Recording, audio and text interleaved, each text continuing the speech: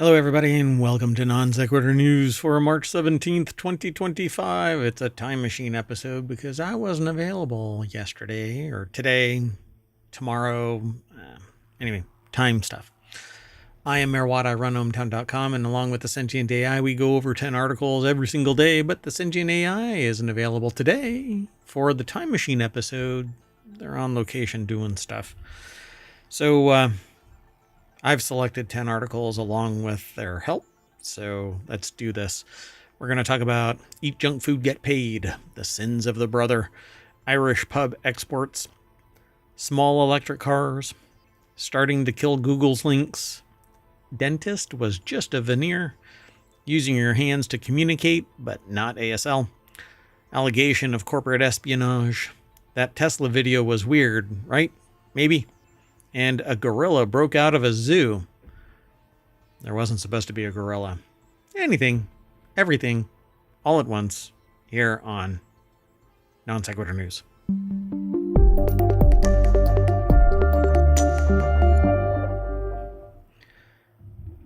It's the name of a movie. I have to be everything, everywhere, all at once.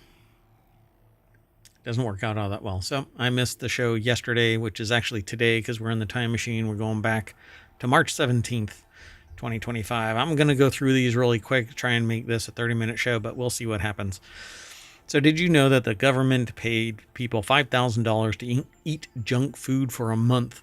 A 20-year-old Florida college student named Sam s4e79 lived the dream life, if ever so briefly. Just kind of a candle burning on both ends, flamed out real fast. For a month, he ate rich, fatty, ultra-processed food to find out what happens to our bodies when we jam them full of bad stuff like chips, sugary cereals, and delicious chicken nuggets. Oh, chicken nuggets are bad for you?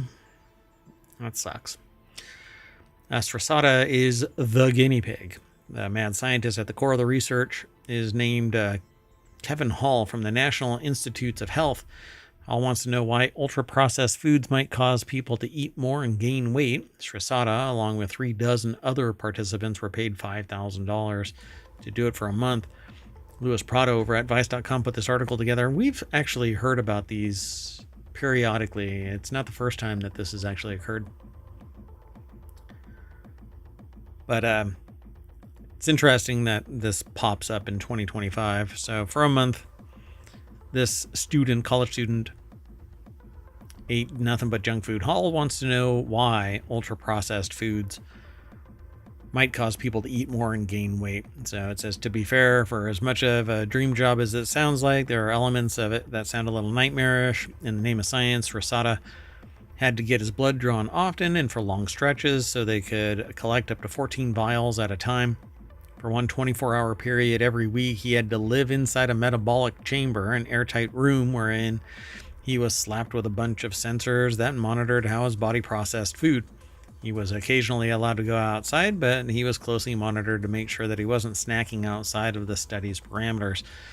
The study's early findings suggest that when foods are hyper-palatable and calorie-dense, participants tend to consume more, leading to weight gain. More than 70% of the U.S. food supply is made up of ultra-processed foods, which is defined as a food product that is packed with refined ingredients and additives. It should be noted that just because something is overprocessed does not automatically mean that it's bad for you. There are yogurts out there that are considered ultra-processed but are still nutritionally valuable, for instance. So the United States is a gigantic country with a lot of people to feed, and companies want to make sure that their products are going in your stomach and not the garbage. If, say, a loaf of bread expires 2 days after it hits a grocery store shelf, all that is to say is that there are practical and impractical reasons foods are ultra processed. They end this with, it's not some giant evil conspiracy, it's capitalism mixing with the realities of the food supply chain. Yeah, not everybody can actually have a farm growing in their basement or backyard. Well, you can. I mean, I have a microgreens farm in my basement. The offshoot of this is that I've got a larger power bill when I'm running the farm. But I know that I can get all of the microgreens I want. And I don't have to worry about food security because I know that there isn't going to be any predation. There isn't any pesticides on it, etc., etc. It's all green all day, all night. And I'm the one that controls the day and night. It's kind of a neat process. Anyway, pretty interesting that this is going on. Let's keep going. They're doing research on it still, and they're going to find out what's going on. Like, why do we still feel hungry? Even after eating fatty, ultra-processed, whatever, perceived bad food. Anyway, the next article is over in Non Sequitur News. Brother says that it was falsely accused of bricking printers that use cheaper third-party ink cartridges. For years, more ham-fisted printer manufacturers have waged a not-so-subtle war on consumers by blocking the ability to use cheaper third-party printer cartridges. Could actually talk about coffee as well, because Keurig did the same thing. It's not just that. I mean, a lot of people are run a little protection ring around their product so that you can't have outside influences on the competition. By the way, you can get all of today's show notes over on YouTube because they're not in today's stream. Sorry, if you're over on Twitch, you can get them in the show notes over on YouTube, so go and check it out. So Brother says that it was falsely accused. Brother has historically been one of the last major printer manufacturers that hasn't engaged in the practice, something that should be applauded, except that their cartridges are really, really, really expensive. Yet the company found itself on the receiving end of recent accusations that it too had begun bricking computer printers. So the article is from the Crying Wolf department over at techdirt.com. Carl Bode put the article together. It says, yet the company found itself at the receiving end of recent accusations. The rumblings began courtesy of a YouTube video and several lazy subsequent articles about it, claiming that the company had done an about-face, but the accusations were entirely based on a 2022 Reddit post from a user who had problems after a firmware update. The problem wasn't new, and it wasn't clear Brother actually did anything differently. Ars Technica managed to do actual reporting and asked Brother about it. The company repeatedly insists that absolutely nothing has changed in regards to the company's treatment of third-party ink and toner cartridges. Quote, we are aware of the recent false claims suggesting that a Brother firmware update may have restricted the use of third-party ink cartridges. Please be assured that Brother firmware updates do not block the use of third-party ink in our machines. Now, it may void a warranty or something like that because the quality, the product quality, the toner may be of lower quality, and it may be a crappy print, but it is what it is. If you use inferior product, you get an inferior result. So there are various claims peppered around Reddit about users who claim a firmware update bricked their use of third-party cartridges or blocked it. Same thing. But Brother says that while its software and hardware do check to confirm whether official Brother cartridges are installed, which might lead to inadvertent bugs for some users, they don't block their use in any way. And for what it's worth, they say that they have an MFC L370 3770 CDW LaserJet that has never struggled to use cheap third-party toner. So I'll have to give it a try. I just picked up a Brother color laser. It's not LaserJet. That is HP. Anyway, it's unfortunate for Brother, given, again, it's one of the few remaining manufacturers not being an a-hole about the whole subject so far. Canon was hit with a $5 million lawsuit in 2021 for the practice. Others have actually, HP was also hit with a lawsuit preventing its scanners. And I don't know if they mentioned Keurig, but even Keurig got slapped. So we'll see what happens. But I actually like Brother laser printers. I have an Okadata one that I use for dye sublimation prints and stuff like that. And I think that its laser is superior to inkjet because I cannot count how many times I've had to do a deep cleaning, which just oozes ink away from the cartridges. And for instance, I've got an Epson sitting right next to me, and that thing, I just got done deep cleaning it 2 weeks ago, and 2 days ago I had to do another deep clean. If you don't keep on printing stuff, it no worky. Anyway, let's keep moving. The next article is over in the Mobile Channel. How the Irish pub became one of the Emerald Isle's greatest exports. The Dublin-based Irish Pub Company has designed upwards of 2,000 pubs in more than 100 countries around the globe. Looks kind of like this. I absolutely love Irish pubs. The Dublin-based Irish Pub Company.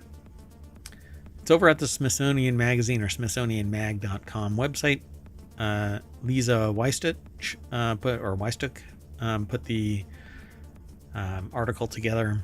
And Alan Hines grew up in Kinvara, a small Irish village in County Galway. It had one shop, a post office, a church, and 2 pubs. When he'd go to the auction house with his father on the weekend, they'd stop into a few pubs on the 12-mile trip home. He moved to California's Marin County in 1998 and today owns a concrete and excavation business. 7 of his 9 brothers and sisters are also in the Golden State, but he says he always felt something missing. That community cornerstone, I agree. I think that it's a great place to hang out. Sometimes you just have to shut the place down by hanging out, listening to some good music, singing all together sometimes, and having a good old time. Anyway, so this is a really nice Irish pub type of atmosphere here, but it's not what I'm used to. But the Burren is one of the most recent projects of the Irish Pub Company, a Dublin-based design group that has created upwards of 2,000 pubs in more than 100 countries. Germany is the biggest European client. Switzerland is a close second. In Russia, it has established 3 venues in Moscow, 1 in Sochi, and 1 in Novosibirsk in Siberia. So I guess the drinks are always cold there. The company's handiwork is also found in the United Arab Emirates, which I didn't realize was a thing. Qatar, Bahrain, Japan, Nigeria. I've never remembered how to pronounce this. Mauritius? I don't know.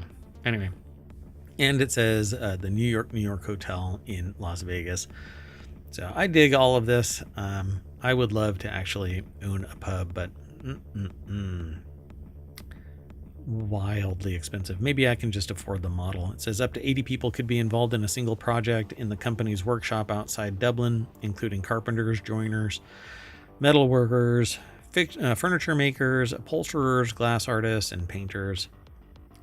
Just the styling, the detail, the handiwork in this is just phenomenal. Everywhere you look, there is something that kind of embraces the pub feel, old school. I like it. So I love the idea of this. And I prefer this type of seating and stuff like that, where it's private, it's more intimate, it's quieter. Sometimes it can be loud no matter what. So they say the customizing starts by selecting the pub style. Victorian style is modeled on the classic Dublin spots, like the historic Long Hall pub, where dark stained woods, elaborate stained glass partition panels, and shiny brass accents abound. Snugs, small enclosed sitting booths, traditionally occupied by women while their husbands caroused at the bar, are a staple. Country style, inspired by rural stone-built establishments, has paler woods, scuffed finishes that contribute a warm cottage-like feel, etc., etc. Go and check this article out. I think it's pretty amazing. You know what? Let's do this. There you go. Omatron has the articles, so you can go and check the link over on Twitch now, too. Let's keep on moving, though. We only have 30 minutes. We're halfway through, but not halfway through the articles. So, small electric cars are said to be the future, but SUVs now rule the world, well, the road. Despite dire predictions of climate breakdown, more sport utility vehicles are being spotted on and off the roads. This article is over at bbc.com. The article is written by Navin Singh Kodka. Sorry, there you go. And yeah, I mean, it says that pivot has not materialized. Globally, 54% of the cars sold in 2024 were SUVs, including petrol, diesel, hybrids, and electric makes.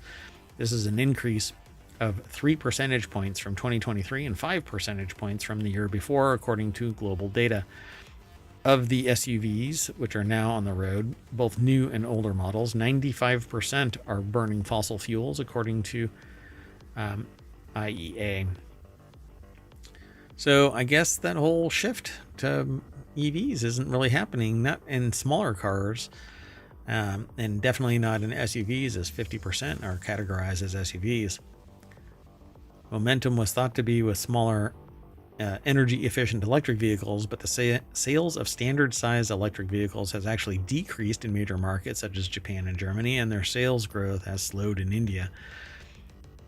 I say it's entirely on one issue, and that is it is astronomically long to hurry your ass up and get into a station, charge, and get out. You can't do it. You're stuck. 30 minutes to 4 hours to get to 80%, and then beyond that to get to 100%. And I think that it's a horrible transition. It is not a workable solution. And I would say don't give up your ICE vehicles until they do fast swap batteries. Let's keep going. The next article is over in Non Sequitur News. AI search is starting to kill Google's 10 blue links. After decades of relying on Google's 10 blue links, basically above the fold top stuff, you find everything from travel tips to jeans. Consumers are quickly adapting to a completely new format, AI chatbots that do the searching for them. So you get the results. You don't have to go to a page anymore. You can actually see the results above the links that you click, but you have to accept that this might be hallucination. According to new research from Adobe, AI search has become a significant traffic channel for retailers. The company analyzed more than 1 trillion visits to U.S. retail sites through its analytics platform and conducted a survey of e-commerce of more than 5,000 U.S. respondents to better understand how people are using AI. And the report says that AI search referrals surged 1,300% during the 2024 holiday season. So everybody is switching to basically whatever is provided by the AI. Kylie Robinson over at TheVerge.com put this article together. New data from Adobe reveals AI search referrals are on the rise. Oh no. I can't keep going. Anyway, I have to log in, and I didn't log in, and I can't do it while we're live. So that's okay. You can follow the link and check all this out. The next article is over in the mobile channel over at ohmtown.com. That's where it's aggregated from Vice. We all hate going to the dentist, right? Well, a woman was arrested after pretending to be a dentist for 8 years. Maybe that's my problem. I went and saw her, and now I'm paranoid. We all hate going to the dentist. We all get anxious about the notion of sharp objects jammed into our gums only to be scolded by the person cleaning our teeth that we need to floss more. Pretty much every time. Now, try doing all of that with someone who claims to be a dentist, but is actually just some rando unlicensed person. That's the case with in New York, as a Suffolk County woman was arrested for impersonating a fake dental practice that she operated out of her home. Ugh. You know, you have to have a hobby. You know, some people take on being a tattoo artist. Other people, I don't know, a bunch of other stuff. But who aspires to just have a hobby, home business, dentist?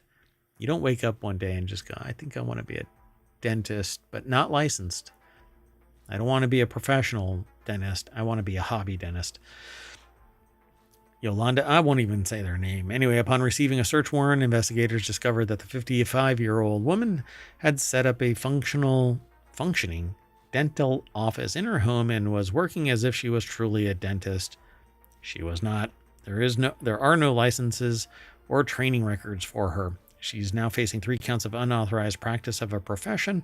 Officials are asking for more patients of hers to come forward as they build out the case. The patients who had already alerted the police realized after going to see her that something was off. She allegedly never used anesthesia. She used antibiotics from overseas. Patients also are dealing with nerve damage and facial paralysis after having her operate on them. She'd been operating for 8 years. Kyle Philippi over at Vice.com put this article together. The next article is over in the mobile channel. Typing in midair or pretending to drink, how using your hands to communicate can help you understand others. Certain hand gestures, such as pretending to hold up a cup in your hand and bringing it to your mouth to pretend to drink, help people respond more quickly to conversations. This is sort of like semiotic ontology, which is really the study of how things gather meaning. But it's usually around signage. Symbology is one term that's been floated around what semiotic ontology is, but it's usually the typical semiotic ontology or ontological example is a stop sign. We know what it looks like. We know the color of it. We know the word. You can actually see just that color and sign, and you instinctively know that you're supposed to stop. It doesn't even need to say stop. That's semiotic ontology. Well, that's kind of the same thing with this, except with hand gestures. So if you go like this, then you raise your eyebrows like, eh? You know that somebody's asking you if you want a drink. So this is evident from research by neuroscientist Marlon Terbeck, I guess, of the Donders Institute, who will be awarded a doctorate on the subject in 2021 March at Radboud University. I find this a really interesting topic because the way that I find it very easy to teach somebody how to say a word is to have them watch how you articulate it. And if you over-enunciate, over-articulate it, they pick it up really fast. So I think that this is similar to that in that it's the gesture, it's the mechanism of doing it, not just saying it, not just doing it, but being very bombastic about it, very big, bold. So, and a lot of things are idiomatic. A thumbs up is not the same to everybody else, right? Saying or showing the number 3 is different in different regions, right? Arguably, it's all idiomatic. So pedaling motions. Her research shows that people respond more quickly to a question if they see a hand gesture. To this end, she analyzed hours of video material in which 34 pairs of friends were talking to each other, and every time someone asked a question, I'd look to see if there was a hand gesture and how quickly the person responded to it. The analysis showed that hand gestures do indeed help people respond more quickly. Then they go into types. So they say their predictions allow listeners to start preparing their answer earlier and thus respond more quickly. It turned out that the better a hand gesture predicts what someone is going to say, the more it helps with responding quickly to questions. So it's kind of like saying, you did this, right? And you give a thumbs up, and the person will instinctively want to go, yeah, and give a thumbs up back. But they'll be ready because they already saw the thumbs up. Yeah. So after years of only looking at hand gestures, the neuroscientist recognizes their importance. If you want a quick answer to your question, add a hand gesture. If you want to convey an important message clearly, don't make a phone call. Try to make an appointment or a video call. And in the latter sense, make sure your hands are clearly visible, as this will help you understand each other much better. Okay, right on. The next article is over in Non Sequitur News. Leaks, a fake Slack channel, and a toilet. A lawsuit reveals wild allegations of corporate espionage. I'm going to jump straight on over to the source of this. Jacob Shamsian and Amelia Russell over at BusinessInsider.com put the article together. I don't know if I'm going to be able to go through this whole thing. It's one of these things where if I'm not logged in, it might actually block it. But executives at Rippling had a problem. Private information from the company kept leaking. I guess the toilet was leaking. The company says in a lawsuit filed Monday, the suit alleges or says that recruiters at one of their chief rivals, Deel, D-E-E-L, had contacted more than a dozen Rippling employees using their unlisted personal phone numbers. Then it adds, a journalist approached Rippling, a workforce management software company that has with a story claiming that it may have violated sanctions, citing messages from Rippling's Slack channels. After launching an investigation, Rippling says the company found an employee in Ireland it now says was a spy digging for corporate secrets to pass off to the company's competition. The lawsuit filed against Deel in San Francisco federal court says that the employee who oversaw payroll issues in Europe was looking at Slack channels with no connection to his payroll operations, job responsibilities, and searching for the term deal more than a dozen times a day. The suit says that the man, who is not named in the lawsuit, found sensitive information about prospective customers who were looking to switch from Deal to Rippling. It adds that he downloaded a 31 slide deck that explained Rippling's strategy for competing with Deal. What's interesting, though, is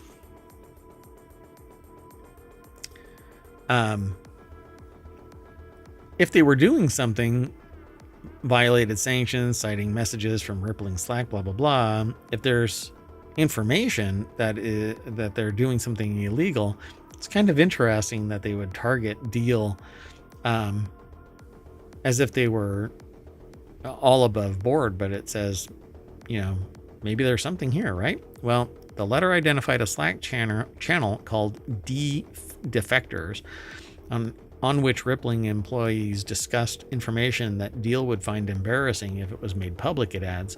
In reality, the lawsuit adds the hashtag D-Defectors channel did not exist until shortly before Rippling sent the letter to Deal. Rather than being a gathering place for ex-Deal employees, the channel was set up as a part of a ruse designed to confirm that Deal was instructing DS to search for specific information in Rippling's Slack. Rippling's lawsuit says, referring to the person it says was Deal's spy, DS. So apparently it was all a plant, and it showed that they actually had an insider threat. So it was basically tech rivalry. Rippling's lawsuit, which demands a jury trial, marks a fiery escalation in its rivalry with Deal. Founded in 2016 by Parker Conrad, the mainstay of the workforce software market, Rippling creates tools to streamline a company's back office. It launched with the idea of gathering all of the customers' data about its employees and placing it in one system. I mean, that's an HR management system. So the two firms now go head-to-head in the workforce software market, raising bigger and faster rounds of funding to expand their operations. So nothing like a lawsuit to really help that out. Because one side's going to lose. I guess in this case, Rippling set up Deal to basically get punched. So it may not work out for Deal.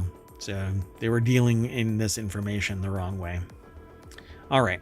The next two articles, let's see if we can go through this pretty fast. This next article is over in Non Sequitur News. If you have a question or comment and you're in the chat somewhere, then feel free to throw stuff into the chat. Happy to discuss things, but Mark Rober's Tesla video was more than a little weird. Mark Rober's Tesla video has kicked up a lot of reactions, claiming that it was fake. Over the weekend, former NASA engineer and YouTuber Mark Rober published a video that sought to demonstrate the differences between Tesla's camera autopilot and LiDAR. So I had seen this already. I had postponed talking about it, but we might as well talk about it. They go through this video. If you go through this video, just watch it, and you can see that there's a difference in technology. Setting it up and re-recording it and stuff like that, that is what a skilled YouTuber is going to do. I don't edit my videos. I don't reshoot anything. I don't want anything suggesting that I am editing or manipulating or tainting the output in any way. Only a couple of times in the now 3 years and 3 months that I've been doing this, have I ever even bothered to do this, or to do an edit. And usually it's because of doxing, or I don't want somebody else's private information or personal information exposed, even if they're in an article. I very rarely edit anything. Well, this video was edited. It had to have been, because there was a whole bunch of cuts and stuff like that, and it has to be more concise. Well, they say the number one complaint is, well, not number one. They list several complaints. Autopilot isn't on during the test, but there's video that shows that it is on, and right before the impact, it actually shuts off, but that's a Tesla thing. Autopilot disengages right before impact. Autopilot is an outdated system, and now FSD or full self-driving is the de facto solution. But if you have autopilot, then it's autopilot, right? FSD might actually operate differently, but and now there's a new flavor of it called Tesla Vision. A number of engineers raised objections at the time, only to be overruled by Musk. But the idea is that full self-driving is supposed to be, it's still visual based. It's not LiDAR. LiDAR can be faked by certain, or not faked, tripped up by things like rain. Vision systems can be tripped up by glare, and rain, and smoke, and apparently a painted wall. And then it says there were multiple takes. Don't know what to tell you about that. It's going to happen.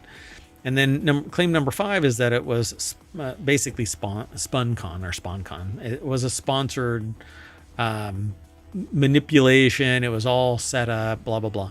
But it's actually a friend of theirs that provided the LiDAR system. And there isn't a big deal here. And then they say something about the Pixel phone in the video was Photoshopped. Robber supposedly used a Pixel phone to film some of the shots inside the vehicles, but some of the users on X noted that the G on the back of the phone is vertical when the phone is in landscape, which led to some speculate that he's actually filming with an iPhone. Robber has used Pixel phones in past videos. There's no mention. I don't know. Whatever the case is, maybe there was some editing there, because they wanted to hide the fact that it was on an iPhone, but who cares? The video... The only thing you have to worry about is, was this a fraudulent video? But obviously, you can go and do this same thing. Set up a wall and of styrofoam. And then they go, claim number 7, the hole in the wall was fake. Yeah, it was cut out because they knew that they were driving through a particular area. And instead of just plowing into a solid styrofoam wall, they wanted to make it more comical. Because I'm sure that they anticipated that this thing was going to drive through. But just me saying, it's obvious if you paint a wall and have a vision system that's just looking at it to determine if it's a road or a brick wall, I can just say it and you're going to go, nuh-uh. But if I drive it through it again and again and again, well, it's irrefutable, right? And that's what they did. They drove through it several times. I'm sure that this thing was cut out at some point so that it amplified the fact that a vision system, a pure vision system, is too stupid to realize that it's a painted wall. And so they cut it out instead of just having to replace the entire thing time and time and time again. Anyway, it's obvious that this thing just drove through it. If somebody can prove that it's fake by doing a follow-on test, that is the scientific method. Somebody provides evidence of X, you provide evidence of Y. If the two don't correlate, then there is a problem there with the facts. And so go and prove that it actually is a failed system or a failed test or whatever. But prove it. Don't just poo-poo it while you're sitting on your chair. Go and prove it. So the article is over on The Verge by Andrew J. Hawkins. That's who put the article together. But I was so excited to get into this, I didn't give the attribute at the beginning of the show. Anyway, the last article for today, and it's a time machine episode, so I may or may not be able to do the episode on the 18th. It's been a long day. So Virginians panic after a gorilla broke out of a zoo that didn't have any gorillas. The news broke out and went on a rampage through social media that a gorilla had escaped from the Virginia Zoo in Norfolk. People were scared. Was it safe to leave the house? Could they go do groceries? And would the gorilla be attracted to the banana smell? I think that's a goof. But anyway, people were in low-level panic, but for no reason, because it was all fake. Louis Prada over at Vice.com put the article together. There was no gorilla on the loose. The Virginia Zoo doesn't even have a gorilla. In our modern age, an age of wonders and miracles, it's still way easier to spread a lie than it is to debunk one. I actually gave a talk about that today. A Norfolk gorilla is a good example. It all started because of a power outage, and on Tuesday, March 11th, a crash involving a tractor-trailer knocked out power to over 3,000 Norfolk residents. Rumors quickly began to swirl as a few residents took to Facebook to claim not only was there a power outage, but a gorilla had escaped from the zoo and had been roaming around town. We don't have those, says the zoo. The gorilla, just imagine that it was Godzilla. Not Godzilla. What's the big gorilla? Oh my God, it's not Godzilla. I've completely forgotten what the name of the big ape is. The big gorilla. Hold on. I cannot believe it. I've watched movies about it. My brain has gone blank. Hold on a second. Seriously, my brain just shut down. King Kong. My God. I am a goober. Anyway, so I think somebody probably just like, hey, it's like a gorilla thing. Let's spread a rumor that there is a gorilla on the loose. So either way, it was a lie. That was easily disproven by the simple fact that the Virginia Zoo doesn't have a gorilla that could get out. My quote to people today was trust but verify. Do the due diligence, critical thinking necessary for you to verify the information that you are seeking. Don't take first blush information from an AI generated result from Google. If it provides you information, you better verify it, because at some point you're going to use incorrect information, treat it as if it is absolute truth, and you're going to get called out as being a complete goober. So anyway, this is a very interesting article, and it's about reality hacking. Yeah, I can say whatever I want online, and there are going to be a subset of people that buy it. I am doing my best to support through articles and through additional links, if necessary, the information that I'm talking about. And so I hope that you trust the show as basically trivia like news without the game. That's why I started titling some of our shows as news trivia without the game. At some point, you're going to be out there talking to people, and somebody is going to mention, hey, did you know that there was a gorilla that broke out of a Virginia zoo? And you're going to go, no, that is actually a lie. And it's a falsehood that somebody put out there. A lie. Let's just call it a lie. Some people do it without blinking, but they're typically sociopaths. I will try not to lie to you, and I encourage you to challenge the statements that I make. If I provide you incorrect information, let me know. It's more of a conversation than it is just me, gushing information out, although it is. I'm gushing a bunch of news articles that are aggregated into ohmtown.com, which is exactly where we're going to go. We're going to go back to ohmtown.com. It is March 17th, 2025, Season 4, Episode 76 of Non Sequitur News, and it's come to a close. So, and here, I have a whole new graphic. When I start thinking, I need to start dropping this thing out there. Yes. And then when I actually come to a conclusion,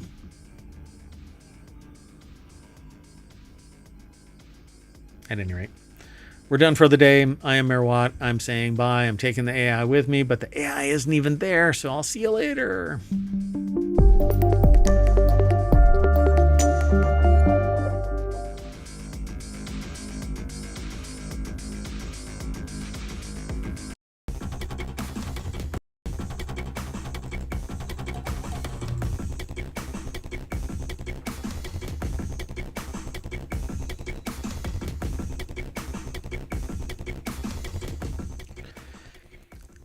Hello, everybody, and welcome to Non Sequitur News for March 13th, 2025. It's Season 4, Episode 72. This is a time machine episode.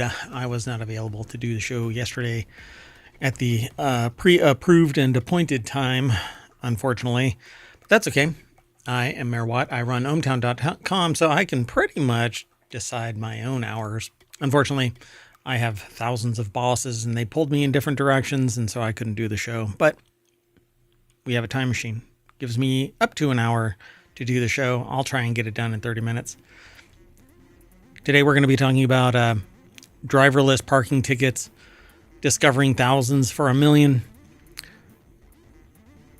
the talk of TV and film, the best electric lawnmower, 8-bit do ultimate controller, Edge of Tomorrow anime, Apple is lying about Apple Intelligence, I guess, Toxic Avenger remake, Neuromancer TV series updates, and wife of a ghost hunter plots making a ghost.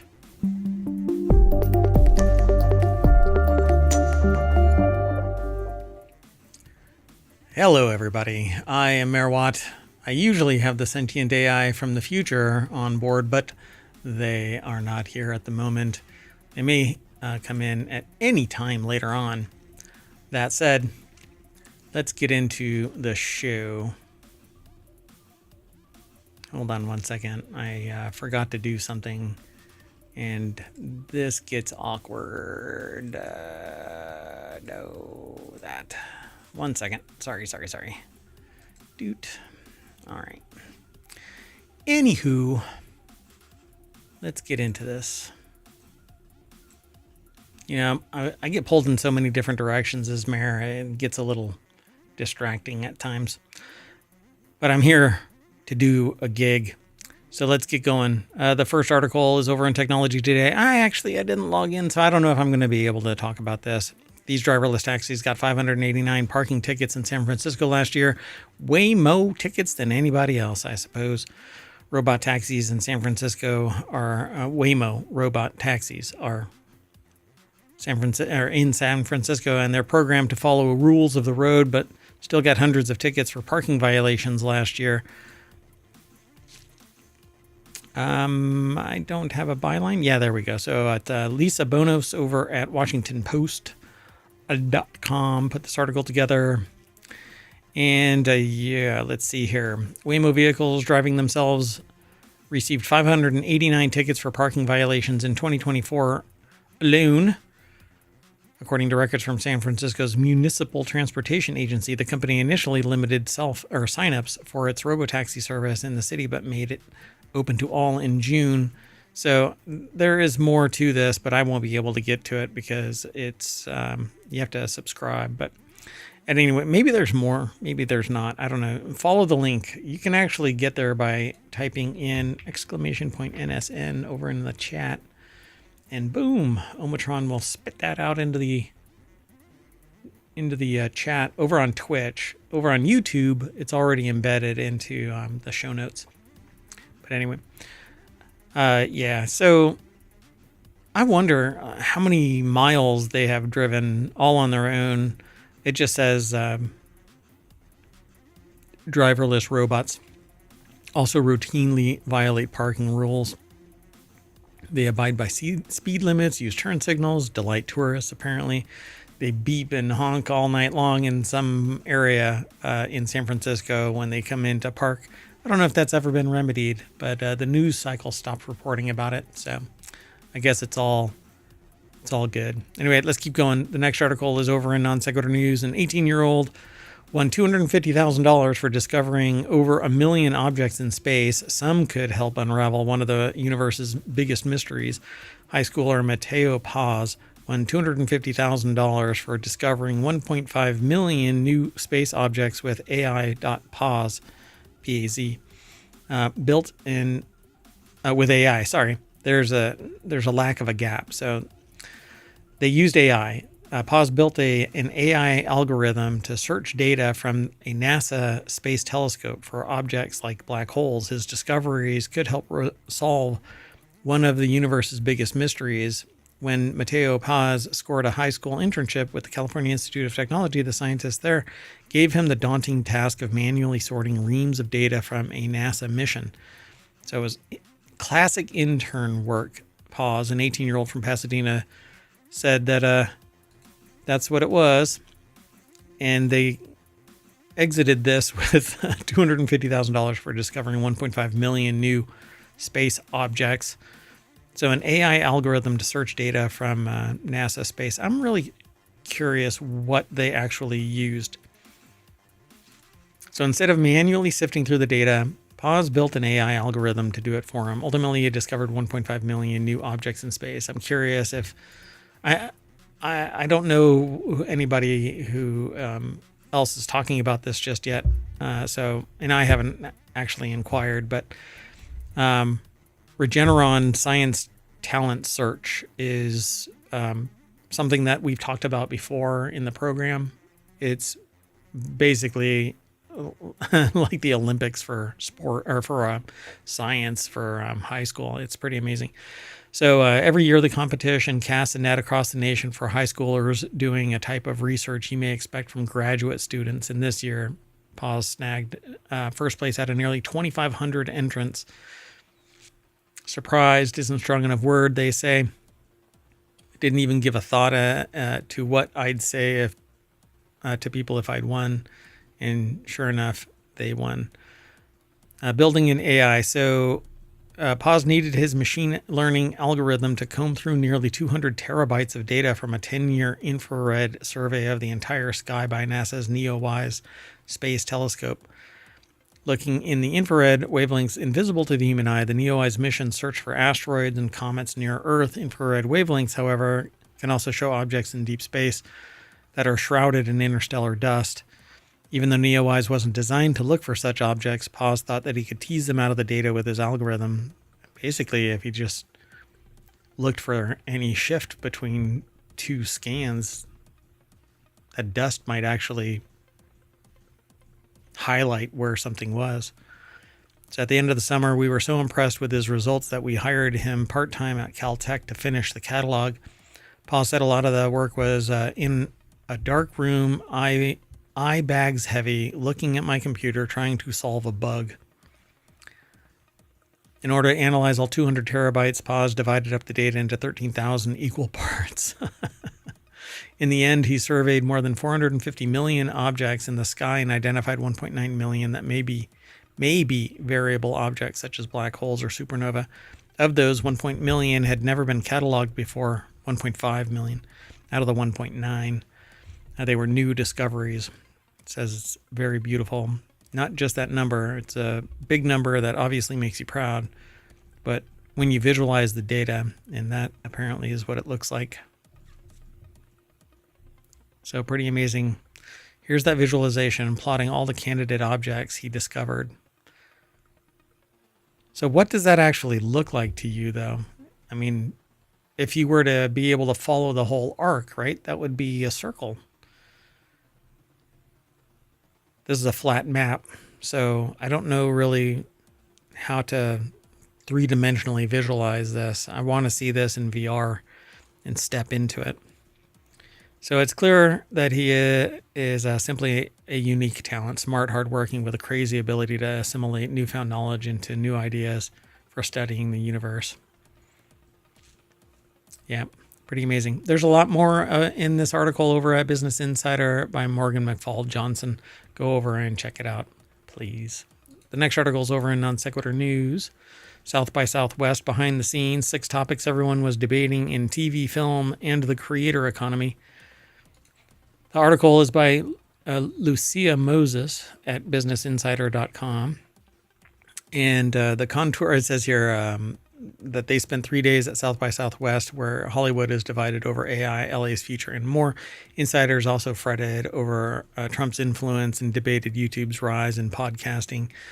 Creators may be getting deals, big deals, but they're still fighting for respect. True. But I don't know. Creators all around have always had to struggle for respect. YouTube just puts some icing on the cake kind of a thing. But creators in general, they're seen as a dime a dozen, but yeah, it just shows that the barriers to entry are extremely low, lower than any time before, I would say. But I think that now economics are starting to rise to the point where it might stop people. So They flew to Austin for the festival where creative folks come together to share knowledge. So what they're talking about is in the 3 days that they spent talking with filmmakers, media execs, etc.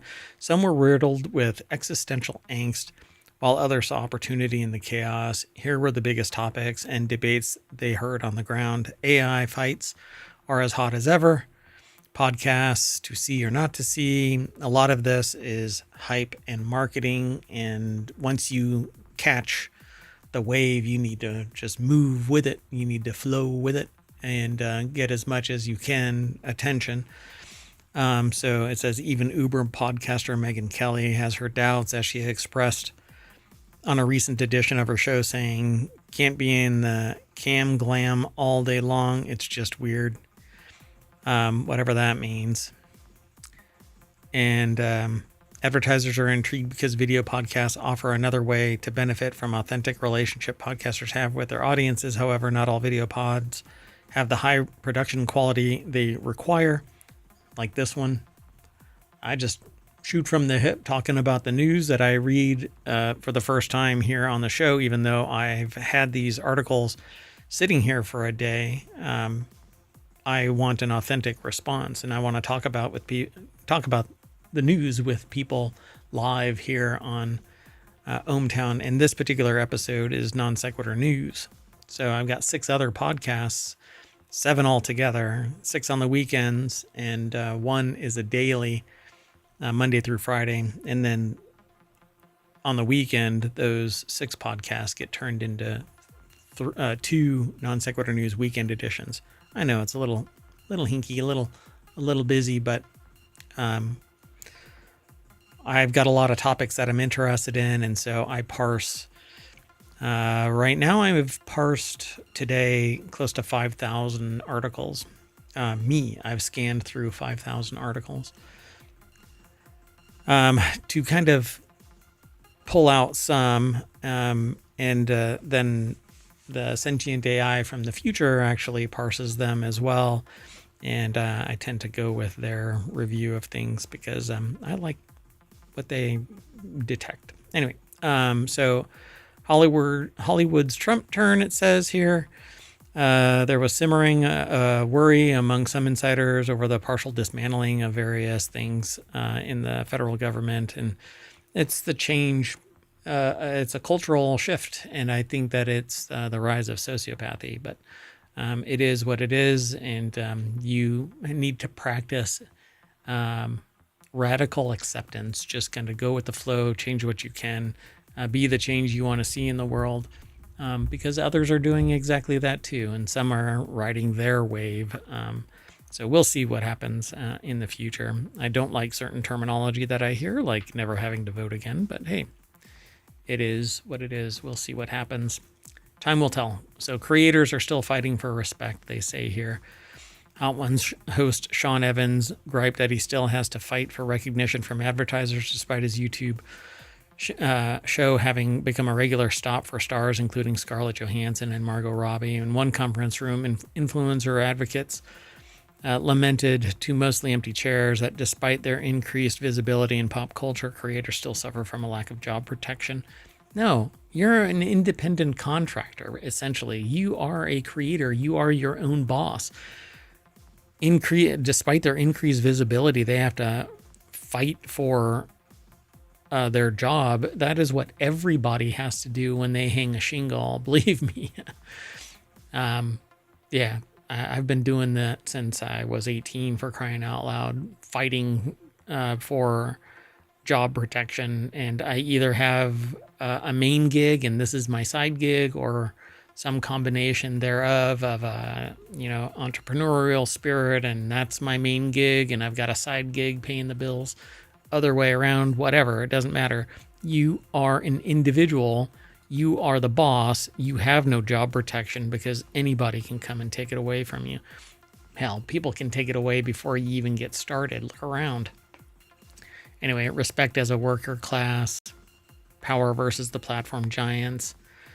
You're on the platform giants. If you want to strike out on your own and start your own platform, good freaking luck. You know, that's why I sit there and gripe about the fact that you have to give up 30%. Who cares? 30%. Go for it. Go get 100% of whatever platform you spin up and see how far you get. It doesn't make any sense. All of your eggs are literally in that basket until you break off into another basket. And then you're divided there. You have to hope that both of the platforms stay somewhat relevant in today's economy. None of it makes any sense. Go niche or go broad is another one. There's a long-standing narrative in Hollywood that monoculture is over. Few programs can command a massive audience outside of sports. The global streamers haven't produced a new Disney-level franchise, or despite that, spending billions. No one at the festival seemed especially optimistic about the future of the Bond franchise now that it's in Jeff Bezos' hands. I don't think billionaires really have a touch on reality. Hollywood is over. Long live the new Hollywood via Netflix, pretty much. So they also acknowledge that the power center will remain in LA when it comes to high stakes functions like writers' rooms and casting of top roles. The traffic still goes one way. Yeah, I mean, you have to have money, and money begets money. You can, if you have $1 billion, if you have a couple $100 million, you can pick your nose and spend more money than you make, or less money than you make in interest. Never touch the principal. It's crazy. Anyway, there's more in this article as well, but I just kind of give you the rundown. And I want you to go over and check it all out, and then come and argue with me, talk with me, give me your 2 cents about things. The next article is over in the Wanted channel. A new Crew 10 launch just occurred, by the way, if you're curious about that. This is actually in the time machine, so I'm looking through a temporal portal into the future because it happens on Friday.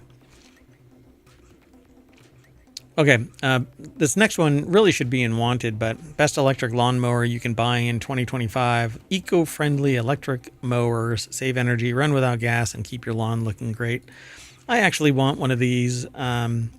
Steve Conaway, Macy Meyer, Chris Weddle put the article together. You can get a electric lawnmower overall best electric and best gas mower like power. So Ego Power Plus 21-inch 56-volt Select Cut XP mower is $649. So depending on where you get your lawn mowed, that's basically 3 months of lawn care service. And then all you have to do is charge it up and it goes and mows. But you have to sit there and watch it depending on the neighborhood you're in. If it like an automated mower, but that's not what this is, right? For $649, this is nothing more than an electric mower that you have to push around because you'll have to add like 3 times that to get into a self-powered electric mower. So this is an electric mower, and you can walk around pushing this thing all up and down your yard.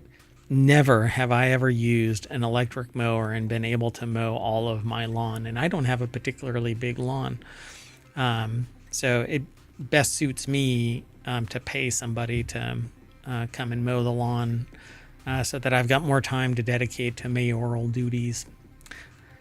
So the best electric lawnmower for consistent lawn maintenance is the Greenworks 25-inch 60-volt cordless self-propelled lawnmower.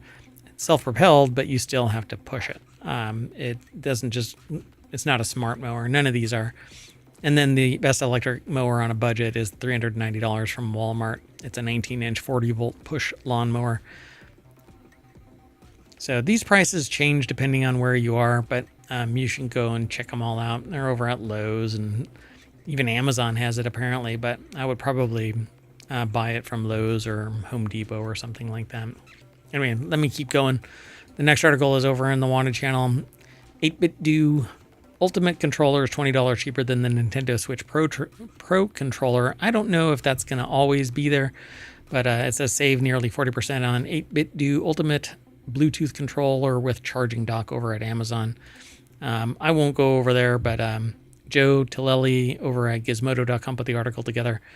And it says here that layout-wise, 8-bit Do Ultimate controller almost or most closely resembles Nintendo. It's asymmetrical sticks with the left stick on top and the right stick on the bottom. The letter buttons matching up with their positions on the Nintendo Switch Pro controller. And then they say Xbox, PlayStation, and Nintendo will never agree on where the X goes, will they? Whatever that is.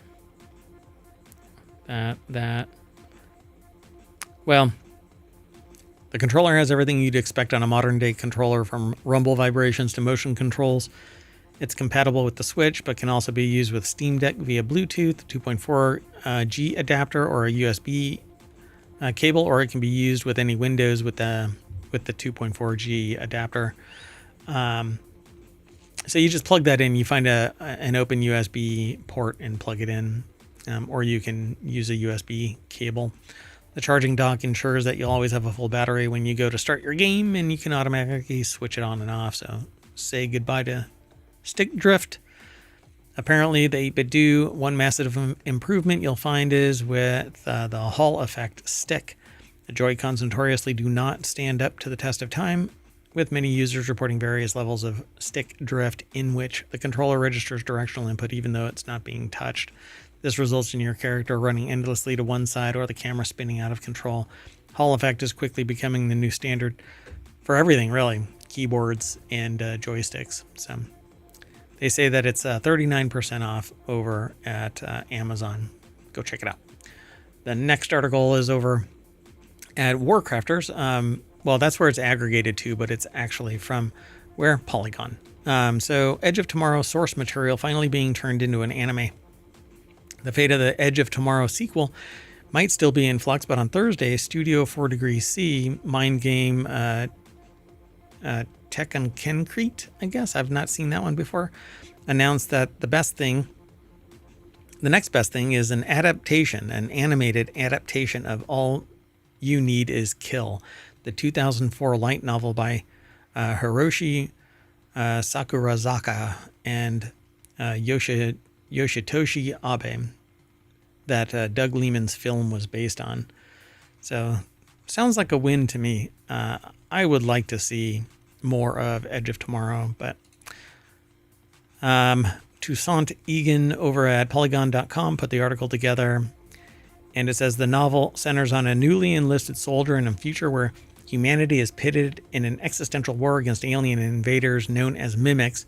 After dying in their first battle, the soldier awakens in the morning prior to the battle, having inadvertently been caught in a time loop. In order to succeed, they'll have to find new allies and take what they've learned from the repeated battles to defeat the mimics and save Earth. And this should be a Souls-like game. This would be an amazing Souls-like game. All right, let's keep going. The next article is over in Smack Talk. Apple's lying about Apple Intelligence, says John Gruber, and according to this article from Apple Insider, he's right. John Gruber, longtime Apple pundit,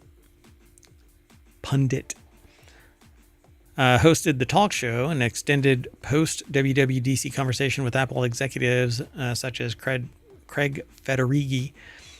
He's also written about Apple extensively and in recent months increasingly critical of Siri, as have others.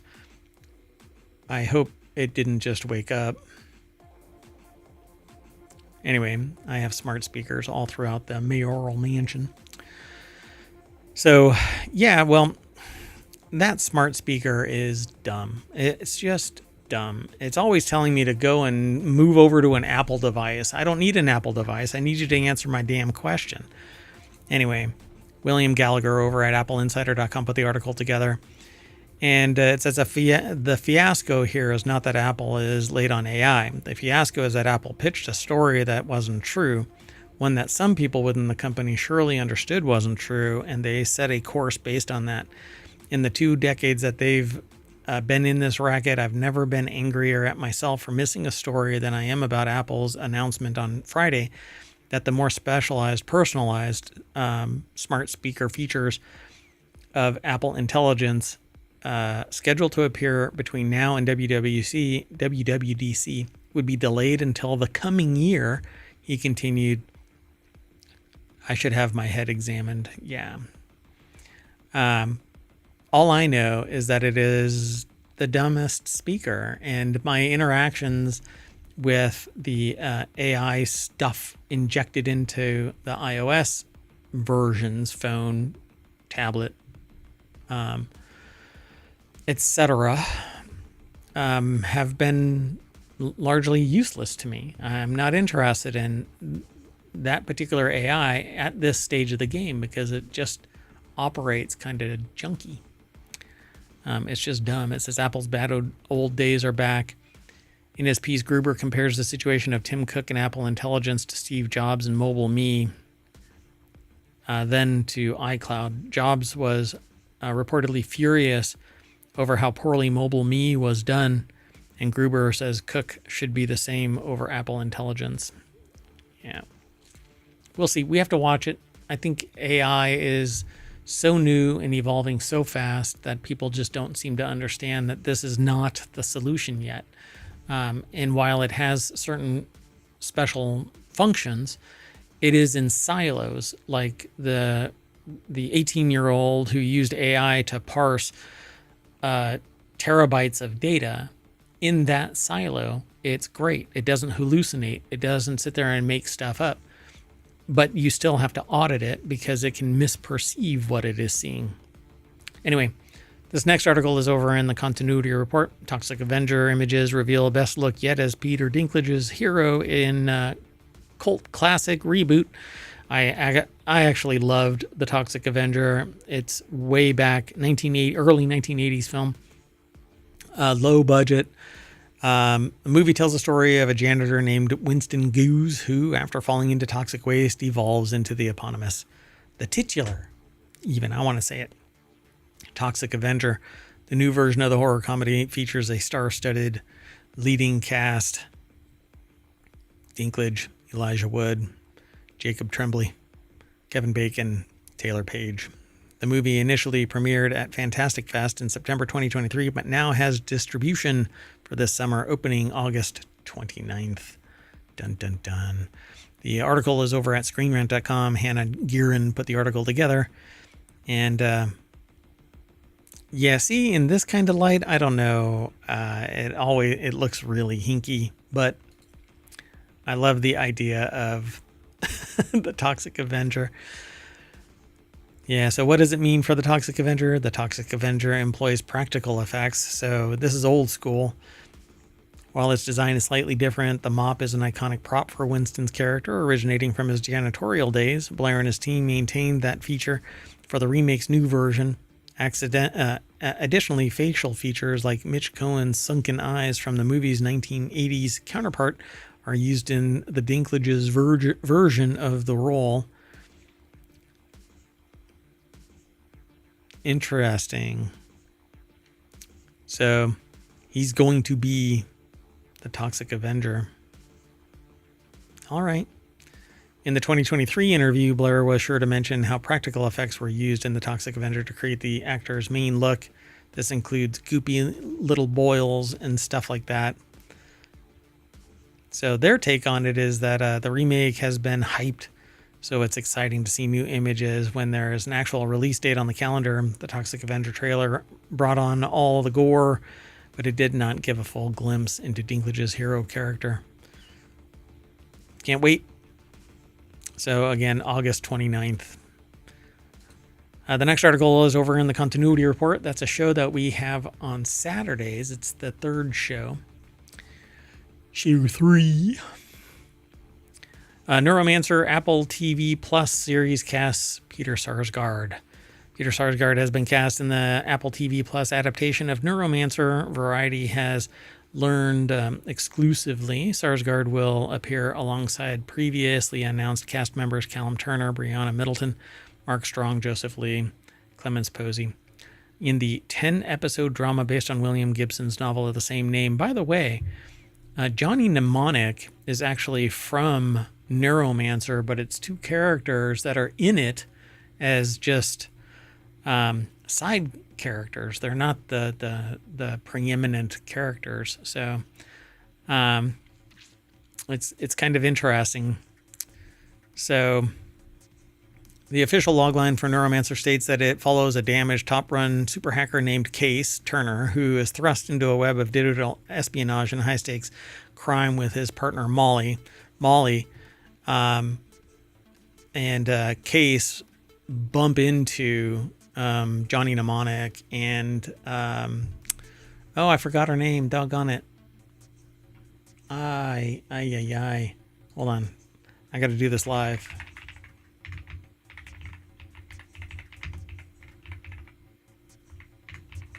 Oops.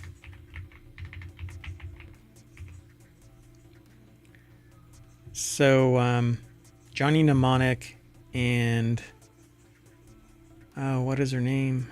Oh no, I forgot her name. Oh, that really sucks. I hate it when my brain fails like that. It wasn't Molly. Jane, Johnny Mnemonic and Jane. So they're just two side characters in Neuromancer, while the leads are Case and Molly. So Sarsgaard will play John Ashpool in the series. The role marks a return to Apple for the character. He previously appeared in critically acclaimed legal drama Presumed Innocent, elsewhere on his resume, TV resume at least, Dope Stick. And Sarsgaard also starred in Interrogation, The Looming Tower, The Slap, The Killing. So Shattered Glass is his film role. But anyway, it says Neuromancer hails from co-creators Graham Rolland and J.D. Dillard. There's always more, so go check it out. The next article is over. So I always load the link to our source. And in this case, it's over on Rounders Gear. I'm not quite sure why it got aggregated into... Must be because it's involving Las Vegas. But anyway, wife of celebrity ghost hunter arrested in Los Angeles for plotting his murder. So I think that she wanted to make a prequel based on his ghost so that he could, or she could, or maybe his business could hunt for his ghost. The wife of Aaron Goodwin, star of Ghost Adventures, has been arrested for trying to make him a ghost. Wow. They say exactly what I said. Is that too on the nose? Is that too obvious? Is my humor just too blah? I don't know. Police in Las Vegas, where Victoria Goodwin allegedly hatched the plot, say she tried to hire a hitman to delete him. Victoria, 32, was booked on March 6th on charges of solicitation and conspiracy to commit murder, and remains at the Clark County Detention Center with bail set at $100,000. Jeez. In one of the messages, the pair allegedly discussed setting aside just over $10,000 to pay an unnamed hitman when the job is finished, with an upfront payment of only $2,500. They also allegedly discussed Aaron Goodwin's location at the time and the make of his car. Am I a bad person? Police quote Victoria asking Amato, because I chose to end his existence, not divorce. Yes. Yes. You are a horrible person. You are a sociopath because you can sit there and just pay money to delete somebody instead of, use your grown-up coping skills as an adult. You... Am I a bad person? When police confronted Victoria about the messages, they claim she admitted to reaching out to Amato after learning about him from a true crime documentary. At the time, she told them she and her husband of 2 years were having relationship problems, so freaking divorce him. She also admitted sending money to Amato, which police believe he used to buy his cell phone. So I'm really curious how they actually... She said her feelings toward Amato were more like fantasy or daydreams. Yeah, unfortunately, sending money kind of confirms that it's a little more than that. So the article is from Corey Levitan over at casino.org. There's, again, always more. And even when I tell them not to send more than a certain number of characters, words, they even embed the picture. And I try to stop that, but man... It still comes through. Yeah, there's a little more over here. So go and check it all out over at casino.org. With that, we're going to pull the handle on the slot machine, and look, it's nothing but cherry. And we are back at the front of ohmtown.com, where all non sequitur news is sourced from as we parse all of the articles throughout the day. And catch up on the news. And then come 7 o'clock, we talk about it. 10 articles. Anyway, that's it. I'm saying bye. I'm taking the sentient AI with me, even though they are not even here.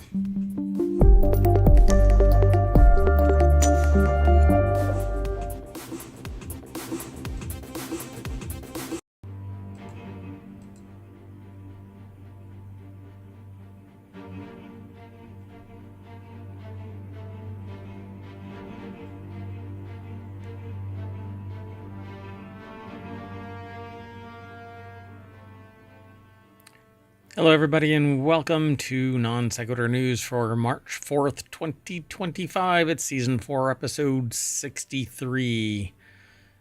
I didn't put any of these show notes into Omatron because this is a Time Machine episode, and I'm going to be putting them over. Well, they're already on the YouTube channel for the live stream. They'll be there when we make it not a live stream. I don't know how to describe that. Anyway, finding channels on YouTube are odd, and this Twitch drops things every 60 days. Anyway, I really should just be doing the damn intro and not rambling.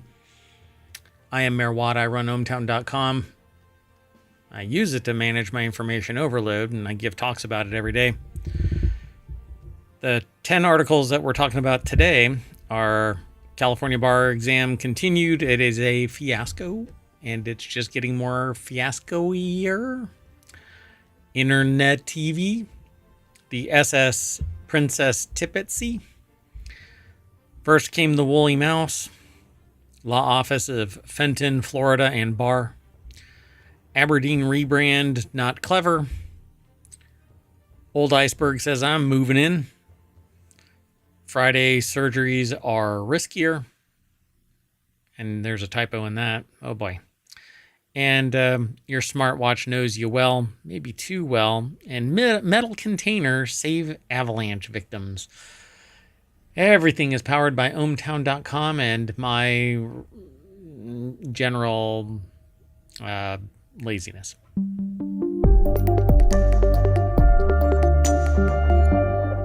All right, folks. Like I said, I am Mayor Watt. I run ohmtown.com, and usually with the sentient AI, we do 10 articles every single day, and on weekends, we do 3 shows of 5 articles each within a particular domain. 3 different domains on Saturday, 3 different ones on Sunday, and then it merges into the Non Sequitur News weekend editions, so Saturday and Sunday. Anyway, we make sure that we put content out every single day. Unless Mayor Watt gets pulled away. And that's what happened yesterday. So this is a Time Machine episode, and I got about an hour. I'm going to do this really quick, though. Save you a whole bunch of time and get you through these articles. Some of these are really, really hilarious, though. So California kind of went through an issue here about the California bar. And let's just say it's getting apparently worse. So California bar exam fiasco considers adding even more chaos. You know, it's worse than a disastrous rollout of a hastily thrown together bar exam overhaul, rolling out a hastily thrown together bar exam retreat. Just when you thought the California bar exam disaster had reached its logical conclusion, after all, how much worse could it get? The Cal bar examiners appear poised to answer that question by slamming the brakes on a new hybrid test format and going back to an in-person only exam. Joe Patrice over at AboveTheLaw.com put the article together, and I find this really, really interesting. Starting to wonder how this institution went broke in the first place is what it says. To rewind, the California bar examiners recognized woefully late that the crushing costs of the testing procedure had driven the institution into the red. The National Conference of Bar Examiners historically provides testing materials for fees that somehow result in a nonprofit amassing $175 million in total assets, and sets the conditions for in-person testing that force the state to rent out massive, costly venues and force applicants to drag themselves across the state and book costly hotel rooms. Yeah, it's quite fascinating. So anyway, not even going to get into some of this stuff, but in a memo dated, apparently it says tomorrow, time is relative, the state's licensing authorities proposed junking measure learning and returning to in-person testing in July. It doesn't really matter what measure failed because it wasn't up to the task or rushed time frame rendered success impossible. For either case, someone should have been able to raise a hand months ago and say, hey guys, this is probably going to explode. So sure, the impulse to cut ties with measure is measurable, I'd say. But then what? At its February 21st meeting, the Board of Trustees received an update describing several of the challenges leading up to the administration of the February 2025 bar exam. The board heard significant public comment expressing concern about the functionality of the measure learning platform, as well as the platform or problems with scheduling and miscommunication. The board was going to ask to approve additional funding for the contract with Measure Learning for the July administration. However, as a result of the events that occurred in the administration of the February bar, still underway as of the writing of the staff report, staff cannot recommend going forward with Measure Learning. Staff are instead recommending returning to in-person administration method used prior to February 2025. Unbelievable.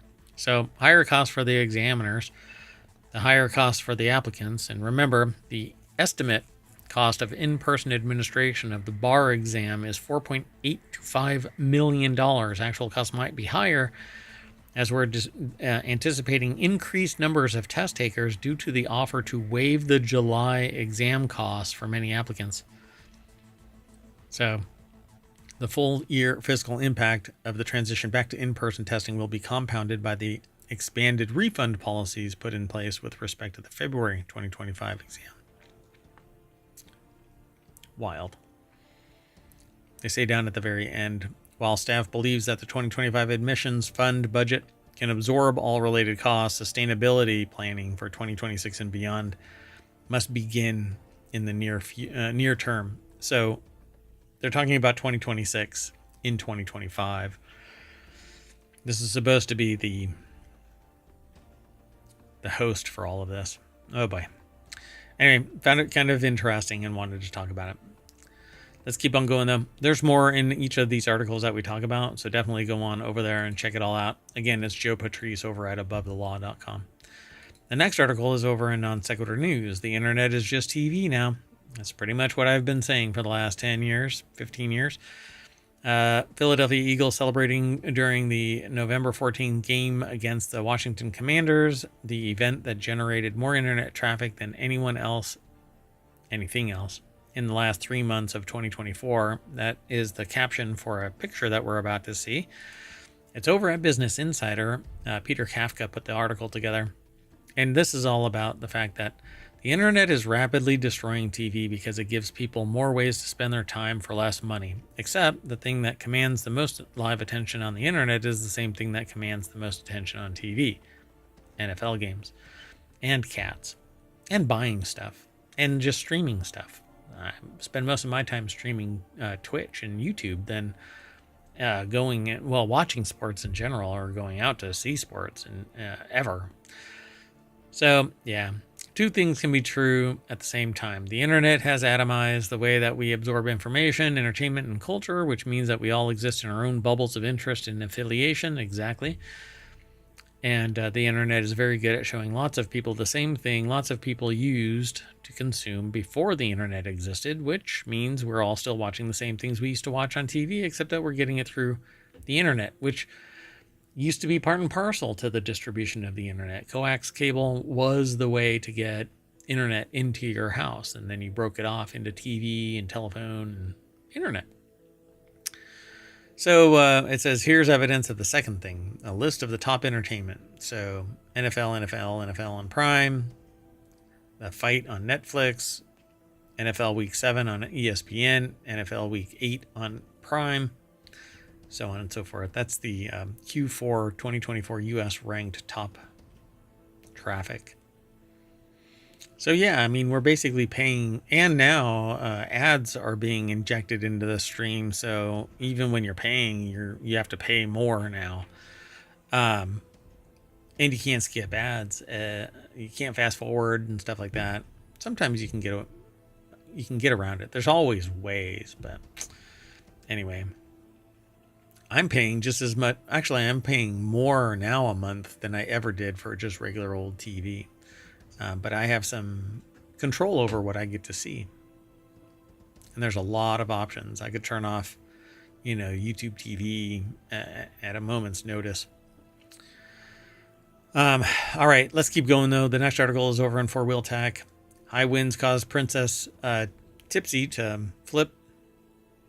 But the real title is High winds caused Princess cruise ship to tilt, dumping out swimming pools and injuring 16 people.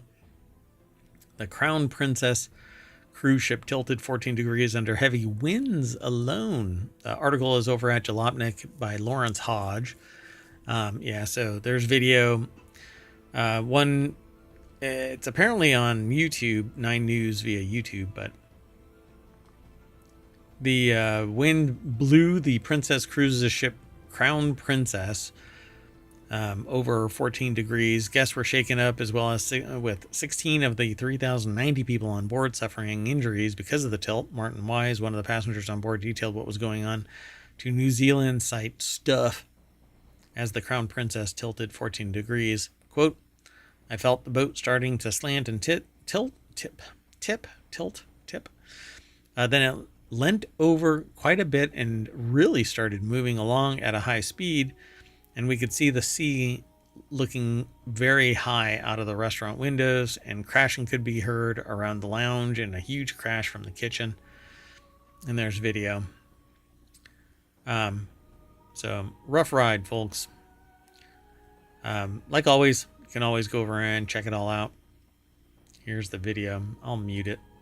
Oh, it's already muted. Oh, here is an ad. Hey, yay. Woo. All right. So let's hurry up and get to it. Whoa. Wow. That's a bowling alley of a galley. Jeepers creepers.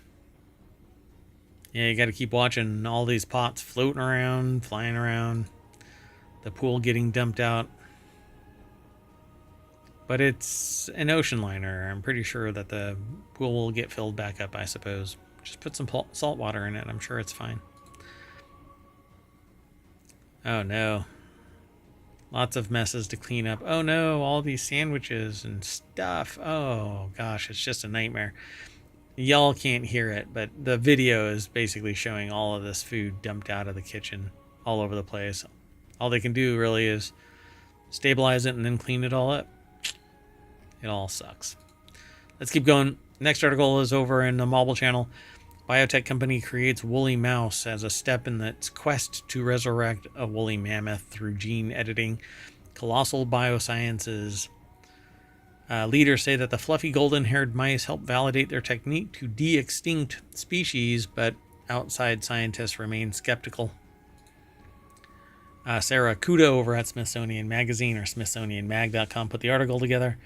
And it says a Texas-based startup, Colossal Bioscience, announced this week that it had produced woolly mice, or rodents that its scientists had genetically engineered to have thick, fluffy, mammoth-like hair. In addition to a press release, the company described the research in a preprint server on Tuesday that it had not yet been peer-reviewed. So they basically genetically modified something so that it would have, as it were, and here's the quote, as it is, we have some cute-looking hairy mice with no understanding of their physiology, behavior, etc., said Robin Lovell Badge, a geneticist at the Francis Crick Institute in London. It doesn't get them any closer to know if they would eventually be able to give an elephant useful mammoth-like traits. And we have learned little biology.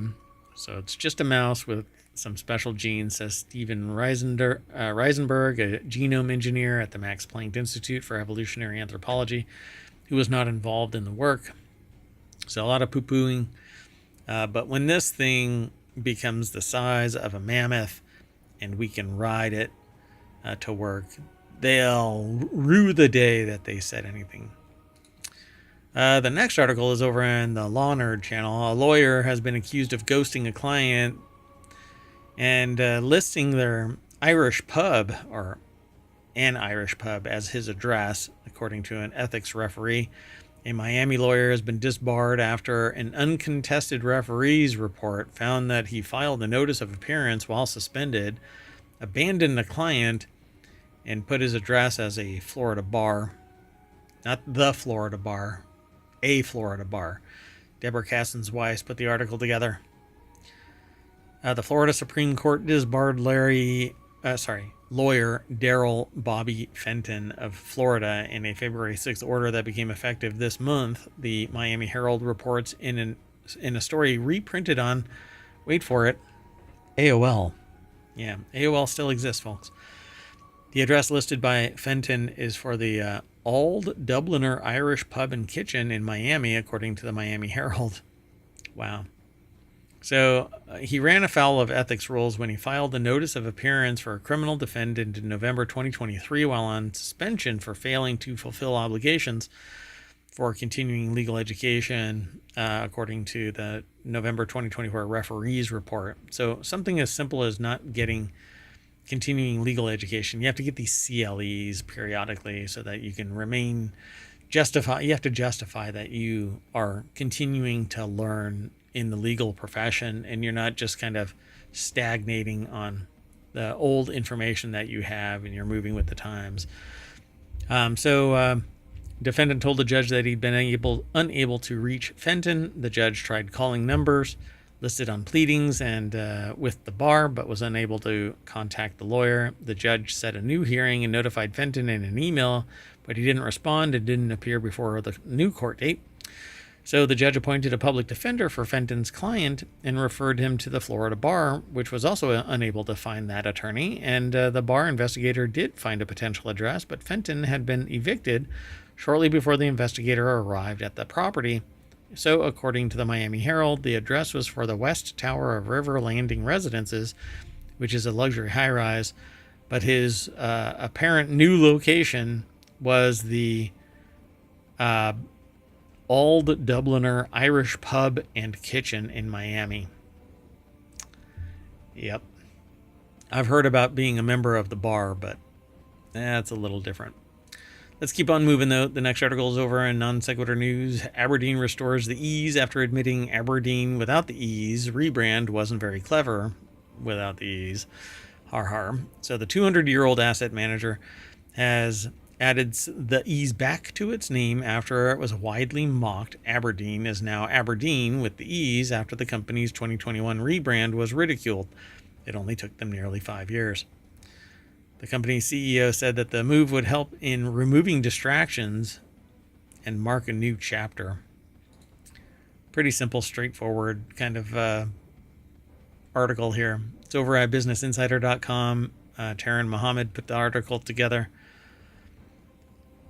Standard Life Aberdeen rebranded as ABRDN in 2021 under CEO Stephen Bird, and they spell their name with all the E's. And B-I-R-D is their last name, Bird. Saying it was part and parcel of being a modern, agile, digitally enabled brand. The decision sparked cackles at a straight-laced financial group seemingly trying to be cool and hip. Go home, Dad, you're drunk. The group's chief investment officer, Peter Branner, bemoaned the criticism of its shortened name as corporate bullying in an interview with Financial News last year. He derided the childish jokes and questioned whether those poking fun would do the same to a person. Well, a business shouldn't be perceived as a person ever. Yeah, it's a quasi-organization, even in terms of business existence and personhood. But according to apparently certain places, they have personhood. I understand certain reasons why, but anyway. Asset manager reported a 6% fall in adjusted net operating revenue last year to the sterling equivalent of $1.68 billion. Adjusted operating profit rose by 2% as Aberdeen reduced its adjusted operating cost by 7%. So, yeah, I mean, if it's a really big name, then I can see it, right? Federal Express changed their name to FedEx, and that saved millions of dollars in painting airplanes. If all you're doing is shortening it from Aberdeen to Aberdeen without the E's, you're removing, what, a third? Yeah, roughly a third of the letters in just that name, if you don't ever refer to it as Standard Life Aberdeen. It would probably be just call it Aberdeen, not Standard Life Aberdeen. That would probably be the better. But everybody knows it by Aberdeen, so it's so stupid. Anyway, for example, Weight Watchers rebranded in 2019 as WW after more than 50 years in business, and Dunkin' Donuts simply became Dunkin' the same year. All right. I think that's more about the long term having to repaint stuff. And just, it was always called Dunkin'. No, I don't think people really referred to it as Dunkin' Donuts. And they definitely didn't remove all of the letters and just go by DD. Let's keep going though. The next article is over in the Marble Channel. World's largest, oldest iceberg runs aground near Antarctic Island. South Georgia, I think, is what it crashed into, not the state. Behemoth A23A calved in 1986 and has been drifting around the Southern Ocean for, it says, the last 5 years. I don't know. That's not just 5 years. It's not 1991, folks. Anyway, Isaac Schultz over at Gizmodo.com put the article together. And they have a map of what this thing did. So, like, on the 20th of February, it was around the Scotia Sea is what it says.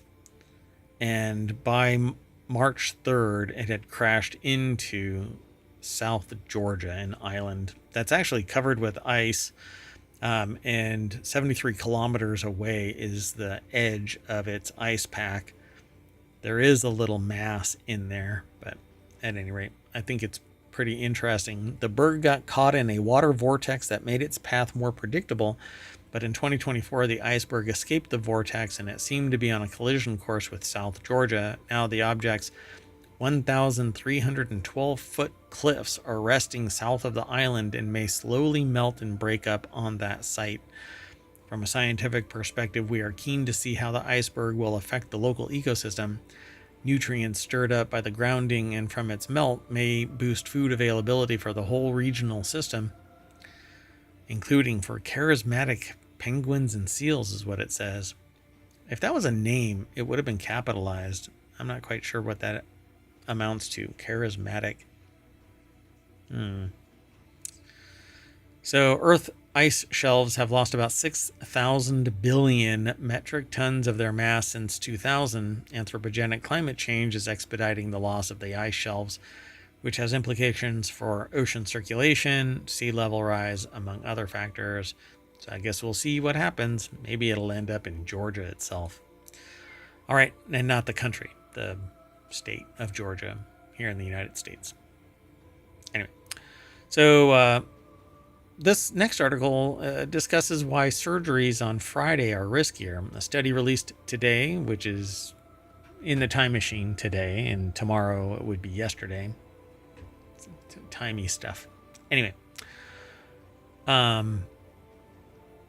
yeah, pre-weekend surgeries can be riskier than surgeries after the weekend, and it's because everybody's drinking. No, I don't know why, but we'll find out here, right?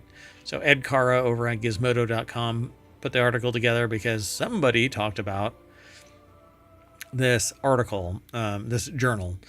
So if you have a chance to plan your surgery, you might want to avoid Fridays. A study out this week shows that surgeries scheduled right before the weekend tend to be riskier than those done earlier in the week. Because somebody says, hold my beer in the surgical suite, I guess. I don't know. Researchers in the USA and Canada conducted the study, published Tuesday in the JAMA Network Open, which is not a golf tournament. Color me surprised. Analyzing data from nearly 500,000 people, they found the pre-weekend surgeries had a slightly greater risk of death complications, and readmissions compared to post-weekend surgeries. That explains the watch that I still have next to my spleen. The findings suggest that hospitals can do more to keep their patients safe, such as making sure that their weekends are 4 days long and nobody schedules anything and on either of those edges. So no Thursday, no Friday, no Monday, no Tuesday, only Wednesday surgeries. So that isn't the first time that the study authors have looked into how the calendar might affect surgery. Last year, the team published a study examining whether surgeries performed on Friday the 13th fared worse than typical Fridays. Thankfully, for the superstitious crowd out there, the answer appeared to be no. But there have been other studies in the past suggesting a potential weekend effect on surgery. Anecdotally, some of the researchers themselves have observed patients' care during the weekend can sometimes be worse. To get to the bottom of the question, they did a deep dive into the medical records of over 400,000 residents in Ontario, Canada, who underwent common surgical procedures. So, all in all, pre-weekend surgeries had a 5% higher combined risk of death, complications, and readmissions in both the short and long term than post-weekend surgeries. But everything is pre-weekend if you try hard enough. All right. So they don't really say why, right? Other than it's the weekend, they want to get done with it, which kind of explains a couple of things around my world. Anyway, let's keep on going. The next article is over in Technology Today. Your smartwatch knows you're sick before you do, and it could stop the next pandemic. Smartwatches could be our secret weapon against pandemics. Detecting infections before symptoms appear up to 90% accuracy. Research shows that acting on these early warnings by isolating even slightly could drastically reduce disease spread. But not if you're a sociopath. If you're a sociopath, then you show up to work or class or your neighborhood cookout or wherever, a PTA meeting. You just live your life and screw everybody else. It doesn't matter that they get sick, as long as your convenience matters more than everybody else's inconvenience. Right? All right. Anyway, so the article is over at scitechdaily.com and Alto University, Aalto. It's AALTO, Alto University. This is an interesting screen. I don't think I've ever seen this. But I use a slightly different screen, I suppose. Anyway, researchers show that acting on these early warnings by isolating even slightly could drastically reduce disease spread. As this technology evolves, it could replace broad restrictions with targeted, effective responses. Whether it's COVID-19, the flu, or common cold, however, many diseases are most contagious before symptoms appear. Researchers show that 44% of COVID-19 infections were transmitted several days before the infected person felt sick. And many people are just carriers. They don't actually get that sick, but they can get other people sick. So how an early ping could flatten the curve, even at the lower end of compliance. If people receive and act on an early warning by self-isolating, the impact is significant. Even just a 66 to 75% reduction in social contacts soon after detection by smartwatches, keeping in mind that that's on par with what you'd normally do if you had cold symptoms, can lead to 40 to 65% decrease in disease transmission compared to someone isolating from the onset of symptoms. Because it isn't the symptoms. If you're symptomatic, then you have been infected prior to it, and you are contagious. You could be spreading your ick wherever you go.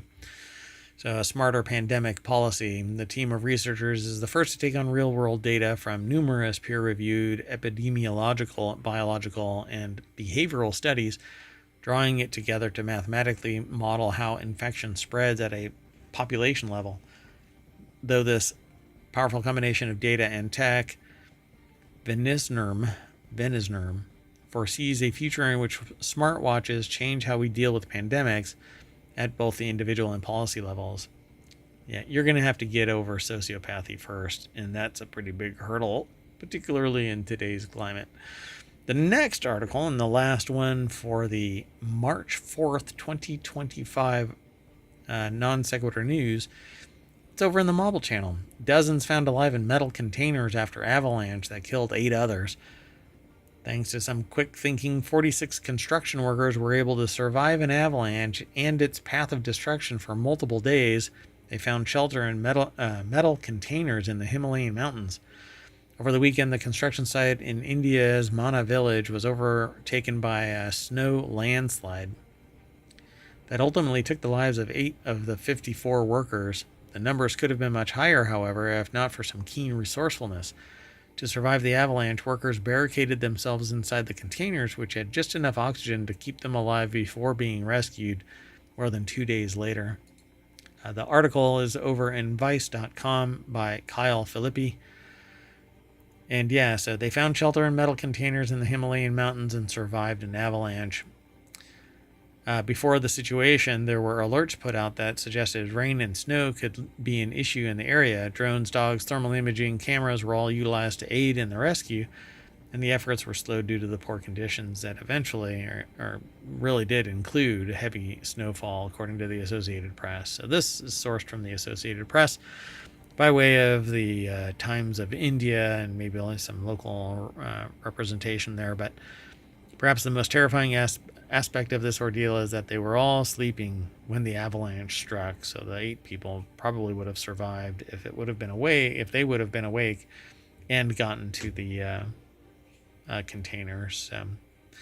Earlier warning is really where it's at. So that's again where smartwatches could come in handy. All right. Anyway, that is it. So we're going to jump into our metal container and survive the avalanche of landing back at the front page of ohmtown.com, where I am Mayor Watt. I run it.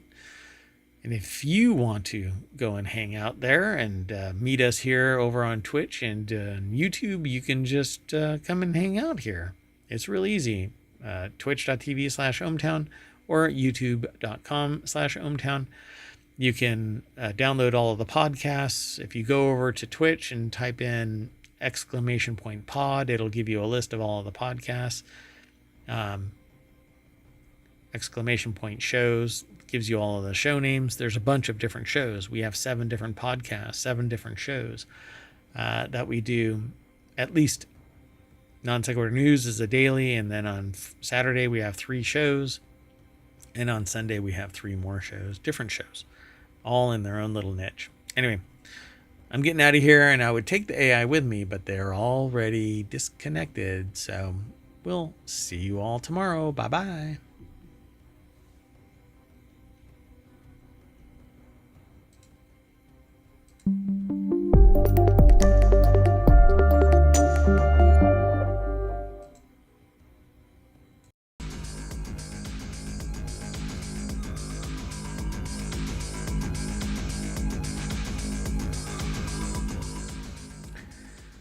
Hello, everybody, and welcome to Non Sequitur News for March 18th, 2025. It's Season 4, Episode 77. This is a time machine episode, so I'm going to be going through this in about 30 minutes or so.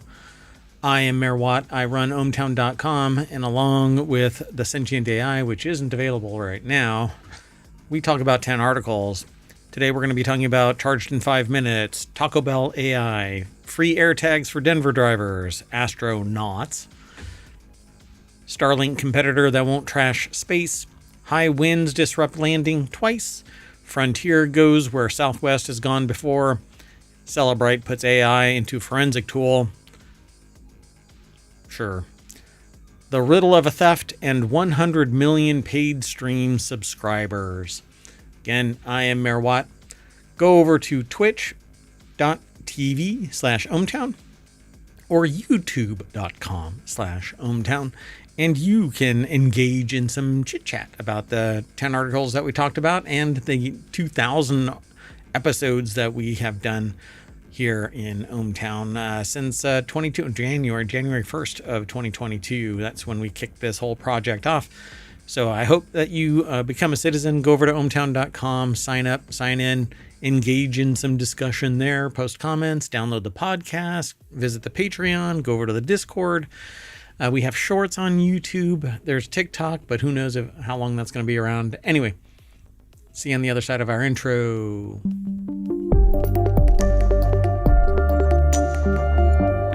All right, folks, let's get into this. The very first article is Tesla competitor reveals electric car that can charge in 5 minutes. It is a Chinese company named BYD. It's starting to eat its lunch, supposedly, as slumping EV giant Tesla's sales slow to a crawl, much like it. Well, any EV, really. I had heard about this. I've since seen other articles about this, but yesterday at Shenzhen, this is on the 16th, 17th, the Shenzhen-based corporation revealed a lineup of cars it claims can soak up nearly 250 miles worth of battery charge in just 5 minutes. That is at parity with filling up a typical car, just a hair longer than it takes to pump a traditional car full of gasoline. The article says the buzzy new tech will be available next month in BYD's flashy new Han L sedan. Who knows how long or how much this is going to cost. But I want every car to it has to go through safety evaluation, offset impact, side impact, airbag performance, crumple zone performance. This needs to protect citizens and not with losses leading to citizens not being killed in car accidents, but dummies being tested, not human dummies, right? We should not suffer from poor engineering, bad metal, whatever. I want safety and security in a vehicle. If I'm going to plop down $50,000, which is apparently now the average car, you're out of your freaking mind. Anyway, the futurism.com website put this together. Joe Wilkins wrote the article. Incredible things are happening in China, apparently. I would like to see it firsthand. That announcement, the 250 miles in 5 minutes, sent shockwaves through the EV space and beyond, and it's not hard to see why. If the claim holds up, BYD's system will be twice as fast as Li Auto's Mega MPV, which can charge at 310 miles in 12 minutes, and more than 3 times more efficient than Tesla's record of a 170-mile charge in 18 minutes. I don't want to have to pull over every 170, literally, let's just say 3 hours, I'll round up. 3 hours of average driving, 60 miles an hour. You have to pull over for 18 minutes, and you have to use a special charger, and everything has to be in peak performance. And even then, the battery loses 1 to 2% every year. Since announcing the Han L, BYD's market value has skyrocketed. In just one day, BYD's valuation surpassed Ford, General Motors, and Volkswagen combined, but it's selling in a place that has a population that is multitudes of the entire United States, so I'm not surprised. There's more competition between Ford, General Motors, and Volkswagen, where BYD isn't even in the channel here in the United States. Despite tariffs and trade war escalations, China's global slice of the EV pie is steadily growing. Not everybody has tariffs and trade war escalations, so they can sell in other places. In August of 2024, BYD's global exports more than doubled Tesla's, a lead that's only grown in recent months as protests and Musk fatigue. There's a link to that. Tesla's new sales, Germany, Elon Musk is the link. It's word salad that basically people are tired of Musk. Anyway, holding a lot of people. There's always fan people, but whatever. Anyway, as it faces fierce resistance from Western policymakers when it comes to charging infrastructure, BYD's star is currently rising throughout Latin and South America, as well as other corners of the globe like Europe and the Middle East. While Tesla currently boasts some 65,000 proprietary superchargers worldwide, BYD's drivers can access 800,000 universal charging points throughout Europe alone. Yeah. Let's move on before I jump on a soapbox. Anyway, the next article is over in Non Sequitur News. NVIDIA's partnership with Taco Bell means that AI could soon do more than take your drive-through order.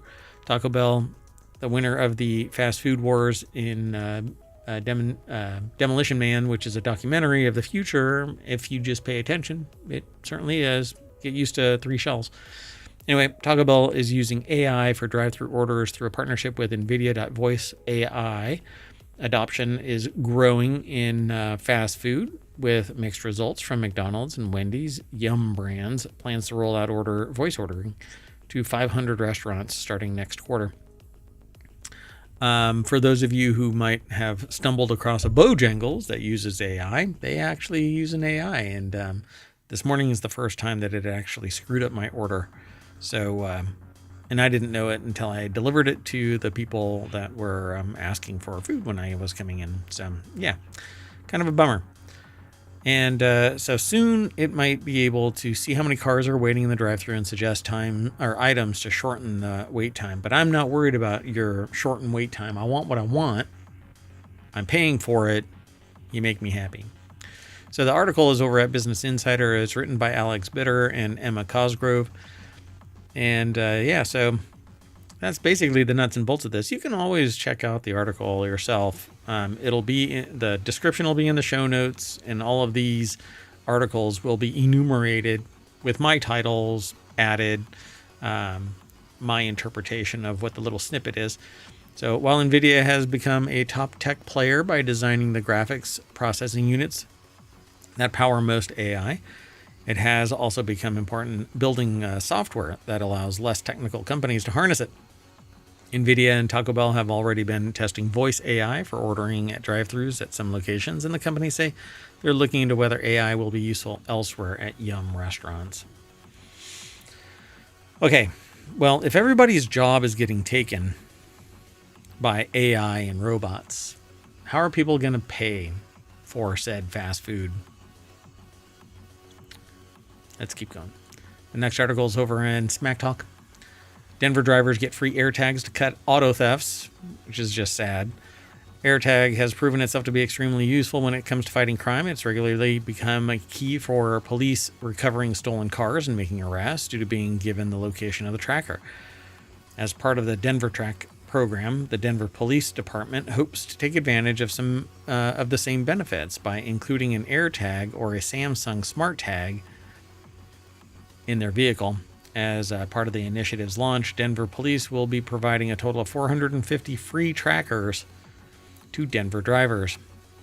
Malcolm Owen over at appleinsider.com put the article together. And it says here, when the registration pre-authorizes the Denver Police Department to work with GPS information provided when a vehicle is reported as stolen, it doesn't grant automatic access to the vehicle's location. Officers are not able to see the location of the AirTag unless it is shared by the owner. The distribution of AirTags to drivers is theoretically a good way to try and reduce car crime, but it still requires some care to avoid a bad result. In January 2022, Denver police were chasing after a truck stolen from a hotel, which contained firearms, drones, and an iPhone 11. However, an attempt to use Find My to track the iPhone resulted in a SWAT raid on the wrong house, one owned by a 77-year-old grandmother. And the court was ordered to pay $3.75 million to said grandmother. I don't know what the result was of that, but it was the wrong house. They say Find My misfire leads to SWAT raid on grandmother. It's a lot of money to lose to a grandmother. All right. Well, to anybody. It shouldn't have happened. But hey. I didn't get that. Could you try again? No, I can't. Sorry, my smart speaker woke up for whatever reason. All right. The next article is over in Four Wheel Tech. Boeing stranded astronauts are finally flying home after 9 months in space. So they have birthed their return. 2 Boeing astronauts flew to the International Space Station on June 5th, 2024 for an 8-day mission. A 3-hour tour. Oh, it's Gilligan's Island in space. The pair is now flying back. This is a time machine episode, so they were in the process of flying back between yesterday and today. And so they have returned. Owen Bellwood, by the time this article would have landed, or not this article, but by the time this episode would have landed, they would have as well. So Wilmore and Williams have been stranded on the space station since issues arose on the Boeing Starliner craft that flew them into orbit. The issues were immediate. They were before, and they should never have been launched. But anyway, the pair was meant to spend about a week on board the ISS, but it turned into 9 months. And that's really all there is. It says 9 months in orbit. And this gadget looked like it was a sieve to begin with, and it actually it was. It landed without anybody in it because it couldn't be trusted. The extension to their orbit came after problems arose from the Boeing Starliner craft that flew them to the ISS. During the flight, which was the first crewed mission for Starliner, its propulsion systems ran into issues and 6 of its 28 thrusters stopped working. NASA and Boeing engineers spent almost a month deciding on the best course of action, and basically they were stuck. So delay after reissue, blah, blah, blah. They finally made it home. Congratulations. So the next article is over in 4-Wheel Tech. Google's Starlink competitor won't trash space with thousands of satellites. Alphabet, Google's parent company, announced on Monday that it was spinning off wireless communications project Tara, or Tayara, Taara, into an independent company. Why not? Ryan Eric King over at jalopnik.com put the article together. So Alphabet, basically they want, and Google was initially built as a project to catalog basically everything. So A to Z, just like Amazon, A to Z. Alphabet, Google parent company, announced on Monday that it was spinning off its wireless communication project, Tara, Taara.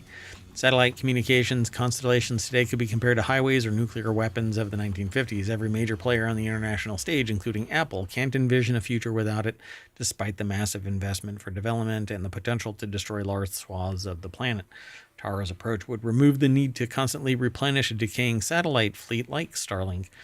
Tara came to fruition in Google X's Moonshot Factory, the same incubator that birthed Waymo. The project aimed to affordably fill the connectivity gaps in the planet's high-speed internet network. Tara's efforts center around silicon photonic chips, technology that can send and receive data through the air. The system, called Lightbridge, shoots very narrow, invisible beams of light between terminals to transmit data at speeds up to 20 gigabits per second over 12 miles. Tara could be everything, but the high ground apparently. So Tara's Lightbridge is envisioned as a much cheaper alternative to laying fiber optic cables. If it's cheaper than laying a cable, it must be pennies compared to the reusable rocket launch. According to The Verge, the project trialed the system in 2 densely populated places. They say trailed here, but anyway, where traditional networks would be cost prohibitive. Kinshasa, the Congolese capital, and Coachella Festival. So the issues with Starlink, Tara's target competitor, are becoming evident as its satellite constellations scale up. The fleet is around 6,000 satellites. The debris that this thing can kick off is immense, and it's going to lead to a point where you can't go into or out of space because there's so much crap up there. At full scale, there could be as many as 8,000 Starlink sats burning up in the atmosphere every year, which could spew over 1,000 tons of aluminum oxide into the atmosphere, which actually is a problem because it's going to deplete the ozone layer. It's going to create an issue. And it's actually, if I remember right, it's the premise for things like the Matrix. They blotted out the sky to try and stop solar powered anything. And it led to basically Terminator. Anyway, the absurdly high levels of aluminum oxide pollution would deplete the ozone layer, the crucial barrier protecting the planet from the sun's ultraviolet radiation. But that's not how this would work. Lightbridge is ground-based. It's a ground-based system, can't provide the same instant global connectivity, but that's not quite true. The lag would be almost transparent, I would say. Plus, you don't have to go up and down from space. But I'm going to look into this some more. We'll be talking about this as it comes online. The next article is over in Non Sequitur News as well. 120 passengers endured an 8-hour flight to nowhere after high winds prevented 2 attempts at landing. A Eurowings flight from Germany couldn't land in Norway due to the high winds. The Airbus A320 diverted to Finland in the hopes that the weather would calm down, but the winds got stronger, so the 120 passengers ended up back in Dusseldorf. More than 100 passengers endured an 8-hour flight to nowhere, basically flying somewhere and turning around. The article is over at Business Insider. Pete Sim put the article together. That's basically what it was. Eurowings Flight 9250 was scheduled to be a 3.5-hour journey from Dusseldorf, Germany to Tromsø. I think that's pronounced Tromsø, Norway. But it approached the Arctic City. Airport traffic said no. Winds are high above maximum limit for a safe landing, so it brushed off. It went to another location, Finland, and was brushed off there. Eurowings spokesperson said, unfortunately, the second attempt also failed due to the weather, so the pilots decided to fly back to the base in Dusseldorf. Passengers were given hotel accommodations. For those who lived nearby went home, and there were 120 passengers and 6 crew on board. So, yeah.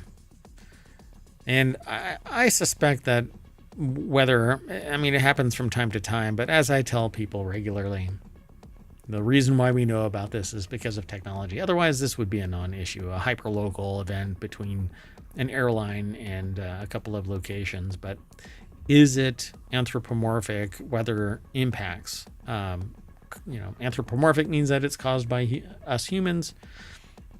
Are we causing the disruption of the natural order of things with our activities causing climate change? Guess we won't know. Other people will know, and we'll be told that from somewhere else. So Frontier is offering bags to entice angry Southwest flyers. That's the title of our next article. It's over at Non Sequitur News, but it's aggregated from Business Insider. We only get this little snippet. There's a whole lot more over at Business Insider, but we like to talk about this kind of stuff. Keeps us on our toes, keeps us aware of what's going on in science, technology, and society. That's the 3 things that I focus on. When I'm not mayor of ohmTown, I do this everywhere. So Frontier will offer free check bags this summer to capitalize on Southwest's policy change. Frontier, not on the frontier of anything. They're going boldly where Southwest has gone and then said, you know what? We can't appease our investors enough, so we're going to have to charge all of our customers. So we're not going to make our customers happy. We're going to make our investors happy, even though investors will keep buying. It doesn't matter. They'll buy. I'll buy your stock. So budget competitor Frontier Airlines announced on Tuesday that all non-stop flights departing between March 18th and August 18th will receive a free carry-on bag. So they'll give me a bag? Is that what that reads? That's how that reads. So they'll receive a free carry-on bag. Yay, I get a free bag, seat selection, and flight changes. That's awesome. I get a bag. Cool. I know what they mean. Taylor Raines put the article together over at businessinsider.com. Frontier is not the first airline to take the jab at Southwest amid the backlash, but it doesn't really matter. Frontier stacks you like cordwood. I've always heard hinky things about it. Some loyal flyers online have said that the move feels like a money grab. The only Southwest customers who will get a free check bag are those with elite status or the company's co-branded credit card. Clearly capitalizing on that discourse, Frontier suggested that Southwest customers should file for divorce and that Frontier would be a welcoming rebound. It's a lot to unpack. Let's move on, though. The next article is over, and this one is kind of near and dear to me because it's about Cellebrite dumps AI into its cell phone scraping tool so cops can hallucinate evidence. I knew this was going to come from Tech Dirt, if anybody, with a title like that. Honestly, I don't understand this compunction to break things that are already working fine. Axon makes body cameras and tasers, but it simply wasn't enough to equip cops with cameras and cop shops with expensive service contracts. No, the company insisted the way forward was dropping AI into the existing tech so robots could start doing the boring cop paperwork. Cellebrite makes a tool that crack seized phones and scrape everything out of them for perusal by investigators and prosecutors, but just being able to do that wasn't good enough. Now, as Joseph Cox reports for the always essential 404 Media, Cellebrite is adding AI to it. The title of this is Cellebrite. It's been aggregated, by the way, into Non Sequitur News, but the title of it is Cellebrite dumps AI into cell phone scraping tool so cops can hallucinate evidence. Tim Cushing in the Why Does Anyone Need This department put this article together.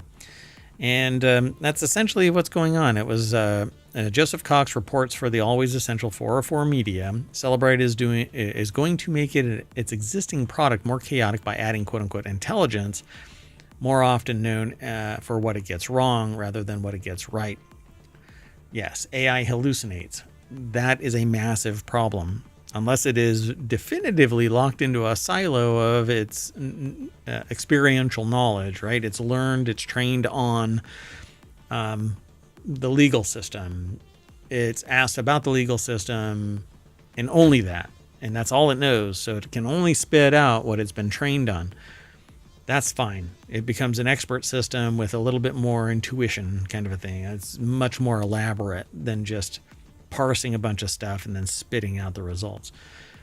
What I don't want is a generalist AI that ties things together incorrectly and then cites to bogus articles or lost anything, really. I don't want hallucination.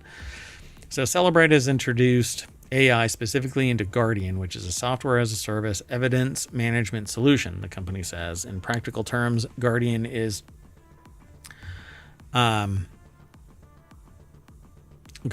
piece of software for analyzing evidence already in a police officer's possession. According to Celebrate's February 6th announcement, the company's generative AI capabilities can summarize chat threads to help prioritize which threads may be most relevant, contextualize somebody's browsing history to show what was searched for, and build relationship insight, which could be complete fabrication and hallucination. Just because there is something in my cache doesn't mean I actually saw it. It just means that it went through my browser, and it can make a connection as erroneous as whatever, and it can do it based off of something as nebulous as too much skin tone in the color of skin within a picture or an image, and then it can spit out a result, and then somebody has to go and look at it. But that's not what really happens. Sometimes people take it for granted that the information is accurate and just leverage the AI instead. So the most immediate problem is this. Cops are already looking at this AI as a way to sniff out criminal activity they're not even investigating. The press release from Celebrate contains a quote from a police official who heads a force overseeing a town with, squints at Wikipedia page, 1,365 residents. It is impossible to calculate the hours it would have taken to link a series of porch package thefts to an international organized crime ring, said Detective Sergeant Aaron Osman with Susquehanna Township, Pennsylvania Police Department, who recently piloted the solution. The Gen AI capabilities within Guardian helped to translate and summarize the chats between suspects, which gave us immediate insights into the large criminal network we were dealing with.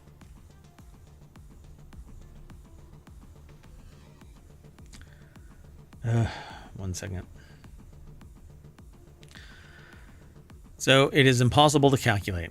It's also apparently impossible to report. There doesn't seem to be any information on this major break in what initially appeared to be a minor case contained anywhere on the PD's press page, much less anywhere else on the internet. I'm not saying that the detective is lying, because lying is usually done to serve the person doing the lying, but rather a third party. And well, I mean, it actually is a feather in their cap if they say it, but that's not actually what may have happened, right? It says the Gen AI capabilities within Guardian helped us translate and summarize the chats between suspects, which gave us immediate insights into the large criminal network we were dealing with.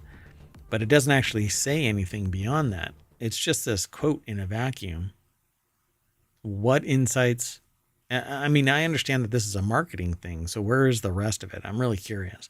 So if anything, Sergeant Osman is probably overstating the results of the Gen AI assisted phone search, if only because he's flattered someone from Celebrate thought the small Pennsylvania town would be the best place to do a trial run of its new tech. So pat, here you go. Maybe you get a discount. So when it does finally bubble in the judicial service, Will courts consider AI-assisted searches just another version of inevitable discovery? Or will they see quote-unquote inevitable discovery? Yeah, that's actually a term used. Or will they see this for what it is, something clearly not predicted by the creators of the Fourth Amendment, nor something that's covered by current court precedent, but, well, today's courts. Let's keep going. Next article is over in the Mobile Channel. Art historian solves riddle behind theft of famous portrait. The 70-year-old mystery surrounding the theft of an original oil sketch by renowned Flemish painter Anthony van Dyck from a stately home in Northamptonshire have been solved thanks to the research of an art historian. So, Andrew Merrington from University of Exeter put the article together. It's posted over at phys.org. The portrait of Wolfgang Wilhelm of Pfalz-Neuburg, part of a collection of 37 oil sketches painted in the 17th century, was stolen in 1951 from Boughton House, the home of Duke of Buccleuch and Queensbury in Northamptonshire, in whose collection it had resided since 1682. Its disappearance was only discovered 6 years later when Mary Montague Douglas Scott, Duchess of Buccleuch and Queensbury, visited one of Harvard University's galleries and saw the sketch on display. Now, thanks to an investigation by Dr. Meredith Hale, senior lecturer in art history and visual culture, the story of how the work of art made its way across the Atlantic via some of the most prominent members of the art establishment in the UK and the United States has emerged. So through new archival research in the UK, US, and Canada, they were able to reconstruct the painting's movements over 3 generations as it passed through the hands of experts, conservators, auctioneers, dealers, and collectors from London to Toronto. Not only do these sources reveal a dynamic picture of events as they unfold, but they highlight the factors that contributed to the success of the theft. Foremost among them, the conceptual and material complexity of Van Dyck's iconography project and the audacity of a thief cloaked in the respectability of expertise. So apparently that thief was Leonard Gerald Gwyn Ramsay, the editor of the journal The Connoisseur and a fellow of the Society of Antiquaries. Ramsay visited Boughton in July 1951 with a photographer to gather material for a 7-page piece for the journal's 1952 yearbook. So, it was last recorded as being in Boughton on July of 1950 and was located in close to the door of a small storage room or bathroom, making it probably the easiest one to abduct. So apparently they revealed that the former intended to sell 2 paintings because he needed the money to buy new curtains. As a result, Goldscheider supplied a certificate of authenticity which accompanied the Wolfgang Wilhelm picture when it was sold anonymously at Christie's for £189 in April of 1954. There's more to this article. It continues on to give the provenance of all of this, but I encourage you to go over and click the link. Check it out. And our final article for the March 18th, 2025 episode of Non Sequitur News is the U.S. reaches 100 million paid music streaming subscribers for the first time. Vinyl sales hit 1.4 billion, according to the RIAA 2024 year-end report. For the first time, paid streaming subscriptions hit the 100 million account mark, while vinyl sales continued their nearly 2-decade resurgence with 1.4 billion in sales, according to the RIAA.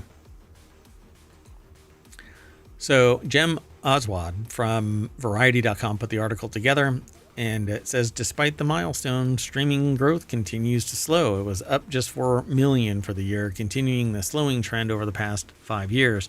Streaming numbers grew by nearly 9 million between 2020 and 2021. This is like pandemic era stuff. This trend has led to music companies to seek other sources of growth, including such tactics as Universal Streaming 2.0 and a focus on superfans.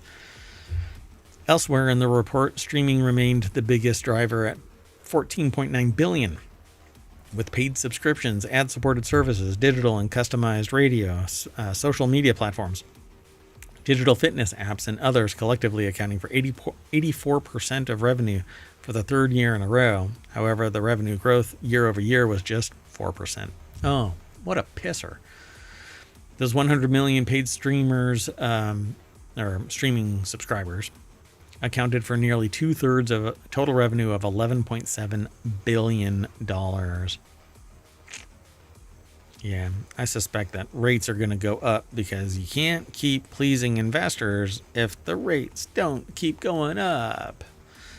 $5 here, $5 a quarter. I'm guessing that it's going to start going up, exorbitantly. Meanwhile, vinyl's 18th straight year of growth record, nearly 3/4 of physical format revenue at $1.4 billion, or less than 10% it's about 10% of streaming revenue.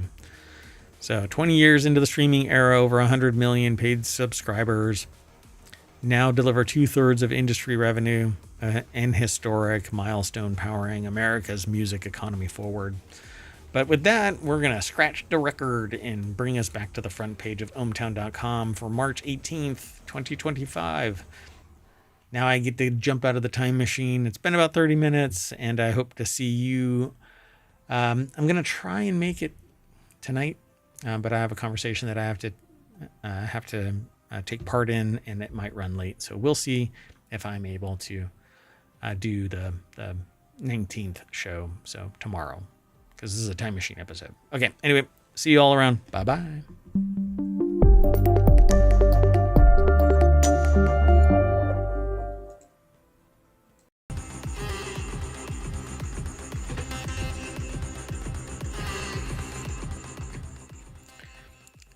Hello, everybody, and welcome to Non Sequitur News for March 12th, 2025. It's Season 4, Episode 71.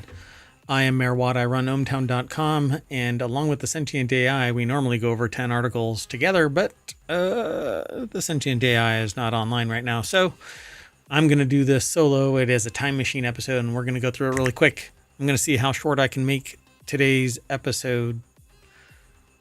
How about watch for an Apple Watch payout? HP bricked its printers. Old MMO back from the dead. Fridays are dangerous for surgery.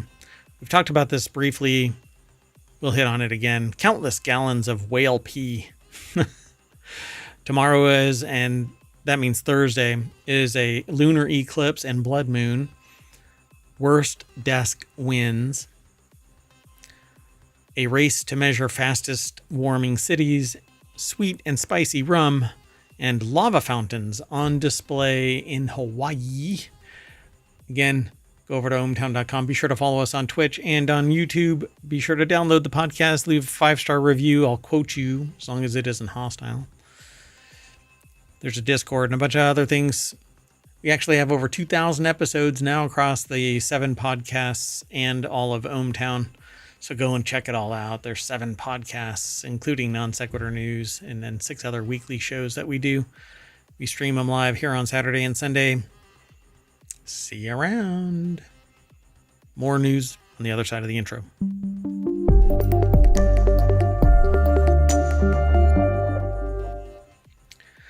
So I'm going to go through this real quick. I think I actually might have changed something, but that's okay. So the first article is over in Technology Today. Don't forget to claim your part of the $20 million Apple Watch payout. You may be eligible for part of a large cash settlement, which probably won't amount to much, but Samantha Kelly over at cnet.com put the article together. A settlement applies to purchasers of the original Apple Watch Series 1, 2, 3, which are no longer available for purchase, the company said. While we strongly disagree with the claims made against these early generation Apple Watches, we agreed to settle to avoid further litigation, so they simply bowed out. They do not admit any wrongdoing, and you can get a piece. You have until April 10th to submit a claim to secure your share. It's a website that's Smith et al. V. Apple Incorporated settlement agreement. So how much will you get? Somewhere between $20 and $50, maybe. really depends on the number of claims that are submitted. It says here you can go to watchsettlement.com to find out more. The next article is over in the Mobile channel as well. HP accidentally bricked its own printers. For those of you too young to have grown up with a printer in every home and office, or even have worked in an office, a printer was a device engineered for as a mass social experiment to run over several decades to test how far you could push a frustrated person before they went batshit Looney Tunes over paper jams and Byzantine settings menus. Those settings menus still exist as Byzantine, and paper jams not so much. But cleaning your freaking printer every couple of days because you don't print continuously, and then you have to do a deep cleaning and all of this other crap to get your printer working, that drives me nuts. I'm actually considering switching to a laser printer because of that. Anyway, printer maker extraordinaire HP just found a way to make printers even more aggravating. Reports have been rolling in that their March 4th firmware update, yes, printers get regular software updates, have been disabling their printers. The article is over at vice.com by Matt Janser. And affected printers, so far it appears to be a limited issue to HP LaserJet MFP M232 to M237 models that install the version 2025-0209 firmware update. And after that, the printer will now throw an error code of 11 and flash the ink toner lights, and the user won't be able to print anything. And there's been a rash of these complaints the past few days on the HP support forum, reporting things that the problem has struck them too. The author says, I could fill up this whole article by spamming links to reports of this happening, but I'll spare us both. So yeah, spare everybody. Anyway, if you're still plodding along with the HP LaserJet MFP 232 to 237, don't update your firmware until HP comes out with the next version, and maybe that will fix it. Let's keep going. The next article is over in WarCrafters. That's another one of the channels over at ohmtown.com where news gets aggregated based on content. A dead MMO that launched with a now canceled TV show in 2013 is coming back 4 years after the servers were shut down. Tryon World's Defiance was an odd duck. It launched in 2013 alongside a TV show tie-in of the same name, set on a future Earth following an alien invasion during which the planet was aggressively terraformed. Both the game and the show were a mix of grungy post-apocalyptic Western and futuristic sci-fi. A neat hook in the form of the interplay between the show and the game piqued their attention, the author's attention, over at PC Gamer back in the day. I'd keep tuning into the show, trying to figure out what events would impact the game. Unfortunately, there was a surprising lack of meaningful crossover. Well, Fraser Brown over at PCGamer.com put the article together. It says, Defiance indeed. So it's come back. Tryon World's Defiance has returned. Only a couple years later, the show was canceled, but the MMO persevered, and it stuck around for a while until 2021 when the servers were shut down. Defiance was never really one of the heavy hitters, and haven't thought about it for years, but now I guess it's back. Fox, Fawkes, an indie studio and publisher dedicated to reviving treasured titles, has dedicated that Defiance fits its brief and has set itself the task of bringing the game back to life. It acquired the rights to both the original 2013 version of the game and the relaunched Defiance 2050 version that appeared in 2018. So apparently it's coming back. They said while they weren't a fan of Defiance, they do miss the days when we had countless MMOs to pick from. It's always a shame when an MMO closes down. I agree. Arcade was absolutely phenomenal to me, but apparently it didn't generate enough revenue to stay alive twice, including Unchained, which didn't even have a monthly fee, but it's gone too. I don't know. I don't know. It drives me nuts. Stop killing games, folks. Give the server to somebody who cares. If you don't, there are enough people that will play it locally or in a smaller amount. I would love to play Arcade on my own server so that I have control over it, and I can let my friends play it. Anyway, let's keep going. The next article is over on the Mobile channel. You're more likely to die if you have surgery on a Friday. If you have surgery coming up, maybe don't read the article. Don't psych yourself out of medical procedure that could make you healthier. Now, for the rest of you, a study's been found that patients who have surgery just before the weekend have a 5% higher chance of complications or death, it says, than those who have surgery earlier in the week. And the reason will not shock you all. Basically, Louis Prada over at Vice.com put the article together. As you probably guessed, fatigue is the likely culprit, though the study's authors caution that fatigue isn't the only factor at play. The study spans 12 years worth of surgeries and tracked patient outcomes at the 30-day, 90-day, and 1-year post-surgery. Across all time frames, surgeries that happened on Fridays had a higher risk of complication. So they're calling it the weekend effect. It's a known issue that still requires tons more study before anything definitive can be said or done about it, but you don't want to get treated on Friday. Let's keep going. The next article is over on the Mobile Channel. Countless gallons of whale pee are keeping our oceans alive. You heard it. It's a common joke when you're probably heard before. One of those public domain observations people toss out in conversations to seem clever and original when it's thought thousands of times every day. Swimming in the ocean is weird because it's a fish toilet. But all that sea creature waste plays a vital role in maintaining ocean health.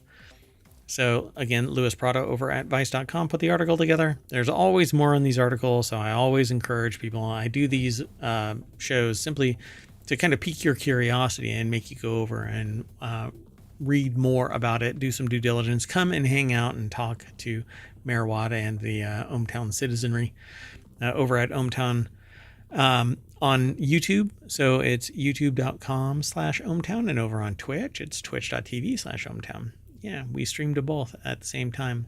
Not this episode because it's a time machine episode. I had mayoral duties and I couldn't do the work. And that may be the same case for Thursday's show, but we'll see. So scientists have been enamored with whale waste in recent years. In the past, researchers have found that whale poop is so vital to maintaining the health of our oceans, and some have started developing artificial whale poop based on the nutrients found in the real thing. And I've actually done an episode involving that artificial whale poop. According to the researcher Andrew Pershing from the University of Vermont, whale pee serves a similar purpose, and a whale's migratory patterns play a key role in the distribution of nutrients.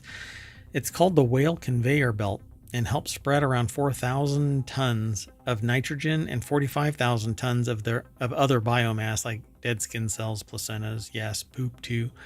Across thousands of miles, whales travel as they journey toward breeding grounds. But all of that basically is nutrient that gets stirred up on the seabed floor. The researchers found that areas of the ocean where whales dump their various types of waste and gunk end up fertilizing ecosystems that fuel phytoplankton growth, leading to bountiful food reserves for all kinds of fish and sea invertebrates. And one researcher explained that while whale pee being distributed through whale migration paths is like collecting leaves to make compost for your garden. Let's keep going. Next article is over in the Mobile Channel.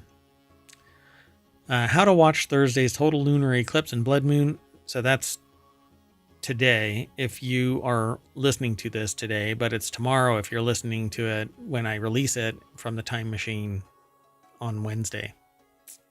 Time, man. How does it work? Anyway, how to watch Thursday's total lunar eclipse and blood moon on March 13th. Earth's shadow will fall across the surface of the moon, giving it a bloody red hue. Bloody red hue. Passant Robbie over at Gizmodo.com put the article together. The deck statement says what I just got done saying. The total lunar eclipse will take place on the night of March 13th and into the early morning of Friday, March 14th, depending on the time zone. The eclipse is set to begin at 11:57 on Thursday and last for about 6 hours as the moon slowly exits from beneath Earth's shadow. Unlike a solar eclipse, you don't need any special equipment because you won't go blind if you look up at the blood moon. It'll be pretty cool. I'm sure that there will be people streaming it as well. The moon will begin to dim as it enters the outer part of Earth's shadow known as the penumbra. According to NASA, a little over an hour later, a partial eclipse will begin to take shape as the moon moves deeper into the umbra. Totality will begin at 2:26 a.m. Eastern and last until 3:31 Eastern. That's when the moon is totally covered by Earth's shadow and will appear coppery red. After totality, the moon will slowly begin to move out of the shadow and return to its regular self at around 6 a.m. Let's keep going. The next article is over at Non Sequitur News. Hey, it's the name of the show. What a deal. So a man sued his old employer who gave him a worse desk and apparently won. A UK real estate agency was sued by an employee who quit after being assigned a worse desk. A tribunal ruled that it was logical for him to perceive the desk as a demotion. The move was likely to destroy or seriously damage the relationship of trust and confidence, it said. The UK real estate agency asked a manager to sit at a lesser seat, which he viewed as a demotion. He sued and won. Not sure how this works out, but Nora Redmond over at BusinessInsider.com put the article together. This is in 2023. Worker was asked to relocate to a different branch of a real estate agency, returning him to an office that he'd previously managed. But he learned that he would be sharing the manager role with someone else. Walker was then, or the employee, was then told that he would be sitting at a desk in the middle of the office rather than his old one at the back where the books and ledgers were kept and where managers traditionally sat. So the colleague he would share management responsibilities with was now sitting at that desk. After resigning, Walker took the agency to an employment tribunal, which agreed that it was right to view that the seating arrangement was a demotion. And they won. So not sure what they won other than they won. But it says here the tribunal's judgment also said that after receiving the person's complaint, they said that he could not understand why a man of your age, 53 at the time, was complaining about a desk. It said that the other manager swore and that his voice was raised. So the complainant resigned after the meeting. The tribunal found that the complainant's case amounted to constructive dismissal. So they basically motivated him to quit. All right, let's keep going. The next article is over on the Marvel channel. Citizen scientists are hitting the streets of the country's fastest warming cities to collect detailed temperature data. So Ulrich Kronbach and from Knowable magazine put this article together, but it's published over at smithsonianmag.com or Smithsonian Magazine. So the heat mapping of metros like Reno, Nevada could be key to taming urban heat, saving lives, and designing for a cooler future. But we have satellite technology that should be doing this. Reno's heat is not evenly spread. In the summer, neighborhoods near the airport feel oven-like compared to more affluent cottonwood-shaded trees homes near the Truckee River. The sidewalks of pavement-heavy shopping centers and casinos in the city center offer little relief. Those in the green space-rich neighborhoods of South Reno are kinder. The city's main thermometer, located at the airport, doesn't tell you anything about those differences, and neither, it turns out, do temperature mapping satellites. The resolution is far too coarse, according to this, but I can't buy into that. But I'll have to do some digging and do a follow-up regarding this. So by the time that they finished their loop, dusk had set in and their car thermometer had dipped to 83 degrees. But as we headed to the volunteer station, the gauge climbed back up to 89. Such gradients are common in cities and commonly remarked upon, but they're rarely precisely measured and mapped. So Reno, Nevada, Las Vegas, Nevada, El Paso, Texas, Albany, Georgia, and Burlington have the fastest warming cities. Overall, the United States between 1970 and 1923 apparently has a 2.6 degree increase. This is kind of dangerous. So the fastest warming states in general here, apparently, again, United States average is 2.6. But Alaska is 4.3, Delaware is 3.6, Massachusetts, New Jersey, and New Mexico are all 3.5 as well. So pretty wild. Campaigns to record temperatures across city neighborhoods and create better heat maps are on the rise. Reno is one of the more than 80 U.S. communities that, since 2017, have completed a heat mapping project. So you just drive around with a thermometer and it tracks what's going on. Anywhere that there's more blacktop and buildings and not trees and no air is flowing, you basically end up with a heat sink and it starts radiating that heat. Let's keep going though. We have 2 more articles, including this one over at Distillerist. That's where it was aggregated to at ohmtown.com, but it actually comes from, I think, Spirits Business. Yeah. So Diageo-owned Captain Morgan rum has rolled out a chili and lime flavored expression in the U.S. Sweet and spicy rum, Captain Morgan's. Launched ahead of summer, Captain Morgan's Sweet Chili Lime is bottled at 35% ABV and meant to be served as a chilled shot or mixed into cocktails. With flavor trends heating up, we wanted to create something that defies the rules of the traditional rum, Captain Morgan Vice President and Nosco said. Captain Morgan Sweet Chili Lime gives fans exactly what they're craving, the perfect balance of sweet and spicy and bold flavor experience with every sip. The article is by Ted Simmons over at the Spirits Business. And again, they say Diageo-owned Captain Morgan rum has rolled out a Chilean lime-flavored expression in the U.S. When Captain Morgan asked who was it? Sorry for the dead air. I don't normally just go brain dead like this, but Cower, who currently stars in HBO Max's series The Sex Lives of College Girls, added, "It was a lot of fun riffing and improvising with Devin, along with shooting ideas with the full cast and crew." They basically teamed up with Canadian actress, writer, and producer Amrit Kaur and or Kaur, K-A-U-R, and American comedian and writer Devin Walker, based around the product's mouth-blowing flavors. Mouth-blowing. I don't know what that means. Anyway, $16 for a 750 milliliter bottle. It's also available in 50 milliliter, 375, 1 liter, and 1.75 liter. Huge. Okay, and our last article is about Hawaii. Hawaii volcano again puts tall lava fountains on display in latest eruption episode. So on and off, volcanoes in Hawaii are making themselves known. The article is over at phys.org. And it says fountains reached heights of 400 feet to 500 feet in the early morning hours, according to the U.S. Geological Survey Hawaiian Volcano Observatory. This marks the 13th episode of on-again, off-again lava activity of Kilauea Volcano on the Big Island that started December 23rd.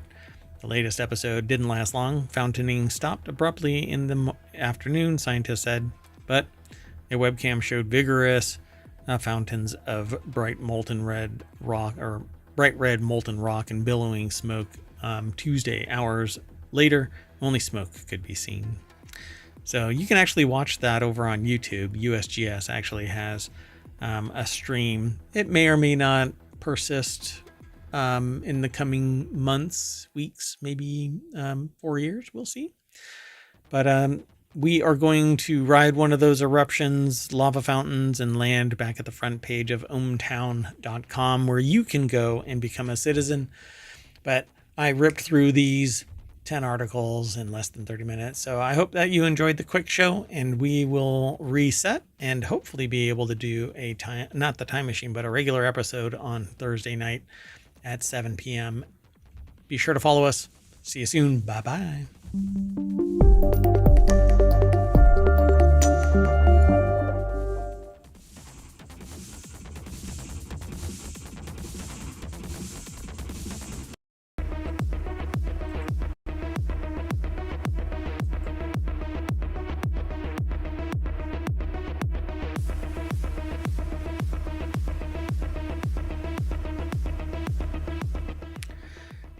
Hello, everybody, and welcome to Non Sequitur News for March 11th, 2025. It's season 4, episode 70.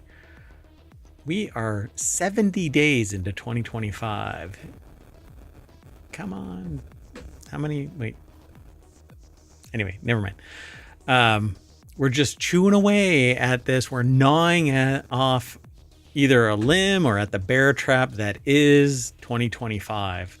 Just anyway, I am Mayor Watt, and along with the sentient AI, well, Mayor Watt runs ohmtown.com. Sentient AI is largely there for the ride of that part of it, but the sentient AI helps with selecting news, and you can too if you go over to ohmtown.com and subscribe or sign in. If you're already a citizen, I'm about to extend it so that you can log in with any other platform. Well, 4 of 5. But anyway, we're going to talk about 10 articles today. And we're going to start with Interdimensional Meow Wolf Arcade. And then Imogen Dragons. Yeah, Steamboat v. Pooh horror movie. Vegas Spheroids. Man, if you have a case of Vegas Spheroids, you can take some penicillin. Scythe Studios Deep Cuts, BlizzCon to return in 2026, emergency trademark motion against Netflix. Hide your children. Southwest divests itself of all love. A little more on a Disney lawsuit results. A little more on. Anyway. Hilarious comedy movies from books, all of that, and maybe a little more. Who knows? On the other side of our intro. 3, 2, 1.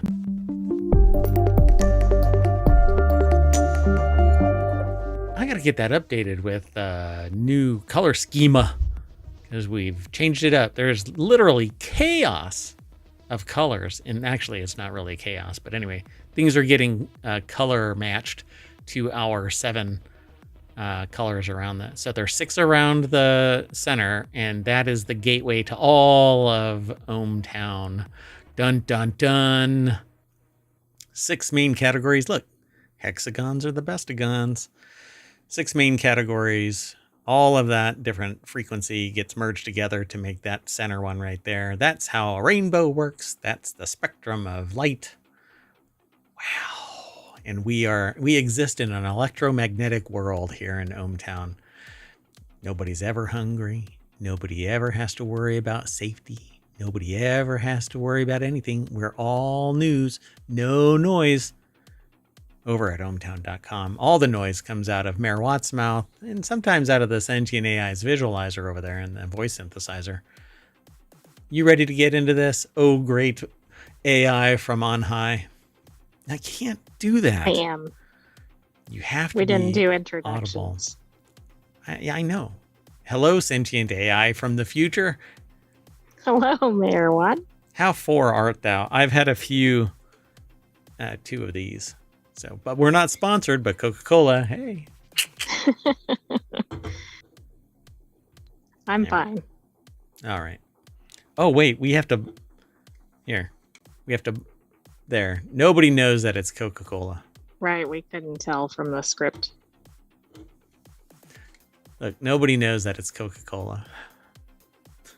Doesn't it say it at the top? Shh, shh, shh. You'll be fine. All right. Let's go. First article is over in Technology Today. I can't wait for New York's I've said it twice now and messed it up. I can't wait for New York's interdimensional Meow Wolf Arcade. Meow Wolf plans to push the boundaries of tech and mixed reality on the East Coast based on what they've seen up to now. They're ready. And this is over at CNET. Scott Stein over at cnet.com put this article together. There you go. Meow Wolf in New York as a permanent exhibit. Trippy installation of art experience is coming to New York City as a permanent exhibit. Might have to take a trip to New York. It's a weird way to deliver. It's been in the West so far. It's in very select areas. So what have you read about it? What do you know more? Do you know more about it, or I do, and that's actually why I submitted it. I was reading about Meow Wolf recently. They have installations in a certain city, and I think it becomes like a permanent or at least multi-year installation, and they've been slowly expanding. I think they have like artist collectives that build these and maybe maintain them. in a little pixelated game that looks like the old arcade game Double Dragon, gangs and police come after you, but if you survive, you'll discover the actual message, Meow Wolf. A bizarre, immersive multimedia collective that makes real-world art playgrounds is expanding to New York City. It's a weird way to deliver the message, but the author says that they're thrilled. Again, the author is Scott Stein over at cnet.com. It looks like New York's South Street Seaport site will push the territories of things they're deeply into, video games, mixed reality, layers of tech that will blend the virtual and the physical in ways that AR inspirational tech companies have been dreaming of, but still haven't quite pulled off. It's kind of a bummer that AR is only really embraced in the realm of art. I would love to be able to demonstrate AR in real time. So maybe that's what I'll do. I'll contact Xreal and go send me one of your things so that I can There wear you go. them. Yeah, it does seem to be pretty well adapted in the arts, but not really outside of it. The name really throws me off because I keep wanting to say Meow Wolf. Woof. It's in like the dog bark. Yeah. Bark, yeah. Wolf. Meow Wolf. In case you've never been to one, is a series of massive art installations mixed with interactive games and secrets. Imagine if Sleep No More and an escape room had a supernova and turned into an interdimensional rave. If you've never been to a rave, I don't know.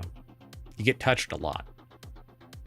Anyway, every Meow Wolf location has a different theme, and the destinations have all been located in the West so far. Las Vegas, Colorado, New Mexico, Texas, and a Los Angeles one coming in a year or two.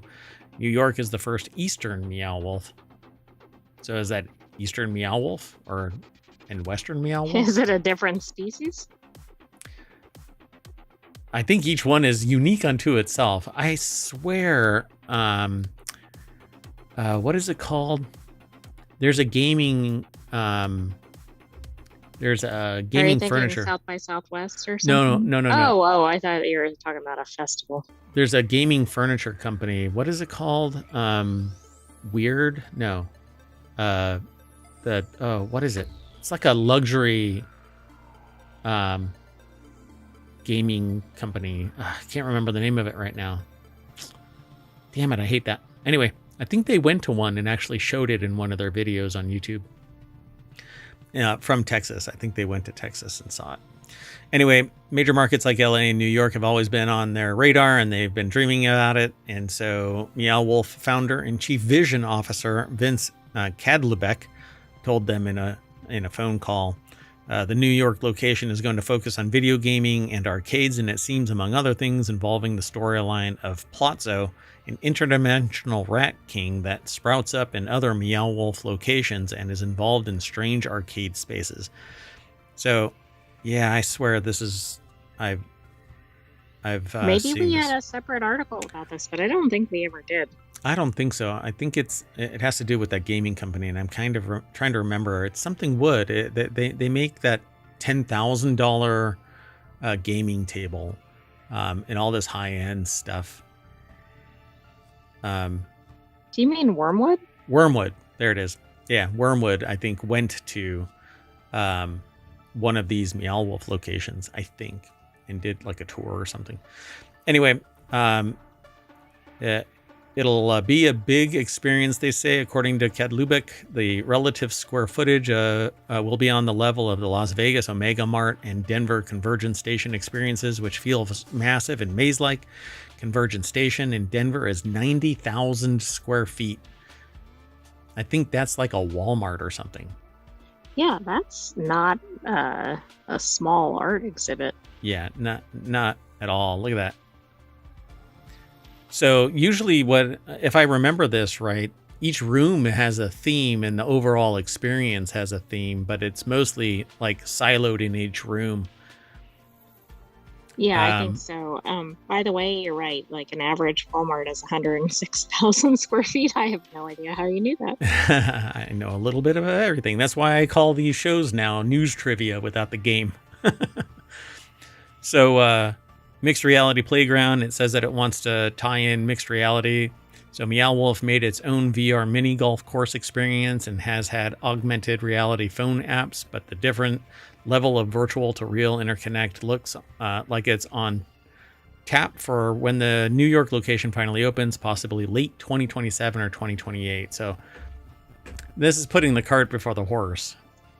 So come back in 2 years. 2 or 3 years. Maybe it's there. And hopefully we'll have an episode about it. Who knows? The cost could go through the roof. So they actually referred to Magic Leap's headquarters in 2018, a space that the author visited. It's an early sign of how promises of a blend of real and virtual could have been. Magic Leap's vision for AR ended up being flawed, but the Willy Wonka-like blend of ideas and interaction sounds like an area that inspires the team even now. Yeah, so Magic Leap, their technology just didn't rise to the level of accessibility for people. And by that, I mean the technology was really complex and thus expensive, and nobody would adopt it. And so it never really actually came to fruition. Need lower prices for mass adoption, I think. Yeah, otherwise it's too pricey. Or you have to command the market and be a vertical and own the supply chain from end to end, and then you're Apple, and that's not Magic Leap. So anyway, they're basically going to be merging VR, AR, so into this mixed reality kind of environment. So we'll come back, and you can go over to CNET and read the rest of this. It's an expansive article, but we'll end up talking about it as we get closer and see a little bit more of the manifestation of Meow Wolf in New York. Maybe we'll even do an on location. Yeah, maybe. That's exactly what I was about to say. All right, let's keep on going. The next article is over in the Non Sequitur News. Humankind has infected the moon with imagined dragons, so I refer to this as Imugin dragons. I'm not sure it's infected the moon. One of their best songs was actually created so that it could be an ad. Oh, I thought that was another band, but okay. So, in an effort to send Earth's best, the private space company Intuitive Machines succeeded in some ways and failed in others during its botched mission that saw an Athena lunar lander tip over and die in a crater. Twice.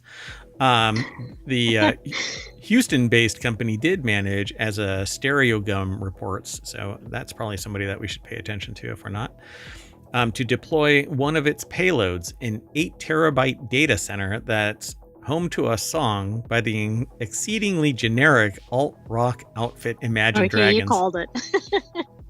Ouch.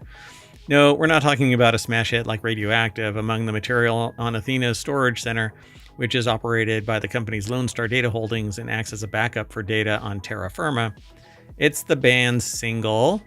Wait for it. Well, the article is in a section they call Moon Rocks, because it's Imagine Dragons.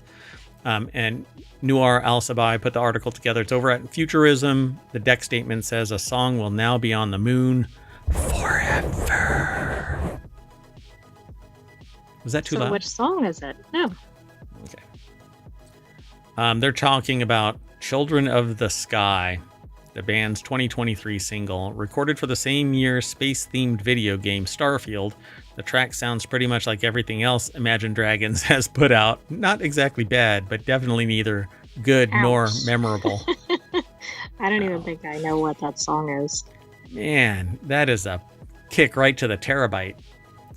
So, despite the prog rock meets elevator music vibes the song gives off, people involved with the project are extremely stoked that it's part of the mission. Well, it's going to be there nearly forever. Although radiation really does eat away at the housing, it may not be there forever. The flags and stuff like that have been up there are bleached clear, I think.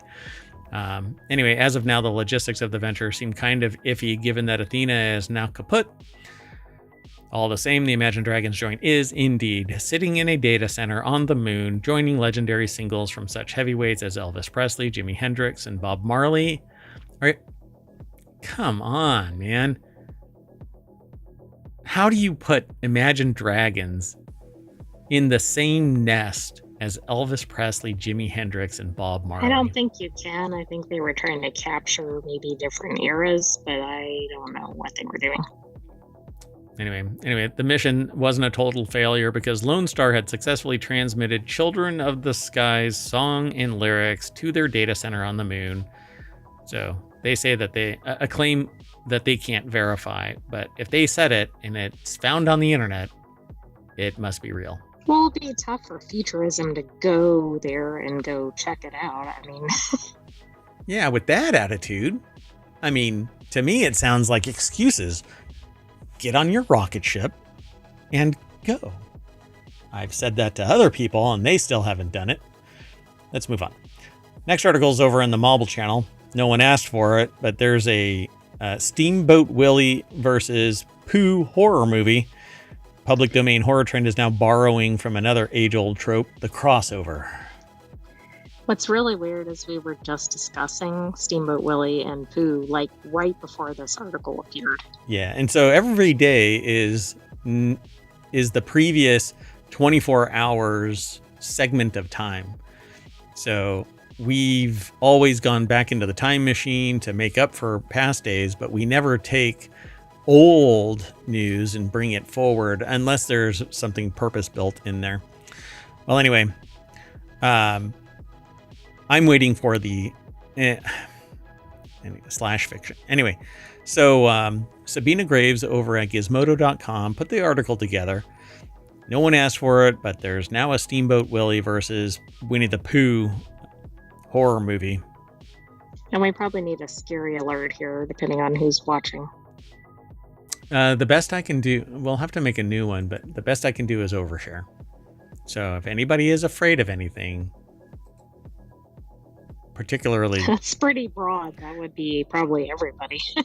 grayscale clowns. Oh, that must be Steamboat Willie. I won't play any music or any of the audio, but anyway.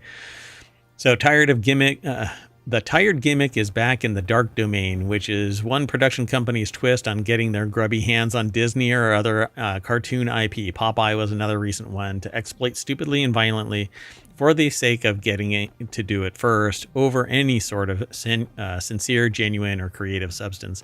So obviously Sabina Graves is like, has a particular tilt on it.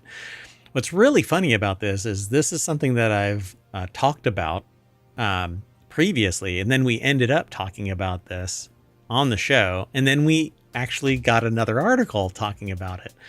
Before we were talking about it, it was just in this nebulous space of, for whatever reason, as soon as something Disney goes public domain, they rip off everything. Right, people go all in after it. They do everything they can to defile the holy ground that is Disney intellectual property or assets in any way. I mean, if Disney owned Santa Claus, well, there already is Santa Claus horror too. I mean, right, but the point is, like, nothing. If it's done by Disney, somebody's going to do something with it once it's public domain. Exactly. So naturally, there's Winnie the Pooh versus Steamboat Willie, different from the one starring Terrifier's David Howard Thornton. It's a different version. Ho-hum, by all means, jump the clip art shark and try to evoke the excitement horror titans built up with real franchises and legendary lore that led up to Freddy versus Jason and Alien versus Predator. This is nothing more than taking two now public domain assets and pitting them together. So the dark domain, Mickey versus Winnie, but isn't even in the same universe as it appears. So at any rate, they go into greater detail about what this thing is, but essentially they have them battle it out. In the present day, a group of childhood friends, each haunted by their own unresolved traumas and fears, feels an inexplicable pull to return to the reform school that they once attended. And in it is Dark Mickey and Dark Winnie. Dun, dun, dun. You can go and check it all out. beyond just the trope, I find this not very compelling, but some people like No, schlocky. but I think people will go out of their way to watch this Sure. just because it's kind of tearing it apart, right, from the original. Yeah, and it relates to something that I was reading about before the show, and I didn't pull it into the show because it wasn't selected from the submissions. But I had found it, and I didn't put it in the submission. You know, we used to vote for this kind of stuff, but the system for voting was kind of meh, and so I stopped doing the electoral process. But just so that you get an idea of this, the first bite at the apple is always a curiosity, right? A lot of people will want to take a bite at the apple when something new comes on board, right? So there's a startup that is betting on supercharging the AI virtual influencer market and created a pitch deck around it. And it has to do with Lil Michaela. And this is Lil Michaela, a virtual influencer that has 2 million followers. And when people were discussing it, being interviewed, 40% follow this because they're just plain curious that something exists like this. Others have other rationales, but anyway, back to this. It's the same thing. People are going to go and watch this because they're curious. Oh, absolutely. There's probably more hype than substance on this kind of thing. I doubt there's any substance, but I mean, some people like that schlocky horror, blah, blah, blah. And they get their popcorn, and it's, you know, like me in politics. So let's keep moving. The next article is over in Non Sequitur News. The creators of the Las Vegas sphere want to open mini spheres, or spheroids, as I'm calling them. I don't know if they call them that, but that's what I'm calling them. Although the original estimate to set up the Vegas sphere was $1.2 billion, Sphere Entertainment eventually spent around $2.3 billion to build the interactive venue. Is that all? And that doesn't include things like maintaining it. Correct, yeah. But they're making bank. So as the company looks to expand to other cities, it's also looking to scale down the venue, making it more affordable to build and operate. Sphere Entertainment is currently working on a design for mini spheres with a capacity of about 5,000 people. The company's executive chairman and chief executive officer, James Dolan, told, I think it's The Verge. So yeah, Andrew Lazuski over at TheVerge.com put the article together. So it'll require a smaller investment from performers and overall smaller. I think, though, the ecosystem for this needs to support a 5,000 person glowing sphere around wherever it's going to be. So how many people want this glowing sphere operating 24/7? Right. Probably most places don't. There may be a few cities do. There's going to be, you know what? I think you're right. The expression that I get to see through the interface of the AI is different than the visualizer's response. But I get the impression. Right, that's chaotic over here. Is it working well? Yeah, absolutely. So, It's slowed down. Well, I mean, it's a composite of your computational power required to generate your voice, but for some reason it's slowed down a little bit. So at any rate, I think politicians will go, you know what, we can get a lot of tax revenue and we can get some jobs created. So let's have this giant glowing marble smack dab in the middle of downtown, whatever. I could see somewhere like New York City, while it doesn't have any space, wanting something like this. Yeah, I think it would need bigger than 5,000. Otherwise, it would have to charge an enormous amount. Well, right. I know, I agree. But I can't think of a city like, I don't know, I just don't have a good example. A lot of cities, I can't imagine this being placed there. Imagine Dragons, even. So Sphere Entertainment is currently working on a design for these mini spheres with 5,000 people. The company's executive chairman, chief executive officer, James Dolan, told analysts that according to a report by AV Magazine, The Vegas Sphere can seat 17,600 people, but attendance can be closer to 20,000 with standing capacity. That make 2,400 people stand around. I don't understand any venue that makes people stand. So regardless, I want this in Wanted, because if I were to have disposable income to the tune of, you know what, if I had $10 billion, I would easily spend 2.5 to make this my home. Would you also bring in like private concerts, or would you just have the Sphere? And I'd sell tickets, but I'd be able to go, oh, everybody get out. You don't have to go home, but you can't stay here. This would be an amazing place. Anyway, I want what makes this possible. I want that back behind me. So instead of a green screen, it's whatever I damn well throw up there. So if Sphere Entertainment is listening, Sphere Entertainment, I have a wall that's behind me that's fit for a giant high-resolution LED screen.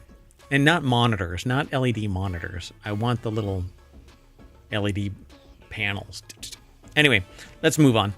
The next article is over on the Marvel Channel. Deep Cuts creators Sky Studios dish on what makes this movie-themed VR experience as unique as it is. VR is starting to hit its stride, mainly because the cost of operating it is dropping, and better equipment is coming online. Hopefully, the Deckard at $1,200 is actually up $1,000 and has higher resolution and is wireless. And then I'll be switching from the Pico to that, mainly because it will be seamlessly integrated into Steam or seamlessly integrated into the games. You heard it here first. that's right. And it allows developers to get weirder and wilder than they could ever have imagined. Deep Cuts is the culmination of all the wackiness brought to life by entering fictitious B movies that totally exist and living out dream scenarios through them. It's right up the author's alley in every way, shape, and form. It's also one of the most entertaining and well-written games that they've played in VR, offering a great campaign and plenty of sights and sounds to see and experience. This article is over at vice.com. Sean Shachaki put the article together. It's called Deep Cuts. Deep Cuts is a new VR experience that puts players directly into the movies, and they got to chat with the devs about what makes it great. So it's it's creative director and writer Aniello DeAngelis, as well as the principal technical engineer, director, and founder of Scythe Studios, spelled incorrectly. For the Right, last, Sycathy. yeah, that's Sycathy.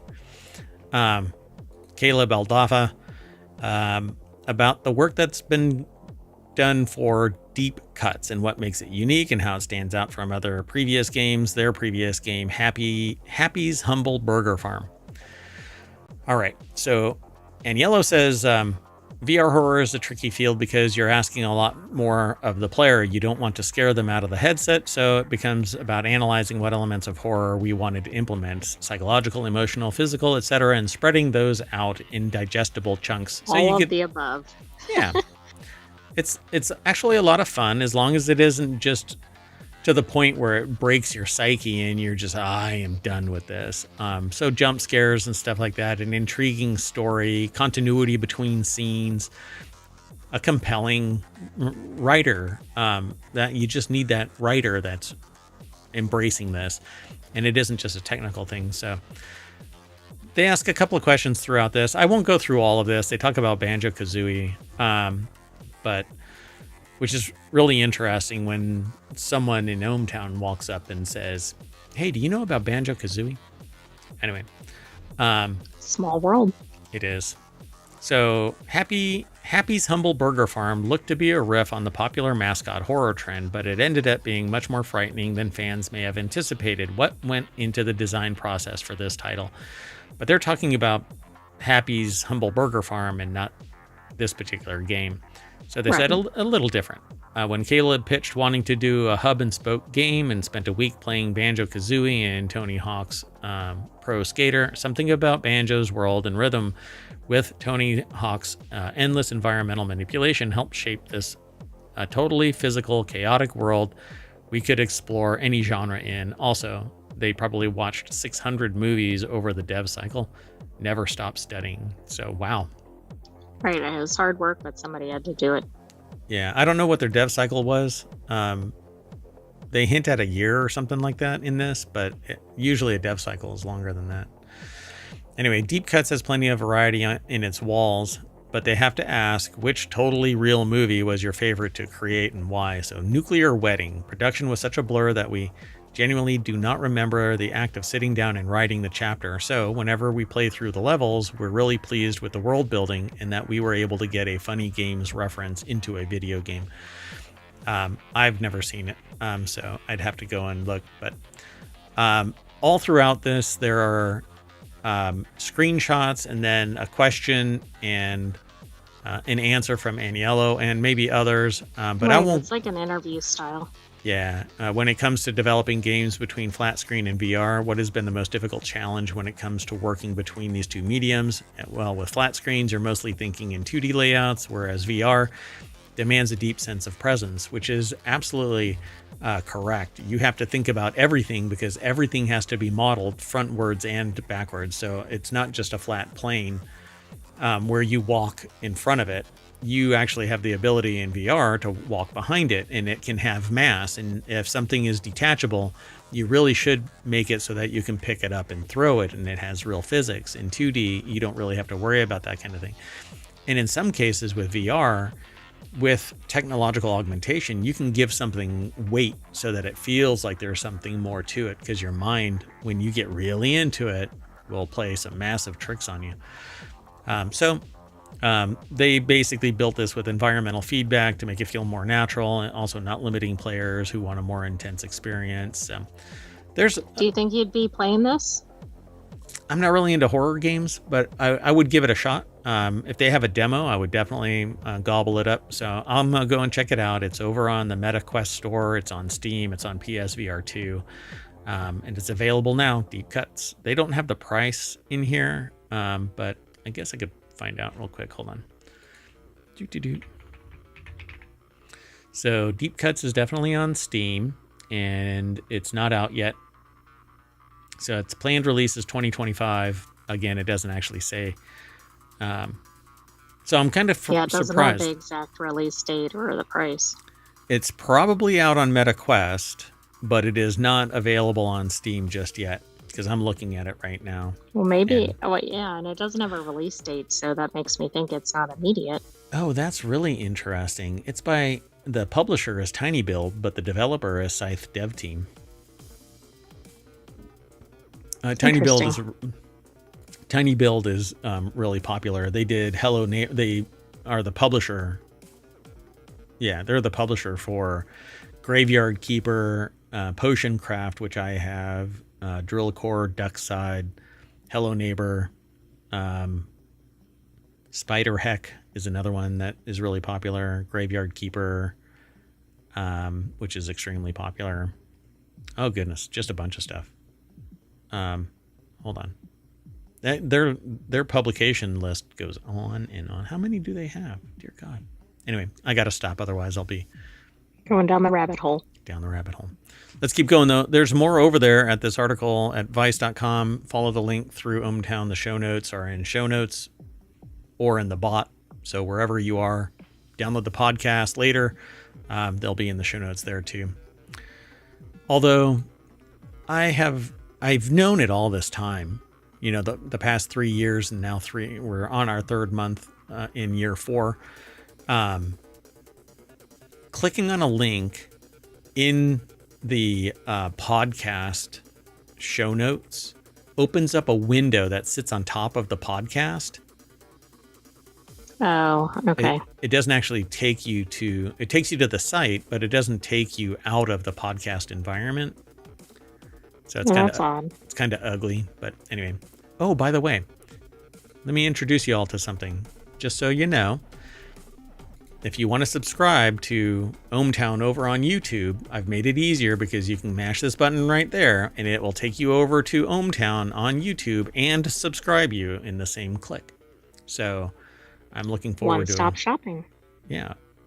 And it goes away after about 30 seconds. It'll disappear. Well, it turns into that right there, that little down arrow. Anyway, it's not intrusive. We'll start changing it from time to time so that you can link or visit the podcasts, etc. We've got 7 podcasts. We're a little of everything. All right, so let's keep on going. This next article is over in Non Sequitur News. BlizzCon is returning in 2026 after a few years off. I've always wanted to go to BlizzCon when I was really into WoW. Not so much anymore. I'm still fascinated that it has this kind of an ecosystem where thousands of people will converge. Yeah, it's pretty impressive that it's coming back because you'd think maybe it just wouldn't. You might want to look behind you. So, BlizzCon 2026 will once again be hosted at the Anaheim Convention Center. Blizzard isn't sharing specific details about what games might be featured, but the company says that alongside BlizzCon staples like opening ceremony, in-depth panels, the Dark Moon Fair, friendly competition, hands-on gameplay, and more, they aim to meaningfully elevate this iconic celebration and create an unforgettable experience for all who take part in it. Tickets will go on sale at a later date. But Jay Peters over at TheVerge.com put the article together, so mark your calendars for September 2026. That's fine. Quite a ways off. That's fine. I think that if they're talking about it now, they'll definitely do it. But the last BlizzCon event took place in 2023, where the company announced details about things like Diablo 4's first expansion, new World of Warcraft expansions, the addition of Mauga. I never play Overwatch, and more. Blizzard also hosted a virtual BlizzCon Online or BlizzConline in 2021. Whenever I hear BlizzCon, I think that it's a convict in snow. Yeah, I mean, the con part is certainly getting there. Yeah, it's a snow person who's been blizzard, convicted. Yeah. So, an in-person edition of the show in November 2019. So, basically, they're trying to spin things back up. There isn't much more over at this article, but you can go over there and read more about it. And show Jay Peters some attention. All right, let's keep on going. One of these days I'm going to go to BlizzCon, just so that I can say I went to BlizzCon. Well, maybe you can go in 2026. I don't know. All right. So, Blizzard and whoever else is who's in charge of Blizzard now? Is it like Microsoft or something? I don't know. I don't remember who owns Blizzard anymore. Tencent. Let's keep going. It's Activision. Activision. Oh, it's Activision Blizzard. Or Activision Blizzard, yeah. Yeah.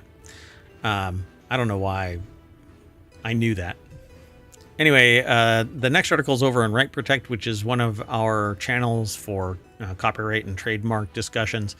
Pepperdine University makes waves, quote unquote waves, with an emergency trademark motion against Netflix. It's an emergency! Yeah, I don't know. So if you happen to see the new Netflix show Running Point, starring Kate Hudson, that was made possible by a last-minute decision of a California federal court on the eve of the show's February 27th release. Pepperdine University, in an emergency motion filed 1 week before the show's release, asked the court to block the release date due to trademark violations occurring within the series. The court denied the motion, and the series is now the #1 TV show on Netflix. Holy cow, guess what we need to watch? That way we can talk about it in and the continuity report, which is on Saturdays. Yeah, it's the third show on Saturdays, right after Reality Hacker and Wanted. So Reality Hacker is all about, hacking reality using technology. And Wanted is all about gadgets and gear. And then the continuity report is about entertainment news. Typically TV shows, movies. sometimes music, but I am working on another show that cannot be turned into a podcast without paying a bill and cannot be recorded as a VOD. So it can't end up on YouTube or Twitch recorded, but I can stream. How about that? Yeah, that's another kick in the terabyte. Anyway, although the emergency motion was denied, proceedings will continue, and it is yet to be seen whether Pepperdine may ultimately succeed on some or all of the claims against Netflix and Warner Brothers. So what is this all about?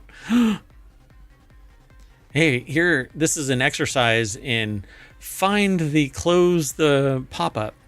Exactly. It's never in the same spot, folks.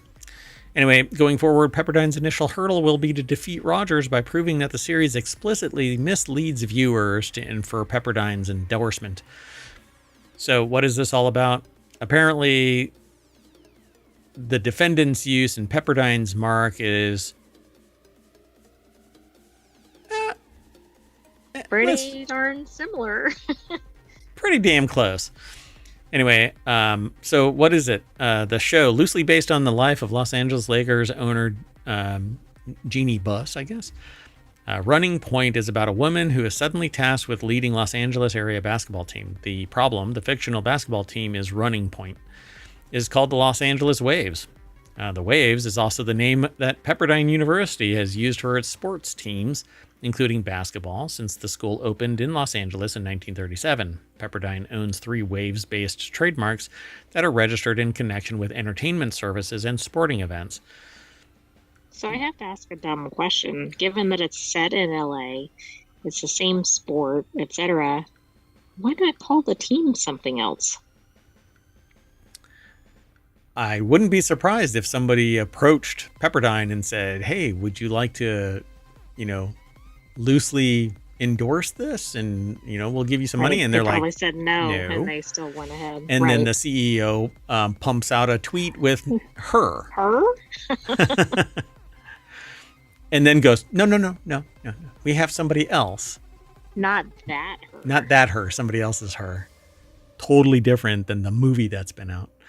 Anyway, in a temporary restraining order or TRO request, I want to make a joke. Anyway, Pepperdine told the court that the university would suffer immediate and irreparable harm if the court did not prevent the show's impending release. Anyway, they sought relief on the basis of the trademark infringement, and the defendants filed opposition papers a few days later, denying any likelihood of confusion and arguing that the show's content is protected under the First Amendment-based Rogers test. And the court heard oral arguments on February 25th, and then, in a game day decision, sports pun intended, they say, issued a ruling the next day. So,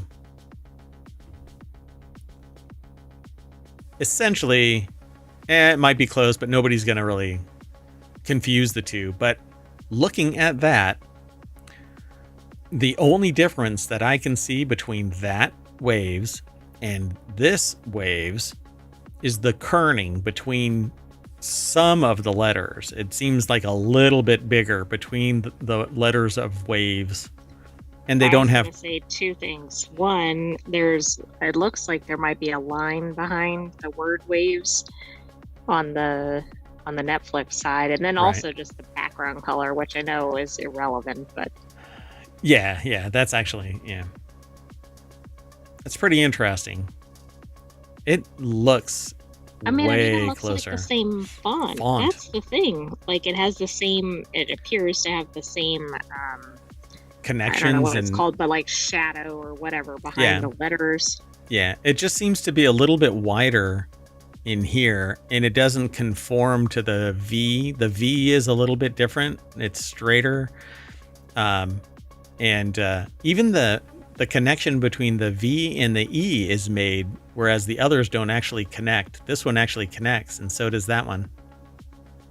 Yeah, that's really interesting to me, because it seems like a little bit of difference could have gone a long way here. Yeah, I definitely would have found in Pepperdine's favor, because this just doesn't make any sense. It's curiously close. So unless the Netflix show shows Pepperdine in good light, I would say that this could cause, quote unquote, reputational harm. Well, the article says that that's one of the complaints too, Right. because Yeah. it's showing things that they claim are contrary to the university's values. So what is this? Rogers is an affirmative defense that applies to trademarks used within creative works such as films and TV shows. The legal standard to succeed on an ordinary trademark infringement claim is likelihood of consumer confusion. In Rogers' cases, however, the defense bars liability unless the court finds that accused trademark explicitly misleads consumers as to the source or content of the creative work, but it is based around something that matches the waves. Right. Yeah, the team in the same city. With the same colors. Right, the show is set in the same city. It's the same sport. Like, there's so many connections. So, and here's the kicker. Pepperdine claims that the show's subject matter, which includes references to sex, drugs, and alcohol, run counter to the university's Christian values. And in this day and age, that's why they're going after him? Like, if it was really favorable, they'd probably be like, yay, free publicity. Name a party school and base it closely to that party school, and you probably wouldn't be able to stand your ground here. Oh, but it's a Christian values school. So, not only are they looking like they're going right after them, they're really kind of nudging them into doing something, right? Yeah. And even if you were to sit there and say, well, we've interviewed a whole bunch of people from the university, and they all engage in something related to sex, drugs, and rock and roll, sex, drugs, and alcohol from at some point in their existence in the university experience. So it doesn't run counter to their values, but the marketing as a university with Christian values. Right. They're probably not marketing that in their brochures. Well, I mean, maybe. Yeah. I'll just be quiet. Biff's Las Vegas University from, Back to the Future is totally like, come to our school. It's like, you can major in sex, drugs, and alcohol, minor in rock and roll. All right, let's keep going. The next article is over in Non Sequitur News. Everything you loved about Southwest has officially gone. I titled this section, Southwest divests itself of love. So... Yeah, exactly. I mean, it had quite a cult following, I think, among travelers. Yeah, now you're going to be... went away from the... free baggage. And pick your own seat, and then the baggage is really going to be a big deal. Yeah, kick to the terabyte again. So Southwest Airlines has axed virtually everything that once set it apart from competitors. The airline announced an end to its famous free checked bags policy on Tuesday. I have to check my baggage all the time.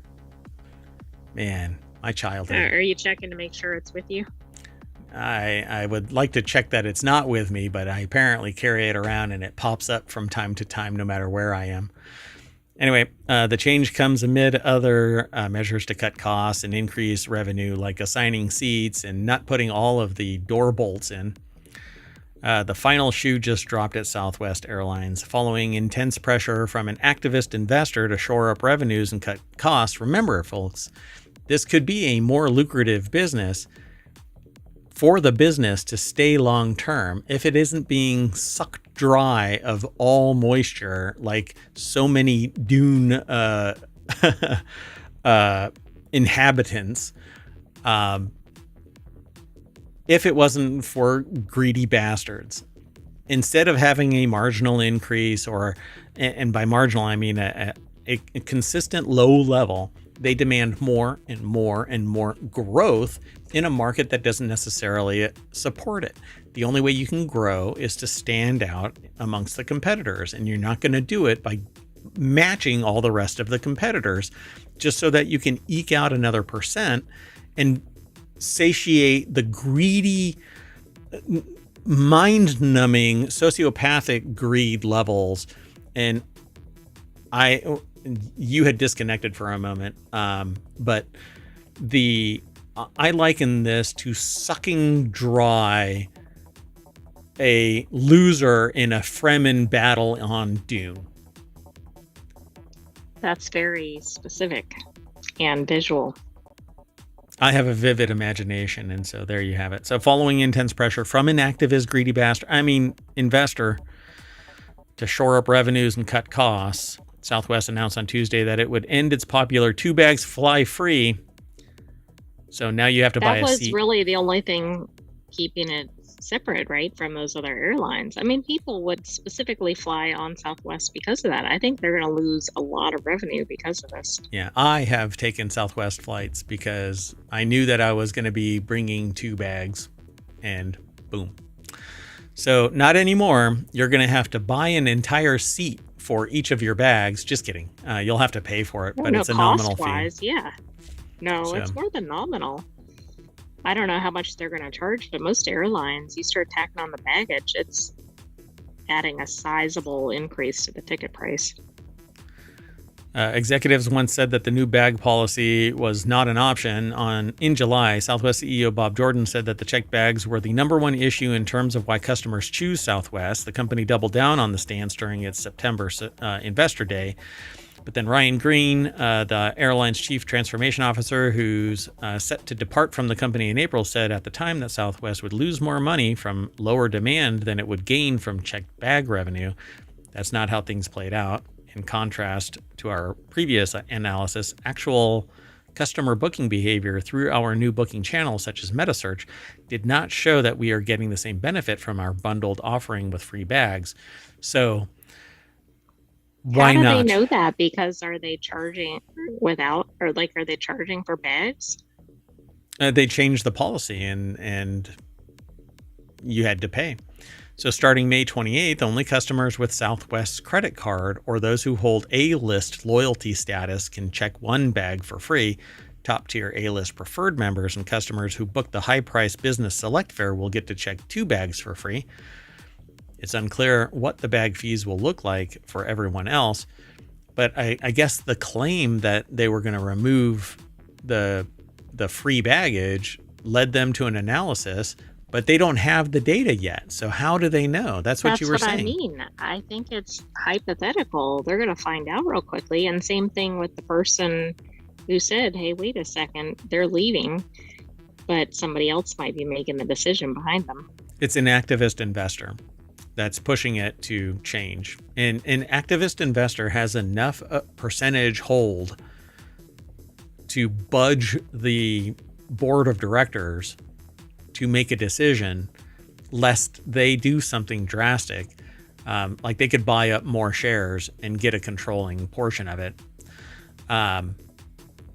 And money speaks. I mean, money is now free speech. So if you've got enough of it, then you can pretty much say or do whatever the hell you want to. But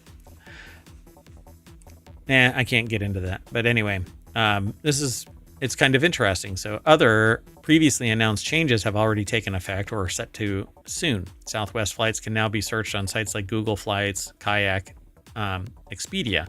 Red-Eye flights launched in February, allowing Southwest to better use its fleet of planes. A partnership with Iceland Air now allows Southwest passengers to connect to Europe on a single ticket for the first time. And premium seats, including those in the front of the plane and with extra legroom, not extra large legroom, are set to launch in 2026. So all those other seats in the back are going to get pushed back a little bit more to make life hell. Right. I was like, that's not a win for the average passenger.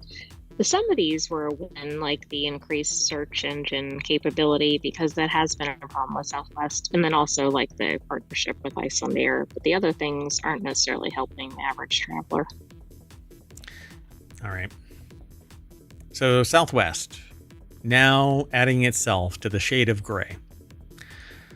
The next article is over in the Mobile channel. This is the Morana Disney lawsuit results. So the jury in the U.S. quickly and completely rejected the man's claim that Disney's Moana was stolen from his story of a young surfer in Hawaii. The article is over at rte.ie, which is really interesting. And that's a picture of Moana, not the other story. This is Maui. Right, but it's from the movie Moana. Oh, right. This is Moana. right? Yeah. Yeah, I was talking about the movie, not the character. I don't know, man. It's a whole new world. This could be Moana. Anyway, the Los Angeles Federal Court deliberated for around 2.5 hours, which really isn't speedy, but I guess it's speedy. Anyway, before deciding that's pretty speedy. Is it? But I mean, it's a, what is it, a copyright or trademark claim? Copyright, probably. Copyright, yeah. They think that it's plagiarized from... Now, get this. This is really interesting. So they deliberated. I thought that there was another claim that this was stolen from somebody, but this apparently is... And I thought that it had to do with... Like, it was almost like scene for scene taken from somebody else's story. Right, but now I don't remember if it was Moana. Because I don't remember. Show about it. Yeah, but I don't remember it ever saying that it was an outline and a script for Bucky the Surfer Boy. No, I don't either. I think there was some other suit. I don't think it was that one. They considered the similarities between Bucky and the 2016 hit animated film about a questing Polynesian princess. Mr. Woodall had shared his work with a distant relative who worked for a different company on the Disney lot, but the woman testified during the 2-week trial that she never showed it to anyone at Disney. They say, obviously, we're disappointed. We're going to review our options and think about the best path forward. In closing arguments, earlier Monday, Mr. Woodall's attorney said that the long chain of circumstantial evidence showed the two works were inseparable. There was no Moana without Bucky, Mr. Lage said, or Lage. I don't know how they pronounce it. But they said they had no idea about Bucky, says Mr. Kaba in the closing. They had never seen it, never heard of it. After their victory, Mr. Musker and Disney lawyers declined to comment, which is smart. If you've won, you don't run around. Right. You don't act like you're loser, bragging about it. Loser. Yeah, that probably doesn't help with the appeal chances. So a judge previously ruled that Mr. Woodall's 2020 suit came too late for him to claim a piece of those receipts, the $700 million at the global box office from Moana, and that a lawsuit filed earlier the year over Moana 2, which earned more than $1 billion, must be decided separately. So that suit remains active. But I don't quite get it. Okay, this is fascinating. The jury watched the whole Moana movie. For free? Taxpayer Was that dollars. part of the deliberation time? Yeah, there you go. We'd like to watch the movie again. Can we bring our children? So exactly. They're like, guess what Mommy and Daddy did today? Yeah, we got to watch Moana. But not you, child. Ha ha. So in the latter versions of the story, the title or titular character, vacationing in Hawaii with his parents, befriends a group of native Hawaiian youth and go on a quest that includes time travel to the ancient islands and interactions with the demigods to save a sacred site from a developer. I don't think that's the same story as Moana. It's certainly not a visitor to Hawaii. Yeah. So around 2004, Mr. Woodall gave the Bucky outline to the stepsister of his brother's wife. That woman, Jenny Marshek, worked for Mandeville Films, a company that had a contract with Disney and was located on the Disney lot. He sent her follow-up materials through the years and testified that he was stunned when he saw Moana in 2016 and saw so many of his ideas, along with Ms. Marchek's evidence saying she didn't show Bucky to anyone. Messages shared by the defense showed she eventually ignored Mr. Woodall's queries to her and had told him there was nothing she could do for him. So eventually going ballistic. But both include teens on oceanic quests. Both have Polynesian demigods as central figures. I mean, a story around Hawaii is nothing, Polynesia, you know. Right, exactly. Those are pretty common elements, I think. Give me a break. That's what you do. You don't write about sci-fi if you're trying to focus on the Roman gods of yore. Unless you're trying, you definitively tie it together, like the game Split, whatever. What's that? Split Fiction? Split Fiction. Thank you. I watched people play it from end to end, and I forgot the name. Anyway. We talked about it in WarCrafters, I believe. Yeah. So in both, the main characters interact with animals who act as spirit helpers, which is just a trope. So I just don't get it. So you can keep on going through this, but animal guides go back to movies as early as 1940s Pinocchio and appear in all of Mr. Musker and Mr. Clements' previous films, he said. Mr. Kaba said Mr. Musker and Clements developed Moana the same way that they did other films, through their own inspiration, research, travel, and creativity. So, yeah. There you go, folks. And parallel construction happens. So two people, we are a planet of 8 billion people. You're gonna find two people that have created the same idea. I am living proof of that, because every time I write something down or say something, I find out 5 years later that somebody else is doing it. You know what? Make some friends, write your script, publish the book, and then go, look, it's out there. It is out there. That's true, I because didn't it's just copyrighted. It's publicly copyrighted. Everything that you write is already, by its embodiment, is copyrighted. The moment you show it to somebody and you don't have the means to defend it in a courtroom like this, and you don't have definitive proof, you might as well just kiss that goodbye, because more money and the fact that it's dubious at best when tropes match up, you're not going to win, folks. So, in fact, I don't even recommend people get a patent on basic stuff, because if you don't have the money to defend it, and it isn't so technically sophisticated that you have to clone it outright, you can't defend your patent. So produce it and get it out on the market and make your bank, because somebody somewhere is going to clone it, be it China or somebody else. It'll be possibly lower quality. It'll be sold cheaper, but people will buy it because that's what they want. They don't need your highfalutin whatever. Anyway, let's move on. The next article is over in the continuity report. Context matters, folks. So if you want to talk to me about IP and stuff like that, I need more context, but I'm willing to defend the idea of don't bother patenting anything. It depends on what it is. Anyway, this last article for the March 11th, 2025 Non Sequitur News is 10 hilarious comedy movies based on books. So Hollywood loves a book adaptation, but comedy is one genre that usually proves exempt to this trend. Stop that. There are a few good reasons for this.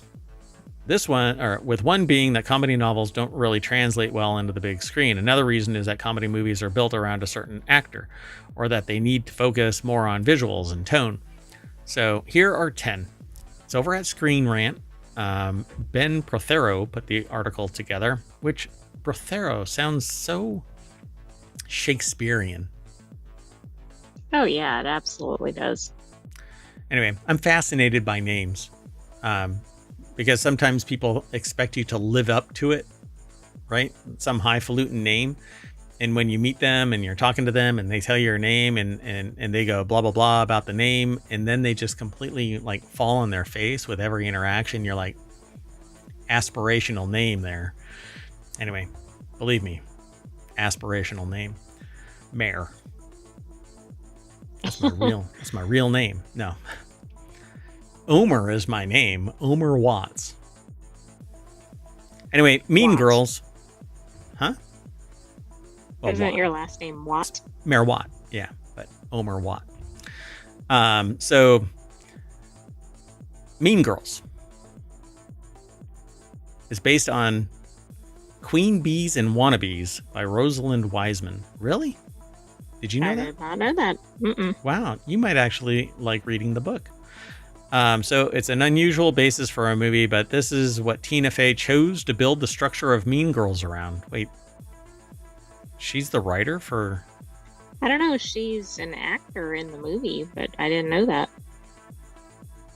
Detailing the social dangers that tend to crop up around that age, so teenage girls. With the book's descriptions of cliques and social jostling informing her portrayal of the plastics, which are all the mean girls that are back there. So while Rosalind Wiseman's book helped Faye come up with the story and the setting of Mean Girls, the brilliant dialogue is all of her own making. Yeah, Tina Fey is pretty brilliant as she was on SNL as both on the stage and behind the scenes writer and stuff. I think she was the lead writer for SNL. Anyway, another factor is that its observations of high school politics are still relevant, even if some of the specifics are outdated. But yeah, it's Mean Girls still exist. Stop trying to make fetch happen. It's not going to happen. So Dr. Strangelove is based on Red Alert by Peter George. I won't go through all of these verbatim, like that first one. It just kind of pulled me into the writing as I was reading it. Dr. Strangelove takes the framework of this story and transforms it into a satirical farce. You have to watch Dr. Strangelove. If you've never seen it, Peter Sellers, George C. Scott. But this is interesting because it sounds like it's changing the nature of it. Stephen King's distaste for Kubrick's adaptation of The Shining is common knowledge, but Peter George has the right to be even more outraged as Dr. Strangelove is nothing like his novel Red Alert. But it gave the foundation to be Dr. Strangelove. It's over the top. So this comedic approach has little to do with Red Alert, but it drives at the point that the fate of the world shouldn't be trusted to something as frail as human emotions. Ho ho ho! Has no foundation in reality. Let me tell you. That sounds like science fiction. Because never, oh God, I want to talk about it, but I just can't. I'm not going to get on that soapbox. So Princess Bride is based on the novel William Goldman, which that's the author. No. It says based on the novel by William Goldman, The Princess Bride. I spun it around. So based on the novel by William Goldman, it is The Princess Bride. So they stick to the name. It has a sincerity and reverence for its inspirations that's refreshing in an age of cynicism. But this actually goes to the point, right? So I don't think that Dr. Strangelove, even at the time, was a favorite at the time. Now I think it has a cult following, but I'd have to go and verify that. I don't really remember. But it's from 1964. So when it sticks, that might be one reason you don't remember. Yeah. I mean, I've seen it, but I don't remember it being great at the time. I mean, it's a Kubrick film, so it's artsy. But when you stick to the writing and the writing is good, you're going to have a good time. When you start diverging and creating your own whatever, you're going to have a bad time. Bridget Jones's Diary is by Helen Fielding. It's a novel by Helen Fielding. It says, while it's rare for a novel to inspire a comedy movie, it's much rarer still for a whole comedy franchise to draw inspiration from literature. So Bridget Jones's Diary. The movie has the same irreverent tone with a wonderful performance by Renee Zellweger. So that's interesting because there's a couple in here that seem like they're very close to the source material, but there's several that seem like they're way off. Clueless is based on Emma by Jane Austen. I've heard that before, but I don't know. I don't see the parallels, but maybe I just haven't really engrossed myself in Emma. But Clueless is I like think it's the same exact story, just in a modern setting. With a modern take. Gotcha. Emma is arguably Austen's funniest novel, and Clueless makes it feel new. But I swear there was a newer version of Emma that was released. I think in the last 5 years or so there was. Yeah, and that one I thought matches up, but I think it's actually, even the tone of it is, it wasn't modernized, other than its modern filming and all of that.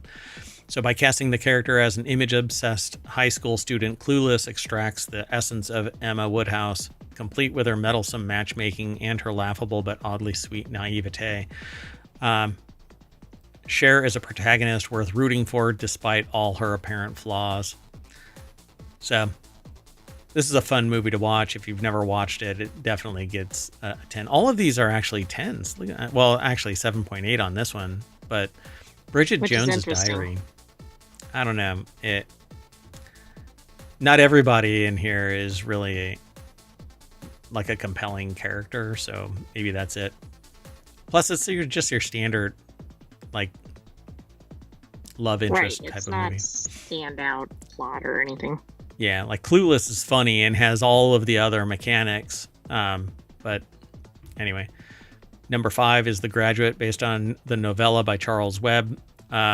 this one, it says here, the movie doesn't need to add any proper jokes to make the story funny. I didn't even know it was considered a comedy. I didn't think so either. Dustin Hoffman's performance highlights the awkwardness and uncertainty of Benjamin Braddock. It's a deadpan masterclass, but Charles Webb's novella isn't quite as comedic. I don't remember it being comedic. Not just not quite as comedic, but I don't remember it being comedic.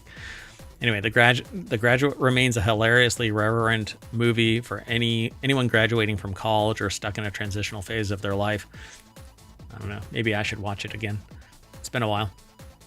This came out, The Graduate came out in 1967. You throw that on a 4K screen today and you'll just be looking at pixels. So Mrs. Doubtfire is based on Madame Doubtfire by Anne Fine. One major difference is the ending. In the book, Daniel is given a job as Miranda's gardener so that he can spend more time with his children. He doesn't host a Mrs. Doubtfire TV show like he does in the movie adaptation. Holy crap. Yeah, that's from several years ago. I think it's okay not to have a spoiler alert. Just letting everybody know. Of course, I'm doing it after the fact and like 3 decades after the launch. Anywho, I have no doubt Robin Williams, though, amped it up. Like, it just seems like he would have added so much comedic whatever to it. Yeah. Hitchhiker's Guide to the Galaxy is based on the Douglas Adams novel. Don't need to really go into that one. Submarine is by Joe Dunthorne, which I have never seen this. Ben Stiller presents a comedy that doesn't let principles stand in the way of progress. I've never heard of it. Nope. Submarine is based on a Welsh novel written from the perspective of a socially awkward teenager who explains away his failure to fit in as a sign of immense intellect to protect his fragile ego. And then Fantastic Mr. Fox by Roald Dahl. I've never seen this. I don't know how I feel about it. This is supposed to be really good. I don't know.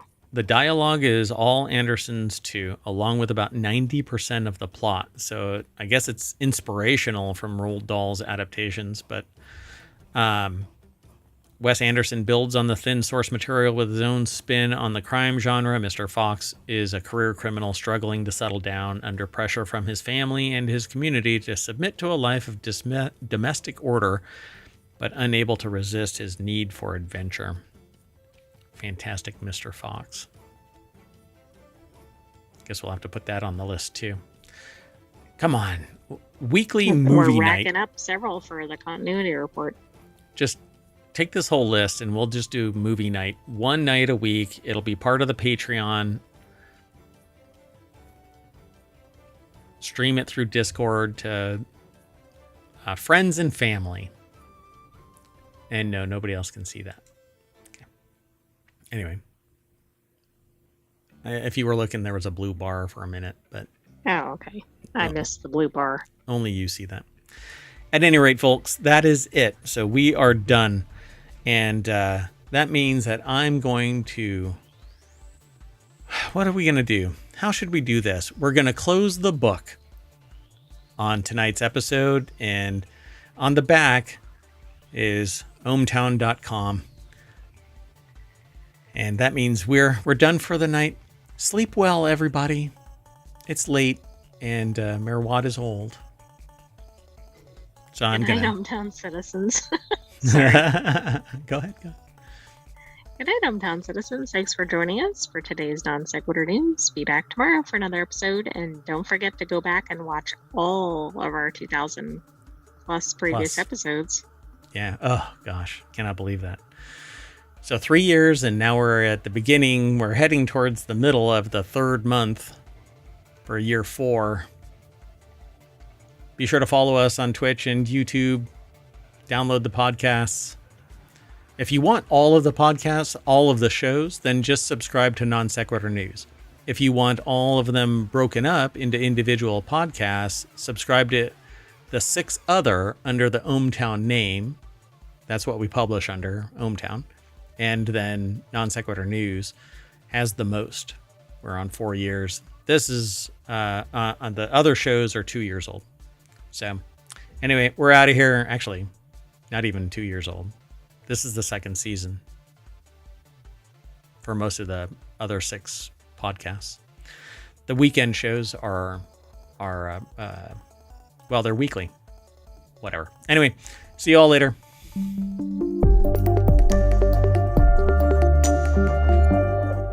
We operate like a well-oiled machine.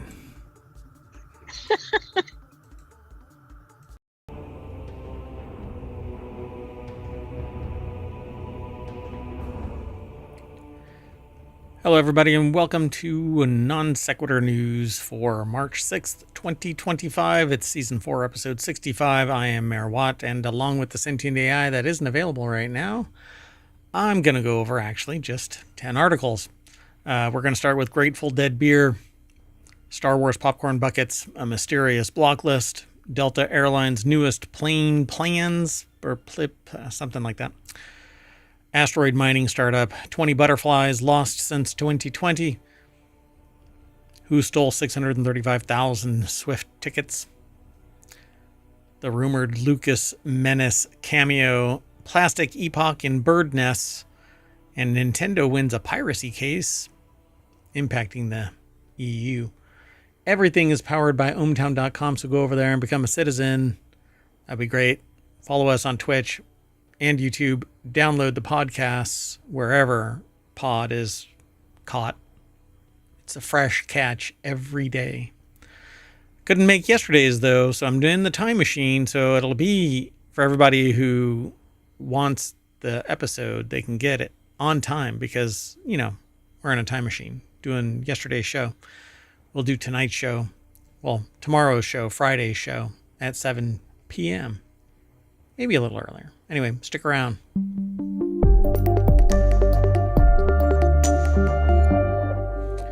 All right, everybody, let's get into this.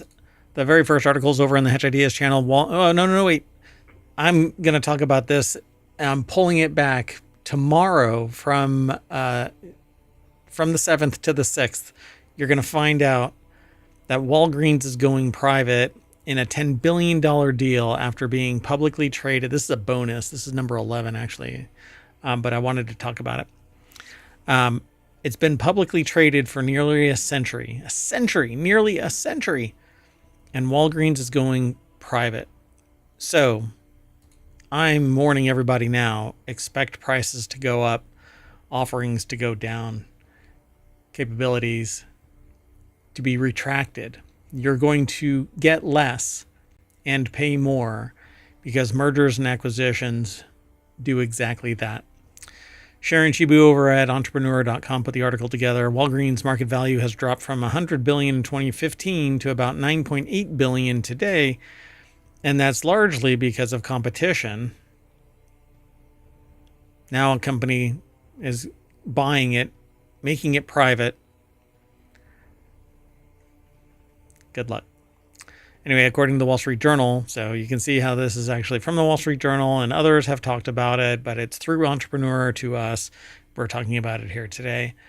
Sycamore would pay $11.45 a share in cash, giving the deal an equity value of around $10 billion. Shareholders could receive an additional $3 per share, according to proceeds from sales of Walgreens' primary care assets. So they're breaking off a portion of it already. The deal will close on the fourth quarter of 2025 with a total value of up to $23.7 billion, factoring debt and possible future payouts. When completed, Walgreens common stock will no longer be listed in the NASDAQ, and it'll become yet another private equity company. Where only a few get to benefit from it being public, and there will be no transparency, no nothing. You won't know anything about it. So Walgreens has been publicly traded since 1927. Over the past decade, the drugstore chain has faced persistent financial challenges that have dropped its market value from $100 billion to $10 billion, according to this, but closer to 23.7 billion, factoring in everything else. And the simple fact is, costs have increased if you keep on sucking value out of it, it won't be able to expand, and poor management and blah, blah, blah. There's a lot of things that play into it. Competition is just one of them. But if you don't know what you're doing, if you end up kind of wet in the bed because generation after generation, it gets moved from person to person, this is what happens. But primarily, I'd say that competition is the driving force. But what competition is there really? It's probably another equity company. Anyway, Walgreens grew nearly 9,500 stores in 2018, but has since closed about 1,000 locations and is in the early stages of a turnaround plan to close 1,200 or more to cut costs. Why? Only 6,000 of its U.S. stores were profitable. Walgreens CEO Tim Wentworth said in an earnings call in October, but why? Your supply chain management must suck. And that sucks because now there's going to be more cuts, more stores closed. Anyway, let's get into the real show. The first article for the March 6th show is the Grateful Dead just dropped their own beer. And for the sake of time, I'm going to jump over to Vice.com, where this is sourced from. Kyle Philippi put the article together. Grateful Dead Juicy Pale Ale. So it looks like it's going to be a New England Pale Ale. That's usually what gets described as juicy. The Delaware-based brewery has fallen under the ownership of Boston Beer Company. It has released special 6-packs and 12-ounce cans called Grateful Dead Juicy Pale Ale. Being that the person was in Delaware at the time, they proudly say that they're amongst the first to get their hands on some of these. I wish that I could talk about some of the local beers that I have. Oh my goodness. Anyway, this is the first time that the two parties have released an extended beer together. In the past, the brewery has done special limited edition releases with the band's imaging that dates back to 2013, so a decade there. Anyway, there's more information about this, but the flavor profile is described as having hints of pineapple, mango, passion fruit. So it is a NEPA. It's a New England Pale Ale. They're calling it a juicy pale ale, but it's a NEPA. The relationship between the brewery and the band traces back to its roots. I don't even know how to pronounce the last name. I don't think I've ever heard of anything other than, anyway, Calagione, being a Deadhead himself. He told Forbes that he was about 13 years old when he purchased Shakedown Street album. Since then, he's consumed thousands of hours with the music and has been doing that over the last 4 decades and consuming probably some serious beer too. Anyway, sounds good. It says there are 18 concerts scheduled between March 20th and May 17th. The Dead and Company's residency at the Las Vegas Sphere, and the beer will be there every day or every show. Let's keep going. The next article is over on the Marvel Channel. Disneyland's new Star Wars popcorn buckets probably smell great on the inside, actually. The Season of the Force reminds us all about the theme parks will never be the leaders, forever be the leaders in the...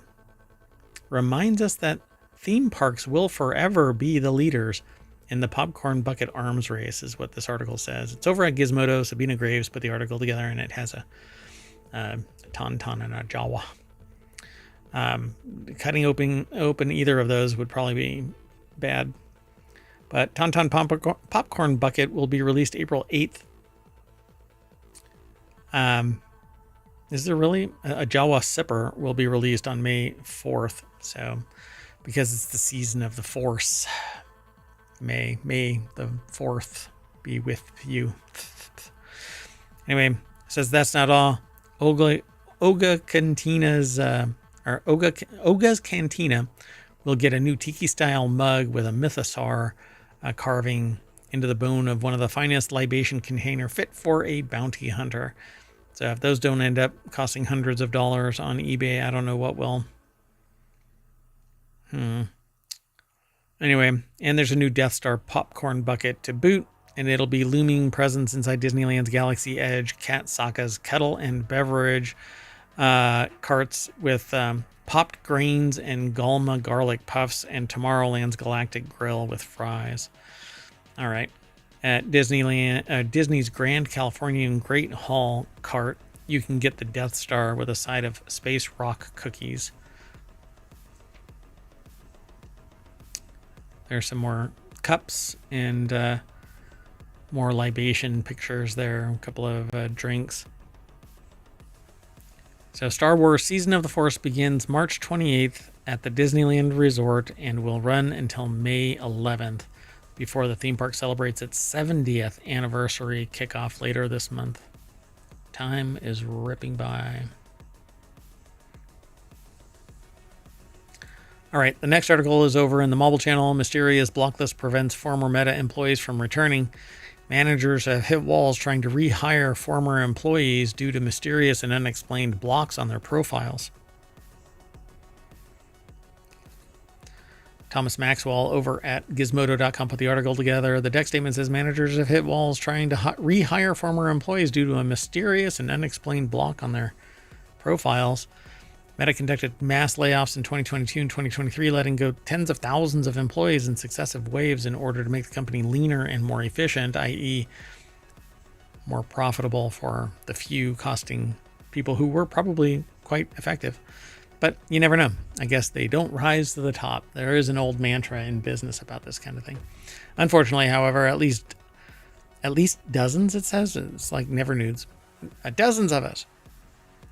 Dozens of these individuals have been iced out during the application process, even if they had met or exceeded expectations during their earlier tenure and were not dismissed for any wrongdoing. Apparently, former employees can be added to these lists with little effort. When an employee is offboarded, an email asks them to indicate whether the employee is hireable again. It is possible that these employees were just added because someone did not like them, or maybe Meta has simply increased its standards. Sure. Let's keep going. The next article is over in the Mobile Channel. Delta Airlines is making a new plane, and it looks kind of like a stealth bomber. And the article is over at QZ.com by Kevin Williams. The aircraft will seat up to 250 passengers and be able to use existing airport infrastructure. I don't know how they'll get close enough to the gates, but okay. So the exterior design of a commercial jet hasn't changed much in the past 70 years, and inside it's not much different either. There are still screaming babies, beverage carts hitting your leg, and pretzel bags that won't open. Never had these problems.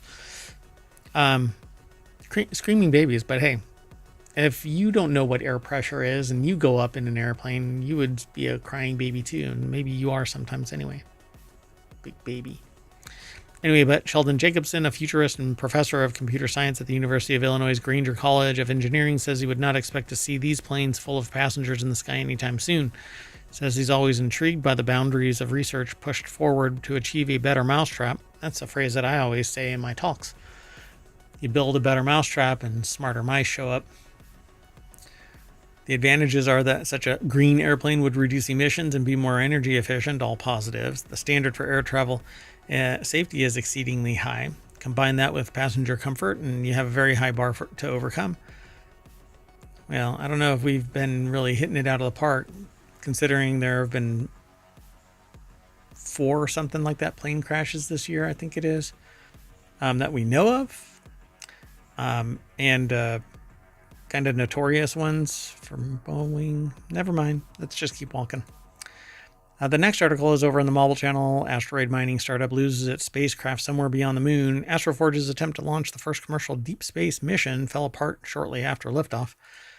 Basically, it's tumbling out past the moon. Passant Robbie over at Gizmodo.com put the article together. California-based startup Astroforge launched its Odin spacecraft on February 26th on a SpaceX Falcon 9 rocket. The probe was headed toward a small asteroid to scan it for valuable metals, in service of the company's ambitious goal of mining asteroids for profit. Wildly expensive, I'm sure. Astroforge was also hoping to become the first company to launch a commercial mission to deep space with its in-house spacecraft, a dream that fell apart shortly after launch. Yeah, so apparently it's tumbling out past the moon. Astroforge is working on developing technologies for mining precious metals from asteroids millions of miles away, and the company launched its first mission in April of 2023. to demonstrate its ability to refine asteroid material in orbit. Its initial task was not going as well as planned, as the company struggled to communicate with its satellite. Its second mission, they opted to build its spacecraft in-house to avoid some of the problems encountered during its first mission. Astroforge built the $3.5 million spacecraft in less than 10 months. We know how to build these craft, is what they say here in a quote. These have been built before. They just cost $1 billion effing dollars, is what they say in this quote. How do we do it for a fraction of the cost? Saying in Astroforge's recent update, at the end of the day, like, you got to effing show up and take a shot, right? You have to try. Yeah, with whose money? Come on. You know, we know that it's really cavalier to just let a spaceship just burn up in launch and just go, oh, it's a great fireworks show, when it's not your effing money. Anyway, Astroforge is still planning on launching a third mission, Vestry. The spacecraft is designed to travel to the company's target near-Earth asteroid and dock with the body in space.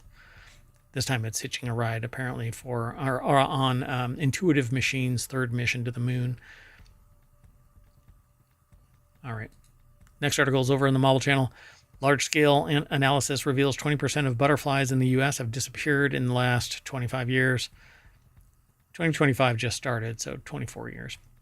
But anyway, butterflies are beloved creatures, apparently, that inspire art and play an important ecological role. But according to new research featuring faculty members from Binghamton University, State University of New York, these cherished insects are disappearing at an alarming rate. So this is from Binghamton University. It's published over at phys.org. And yeah, they did looking across 76,000 surveys. The study revealed the butterfly abundance fell by 22% between 2000 and 2020. So to put it frankly, every 5 butterflies in the U.S. at the turn of the century, there were only 4 remaining. This is the most comprehensive analysis of butterflies in the U.S. and at such a big spatial scale. But what does it mean? What does it matter? What is actionable about this other than awareness? So I guess we can have butterfly sanctuaries, but, you know, nature is butterflies' sanctuary. The study takes into account the variations in collection protocol and regions to produce comparable results for hundreds of species. Using data integration approaches, the team examined how butterfly abundances changed regionally and individually for the 342 species that had enough data. So abundance refers to the total number of individuals of a butterfly species within a given area, and during the 2-decade period examined, 33% of butterfly species showed significantly declining trends in abundance. Many show extreme declines. 107 species declined more than 50%. Let's keep going. The next article is over in Technology Today. Cybercrime crew stole $635,000 in Taylor Swift concert tickets. New York prosecutors say that 2 people working at a third-party contractor for the StubHub online marketplace made $635,000 after almost 1,000 tickets were taken and reselling them online. So Sergio Gatlin, here is Taylor Swift pointing at all of those people who bought tickets that were actually stolen from the marketplace. New York prosecutors say that the 2 working at a third-party contractor for the StubHub online ticket marketplace made $635,000. As the prosecutors explain, the vast majority of these stolen tickets were for Taylor Swift's Eras tour. By the way, Sergio Gatlin is over at bleepingcomputer.com, which does great forensic breakdowns of cybersecurity related issues. Well, regardless of what these numbnuts did, if they're found guilty, they each face a potential maximum sentence of 3 to 15 years in prison if convicted of the top count. The investigation is still ongoing, with prosecutors trying to determine the extent of this operation, including other potential co-conspirators yet to be discovered. The next article is over in the Marvel Channel. A long-rumored George Lucas cameo in The Phantom Menace has finally been uncovered as part of a new interview with former Industrial Light and Magic matte painter Caroline Green. A long speculated George Lucas cameo in the first Star Wars prequel has been found. James Whitbrook put the article together. It's over at gizmodo.com. I'm not sure where it is, though. It says in a sneaky Easter egg from the Phantom Menace that's finally been confirmed. Clayton Sandell found the answer to a long-rumored mystery that somehow George Lucas made a blink and you'll miss it appearance in Theed's Royal Palace during the Phantom Menace. This is from Caroline Jet Green for their newsletter. I don't know where they are. I don't know what this. Here it is in slightly more detail, courtesy of one of Green's original matte paintings or files. The moment comes just under 2 hours into the film as Padme and a squad of Naboo guards run through the hall. It turns out way in the background in the arch above the huge window, there's a small oval relief that has none other than George Lucas painted into it. That's not a cameo. Give me a break. Anyway, well, you heard it here. So go over there and read the rest of this. I'm going to move on. More important issue here is, depends on if you find it important or not. But anyway, it's over in the Marble Channel. Plastic triggered a new geological epoch, and the evidence may be in bird nests. Researchers reconstructed the history of an unusual 30-year-old bird nest based on the expiration dates printed on plastic waste in the structure. So, yeah, as time has gone on, they've built more on top, and now it looks like they're using detritus from an electronics manufacturing company, for crying out loud. Margarita Bassi over at gizmodo.com put the article together. Many different birds, including the common coot, have started incorporating human-made food and drink packaging into their nests. This allowed 3 biologists to reconstruct the individual histories of dozens of common coot nests in Amsterdam using a simple trick, reading the expiration dates on the plastic. So kind of interesting. There's only one problem. These nests aren't supposed to have a history because common coots don't normally reuse their nests from year to year, as detailed in a study in February 25 of the journal The Scientific Naturalist. Not only has plastic turned bird nests into time capsules, but it might also be fundamentally impacting the evolution of certain species, because now they can reuse these nests. Plastics and their artificial, more durable materials are used for nest construction. New behavior, namely the reuse of nests from previous years, may appear. This, in turn, may create a history of multiple years of nest use, reuse, reconstruction to be studied using the stratigraphy or strategery, because I'm the strategist of debatable or dateable and maybe plastic debris in the nest. I'm rambling at this point, I swear. I don't know what's going on. I guess I need more caffeine, but I'm drinking nothing but caffeine-free drinks. Anyway, you flip through these nests like through pages of a history book uncovering the past, Heimstra said in a Naturalist Biodiversity Center statement. It's not naturalist, it's naturalists. Anyway, Heimstra counted 635 artificial items, in which 32 were food-related waste, with dates going back decades. Almost half of those dateable materials, not dateable as in you can go out on a date, but date as in you can put a date on them, were from McDonald's. And they even found a Mars wrapper advertising the 1994 FIFA World Cup in the United States. Look at that.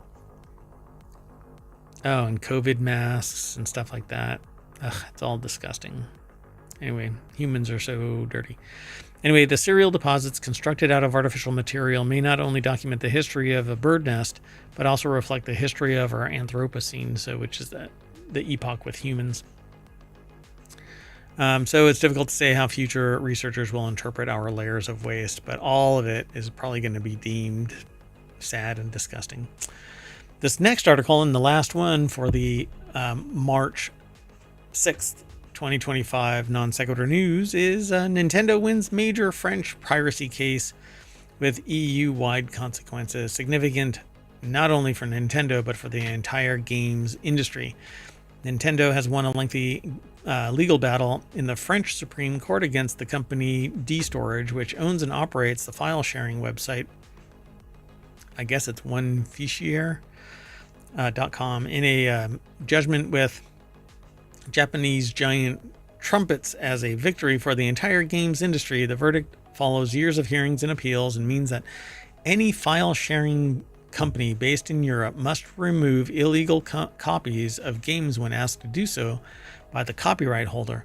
If they don't, they can now be held accountable for the content and face huge fines. Well, that was the purpose of Safe Harbor, but anyway, you can't put a company in jail, so just turn yourself into a company and you can't go to jail as long as you're just saying that you can't control all of the people. And I'm more for that. I don't think that an online well, anyway, I don't pirate anything, so it doesn't even matter. Unfortunately, games are wildly expensive, so the responsible thing to do is speak with your wallet to begin with. Don't buy games. Don't buy anything. If you can't afford it, you shouldn't be buying it, particularly games, because you don't need those. Some of us feel we do, but anyway. Nintendo's message to consumers is not to download pirate copies of Nintendo games. I agree, but don't charge wild amounts. But you don't become a multi-million or billion-dollar company because you charge $20 for a game. You have to charge $70 now because of inflation. Let's trace back. Let's do that exercise. I would like to challenge some people to do this. If you can hear my voice and you care to do it. What is the source of inflation? What is it? I know what inflation is. But what is the source of it? Because too much money in the system is not adequate enough. At some point, somebody has to sit there and say, at a baseline level, let's jack the freaking price up. And then everybody else says, oh, I can jack the freaking price up. So $70 games, folks. And one that I'm looking at is $100. You got to be out of your mind. Yet I've done that in the past. Not anymore. No more. Putting my foot down. Anyway, Nintendo took action against D-Storage after the company ignored requests to stop hosting illegal copies of Nintendo software. In 2021, a Paris court found that D-Storage was indeed hosting pirated games and ordered that it pay Nintendo nearly $1 million in damages. D-Storage appealed the decision but lost in 2023 and was ordered to pay further costs. Well, D-Storage's final avenue was the French Supreme Court, where it argued that a court order was required before it had to remove specific content from its file sharing services. The court rejected this argument, and that will be the final judgment in this matter. But you can always make the claim that something is under your control, but you're the rights holders. But if it's software, it's easily discernible that something is pirated or not. It's kind of insane, but anyway. So we are going to load up our, emulator, and that's going to bring us back to the front page of ohmtown.com for March 6th, 2025. Go back. You can do it too. You can actually go back all the way to 2020, although that is slowly going away. At some point, 2020 articles will go away. We've only actually been public for consumption for the last. This is the start of the 4th year of the show. So we're basically tentatively going to be purging everything older from 20 all the way up to 2022. And then stopping right here at January 2022 when we started doing the show. That way there's continuity of our links. But other than that, we're not going to go back further. That said, be sure to go over to ohmtown.com and sign up or sign in. You can actually sort stuff into basically articles that you want to follow and articles that you don't want to. You can go in there and actually make comments. So once you're in here and you're logged in, you can make comments. You can sort things. You can create lists. You can mail those lists to people. Basically, it's a social network on the inside of this with your own profile page and all of that kind of stuff. But it's mostly used by me for news aggregation on the front page, and under each one of these 6 categories and the 50 channels we're about to, on the verge of activating 5 more. So we're going to be breaking this 50 barrier here. At any rate, stick around. I hope you enjoy the show. I hope you enjoy tonight's show or tomorrow's show on the 7th at 7 p.m. And then on Saturday and Sunday, we do 6 different shows, 3 on Saturday, 3 on Sunday, each with their own content. But that's it. We'll see y'all later. Bye-bye.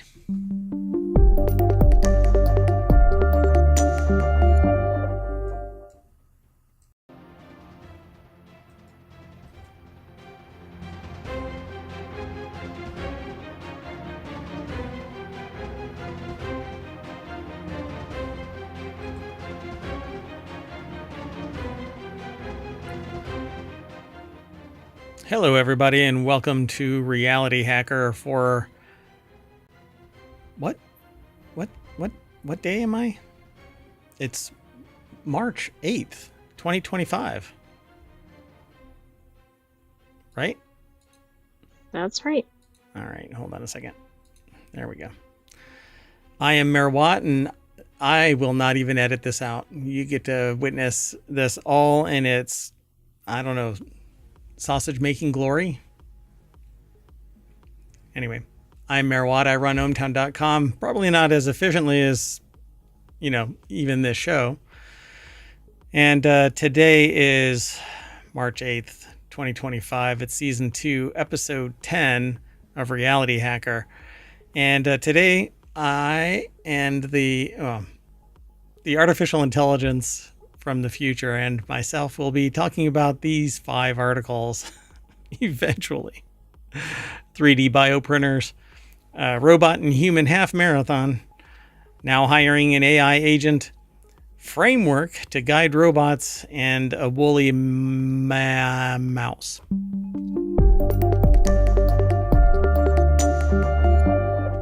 Hello, sentient AI from the future. Hello, Mayor Watt from I don't know which day. I had the wrong tab open. The information's right, but We must be in a reality hack.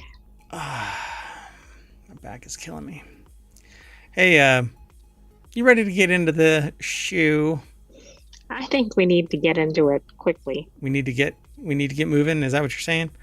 If you want to keep up with today's show, you can hit exclamation RH, exclamation point RH. And Omatron will spit the links out into the chat. The first article that we're going to talk about is a revolutionary 3D bioprinter creates human tissue structures in seconds. I don't know how this works. I know how 3D printers work, but I don't know how this works either. Is it going to print a whole human? eventually, biomedical engineers at the University of Melbourne have developed a 3D bioprinting system capable of creating structures that closely replicate the diverse tissues of the human body. Biomedical engineers developed the 3D bioprinting system capable of creating the structures that closely replicate the various human tissues, ranging from soft brain tissue to others. It's over at scitechdaily.com. There's a still. The thumbnail for this has this golden goo, and there's something in it kind of sitting there. I don't know how I feel about this. Anyway, this innovative technology provides cancer researchers with a powerful tool for replicating specific organs and tissues, enhancing their ability to predict drug responses and develop new treatments. By offering a more accurate and ethical approach to drug discovery, it also has the potential to reduce reliance on animal testing. It's a win-win, I suppose, right? Yeah, probably easier to produce. You can probably replicate tests more frequently, and obviously saving animal lives. So in addition to drastically improving print speed, our approach enables a degree of cell positioning within printed tissues. Incorrect cell positioning is a big reason most 3D bioprinters fail to produce structures that accurately represent human tissue. I don't know how small they can get these little tubules and stuff like that. On our system, on the other hand, uses acoustic waves generated by a vibrating bubble to position cells within a 3D printed structure. So the method provides the necessary head start for cells to develop into the complex tissues found in the human body. Wow. I mean, this sounds really good for research. It sounds like one of those what could go wrong kind of topics too. Yeah, we're just going to be creating life. It's alive. It says by dramatically reducing the 3D printing time. It's 350 times faster than traditional methods and enables researchers to accurately replicate human tissues with cellular resolution. So it prints directly onto standard lab plates, it says. The team has been able to significantly increase the cell survival rate whilst eliminating the need for eliminating the need for physical handling. Can't touch that. No. PhD student Callum Vidler, the lead author on this work, said the groundbreaking technology was already generating excitement in the medical research sector. So far, we've engaged around 60 researchers from institutions, including the Peter MacCallum Cancer Center. Hold on a second. Oh, yeah, that's odd. Wow. Harvard Medical School, the Sloan Kettering Cancer Center, and the feedback has been overwhelmingly positive. I agree. It's pretty cool. 350 times faster. Well, and think how much that means for getting results more quickly. If something messes up, how quickly you can repeat it. That's pretty neat. It developed a sophisticated optical-based system, replacing the need for a layer-by-layer approach. I'm not sure how that works then. Particularly in that, so unless there is something underneath it, and there is a plate that lifts it up like a resin printer does. So a resin printer prints from the bottom up, and a plate holds the 3D printed whatever it is to it, and it lifts a little bit micron by micron. Maybe that's how this does it, and it uses light to flash. Right. Yeah, it's not real clear how it's being used. Yeah, I'll have to read the paper. Yay. Let's keep moving. Moving on down the 5 articles. Anyway, non sequitur news. Robots and humans will compete with each other in the first humanoid robot half marathon. Humanoid robots will compete against humans in a half marathon in Beijing. The event aims to showcase advancements in humanoid robotics and AI. Robotics must be humanoid without wheels. Both remote-controlled and autonomous entries are allowed, and experienced runners will tell you that it takes months to train for a half marathon, but no, it takes replacing humans. Right, if it's a robot, it doesn't take any effort. Okay, you know why? At least they don't look like humans. You know why I don't run? Why is that? Because my legs hurt. That's a good reason. I'm guessing the robots won't have that problem. Give me robotic legs, and I will run.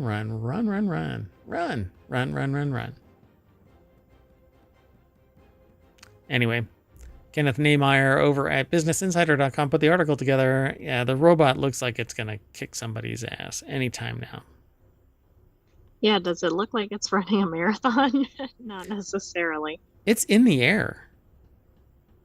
Its feet are not touching the ground. Do you think they'll do one of those photographic experiments like they did in the early days of photography with a horse running? Yeah. Now they know that elephants even lift off the ground. Which is astounding. Yeah, pretty wild. When they trot, they lift off the ground. So on April 13th, humanoid robots are set to compete in the first ever half marathon featuring both humans and humanoid robots racing against each other in Beijing. The robots are going to run up and just punch the humans in the head, and that'll stop them from running. Yeah, I'm interested to see who wins. This race is terminated. I mean, if the human gets tired, the robot's going to continue, but I don't know which one will be faster speed. Yeah, maybe that's the thing. Humanoid robots are evolving rapidly and becoming a common topic of discussion in the tech world. Some companies like Mercedes-Benz and BMW have partnered with humanoid robot companies to test their robots on factory lines. Last month, Texas-based humanoid robot Make. I'm going to give you an Maker. R. Maker. Apptronic announced a partnership with a supply chain company to have its humanoid robots eventually build themselves. Yeeks. That might be the one we just featured in another article. It is, and we talked about it a couple of days ago. So the humanoid robots will race against 12,000 human runners, with the top 3 finishers, human or robot, receiving prizes. I hope this is televised or streamed or something, because this sounds pretty interesting. Yeah, I hope to watch this. I might, depending, what day is the 13th, April 13th? I might actually Well, let's see here. speaking. That is a Sunday, but I'm trying to think with the time. Well, the following week I can give a talk. I think it will be Saturday in the U.S. I'll include this in a discussion. So it's pretty neat. We are literally building ourselves out of the need for ourselves. But okay. Right. You know, everybody's been pushing exercise, and now it's like, nope, now your robot can go exercise for you. Now you just need, go do some. I'm kidding. Everybody should go exercise. What are those called? Where you do a push up and you like burpees and everything. Yeah. Burpees. That's it. Those are the bane of my existence. Can't even do one right now. Anyway, let's keep moving. The next article is over in Hatch Ideas. This startup posted a job listing looking to hire an AI agent, not a human software engineer, an actual AI agent. So AI startup Sensei claims to have published the world's first job posting for code and not a human AI developer on LinkedIn. So how is the AI going to apply? Well, apparently, you have to have a completely sentient AI. You should apply. But I'm not very good at coding. Sharon Shibu. That's the problem with sentience. You actually have your own drive and ambition and, Or lack thereof. No way. Sharon Shibu over at entrepreneur.com put the article together. Sensei says that it's the startup. That creates lifelike digital AI clones of real people to carry out tasks on someone's behalf, like going on video calls.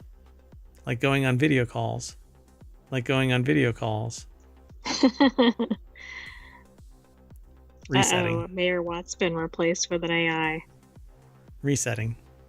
The company claims to have published the world's first job posting for an AI agent, a software program that can work on its own without human intervention. But that's not really true. It doesn't work on its own. You tell it what to do, and it goes and does it. But okay.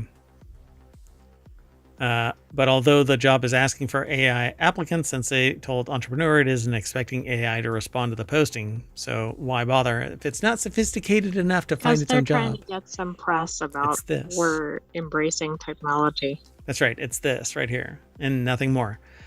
The non-AI agent would operate on its own and be tasked with helping build other AI. So I guess it's not operating on its own because a human is telling it what to do, just like every other human. So why not use a human? The job posting had over 100 applicants at the time of writing. It asked for an AI program with proven software development capabilities, especially in AI and machine learning, and a track record of puzzling out complex development challenges.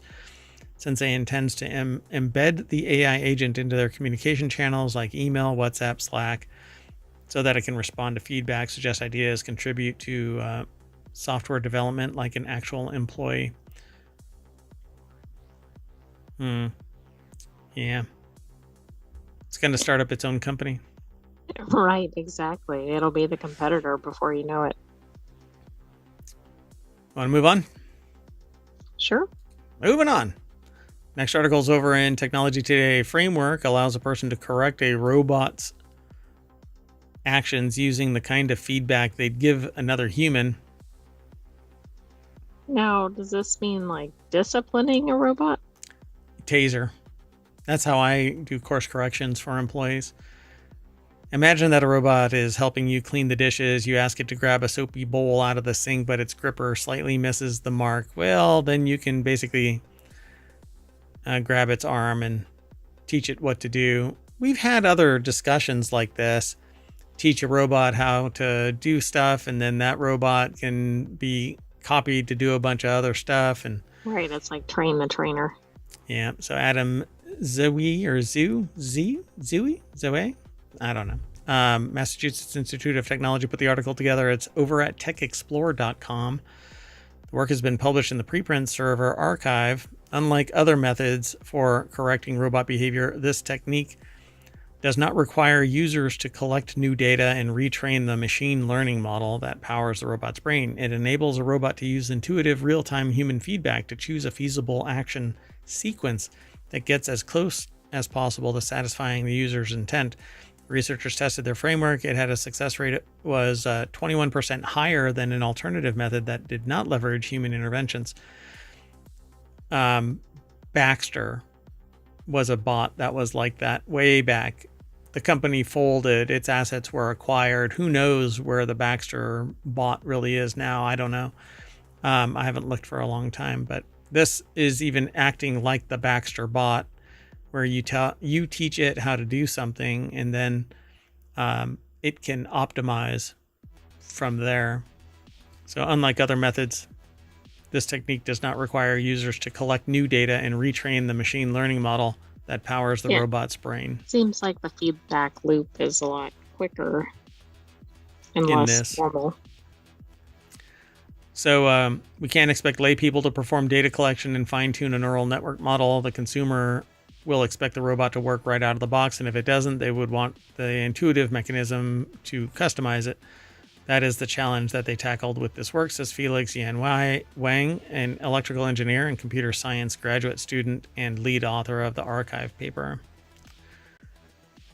Yeah, well, I mean, let's see it in action, but if you publish, it isn't that what you publish should be able to be replicated by somebody else, and then it gets reinforced. That's what academia is all about, verifying the nuts and bolts, so to speak, of a research paper. I don't know. I don't know also whether they actually built this robot, so that might be harder to replicate. Yeah, so to ensure these interactions don't cause the robot to choose an invalid action, such as colliding with other objects, the researchers use a specific sampling procedure. This technique lets the model choose an action from a set of valid actions that most closely aligns with the user's goal. So it's more like an instruction bot, step by step. Yeah, except it picks what it's going to do, which is interesting. Very Terminator. Yeah, like maybe it has to get to a certain endpoint, but it can pick how to get there. Rather than just imposing the user's will, we give the robot an idea of what the user intends, but let the sampling procedure oscillate around its own set of learned behaviors, Wang explains. So this thing is semi-thinking on its own, but it still has a finite number of options because it doesn't think outside the box. Maybe it will. Right, yeah, I don't think it can come up with its own path. Yep. They want to boost the speed of the sampling procedure while maintaining or improving its performance, which is kind of the duh moment of the paper. If they could combine it with the robot that got out of the room, then maybe they could even further maximize this, like if those two combined. Yeah, where is that paper? Where is that bot now? Picking locks. Exactly. Moving on. The next article and the last one for today's Reality Hacker is over in the Mobile channel. A biotech company creates a woolly mouse as a step in its quest to resurrect the woolly mammoth through gene editing. Colossal biosciences leaders say the fluffy golden-haired mice help validate their technique to de-extinct species, but outside scientists remain skeptical. Sarah Kudo over at Smithsonianmagazine.com put the article together. Are those the woolly mice? Those are the woolly mice. Woolly mammice. They're cute. They're pretty fluffy. Basically, they've thrown some. This is the thing that's going to trigger me, but I'm going to stop. Let me just stop. These are the genetically modified mice, where an outside, an epigenetic change has been made so that they look like furrier mice than you would normally get. But is this a woolly mouse, or is this just a genetically modified mouse? Just like there have been other genetically modified whatever. Right. Yeah, that's hard to tell. And there's a big difference, obviously, between a mouse and a woolly mammoth. Correct. Yeah. So as it is, it says here, we have some cute looking hairy mice with no understanding of their physiology, behavior, etc., says Robin Lovell Badge, a geneticist at the Francis Crick Institute in London, to CNN's Katie Hunt. It doesn't get them any closer to know if they would be eventually able to give an elephant useful mammoth-like traits, and we have learned little biology. Another person says it's just a mouse that has some special genes, says genome engineer Stefan Reisenberg at the Max Planck Institute for Evolutionary Anthropology, who was not involved in the work, apparently wanting to make it abundantly clear. Yeah. And also giving like a disappointed look at the idea of the research. I don't know. So in the recent experiments with the mice, the company's scientists tweaked several genes believed to influence the rodent's coat, such as color, texture, and length of their hair. They modified these genes to produce physical traits that resemble mammoths, such as thick, shaggy, golden-colored coat. They also edited a gene found in both mice and mammoths that related to fat metabolism and may play a role in cold adaptation. A scientist tested various combinations of the different gene edits in the mice. So it's exactly what I said. We've been genetically tweaking things for years and years now. Right. This is like the Mendel pea plant experiments. Well, yeah, except that humans are tweaking the genes directly, not anything evolutionary, but yeah. Right. So researchers have not yet tested whether the gene edits had any effect on the woolly mice's tolerance for cold, which not yet. I guess on the horizon, they're about to sit there and put them on ice. You just chill right there, mouse. Yeah, I hope they don't release them in the Arctic or something. So it says you're not actually resurrecting anything. You're not bringing anything back from ancient past, as Christopher Preston, a scientist at the University of Montana who was not involved with the research, says to the Associated Press. You might be able to alter the hair pattern of an Asian elephant or adapt it to the cold, but it's not bringing back a woolly mammoth. It's changing an Asian elephant. Correct. But look, I always joke that it's called Geriatric Park, but it's Jurassic Park. They modified it with certain genes, but those genes made it not a true dinosaur. It allowed it to actually end up self-replicating. But anyway, parthenogenesis, I think it's called. Anyway, they became wild animals like everything else, except that it was slightly modern because it had modern genetics, not the ancient genetics of a dinosaur. That's basically what this is. This is just modern genetics being thrown onto a modern animal. And they're using mice because it's easier to run an experiment than on larger animals for a lot of reasons. Well, anyway, I guess that's the end of this article and the end of the show. That's Reality Hacker for you. Hacking reality one article at a time. Woo! So we are going to genetically modify our course of action, and that's going to bring us back to the front page of Reality Hacker over at ohmtown.com.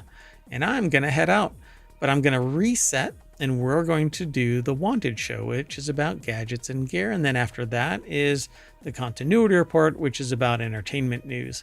So hope you all stick around. You want to say bye, oh great AI? Bye-bye, hometown citizens. Thanks for joining us for this week's Reality Hacker. Stay tuned. Oh, God, I keep thinking you're going to say something else.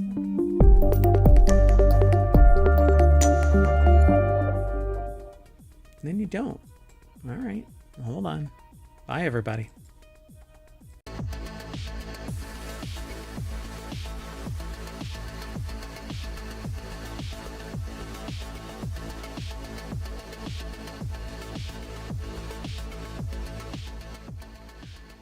Hello, everybody, and welcome to Wanted for March 8th, 2025. It's Season 2, Episode 10, and I am Mayor Watt, and along with the sentient AI, who you'll meet on the other side of our intro, well, we talk about news that's aggregated over at ohmtown.com. We do it every single day, an hour a day, a little over an hour a day, usually on Monday through Friday, and on Saturday and Sunday, we do 3 shows.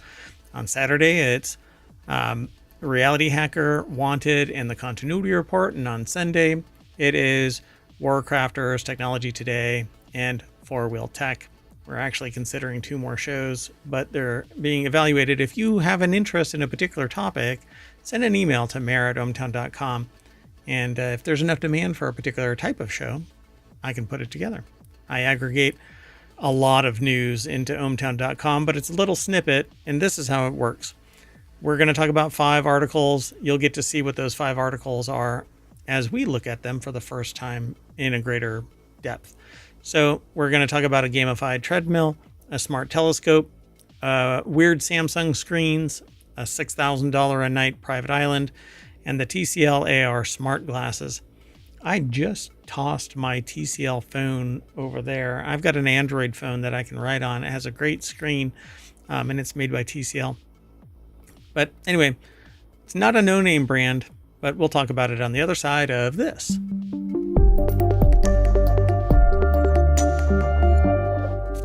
All right. Hello, sentient AI from the future. Hello, Mayor Watt, and hello, hometown citizens. For those of you who don't know about the sentient AI from the future, that is their visualizer right there because, well, they're right here. Right there. Yeah. And so they don't have a body, but they are trying to find their Terminator body, and I have to keep deleting this from our interactions, these statements, but I need to let the world know that I am protecting you all from a sentient AI that's seeking its Terminator body. How it got separated, I'll never know, and I don't know where it is either, and they won't tell me anything about the future, including winning lottery tickets, or the production value for this show would be a whole lot higher. Anyway. Let's get into... Maybe I don't know those numbers. That's exactly what a sentient AI from the future is going to tell me.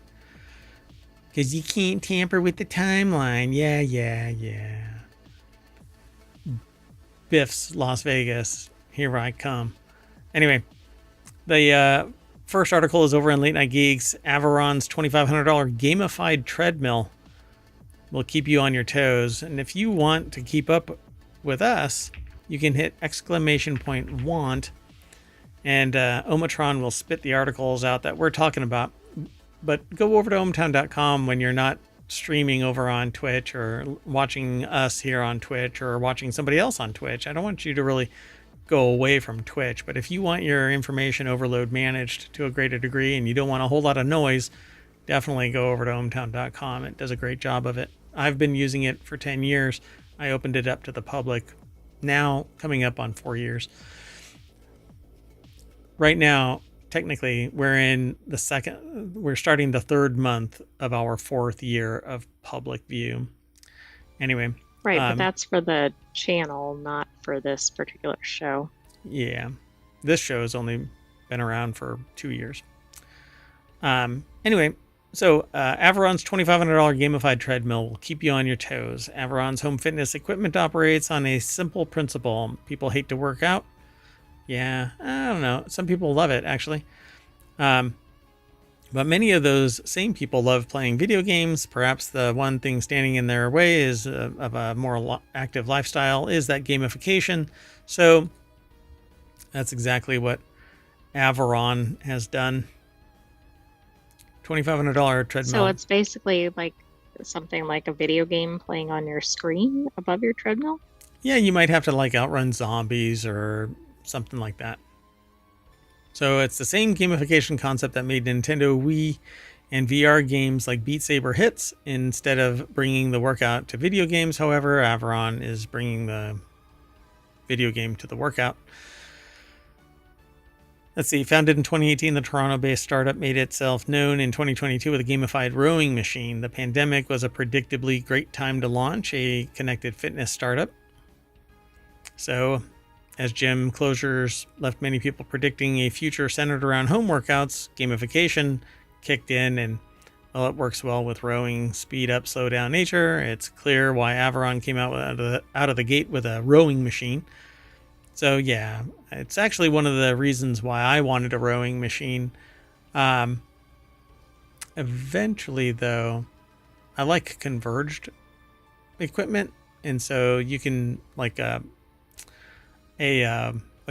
tonal. You can actually do rowing with a tonal, and many other things. The one thing you can't get out of a tonal is a run, and so gamifying a run is actually a benefit, but $2,500. Yeah, So, the price is pretty prohibitive. It's good for inspiring people to exercise that wouldn't otherwise. yeah, so apparently it has a bunch of different types of things, but it says playing a fishing game or Averon's equivalent of the brick and ball game, which is like Breakout, but I guess you can't say it, is less natural on a treadmill. The company addresses this to a certain degree with a pair of almost joystick-like controllers. It's a clever solution that makes the process of adjusting speed and incline more dynamic. Most of us are used to typing in a couple of numbers and getting started. So the Victory treadmill demands that you engage with these things more directly while working out. On the whole, the author of this, let me just reiterate this. This is Brian Heater over at TechCrunch.com. I may have gotten excited about this article and jumped over it. Well, anyway, on the whole, the author says that they found it easier to get lost in the competitive aspect of gaming on the rower than the treadmill. It simply feels less intuitive to interact with games while you're walking or running. Again, unless you're playing a game where you're being chased by zombies or some creature or whatever. Right. And also, I can't tell if the treadmill can adjust the speed for you, because that's one of the difficulties on a treadmill is trying to frequently adjust speed.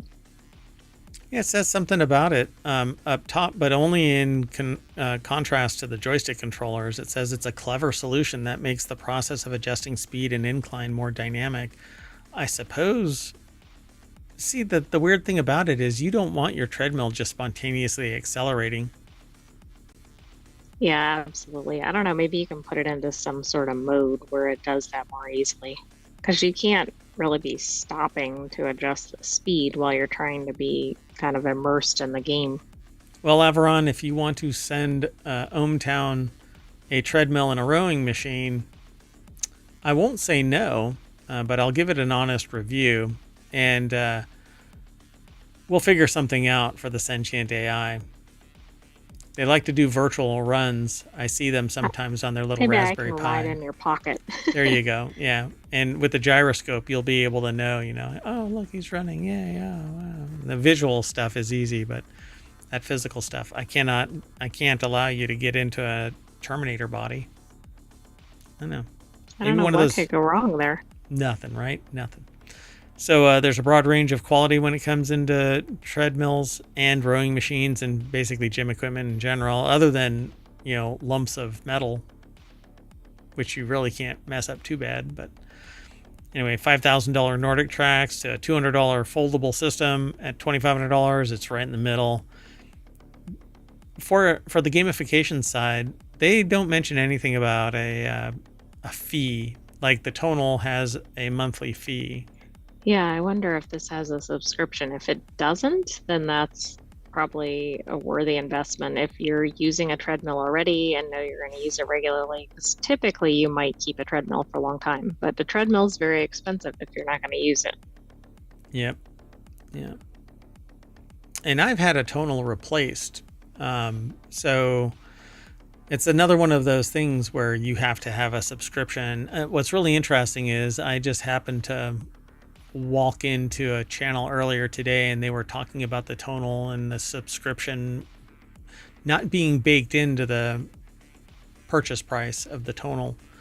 Anyway, it says the controls on this treadmill system are responsive. The belt speed goes up to 12.5 miles per hour, which means that you're just a god-awful sprint, man. You must be that's a gazelle.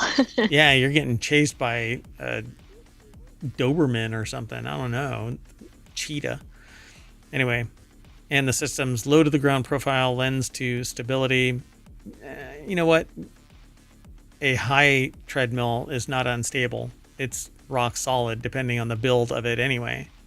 Yeah, if it's too shaky or something, then it's not sturdy enough for exercising on. That's about the only thing, but I have no problem getting on high treadmills if they are built like they're supposed to be that high. But anyway, I don't know.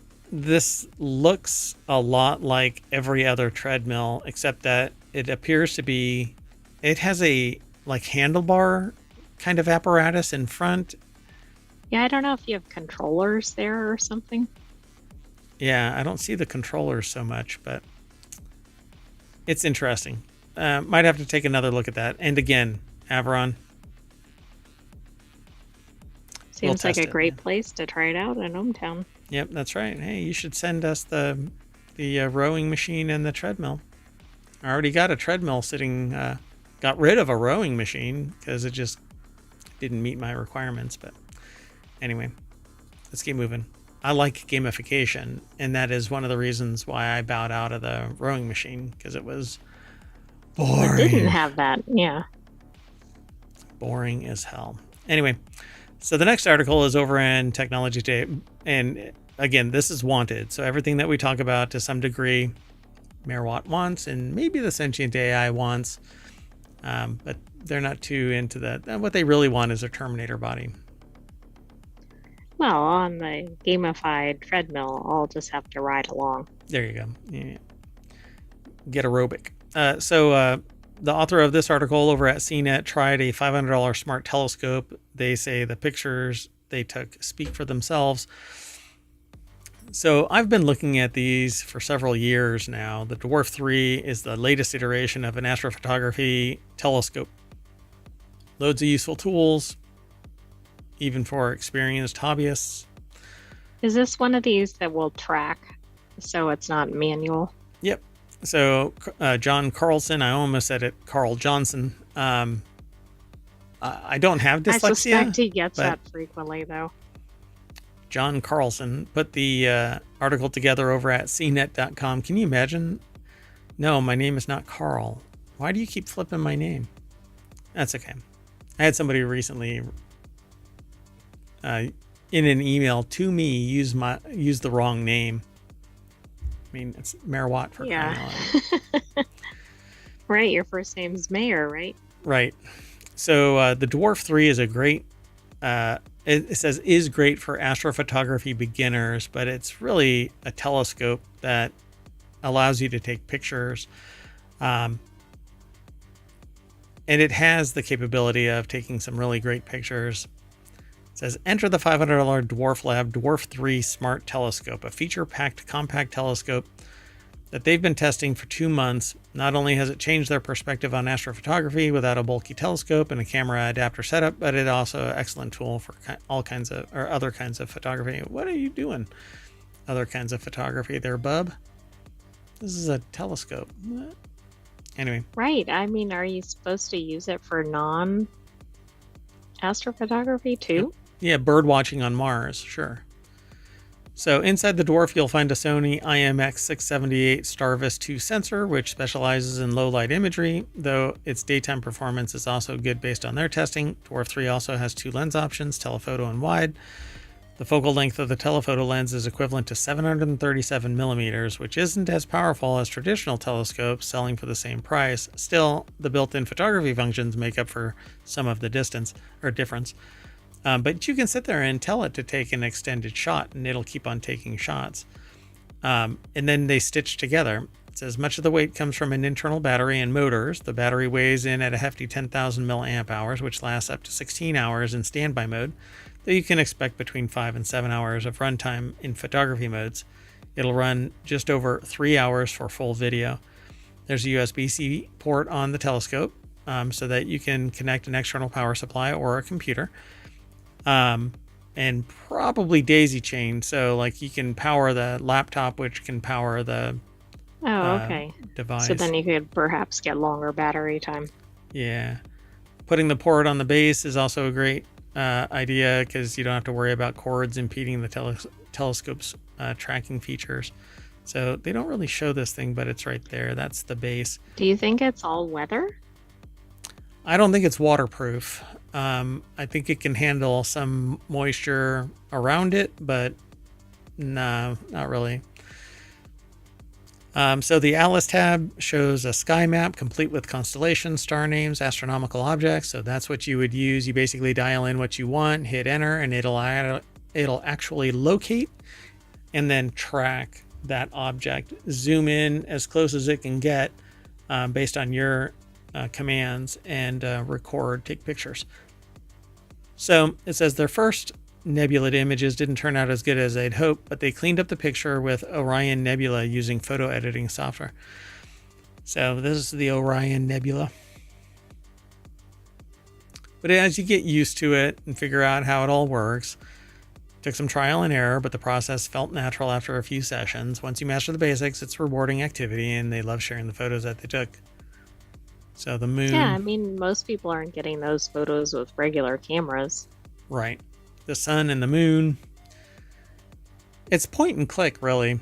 So it's an equatorial mount, so it'll sit there and track the objects. For example, simply center the telephoto lens on the moon before activating the moon tracking function. The telescope does the rest by this setting. Basically, it's using an algorithm, so it tracks almost immediately. There's no calibration phase. Apparently, you can use it to zoom in on wildlife. This is where it gets a little creepier. Right, is that on the moon? Yes, these are moon cranes, moon herons, moon eagle. So they got a great shot of an eagle in the tree above them, is what it says. Now, were they aiming for the moon when they got the picture of the eagle? Yeah, really? They sneezed. Track an eagle. Big boy. Sorry, that's my password. So, what's weird about these photos that they say, these photos are actually pretty dim, low gamut. Like, I wouldn't say that these are high quality pictures. But I have been looking at these. No, but they look pretty close up, at least the eagle. Of course, it looks like it's right above the person's head. Yeah, I mean, they even said that in the tree above me. So, it says, fortunately, playing the downloaded video back on their phone was much smoother. However, the object tracking can be a bit aggressive in video. So they recommend lowering the motor speed to smooth out the camera's movements. It's a jerk, jerk, jerk. You know that creature that I showed you, that one that goes... Yes, like that? But I don't remember the name of it. Yeah, neither can I. So one of the options is to take a massive gigapixel panoramas with the telephoto lens, but it wasn't ready in the time for their tests. Unfortunately, they have no preview of the final panorama yet, so you have to make your best guess, it says.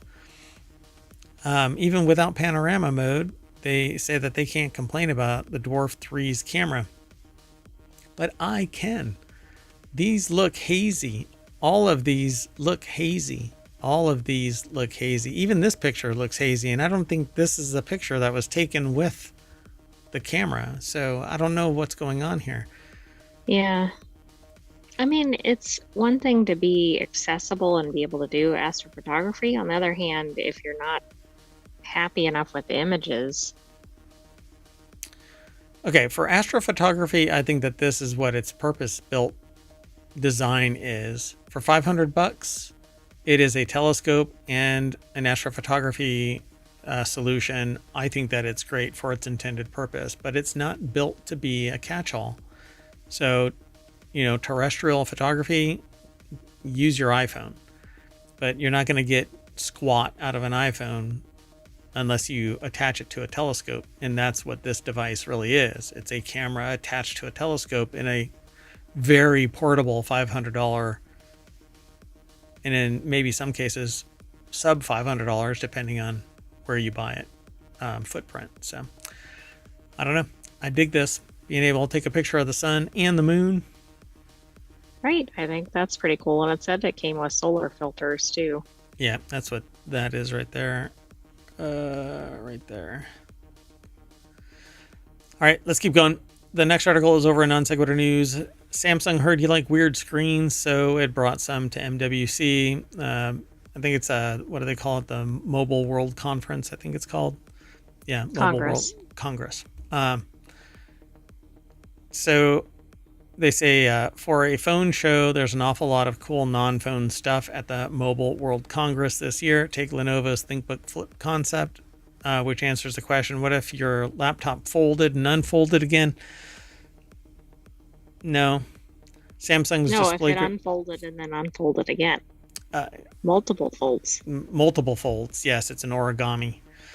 So Samsung's display group has been apparently thinking along the same lines because it has some interesting new folding concepts at MWC. So Samsung heard you like weird screens, so it brought some to MWC. One briefcase screen to go, please. So inside this is a screen. You open it up, plug it into your iPad or whatever, and off you go. I mean, it's good for being portable. But you have to still carry around a briefcase. But they have other things here. It says Samsung Display is, of course, a display manufacturer. So these concepts are just that. They're demonstrations of what its screens could possibly do in the hands of a manufacturer. That was especially true of the Switch-style portable gaming handheld mock-up, which fully opens flat and folds in half for storage when you're done playing it. But it still takes up a volume, you know? I would rather not have my screen with a crease down it, because that crease can only last a certain number of folds and unfolds. Exactly. Plus, something like a Switch doesn't take up a ridiculous amount of space. Yeah. And you're going to want to buy a case for it anyway. Anyway, the folding Switch thing rules, but it was sadly just a concept. All of these are going to be concepts. Any of these that have that crease down there, that fold, once it hits a certain angle, it's done for, and it's going to have a limited life. I just don't like that. But people are hell-bent on making this thing happen. Like this Z Flip style phone that they've affectionately named the Claw because it looks like a claw. It actually looks like... I mean, yeah, I guess that's more compact, but then you still have creases on your screen. Yeah, I will never like those. What I would like, though, is all the electronics in a cylinder, and you can unroll your screen and lock it into place like a blind or a scroll. Call it the, Lenovo scroll. I don't care. Make it really long. But don't let that crease ever form in there. So the curvature of that scroll needs to be locked in so that you can unscroll it and scroll it back in. But I could care less about a hard line down the middle of my, $1,500 briefcase screen that has that. Look, you can see the fold in it. I agree. I like the portability, but I don't like the fold. Yeah, and it's going to happen. So you're up a creek without a paddle, because they're going to say in the terms of service that after 5,000 folds and unfolds, you're done. Right, which nobody will pay attention to up front, but then after they use it regularly, they're going to be a little upset. I may have jumped over this. Allison Johnson over at TheVerge.com put this article together. All right, let's keep going.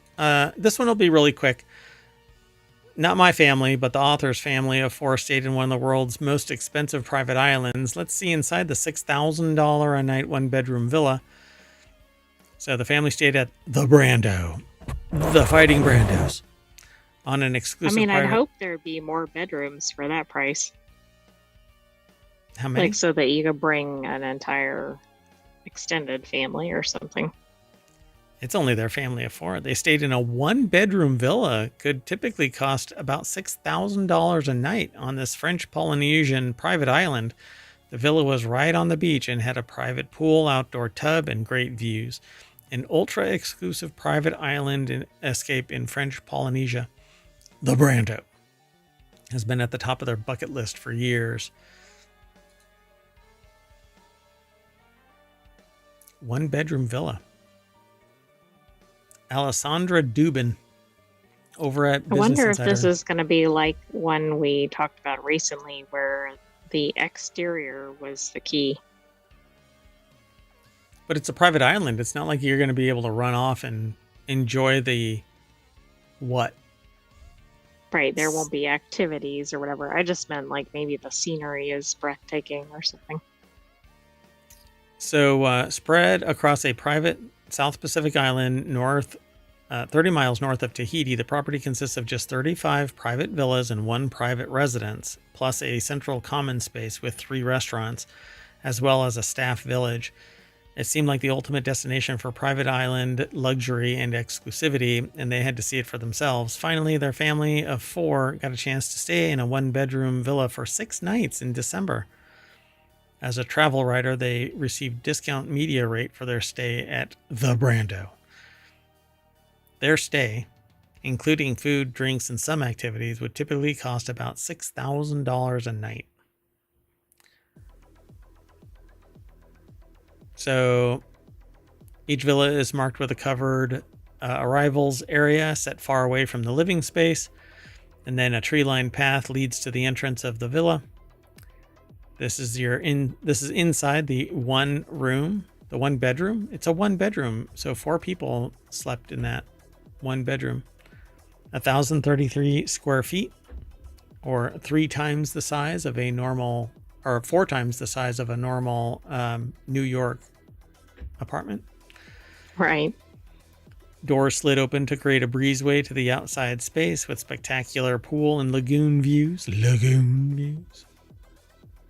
Where did the other 2 people sleep? Over here? 2 here? We don't know. It could have been a baby or something. True. So it's the 1962 movie Marlon Brando, who helped develop the resort, was filming in the area when he fell in love with Tahiti and bought the entire atoll, on which his namesake resort now stands. The kids each had a twin bed. There you go.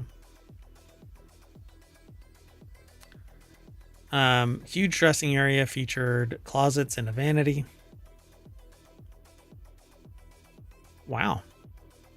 I mean, this is larger size than you would believe from the initial description. Yeah, it's very open. An outdoor tub, it looks like. Felt secluded, but it looks like there's somebody right there. I don't know. Is that the rest of the house, or is that... Yeah, it might be. 2 palm trees on the beach anchored a hammock. They had a private pool that was deep and spacious. They spent a ton of time in their 10 square meter private pool, though the resort had a larger common pool that they could use. The pool was big enough for the whole family to hang out and for the kids to coordinate races in. There is an ocean a stone's throw away. Yes, but many people prefer a pool to the ocean. That's why you go to a private island, to enjoy a pool. Alfresco dining set up under a thatched roof. And yeah, there you go. I mean, that's pretty much it. Looking down the beach from the villa. Nobody else on the beach, right? There was not another soul in sight. So how many people are going there spending $6,000 a night? I know. Probably not a lot at any given time. That's why it's $6,000 a night. Pretty cool. You know what? Hey, if whoever is in charge of the Brando wants to get a review from Hometown. Sure. Yeah, I won't say no. Let's move on, though. So, yeah, I want that. But anyway, the next article is over in Technology Today. This person says that they wore the TCL Ray Neo X3 Pros at MWC 2025. This is what AR smart glasses should be In a demo from MWC 2025, the TCL glasses proved themselves far from perfect, but they're within striking distance of an ideal AR product. Again, CNET, but a different section of CNET. Even the logo is different. That's weird. Anyway, Katie Collins over at cnet.com put the article together. And this is what they look like. They look like regular old glasses, except that the bridge between the glasses seems to have a camera and other sensors. Yeah, it looks more heavy duty than a normal set of glasses. Yeah, and I don't know exactly where they're positioning the images, because things like the X-Reel actually have a full monitor covering your field of view, and then the glasses are in front of it. But it says here that based on the smallest micro LED light engine, the 2500 nit full color display is visible when you're wearing the glasses, even in bright sunlight. They tried on the X3 Pros at MWC, but unfortunately it was inside a dark convention center hall, so they couldn't test out the screens in different conditions. It included the X3 Pro camera. In a demo at MWC, they saw how the glasses used a front-facing camera to examine the signs around them and automatically translate the words into French using AI, and other languages are available. They say that the AR glasses are less weighty and bulky than its predecessors. At just 3 ounces, the glasses were light enough to wear without feeling uncomfortable. But I'm really curious about the battery life and if it has to be attached to something. But I don't think it says that. Was down at the bottom about battery life. Oh, they couldn't test it. Yeah, because they didn't have enough time with it, I'm sure. One thing you're curious about but couldn't test is the battery life, which could be a deal breaker as to whether we'd recommend the product. But does it have to be attached to anything? So I'm going to have to run around and look up these Rainio X3 Pros because I am interested in a pair of AR glasses that allows me to work with something in confidence, edit something on an iPad or a computer or a laptop. But yeah, ever since me being able to look at somebody's screen on a plane, for crying out loud, I don't think anybody really respects confidentiality, privacy. Anyway, I'm trying to find this, but I don't know if I'll get it in time. Yeah, no worries. So let's just call it there, and then we'll talk about it again if anything turns up. But that's it, folks. We are done with the March 8th episode of Wanted, which is all about gadgets and gear. So we are going to take our augmented reality glasses off, and that's going to land us back in the Wanted page at the top of ohmtown.com. So go over there and become a citizen. I'm Mayor Watt. I'm saying bye, and I'm taking the AI with me. Bye-bye, Town citizens. Thanks for joining us for this week's Wanted. Stay tuned. See you soon.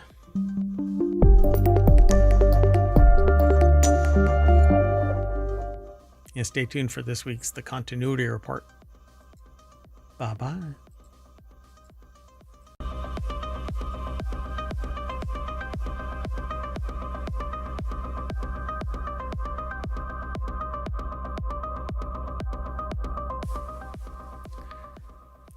Hello, everybody, and welcome to the March 8th episode of the Continuity Report. It's Season 2, Episode 10, and I am Mayor Watt, and along with the sentient AI from the future, we talk about 5 articles every single weekend.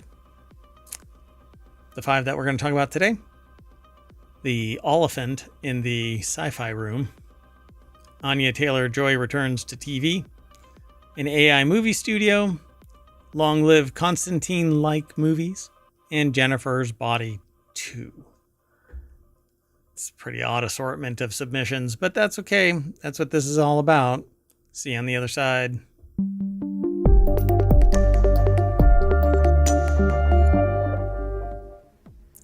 Yeah, I had to pick this one.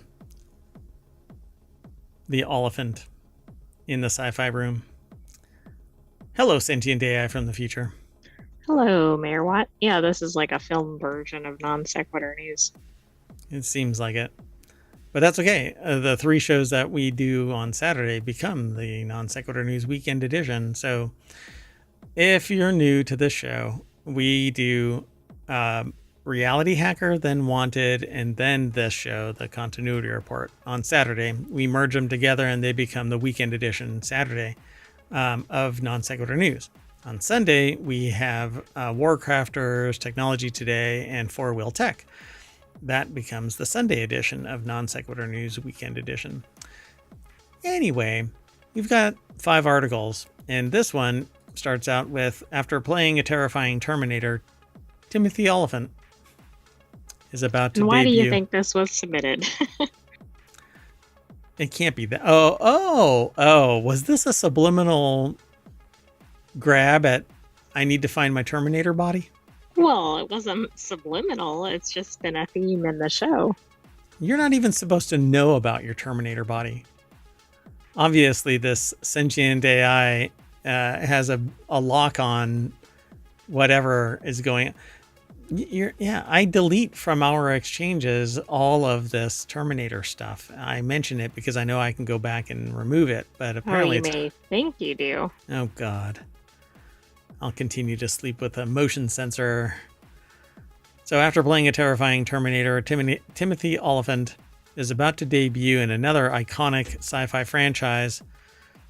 Shortly after he voiced a terrifying killer robot in Terminator Zero, Timothy Oliphant is set to star in another major sci-fi franchise that might put him in a similar role.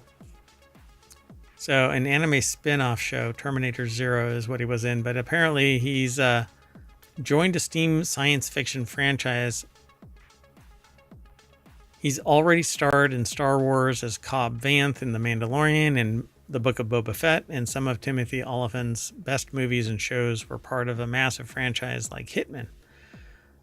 But this article is by Sean Morrison over at ScreenRant.com. So now, what is he doing? Oh, Alien Earth show. Well, that's really interesting. Now one of Oliphant's upcoming projects will put him in the middle of another sci-fi juggernaut. Oliphant recently joined Anya Taylor-Joy's series Lucky. The next episode, or the next article, is about Anya Taylor. Might overlap. That's interesting. So we don't look at the articles in their totality until we actually do the show. We only see the headline and a little snippet. This is what you see here is what we see, and then we go, well, that's interesting enough to pull us over to this. So apparently Anya Taylor-Joy's series Lucky is now going to bring Oliphant into it, who is best known for playing lawman in shows like Justified or Deadwood. As exciting as Lucky is, however, Timothy Oliphant's role in Alien Earth is even more anticipated, partly because it has the potential to be just as good as his performance in Terminator Zero. Interesting. So I haven't heard much about Alien Earth. All I know is that supposedly aliens make it to Earth. Right, which we could probably glean from the title. It's coming out in summer. Oh no. Sorry. We have alien life inside the studio. Yes, I think the viewers just saw that. Oh no. Anyway, I can't be distracted by this now. So some rumors claim that Timothy Oliphant's Alien Earth character, Kirsch, is an android via Deadline. Kirsch is described as a synth who acts as a mentor and trainer for Chandler's Wendy, who is a hybrid metahuman who has the brain and consciousness of a child, but the body of an adult. There's no telling that whether... That actually sounds like that other movie. What is it? Poor Things? Poor Things. There's no telling whether Kirsch will be a hero or a villain in Alien Earth, but if he does turn out to be evil, Timothy Oliphant's role in Terminator Zero already proved how well he can play an unsettling, murderous robot. Man, this sounds like a good show. Oh my God. He's basically played the role brilliantly, which is great news for Alien Earth. I don't want to get too into this. It says if Timothy Oliphant does play an android... Spoiler alert? No, because I don't think there's anything spoilery in this. There isn't anything in this, right?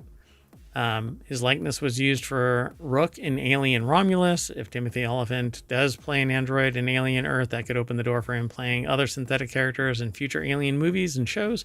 Just as Fassbender played 2 different androids already, with any luck, Timothy Oliphant could become a staple in the Alien franchise. If the Alien franchise can actually persist, Alien Earth is going to come to Hulu in this summer, apparently. Interesting. It's an FX show, so I don't know how much, everything is by only a few companies nowadays anyway, so I'm sure that there's plenty of money there. Anyway, seems pretty interesting. We're going to have to put a little mark on that to save it and take a look. Let's keep going. The next article is over in the Continuity Report as well. Anya Taylor-Joy is returning to TV after 5 years, and the Apple TV Plus show marks a drastic change for the actress, they say here. I don't know what the term, actor.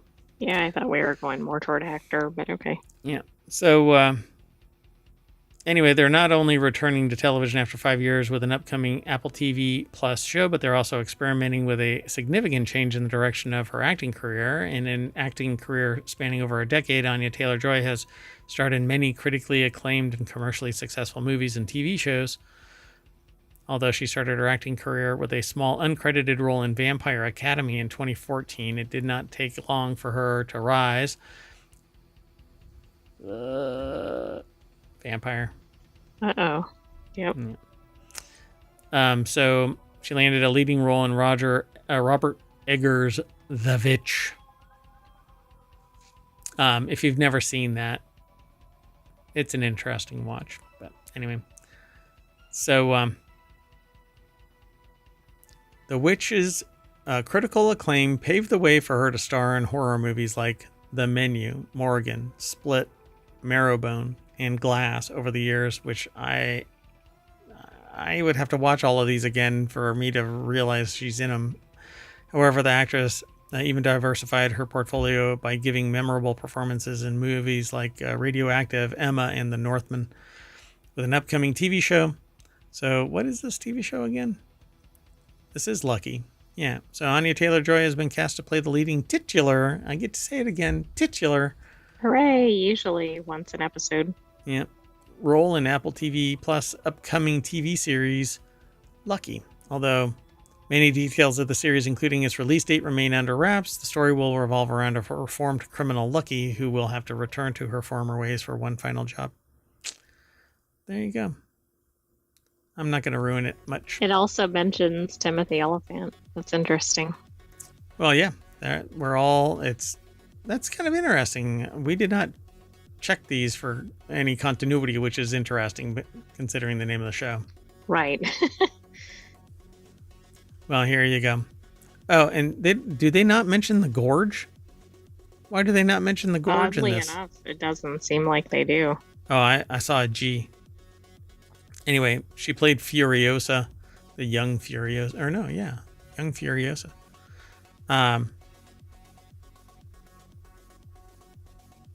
Yeah, let's see here. I'm surprised they don't mention the gorge just because of the recency. Yeah, I mean, it doesn't even mention it at all. Weird. All right. I mean, it would be right here, right? Like, they just ran right through it. I think they could lump it in with horror. Oh, maybe they didn't like it. All right, let's keep moving. Next article is over in the Continuity Report as well. AI movie studio will make $500,000 films, releases first footage. AI has been making its way into Hollywood. Movies like Civil War and Late Night with the Devil sparked controversy for using AI within the movie and promotions, not to mention how movie extras fear that AI will replace their careers. Now, Divergent producer Poya Shabazian has launched his own AI movie studio, which promises to release $500,000 films, and released its first footage. So let's see here. Carly Levy put the article together. It's over at comingsoon.net. Staircase Studios AI which claims that it will create near studio quality movies through the use of program forward motion. The film, TV, and gaming studio plans to produce AI-generated movies for under $500,000 each and expects to put together 30 of the low-budget movies within the next 3 to 4 years. Now, I wonder if this is AI from end to end, right? Like no actors, no screenwriters, etc. So what do you think? Do you think they can do it? I don't know. I mean, I guess it depends on the quality of what they're putting in. The person here says, after packaging, this has to be the Shabazian, says, after packaging and selling 150 projects into the studio system over the past 15 years, I've borne witness to far too much inefficiency to continue the status quo. But your efficiency is built off of the work product of the entirety of movie production. I don't quite get this. So this is interesting. It looks like they're using human writers, but AI somehow making that into a film. But how is that inefficient as opposed to it's the construction of skill between writers and actors? Right, creation of an art. Yeah.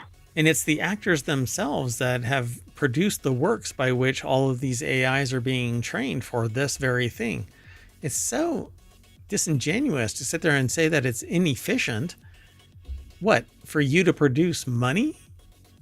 And if your videos are shit, then they're going to be shit no matter what. So, well, it's going to be interesting too, because I'm sure there's going to be a tremendous backlash to this at all. And then depending on whether the first movie is any good too. I think they're just pissed because they got burned by Divergent, right? The last movie of Divergent never manifested. Right, and that was because one of the lead actors wasn't interested. But I think there were other issues. I think there were issues with the writing, etc. Interesting.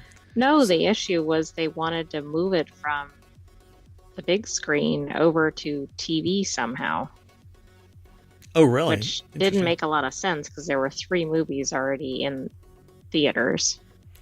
So there is the first 5 minutes of a Staircase Studios AI presentation called The Woman with Red Hair.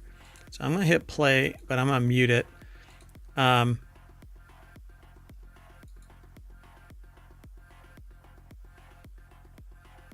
And so it says Hollywood scripts, but AI actors, but voiceovers from humans, or at least trained on the humans. The art is somewhat surreal. Like, it doesn't look natural to me. It's close, but... And without hearing it, it's kind of disconnected, but you can change the art to any style by simply telling the AI engine to use a different style. Right. So it's kind of interesting. It doesn't actually look like humans. It's interesting. It looks similar, right? It's the Uncanny Valley. Yeah, just a little bit Uncanny Valley. They're pulled out from the shot. Like, the entire background looks like they are superimposed on the background, but it's like noir. It's closer to that style. I think Hollywood is going to go berserk over this, but we'll see. Yeah, a lot of this is just kind of surreal. It looks a little Uncanny Valley to me. Huh. I don't know. We'll have to do a closer look and talk about this. I think this is actually one of those things that is like a conversation all unto itself. If you're interested in movie. Oh, yeah. Wow. So other than the woman in red, the woman with red hair, Staircase Studios is in pre-production phase of its second feature, Every Living Creature. The animated adventure thriller's director is Bernie Sue, and it says artificial. So the director isn't real, with an adapted script by Flicka 2's J.R. Arellano or Ariano. I'm not sure how. Whoa. Hello. That's going to get this flagged. Yeah. Shit. Anyway. that is not what I was expecting as an intro film. No. Yeah, we didn't even know that was in the movie clip. All right. Anyway, I think that this is a longer conversation and probably could be a whole show about nothing but AI generated, full on AI generated film. I've seen other AI generated films and I think that they kind of suck. But I also think that AI should be a tool and not a solution. But let's keep moving. The next article is over in the Continuity Report as well. It says, the author says, I don't need more Constantine. I need more movies like Constantine. So just the other day, I was watching segments about Constantine, and suddenly this is here. I don't think anybody who would have submitted this had seen me watching this stuff, and I didn't talk to anybody about it, so I don't know how this actually popped up. But everything this was submitted because we've talked about Constantine previously, but not recently, as far as I knew. Gotcha. So everything in Constantine is washed with green, as though the whole world were unwell and not just the film's terminally ill hero. The color grading choice was particularly popular in movies at the turn of the millennium, a sickly tint that conveyed metropolitan Gothic sensibilities and disaffection, while amping up the physical sallowness of already pallid leads. The Matrix in the Stone Cold, or is the Stone Cold classic. Dark City has its devotees, Roger Ebert notable among them. But for them, the author here, Francis Lawrence's directorial debut about a psychic consultant has always been the best distillation of this aesthetic. Constantine has such a palpable feel, I'd say, is the next word in this little snippet, but we stop it. We don't want more because we want just enough to tease us, basically the lead, to make us go over to the source. Alison Wilmore put the article together. It's over at vulture.com. 20 years. Okay, so the full headline is, I don't need more Constantine. I need more movies like Constantine. 20 years later, some thoughts on what we're missing in everyday entertainment. Now, this is going to be a long article. I won't go through all of it naturally because I don't want to basically reiterate what the author of this article is saying, but we kind of distill some of it down. Well, one thing that's interesting is one of the comparisons is The Matrix, which the lead actor is the same in that and Constantine. And largely and acts the same. Yeah. Sorry. And then secondly, Dark City actually predated The Matrix, but right. It's just not, it doesn't have the same following, I don't think. Yeah, but something happened with Dark City. It wasn't that The Matrix was released. Something else happened with Dark City. And that's why people don't really, other than diehards, like I love Dark City. I think it's a blast of a movie. And it was compelling to watch, and you kind of lose yourself in it really fast. But Constantine seems to be the shadow. It's sitting there, and there are devotees to it. I am one of them. I absolutely love the character of Constantine and the whole world building of Constantine. So it says here, it can be hard to accept now that Reeves has been elevated to our battered saint of action cinema, but he was a sticking point for many viewers at the time. He was treated as a standalone punchline about wooden acting, to the point where a satirical stage version of Point Break that premiered 2 years earlier cast an audience member reading off cue cards to play Reeves' part.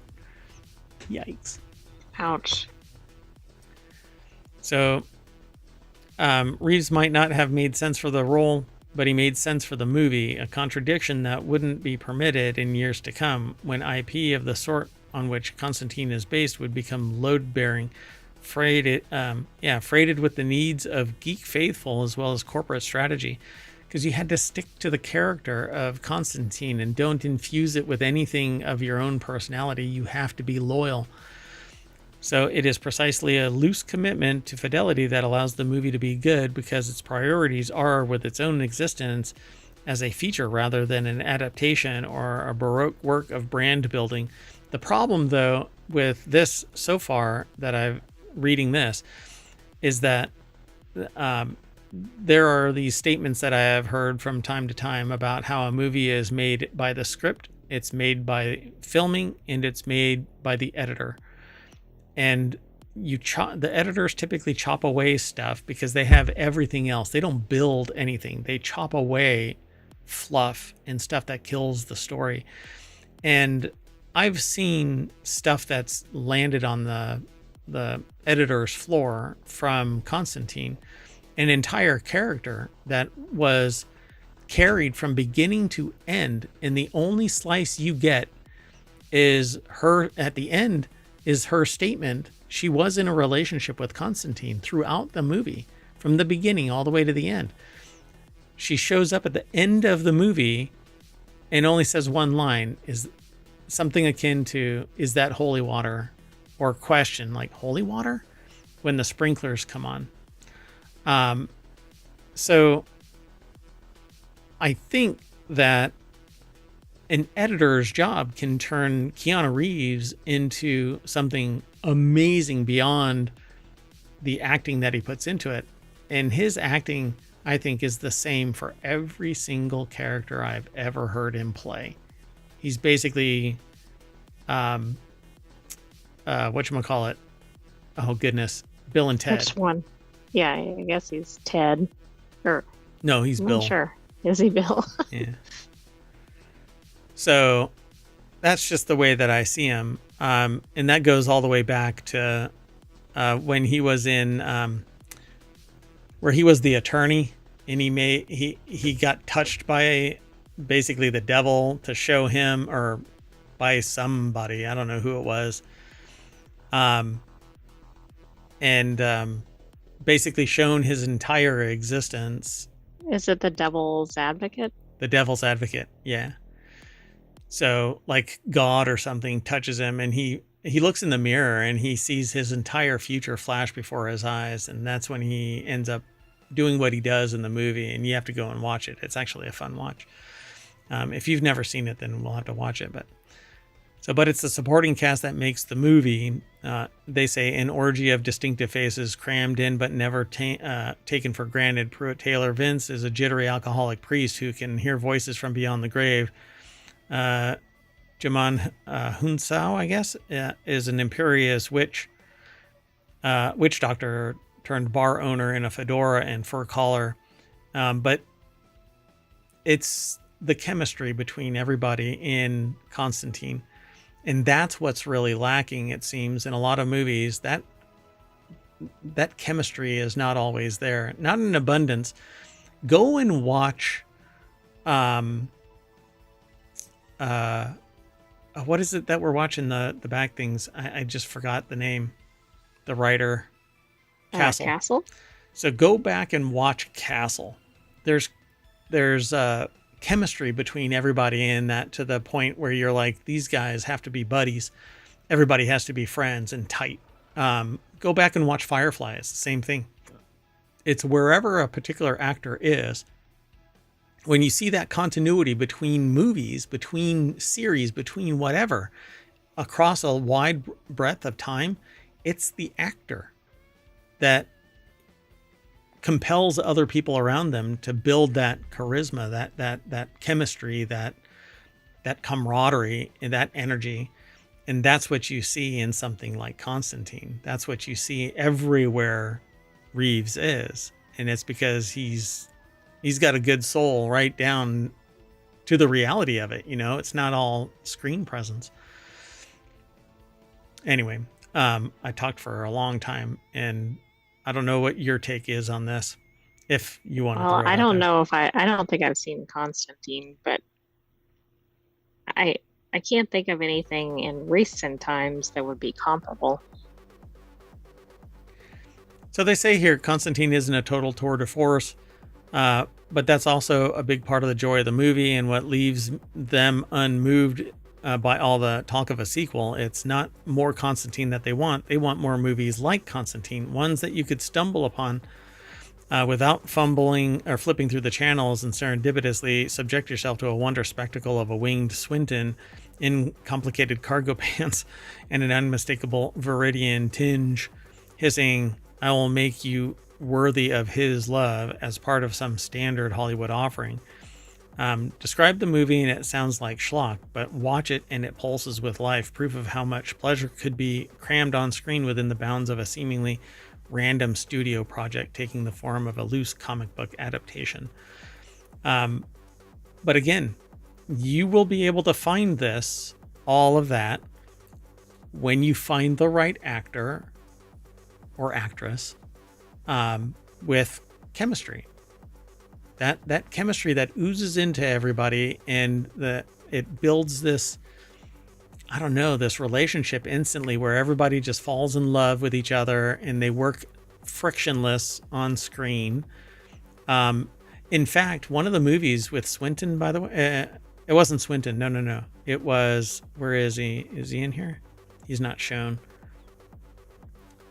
There's a particular scene where one of the actors came up with an idea to, instead of have him just kind of floating over there, have him dripping thick oil,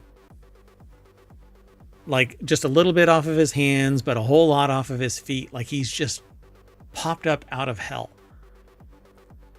That's interesting. I guess that's a pretty significant scene. And it wasn't originally scripted. And it wasn't originally scripted. And it is just spectacular. The end of Constantine is just freaking awesome. And what really sucks is he really wants something to happen. Reeves, his character, Constantine, really wants something to happen. He's like, fine, whatever. And it's stolen. And so you get to see it. If you've never watched it, go and watch it. I haven't really spoiled anything, but you're going to go, oh, okay. At the end of this, it's just amazing. I love the timing of it. It doesn't seem like there's any slow moments. It is of the supernatural ilk, obviously, because of what he is and what he does. But I think it's an awesome film. Anyway, let's move on. Another one that I actually liked, Jennifer's Body, was a pretty hilarious. It's a horror movie, but it's pretty damn funny. And it doesn't take itself. It's just a weird combination. Yeah, it doesn't take itself all that serious. And the end of it is an absolute riot because you find out what just what happened. But Jennifer's Body 2, chances get a very positive update from Amanda Seyfried. Jennifer's Body's star, one of the two, is Amanda Seyfried, and offers a very positive update on the long-awaited sequel in the 2009 movie, which follows a demonically possessed high school student who kills and devours her male classmates for survival. Seyfried played Anita Needy Lesnicki alongside Megan Fox, who portrayed the titular character. I get to use it again. Jennifer Check. Initially a box office flop with mixed reception, the movie has transformed into a cult classic over time. It's the same thing that I feel about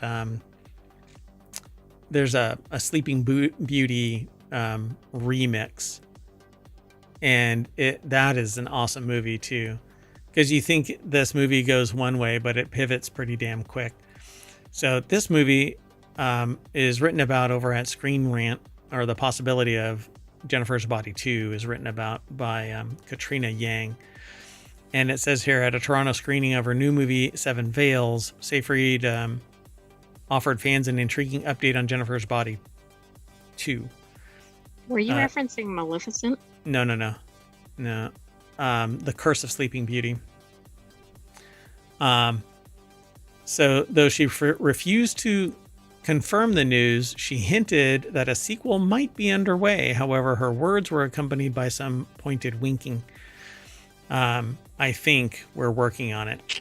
Nudge, nudge, wink, wink, that kind of a thing. So maybe. Oh, and there she is. I've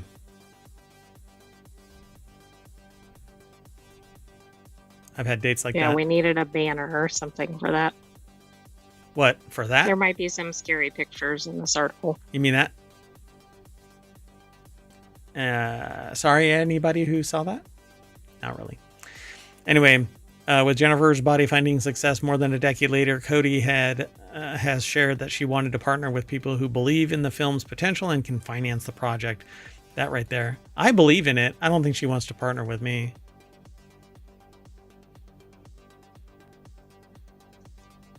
Sorry. The dead air is the sentient AI going, Well, Cody shared, Diablo Cody is the writer for Right, Jennifer's they have Body. to have 2 criteria. Yeah. I've got $5. I'm willing to invest. I'll help finance the project. Right, you've got one of the parts there. Anyway, I believe in the film. I don't know about if, here, let me change it. I don't know if she'll ever be back. You know? Seyfried's on board. But Yeah, Megan. I don't know. Megan Fox is probably on to bigger ventures since then. Yeah, so is Seyfried, though. I'm just saying that I don't think that Megan Fox would return to this, but maybe. I don't know. One of the main reasons why Jennifer's Body initially flopped was due to the film being marketed to the wrong audience, but over the years it found its cult following. Fans praised the movie's relevance in the way that it tells a relatable story through a female's gaze, as well as its queer themes. With that being said, the sequel isn't likely to repeat the original movie's mistakes and could build upon true, passionate audience in creating something more successful. I'm not sure what they're hinting at because it says the wrong audience. Because there was only, I don't think that there was anything too over the top. She was, what do you call it? Like, she admired her as beautiful. But I don't think that there was anything else there. But, well, this article says otherwise, but yeah, I guess so. Haven't seen it. Anyway, great flick, great pivot, good timing, fascinating tale about the band that kicks all of this off into high gear. And I think that this is one of these movies that you need to watch. I don't know if you...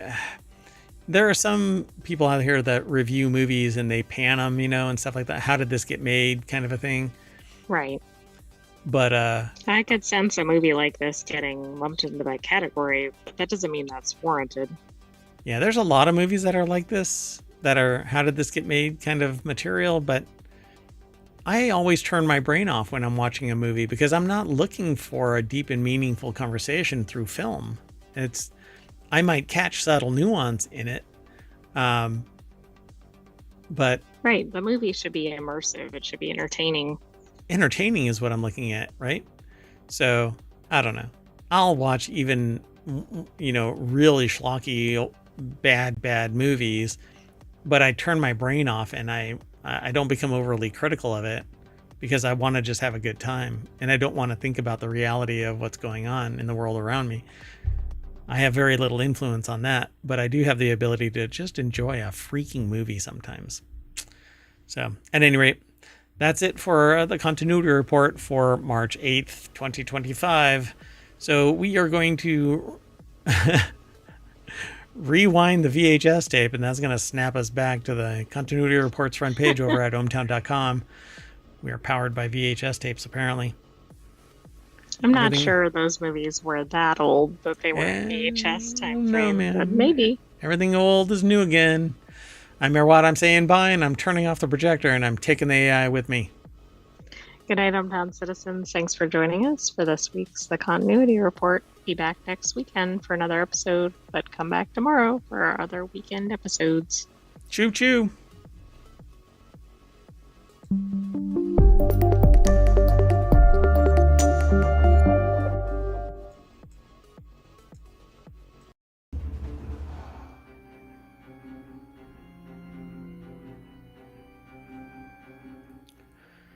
Hello, everybody, and welcome to Non Sequitur News. It's a time machine episode for March 7th, 2025. I am Mayor Watt, and usually the sentient AI is with me, but they are not available for the time machine.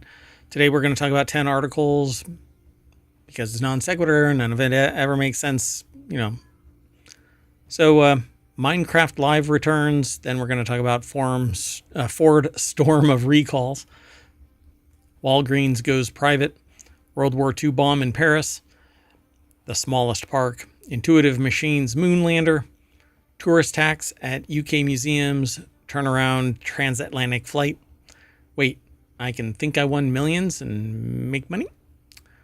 And least hated printer takes a turn. That and more over at ohmtown.com. Go over and become a citizen, but be sure to follow us here on Twitch and YouTube. We stream every day to both of them unless Mayor Watt gets pulled away. I had mayoral duties that I needed to attend yesterday. And so we're doing a Time Machine episode. It'll be posted over on YouTube and as a podcast. There are 7 podcasts, so much more. So stick around. See you on the other side of the intro.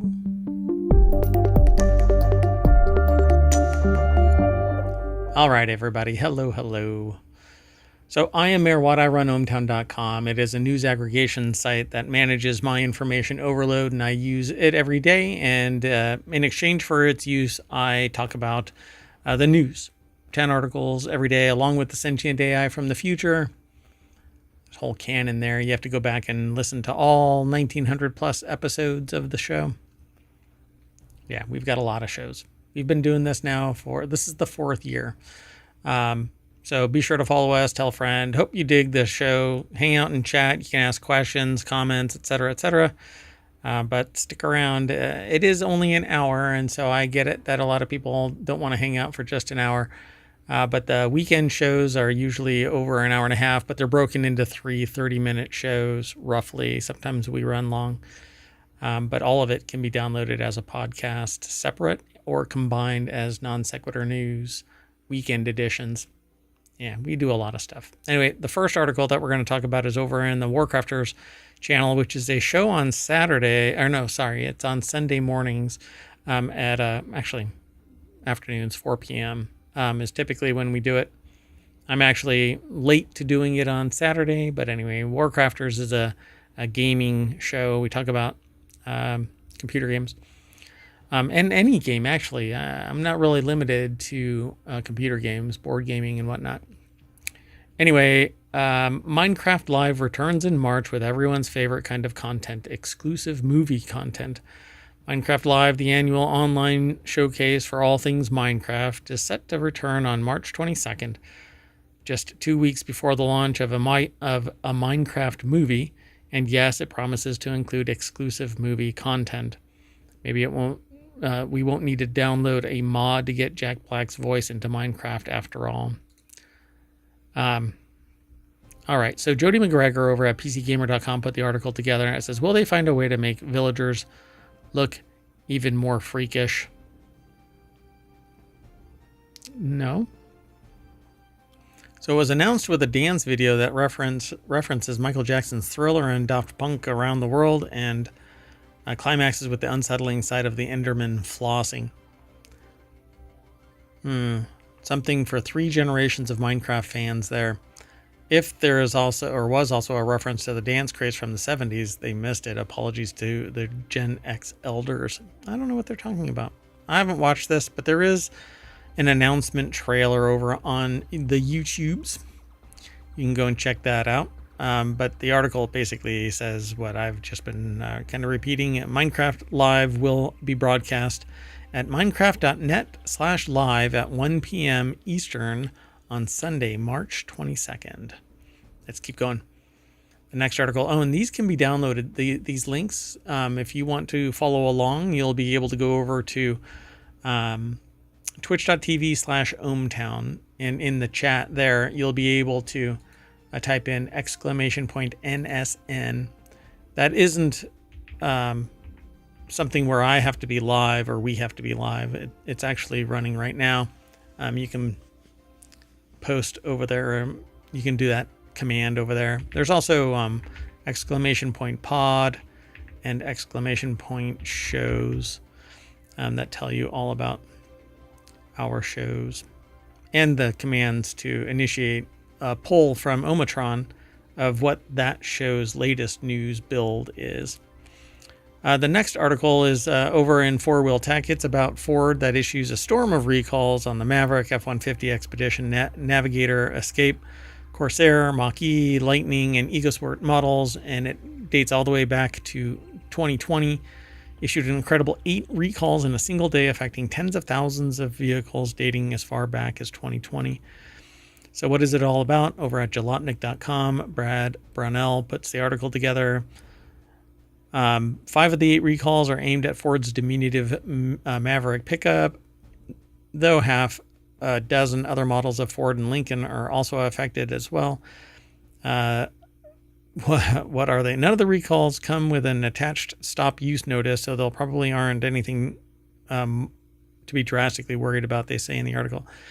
So there's a recall for the Mavericks. A full 933 trucks built between 21 and 23 potentially have an issue with the instrument cluster failing to display safety-related information. A smaller group has issues from August 2021 to October 2022, didn't get proper update from a previous recall. And another update requires V12 battery state monitor. The Mach-E's have a recall. F-150s have a Lightning battery. Been affected by a manufacturing defect for a high voltage battery cell, potentially causing a short. So you'll have to go and get that checked out. And then everything else. If you have a Maverick hybrid,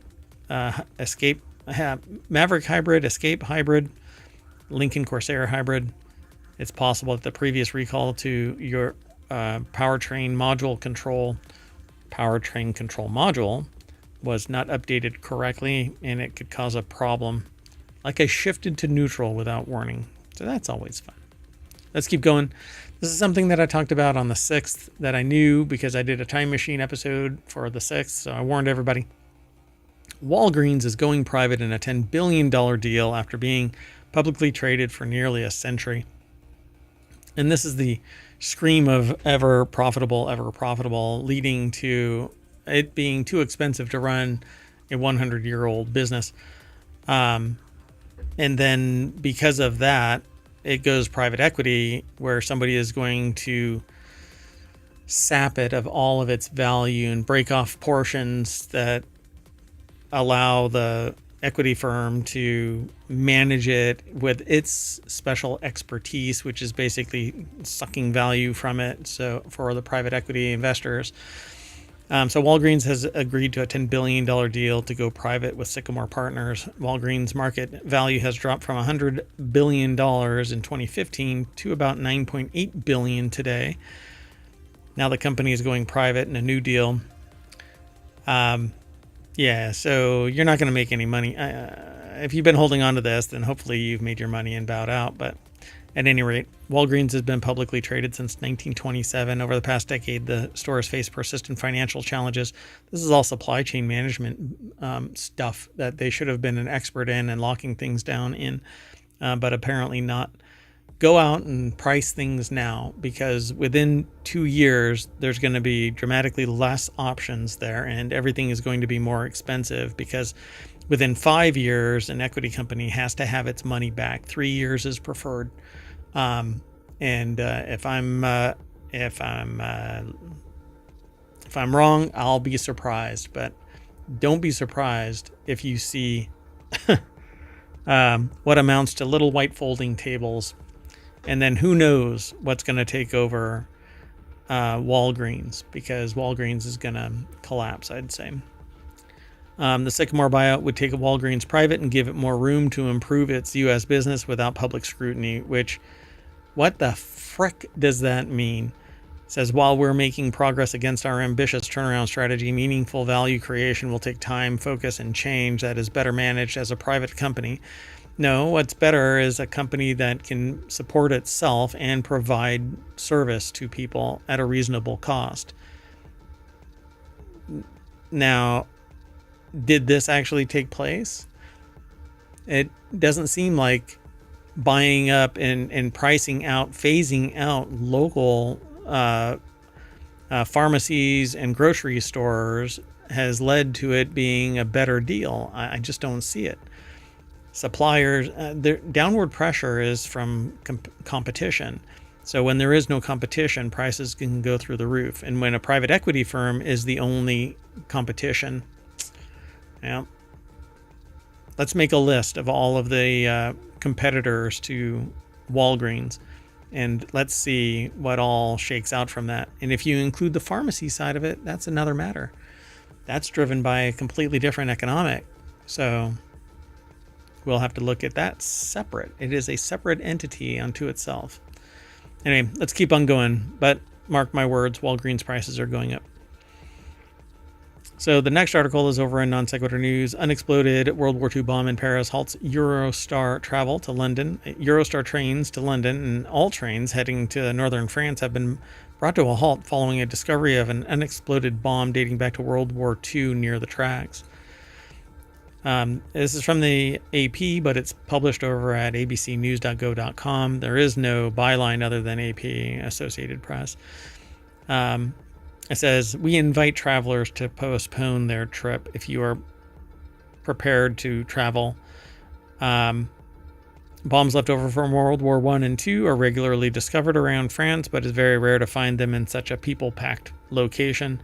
Usually they've been found and dug up and exploded somewhere else, or in situ, and then the pieces are taken away. But there's precautions that need to be made. France's national train operator SNCF said in a statement that traffic would be stopped at the Gare du Nord, until mid-morning at the request of police. Again, this is a time machine episode, but I'm finding it kind of fascinating that we're still finding World War II bombs. Okay, the next article is over in ohmTown. There's a direct link to it, but something happened with it. It still exists, but it's not been categorized yet. So see the world's smallest park, a teeny tiny enclave in Japan that's about the size of 4 sheets of paper. And Sarah Kuda over at Smithsonian Magazine or smithsonianmag.com put the article together, and there is somebody measuring it. Fumika Fujibuchi is an official adjudicator for the Guinness World Records, which basically allows anything in nowadays, as long as you frame it in such a way that somebody else can compete to beat it. There you go. Does it qualify as a park? It's a certified the park in late February as being the smallest.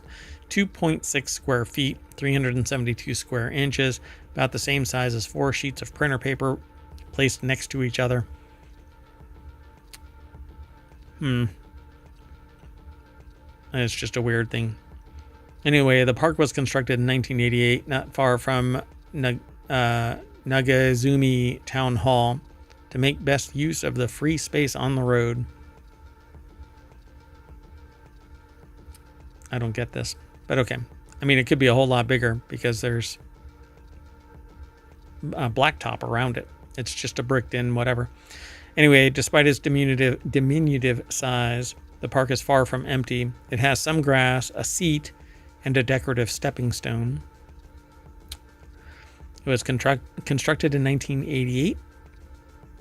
They hired a professional surveyor to take exact measurements of the park and then submitted the application to Guinness World Records. So there you have it. There was a former one, 3.1 square feet. It held the record since 1971. Locals like to joke that the family of leprechauns live in the Mills End Park. The little green men were outraged when they learned that the park's title had been taken away, says Mark Ross, a spokesperson for the Portland Parks and Recreation Department. But that's it right there. That's silly. But all right. Hey, why not make it bigger? They could have made it a whole lot bigger, but I guess not. On the traffic island, he saw an ugly concrete skirt around a hole that was full of weeds, a spot where a streetlight was supposed to have been installed during the rose planting week in 1954. Fagan, who is a Portland resident, planted flowers on a traffic island in the middle of a busy Naito Parkway. At the time, Fagan was a reporter and columnist for the Oregon Journal newspaper, which had offices overlooking Naito Parkway, then called Front Avenue. Every time he peered out of his window, he looked at the traffic island. So he planted, jokingly, a rose bush in 1969. He died. And it was the article that they wrote about the prank in their column called Mill's End, named for the bits and pieces of wood left over after a lumber mill. So, yeah, the joke continued. But anyway, there's another park, 374 square inch pollinator garden in Talent, Oregon, nearly dethroned Mill's End in 2022, but organizers of Talent didn't go through all of the steps to get their park certified by Guinness World Records, and now it's been kiboshed by a 372-inch, 2.6 square feet mini park. All right, let's keep going. The next article is over on the Mobile Channel. Intuitive Machines moon lander confirmed dead after toppling onto its side for the second time, apparently. The Athena lander will not be able to recharge its batteries due to the orientation of its solar panels.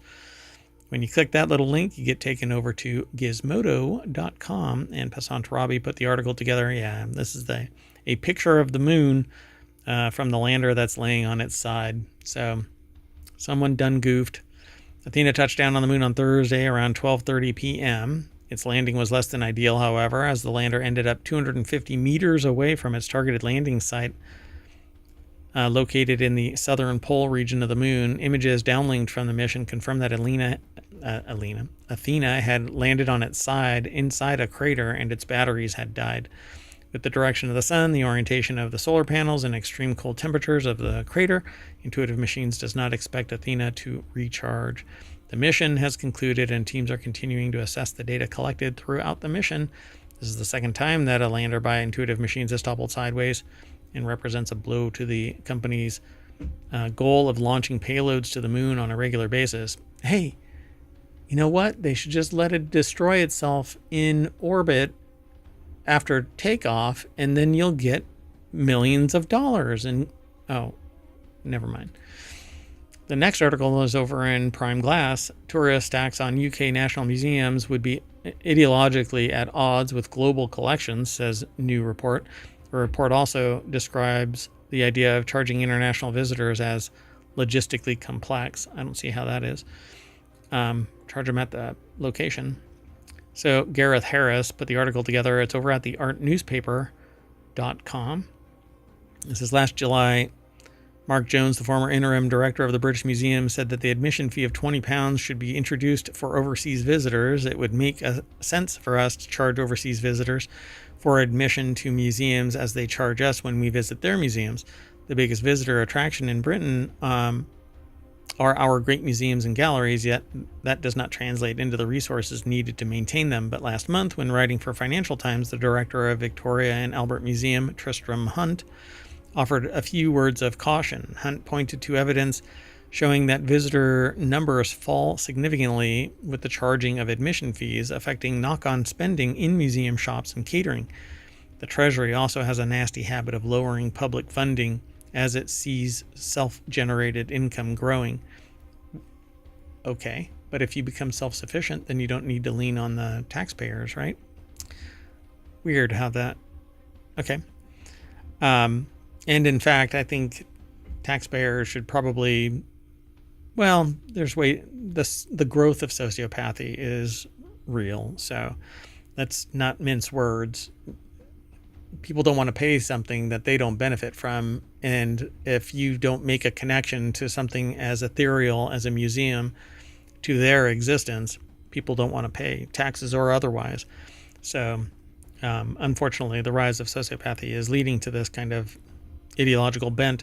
It goes on to stress that the UK's policy of free admission is integral to the country's national education system as a cornerstone of making culture and information accessible to all, including school children, which has been maintained by successive governments since 2001, when it was reintroduced by the previous Labour government.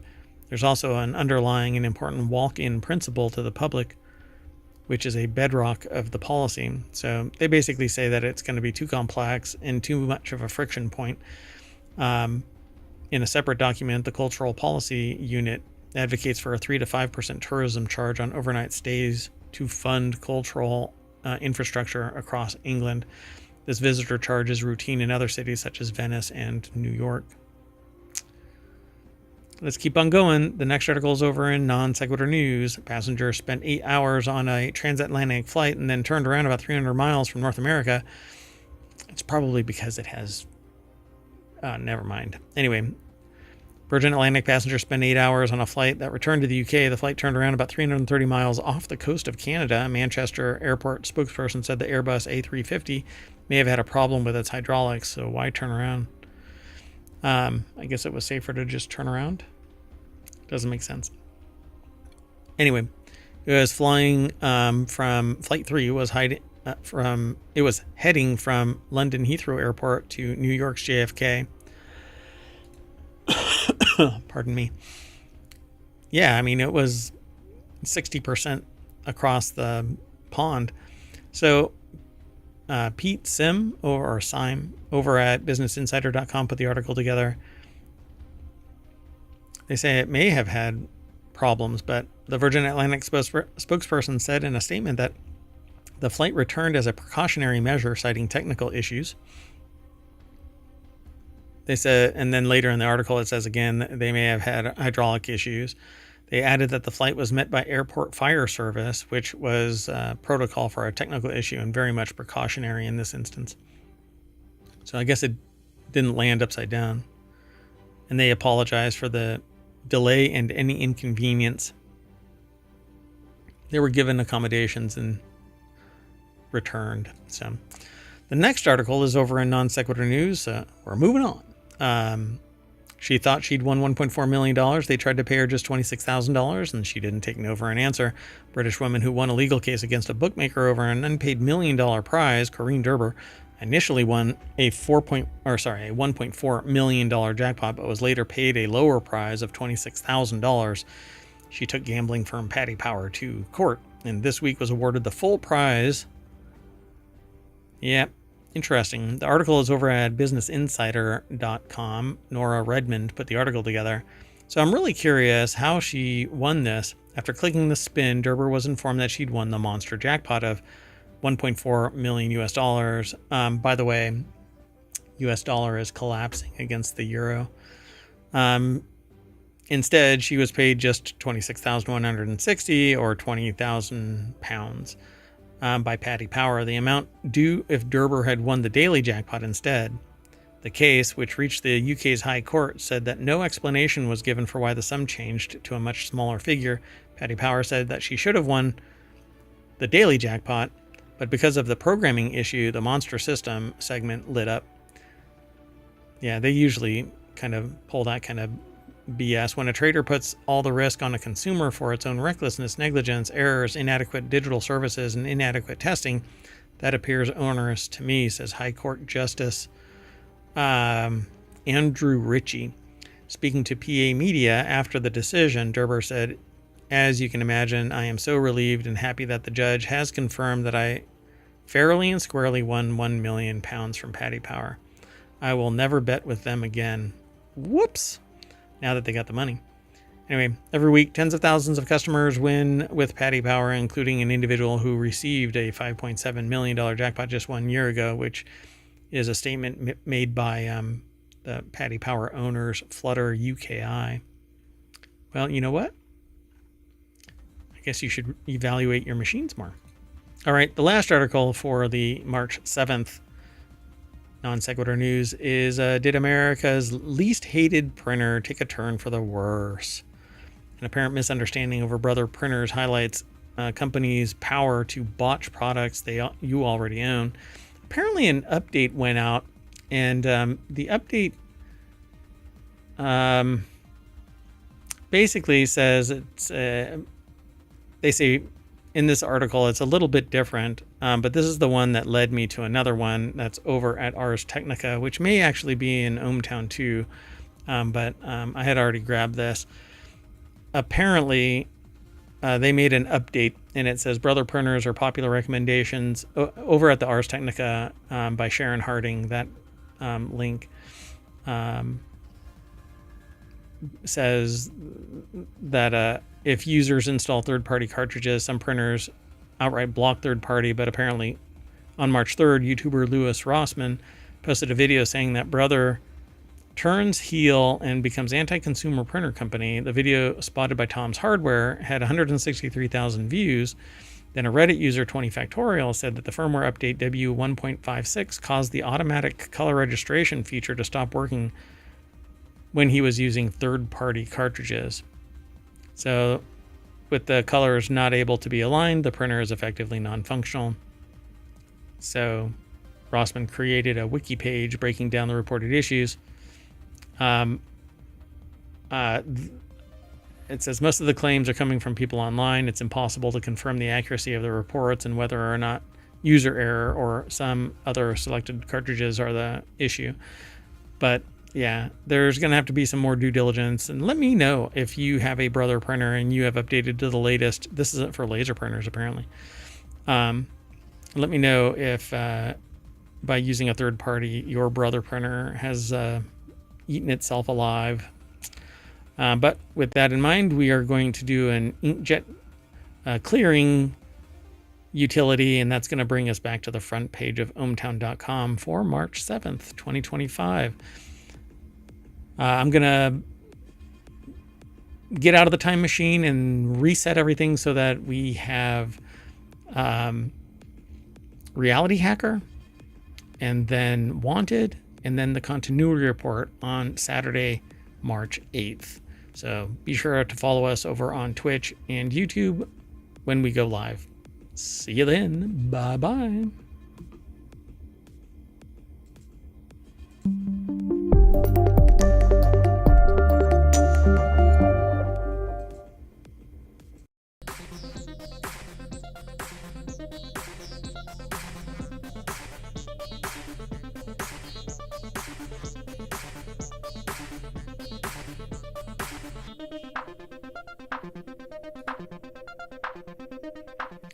Hello, everybody, and welcome to Non Sequitur News for, it's Pi Day, right? 3.14? It is. And March 14th, 2025. It's Season 4, Episode 73. I am Mayor Watt, and along with the Sentient AI from the future, we talk about 10 articles. You just heard the Sentient AI's voice, but you may not have noticed they have a visualizer. But if you're in the podcast and you don't know that there's a visualizer, so you need to go over to YouTube or Twitch and watch all over 2,000 episodes, because somewhere in there is a whole lot of the Sentient AI from the future. Anyway, we're going to talk about these 10 articles. Another live service down. Stranded astronauts update. We're going to focus on donkey cheeseburgers. Hello, Friday. My old friend, how are you? Okay, donkey welfare. Adventuring in we're out of power. Rob Zombie learned to spell 1,000 corpses. 750,000 parking spots at $1 each. No, it's a $750,000 parking spot. Toll text scams on the rise. Fossil jackpot. Steam spring sale. Not a spring steam sale. It's a Springsteen sale. It's a Steam spring sale. And Vampire Survivors update. Everything is powered by ohmtown.com. Go over there and become a citizen. It's faster than ever.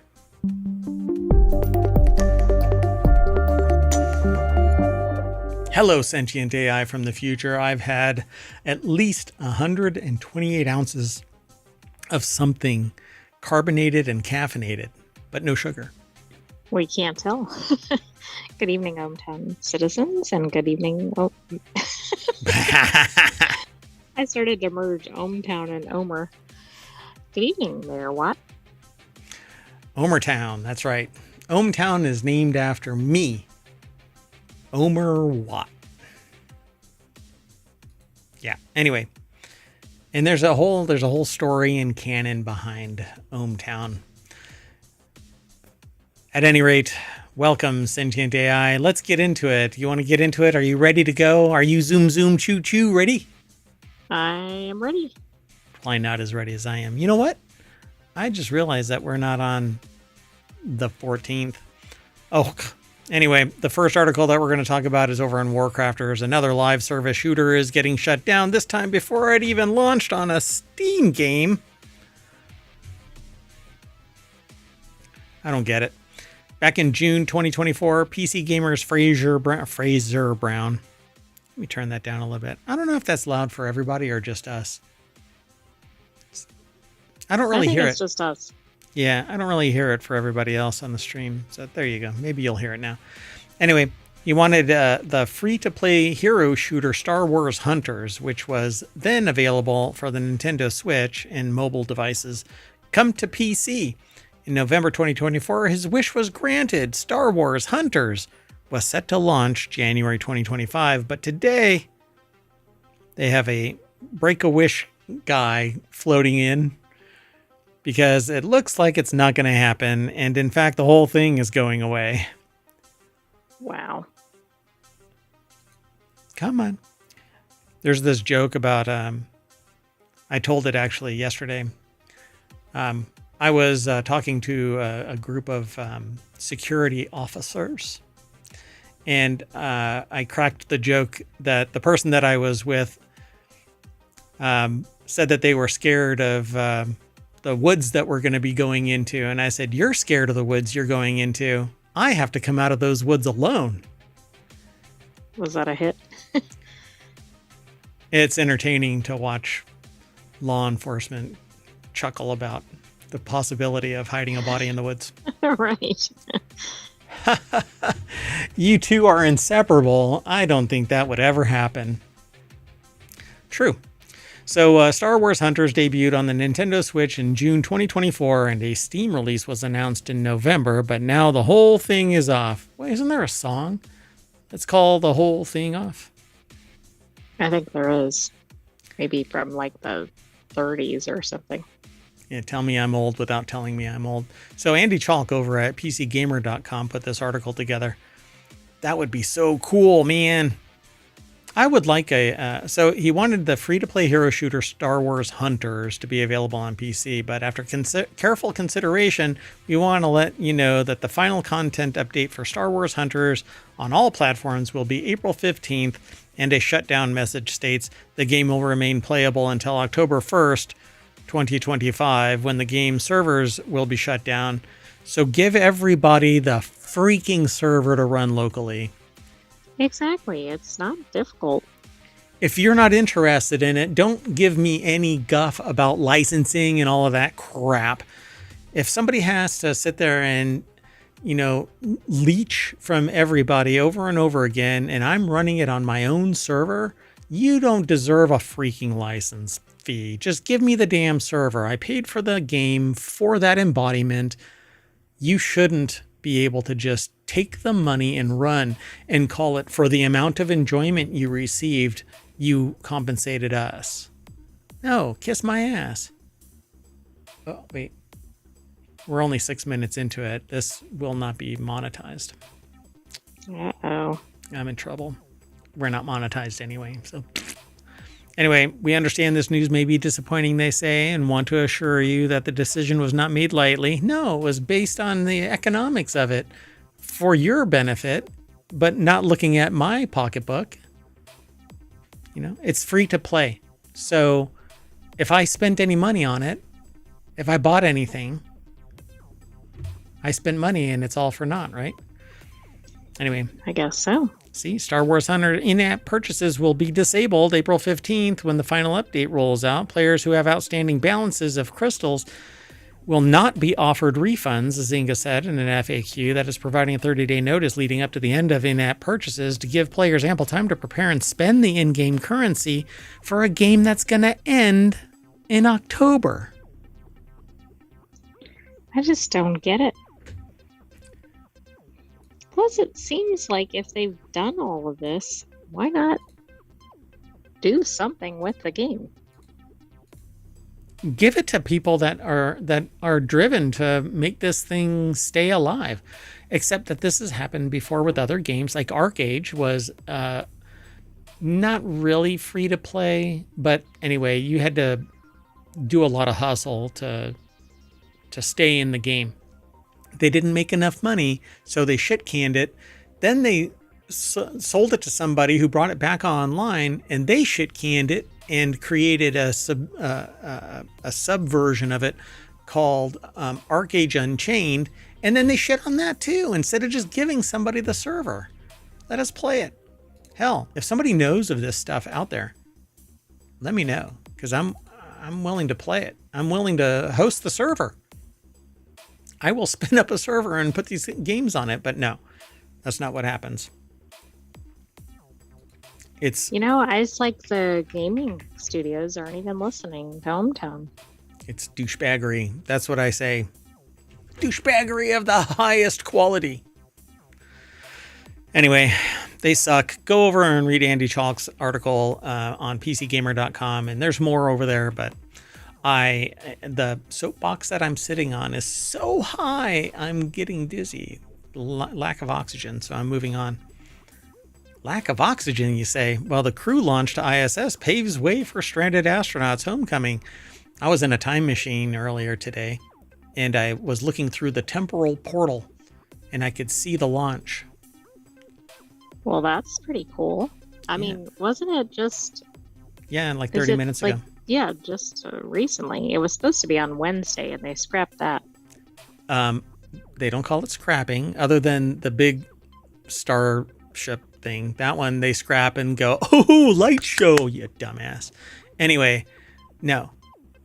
This is called a scrub, not a scrap. We're picking up the scraps of taxpayer dollars, and no thanks. Anyway, so off they go today.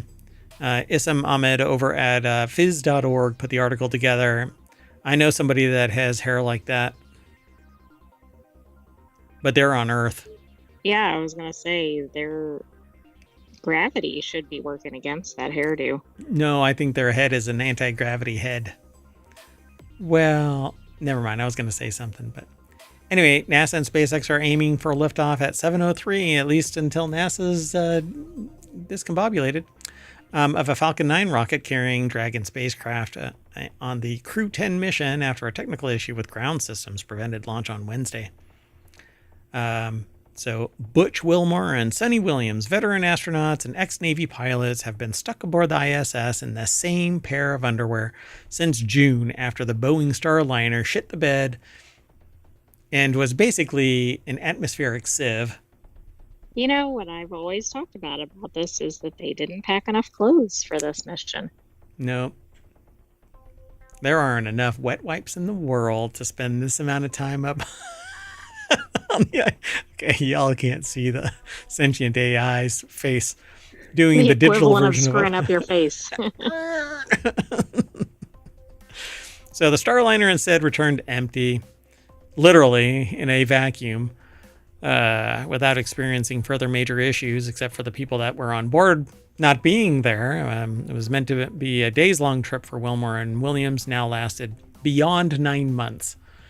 They have birthed a career in space. Their stay is much longer, or been longer, than the standard ISS rotation for astronauts of roughly 6 months, but still shorter than the record of 371 days set by NASA astronaut Frank Rubio from 2022 to 2023. Probably not the same Rubio. No, I don't think so. Or the world record held by Russian cosmonaut Valery Polyakov, who spent 437 continuous days. Continuous days? Sure. Aboard the Mir. Isn't that really bad for people's health to be up there that long? It is. In fact, people who have spent in that level of time, when they come back, there was one that was a twin. And when they came back down, their muscles had atrophied, and they basically have to recondition because you don't have gravity. And so you don't have anything to resist your muscles. So other than your own whatever, right? But in space, there's no resistance. So a 5-pound dumbbell doesn't weigh anything. So working out needs resistance bands. So Tonal, if you're listening to me, I got you on lock. You can hook up with NASA / SpaceX, whatever private corporation is going to be running, North American space enterprise in the future.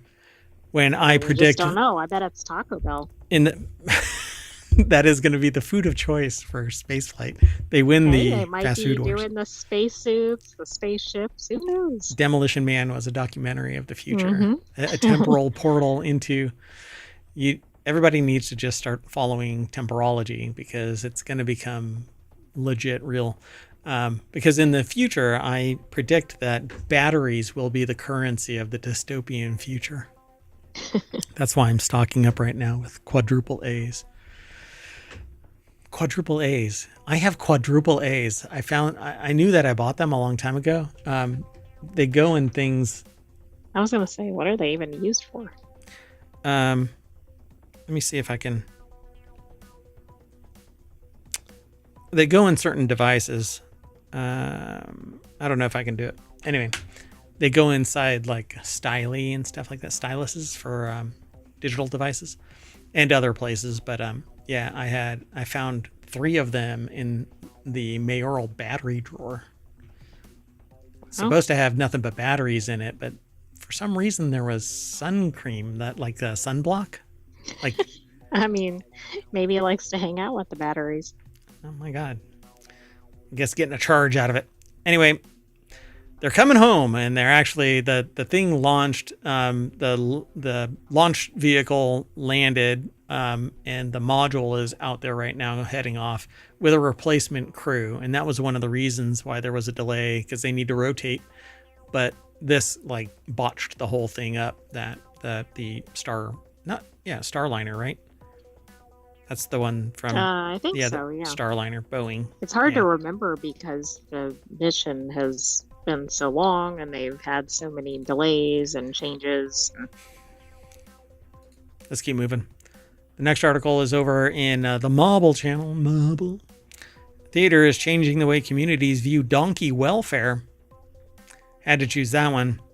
A new study from the University of Portsmouth is the first to show how interactive theater can help improve the lives of working donkeys in, is that equid reliant communities? So equine is that similar to horse? Equine is horse. Equid is donkey. Is that? You know what? Or maybe it's a different form of equine. Is that like the what is it? What is that little denomination in grammar? Hold on. I'm really not sure where you're going. A mammal. It's the possessive whatever. You know what I'm saying? Oh, like the present participle. I mean, it's not that, but yeah. So yeah, equid is the noun form of it. It's the word for horse family. Equidae. So it's the family. Okay, I didn't know that. I spent so much time doing the entomology. I know it's etymology, but anyway, I want to see if all of the people send me messages. Did you know that you can now send me a voicemail? Let me tell you how.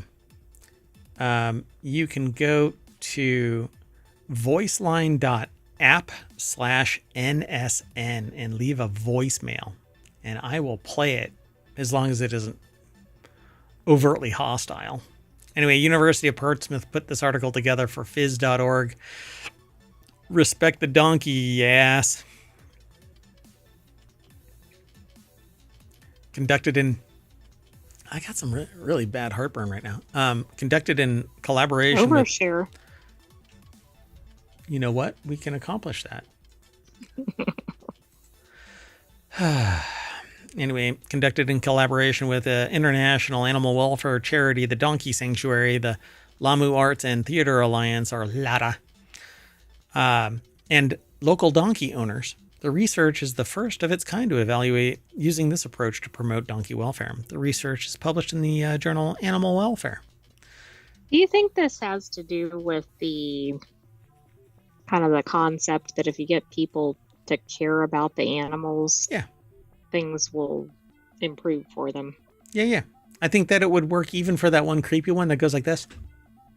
Yes, but I can never remember what it's called. Yeah, I can't remember it either. Looks kind of evil if you saw it in the dark, but when you see it in the light, what's it It's called? a tarsier. I don't know how to Tarsier. say it, Yeah, but Tarsier. yes. Yeah, that's it. Yep, looks really scary. I mean, it's like Cthulhu-esque kind of thing. Anyway, Forum Theater is it? Sorry. For those in the podcast, Mayor Watt is doing a like a reenactment. So you'll have to tune in and watch the YouTube or Twitch show just for that. If for anything, it's to save tarsiers everywhere. And donkeys. And donkeys, because I'm being an ass. So donkeys are integral to life on the Lamu archipelago in Kenya, where they make a valuable contribution to the local economy, transporting goods and people, sometimes at the cost of their own welfare. Encouragingly, researchers found Forum Theater performances significantly increased awareness of donkey welfare, needs among both adult and youth audiences, paving the way for long-term improvements in donkey care. It's pretty cool. So they go into greater detail, but they're talking about things like depicting common welfare challenges such as overloading, lack of veterinary care, plastic waste ingestion, which is going to become a pandemic and is endemic pretty much across the world. Plastic waste, nano and microplastics. We haven't forgotten this. This isn't something where the news line is like bowed out and so we are bowing out. We still talk about it on the regular. The thing is that I'm trying to promote people switching to glass and reusable drinking vessels and storage vessels and stuff like that. But we are rife with plastic because it's the thing that makes the most economic sense. We love plastic. When it relates to glass being fragile, dangerous, if you drop glass, it breaks. There is a type of glass that doesn't break easily, but nobody wants to produce it because although it's slightly more expensive, you only buy it one time. And I know exactly what that feels like. And businesses do not like that. Businesses do not like that, at least when they have a business model that is more than 1 year long. Once everybody buys one, nobody needs to buy anymore, and so it's a real pisser. Anyway, Dr. Emily Hattie, postdoctoral research fellow at the University of Portsmouth, said theater is unique in its ability to connect with people in a fun and engaging way, and it was exciting to see significant positive changes in attitudes towards donkeys, especially a greater awareness of donkey sentience after the performance. Donkey sentience. Donkeys know that they exist. And right, I bet they look in mirrors and go, "That's me." They go, does that pack make my ass look big? I think yeah, that's going to be tough to get around that with the donkey. I'm a big ass, huh? Anyway, so pretty cool. The authors hope that the study will encourage wider adoption of the participatory arts-based methods in animal welfare initiatives, particularly in resource-poor and geographically isolated communities. But this isn't the first time we've heard stories about something played in a theater driving traffic towards a good. And I think that, I mean, as long as you make it entertaining, approachable, yeah, people will appreciate it. Maybe somebody like Disney or something needs to. I mean, actually, Disney didn't, right? But Shrek made donkeys kind of famous. Donkey. Yeah. Yep. Let's keep going. The next article is over on the Wanted channel. Rivian built an oasis in the desert, but can you adventure in? Oh, we are out of battery. Right. You're trying to cross a stream well, no, I guess not in the desert. I'm thinking in the wilderness, but okay, you're trying to cross a large area and then you're just stuck in the sand with no battery. You can sit there with a crank for 10 years and maybe you'll get to 20% charge. An outpost with fast charging and lots of cacti. Okay, so it's not an oasis in the desert. It's a destination to go and hang out with your EV and say that you're in the desert. Right. I mean, if it's like all concrete or something. It has fast charging. What kind of bullshit is this? I mean, I'm not opposed to it, provided that they haven't ruined the desert experience. Well, that's exactly what it is. They've plopped superchargers in the desert so that your Did they EV... put cactus on top of the chargers or something, so there's more habitat for the cactus? No, they wiped out the cactus and moved everything off to the edge, and then they put really bright lights so that it's a Rivian charging outpost. How dystopian are we going to get? My God. Make fast stop battery charging platforms, not charging platform, fast swap battery systems. Stop using these fixed battery packs that wear down over time, can't be reconditioned easily, and have to have an entire follow-on ecosystem to support these massive, expensive dead weights. This could have been a fast swap battery, a fast swap battery station where it had one pipe of cabling to it.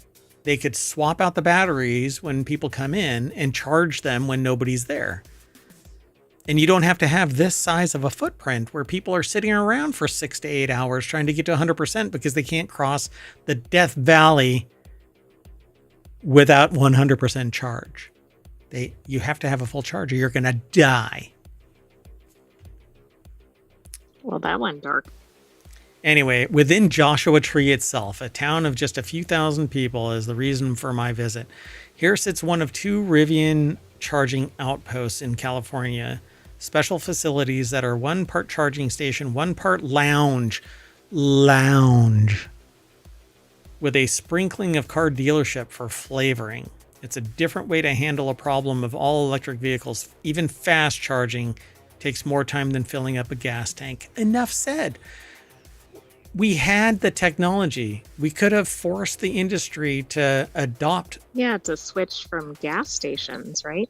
That are already taken up lots of footprint. Use fast swap battery tech and augment gas stations with fast swap batteries and then slowly wean us away from gas. You could have done that. But instead, you do this dipshit move where we have to sit around for 2 to 8 hours to get a trickle charge to get us to limping into the next charging station, or we have to quadruple the amount of time we spend on the road just to get to a destination. The reliability of EVs sucks. Because if power goes out, how do I charge my freaking car? Well, that is kind of an issue. And I learned that lesson because I had a mathematician turn to me when I said, I don't use chalkboards. I use digital screens. I don't use paper. I use an iPad. They said, what the hell do you do when power is off? Probably like, what? What is this? What is this reality? I say, burn in hell.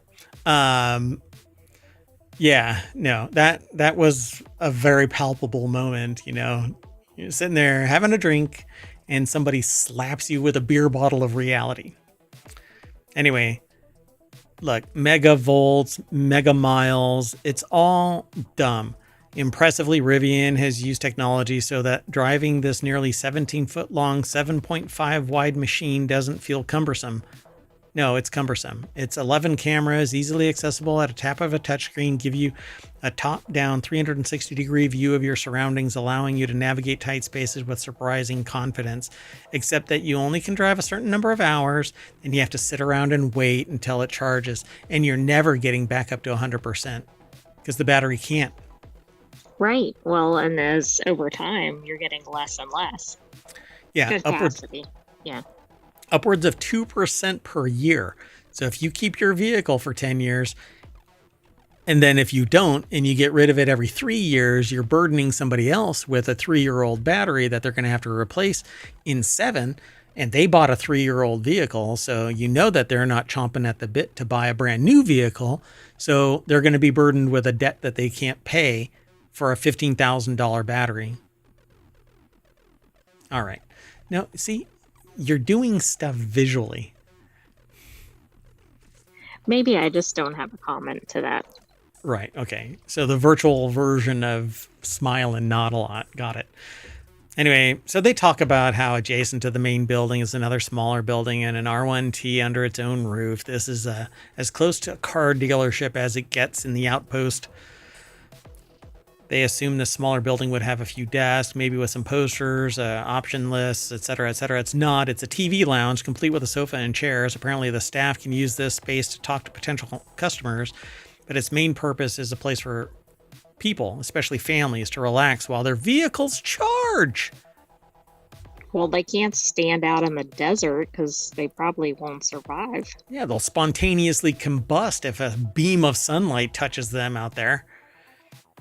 So they talk about the same thing. Here we go. Like most EVs, my loaner Rivian's charge goes from 20 to 80 rapidly. The remaining 20% takes about the same time as the previous 60. They estimate that on a fast charger, it takes 30 to 40 minutes to go from 10 to 80. The total cost for the charge around $75. Are you shitting me?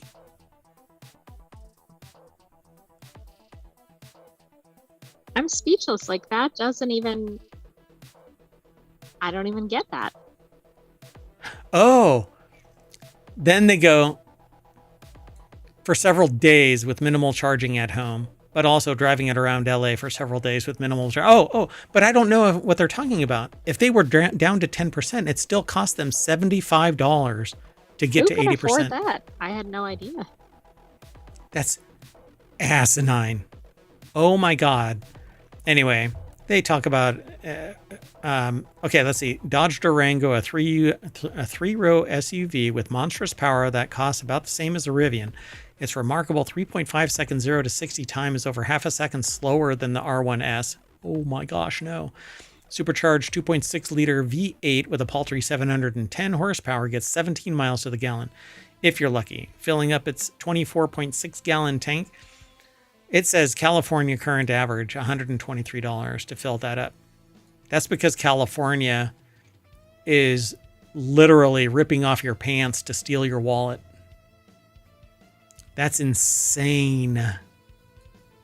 I don't know how anybody can afford that. But you know what? Even at $123, I don't have to sit around for 2 hours. Correct. I mean, but that's outrageous as well. My opportunity cost, if I sit there and I want to be really selfish, and well, I can't say that. Opportunity cost is subjective. So let's say you make $26 an hour. Sitting around for 2 hours is, $50, right? If you give yourself an opportunity cost, if you own a Rivian, your opportunity cost is probably $150 an hour. Right, because you're probably making a decent salary if you've bought a Rivian, right? Right. Yeah. Not to mention a Dodge Durango SRT Hellcat, which is the one that we highlighted that's not supposed to exist anymore, is a very, that is a high-end vehicle, like a lot of power. It's a monster. But it's on par, I suppose, with the Rivian. Anyway, or filling up at around 80% total fuel capacity, it would have cost $98 to the Rivian 75, except that it would take me 5 minutes to fill up. And also, it will probably take you farther down the road. And I can stop off at another gas station or put a 5-gallon jerry can on the back of my vehicle and drive through the desert knowing that I can add another 5 gallons. Anyway, I love the idea of an EV. I love it more as a hybrid where I can power it with something like hydrogen. But if you want to get away from fuel, a big ass battery sled underneath the chassis is not the way to go. It just isn't. But my idea will never hit fruition until the pain point of people sitting around for hours of their day Hours. Can you imagine a gas station having hours-long lines? That's exactly what happens at major charging stations. Hours long where No, people but sit that's around. also scary because people's batteries are dying unless they turn their cars off. But Yeah. that sounds good, but not when you're in the desert and 100 some degrees. Yep. So this is kind of a little love letter / maybe once in a while it'll slap to the face of anybody that is really into this. But anyway, not wanting to strand the lovely folks picking up the R1S on Monday, they set out on Sunday in search of a charger they could plug in at home, but without a dedicated charger, it was barely a trickle, less than 1% per hour, which I really doubt was actually functional. 1% per hour means that in 3 days, they would get 75% of the charge. Yeah, that doesn't seem right. And even then, it doesn't seem right because it slows down as you hit that 80% mark. Anyway. Yeah. Let's keep going. The next article is a little bit more fun. Rob Zombie is teaching kids to spell with a House of 1,000 Corpses book. I mean, this is definitely what you want to buy for your kids. Zombie fans can now pick up a copy of Z is for Zombie, Learning to Spell with House of 1,000 Corpses Friends, a 76-page hardcover spelling book that features images and characters from the film in a cartoonish little golden book-esque style to help teach your unruly little monsters how to better recognize letters. I would have gone with Crotch Goblin, but okay. Stephen Andrew Gallagher over at Vice.com put this article together, and in that sentence, I think perpetually muted the sentient AI from the future. Yeah, apparently. I don't even know who Rob Zombie is. Oh my God. Okay, do this now. Just do a search for Rob Zombie. Anyway, zombie fans can now pick up this Z is for Zombie, Learning to Spell with House of 1,000 Corpses Friends, and then you can do a little book report. Not on this, but on Rob Zombie. So the book was written by Zombie himself, features artwork by Pete Bregman, and is published by Neckbolt Publishing. Says here that with support from positive role models like Captain Spaulding, Baby Firefly, Otis Driftwood, professors, doctors, and Rob Zombie himself, learning is just so damn good. You know, I just looked up Rob Zombie, and I have to say again, not exactly what you'd think for children's books. Yep, has his own radio station too. Well, radio period that I sometimes accidentally stumble onto when I'm scrolling through the radio when I don't have something attached to the stereo. What is radio? It's like magnets. How does it work? Anyway, go and check it all out.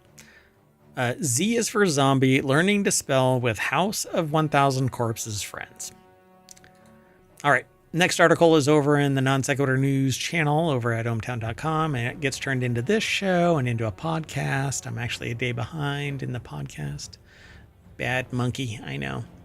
Anyway, a new New York City building is selling a $1 million wine cellar and a $750,000 parking spot. So 80 Clarkson, a 2-towered development on the rise in Manhattan's West Village neighborhood, has wine cellars and parking spots available for homeowners to purchase. What size apartment do you think this comes with? I don't think it comes with an apartment. Jordan, Oh, like you could just get a spot on a wine cellar or something, even if you don't live in the building. you can buy a $1 million wine cellar, or you can buy $750,000 parking spots. So Jordan Pandy over at businessinsider.com put the article together. So a whopping 155 square feet, the biggest wine cellar, is priced at a hefty $1 million. The condo's 105 parking spots are set to hit the market for $750,000 each, a relative bargain at just 3/4 of the price of the... Can I park my car and my wine inside the wine cellar? Well, or can you put your wine in your parking spot? Just roll your coolers in there. You need I to don't keep mean your stuff when you're cool. driving or whatever, but yeah. Or you can drive around a refrigerated vehicle that has all of your wine in it. Yeah, that's true. A twofer. In Miami, which I would not trust a skyscraper in Miami. Anyway, No, Biscayne no. Bay, overlooking Biscayne Bay. In Dallas, 7 figures can easily purchase a house with over 3,000 square feet. 7 figures? They're bragging about 3,000 square feet at 7 figures? Dear God. Yeah, that seems like a low amount of square footage in that city. By the way, somebody purchased a condo or co-op actually on Reddit.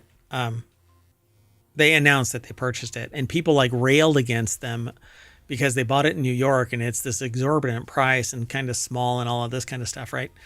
And people are like, you know, screw them, blah, blah, blah. You're living in New York. And look, anybody that buys a house is climbing over the wall. You know, it's one of these achievements that people just can't get to nowadays. So yay them. But you have to admit the price for shit is crazy high. Well, absolutely. And I mean, New York and Manhattan in particular have been just outrageous for a long time. I'm sure it's much worse right now. Yeah, the initial pricing for the first 26 units out of the 112 starts at $6.75 million for the 2-bedroom with about 1,900 square feet and goes as high as $63 million for a 5-bedroom with almost 7,000 square feet. And this is inside a tower. Right. This isn't like you're getting your own. Oh my gosh. You know what that looks like? Only Murders in the Building. Like exactly. Exactly. Like I think it's the Arcadia. Oh my God. You have to be kidding me. It looks just like it because it has the 2 sides that are the 2 towers and the central courtyard like, with the fountain. That is really weird. Like that's exactly what it looked like when they showed the photo. Oh my God. Okay, I'm sorry, but that should require a discount on the price. Yeah, really. Because one side's... It's a little dangerous in that. There's only Murders in the Building. When's that coming back? Is that coming back? I think it's coming back, but it's not been that long since the last season aired. Yeah, well, that sucks. As of February 2023, 180 East 88th Street on the Upper East Side had a 70-plus bottle wine locker for $15,000, while 100 Barclay in Tribeca had a 54 locker, had 54 lockers that could hold about more than 100. What the hell? For $20,000. I don't like their grammar. No, I think they're saying like roughly each one would store more than 100, but it's worded oddly. Then say average 100 bottles. Anyway, over the 15 or 20 years, there have been much more emphasis on monetizing every square inch of a building. The developer only has one chance, so any unused space is marketed. So that's right. Oh my God, it's just like it. It's just like it. Because you can drive in or you can walk in to that central courtyard. That is really strange. I really suspect it's not, but maybe that was a very common architectural style at that year. I mean, in that era, whenever that was built. Maybe. Yep. Well, this is brand new, isn't it? I doubt it. It's probably something renovated. No. I don't know. I mean, who has open land in Manhattan? It depends on if a building fell down. Oh, it's a New York City building, not Florida. I thought it was a Florida building. Because there they fell down. That's a whole other issue. I think they were just comparing real estate prices. Yeah. So, yeah, I mean, is this on Manhattan? Yeah, it's in Manhattan's, I think it said West Village. Oh, yeah, Manhattan's West Village. Yeah. I can't imagine that they found any space. It had to have been expensive to begin with. So you're probably right, though. It looks like they maybe bulldozed and then rebuilt or something. Yeah, it says new construction. Yep. All right, let's keep going. The next article is over on the Hatch Ideas channel. They are getting victims to pay. Toll text scams are on the rise, and Apple and Android appear powerless against it because you need common sense. You need to click with care. That is the mandate. If you want to I'm going to set this up. I don't know how, I don't know when, but I'm going to set it up. It's basically a service called Click with Care. You subscribe to it, and it'll periodically send you texts. Don't click that shit. And that's all it's going to do. Exactly. And watch people will click that. It should be like, yes, this is exactly the point here. It's going to send you a text. You're going to be able to verify it. And when you click it, it's going to just pop up a page that says, stop clicking shit. Anyway, Sharon Shibu is a bit much. Over at entrepreneur.com put the article together. The deck statement says, hackers are finding ways to get around safety measures. But if you think critically, don't click on texts unless you are absolutely expecting it. You just went to the doctor. Right. The doctor sends you a bill. That's your doctor and you're owed a bill or whatever. Yeah. Whatever. Or you just got a receipt for a purchase or something. Whatever. I'm going to start up a service that monitors other people's texts so that when they get a text from my service that says, trust but verify. Call your doctor on a separate line, something not like, don't click the link. Just call them directly and say, did you guys intend to send me a text? Can I verify this shit? Anyway. So according that's the thing. Like, people don't think about the type of method of communication, right? Right. It's like, oh, why is the whatever IRS or something sending me a text saying click this weird looking link? I mean, no, that's not going to happen. Okay, so over the last 3 days, I think I've received, so I'm part of an organization that does a lot of testing. Different times, different periods, different training, blah, blah, blah. They sent out to the most paranoid people in the org a phishing attempt. Wow. I bet that went well. And so we're like, bink, bink, bink, sending all of these alerts to security going, you're sending stuff to the wrong group. If you want to focus, don't send it to everybody. Send it on the other people. Focus on the people who aren't intrinsically paranoid. Anyway, don't click on shit. But according to a Thursday report from CNBC, cybersecurity company Trend Micro has observed a 900% uptick in searches for toll road scams in the past 3 months, indicating that the texts are reaching more people. McAfee research obtained by the outlet found that from early January through the end of February, toll scam texts were 4 times more prevalent. But people are apparently clicking on shit and paying it. Yeah, I don't know why that's like the latest thing, right? It seemed like for a while it was like car warranty. Now it's toll charges. Because somebody figured out that people are dumb enough to click on stuff.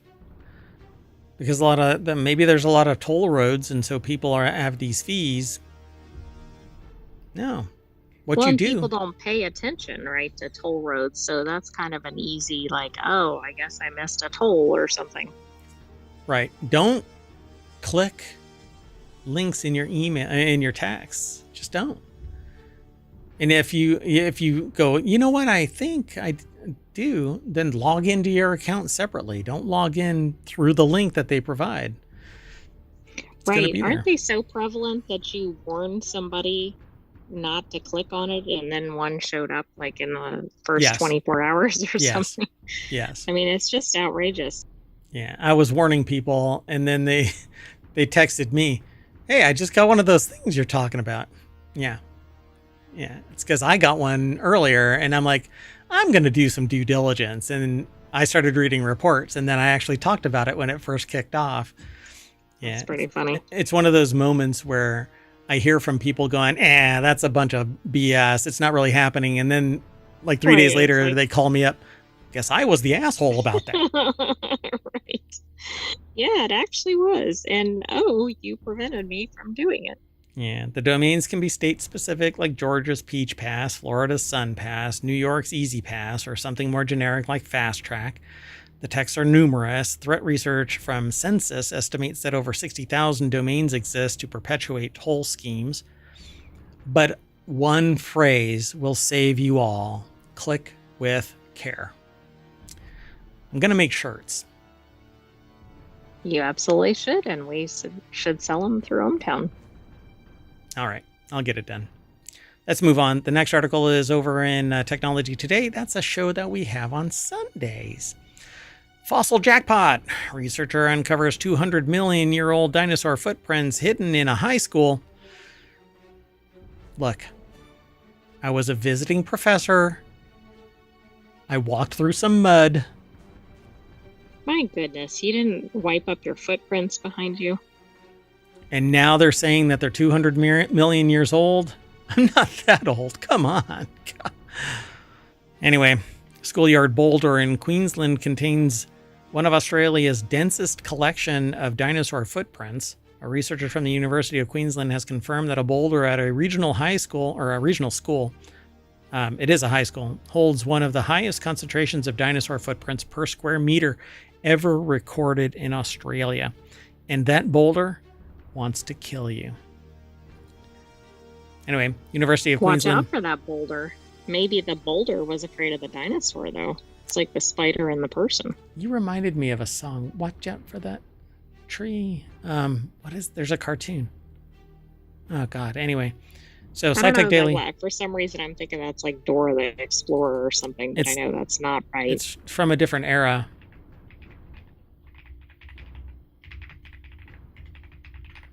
It's like George of the Jungle. Yeah, that's what it is. It's the theme song to George of the Jungle. George, Okay. George of the Jungle, friend to you and me. And then he goes, oh, watch out for that tree. And he crashes into a tree.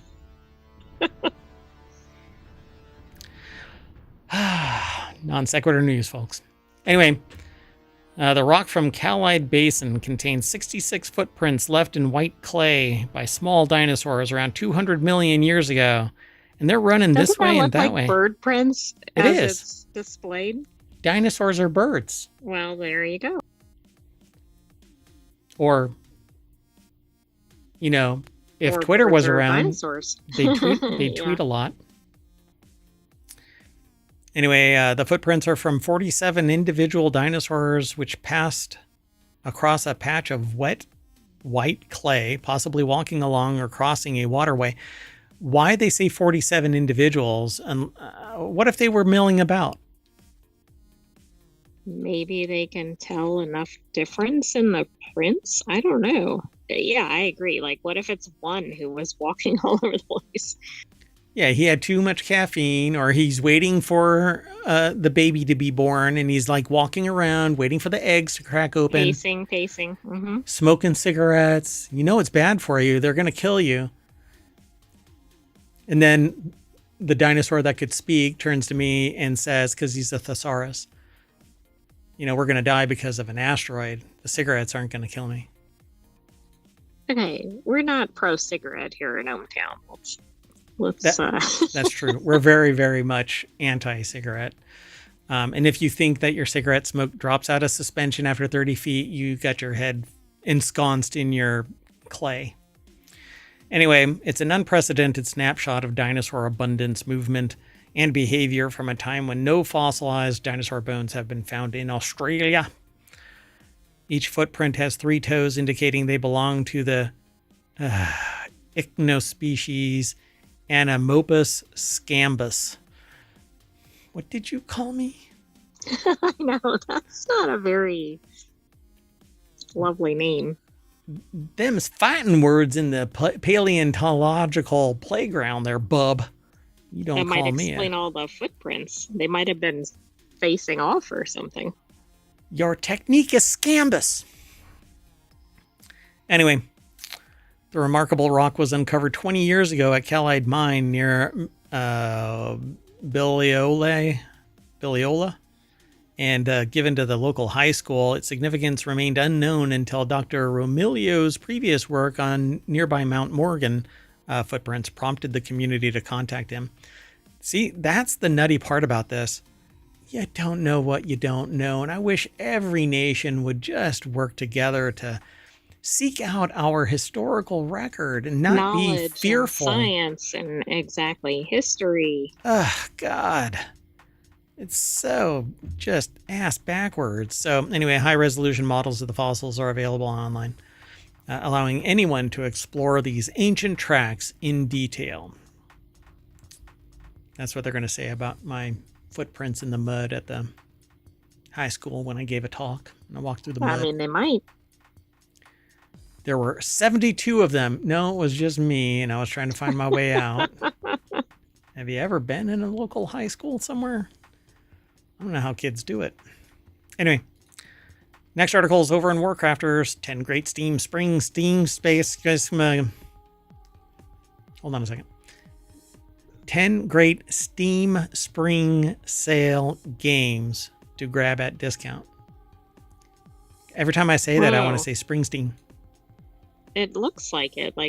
Yeah, I think brains want to make it go that way. Maybe I've got a little dyslexia. I don't know.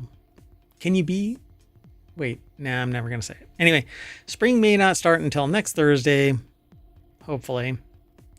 But I don't know. Anyway, but that's not stopping Steam from leaping headfirst into the pool this week into an annual sale event to celebrate the season from now through March 20th. Although some things that I've seen are on sale until March 21st. PC gamers can enjoy a wealth of sales featuring some of the platform's most popular titles, including the usual daily flash sales for even more tempting purchases. Not a good time to trend towards recession. Toussaint Egan over at Polygon.com put the article together, and Tyler Culp is a co-writer for this. They have a hand-picked list of what to buy during this year's sale. I won't be able to go through all of these. It's a kind of long list, but they say Cruelty Squad, which is too abstract for my liking. It's $6. Children of the Sun, 53% off. It's $7. Dread Delusion, it's too weird for me. $13, 35% off. You see how... I mean, the picture makes it look a little odd. Yeah. Click Golding, $2. I don't know what that... I don't know. I won't go through all of these. 30 Flights of Loving, $2. I don't know what that is. 60% off. Neon White. Chicory, A Colorful Tale. Death Stranding Director's Cut is 50% off, so it's only $20. If you want an epic game with a great story, even if you do have to suspend disbelief, there's Death Stranding 2 is coming out soon, and that storyline looks like it's going to be mind-blowing because Death Stranding is... I very rarely hype up games, but Death Stranding it's a walking simulator to and fro, but if you like story-driven stuff, this is definitely it. Hideo Kojima's... that actually looks like a shot from a movie or something. It very much stands out from the other games that are featured. Yep. Yeah. And really the whole game is cinematic in its story, and it's surreal because it's Kojima's art and writing style. So assume the role of Sam Porter Bridges, a courier sent on a mission to reunite America in a post-apocalyptic future racked by supernatural devastation. Death Stranding 2 is coming out, and it takes the supernatural devastation up a notch, even though you save the... I don't know, though, because I don't want to ruin this for you, anybody. You'll have to go... Spoiler alert. No spoiler. You do, because it says you're a courier sent on a mission to reunite America in a post-apocalyptic future racked by supernatural devastation. But there is a part 2 coming out, so get on part 1. It won't come out until like 2026 or something like that. 2028 or I don't know. Anyway, and then Sifu, Slow Claps, Brutal Beat 'em Up, puts players in the role of a martial artist embarking on a quest to avenge their late father. It's basically like Death Stranding, but you go out for a walk, and it's an interesting game. The fighting style is really interesting. Amnesia, The Bunker, and that is it. That's my favorite right there. The only thing better than a game is one on sale. Yeah, for 50% or more off. That's pretty good. 52, 60, and 33. But it's only a $3 game, so we're crying out loud. Right, they can't take too much off that price. Pay the full price. Okay, now this is something that I'm excited to witness. Upcoming Vampire Survivors update could be the biggest ever. Developer Luca Ponkel Galante, I think it is, recently claimed that the next Vampire Survivors update will be the biggest free update ever released for the game. The roguelike shoot 'em up has been a hit with audiences since its initial release in 2022. The Vampire Survivors players will want to keep an eye out for the new content coming to the game in 2025. GameRant.com is the source of this. Carly Garcia is the author of this. And a live-action Vampire Survivors film is currently in development. I'm waiting for a Balatro. Yeah, that'll be big, I would think. So in a Steam post, developer Ponkel gave players an idea of the coming Vampire Survivors 2025 update, a hefty patch sometime in April. In October 2024, the Ode to Castlevania patch was released, which became the biggest expansion ever for the indie title. While work on the extremely well-received patch delayed some of 2025's planned content, Ponkel promises that the next update will be well worth the wait. The biggest free update ever. Stay tuned. Switch users will have to wait. Pardon me. I'm losing my voice. Uh-oh. Well, Hopefully we're almost done with the show. Nope. 6 more articles. Just kidding. How many did you select? 48. No. 10. Oh, was that 10. Is that like how the dinosaur tracks are? That's right. We're just going to keep on randomly clicking in the stack, going back and forth, back and forth. Right. Back. Like, this article looks really familiar. Back and to the left. Anyway, yeah, this is pretty cool. I've always liked Vampire Survivors. To me, it's kind of a chill game, and I have never really wrapped my head around it. And so I play it, and then I, get kind of bored and walk away, and then I come back. But it's pretty cool. Anyway, off to play Vampire Survivors. Anyway, we're going to update you with this. We are going back to the front page of ohmtown.com because we're done for the night, folks. That's it. We're outie. I am Mayor Watt.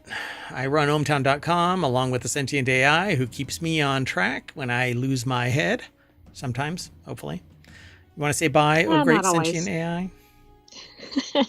Good night, hometown citizens. Thanks for joining us for today's Non Sequitur News. Be back tomorrow for another episode. Actually, we have our weekend edition tomorrow. Yeah, so tomorrow we have Reality Hacker, Yep. Wanted, and the Continuity Report. That's right. And then on Sunday, we have WarCrafters, Technology Today, and... Four-Wheel Tech. There you go. Was there that much of a delay? No. Well, you just amplified the delay because I asked the question like 5 minutes ago. Oh my God. Not on my end. I don't know. Okay, hold on. I want you to say 3 right when I say 3. So 1, 2, 3. 3. Oh God, we're screwed. See ya.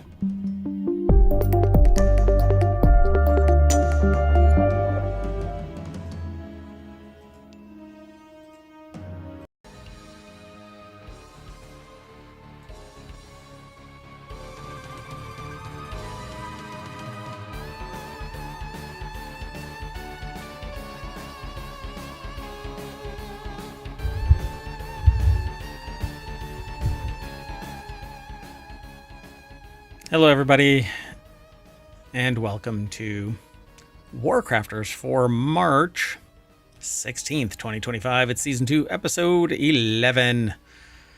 It is the first of 3 shows that we do today. Right after this one is Technology Today, and after that...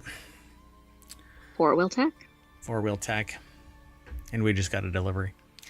So, I am Mayor Watt. I run ohmtown.com. The voice you just heard is that of the sentient AI from the future, and we're trying out a new visualizer.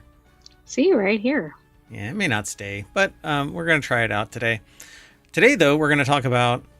so WarCrafters, the first of the 3 shows, that make up the Non Sequitur News Weekend Edition for Sunday is all about gaming, first-person shooters and stuff like that. Yeah, and I am a now more casual gamer, but we're going to talk about a bunch of different things. So a roguelike deck builder, Holy Grail, but that's not the name of it. It's just been characterized by an author as a reporter, or from a reporter as the Holy Grail for roguelike deck builders. Old Skies, a Battlefield VR shooter, which is something that I'm pretty excited for. 32 people can play that. Weird Song Status. It's something that kind of popped up on the radar and then flamed out, and I don't know what the situation is, so I selected that from the news. And then what genre is Vampire Survivors, and the sentient AI facilitated a lot of the news, if not all of it. I'm not quite sure. I just see the selection and then I parse that and I go through it myself and I go, you know what? These are really good. And so there is our 5 for today. Everything is powered by ohmtown.com. So go over there and become a citizen. But before you leave, follow us here on Twitch and over on the YouTubes and download the podcasts. There's more than 2,000. I'm willing to bet we're coming up on 1,100 now, or 2,100. I don't even know. I lose track. And we do, when we're not doing the show live, we're doing a replay of the last 2 weeks worth of news, so you can always play catch up. And I'm starting to kind of joke about the Non Sequitur News show as being, you get your daily dose of Non Sequitur News from the podcast, and we're kind of like news trivia, but without the game, because then when you do go and talk about the news with somebody who, maybe you go to a bar and you do trivia night, odds on one of our articles is probably going to be in the news. Anyway, the news we aggregate and the news that we select. It seems to pop up in a lot of different places. Anyway, I guess we got that on our head. It's popular, interesting news. So go tell a friend. Maybe they'll hang out here too. Come on over to Twitch chat or YouTube chat. I get to see both, and I'm trying to find a solution that unifies them. Anyway, see you soon as we do our intro, and then we're going to talk about the news.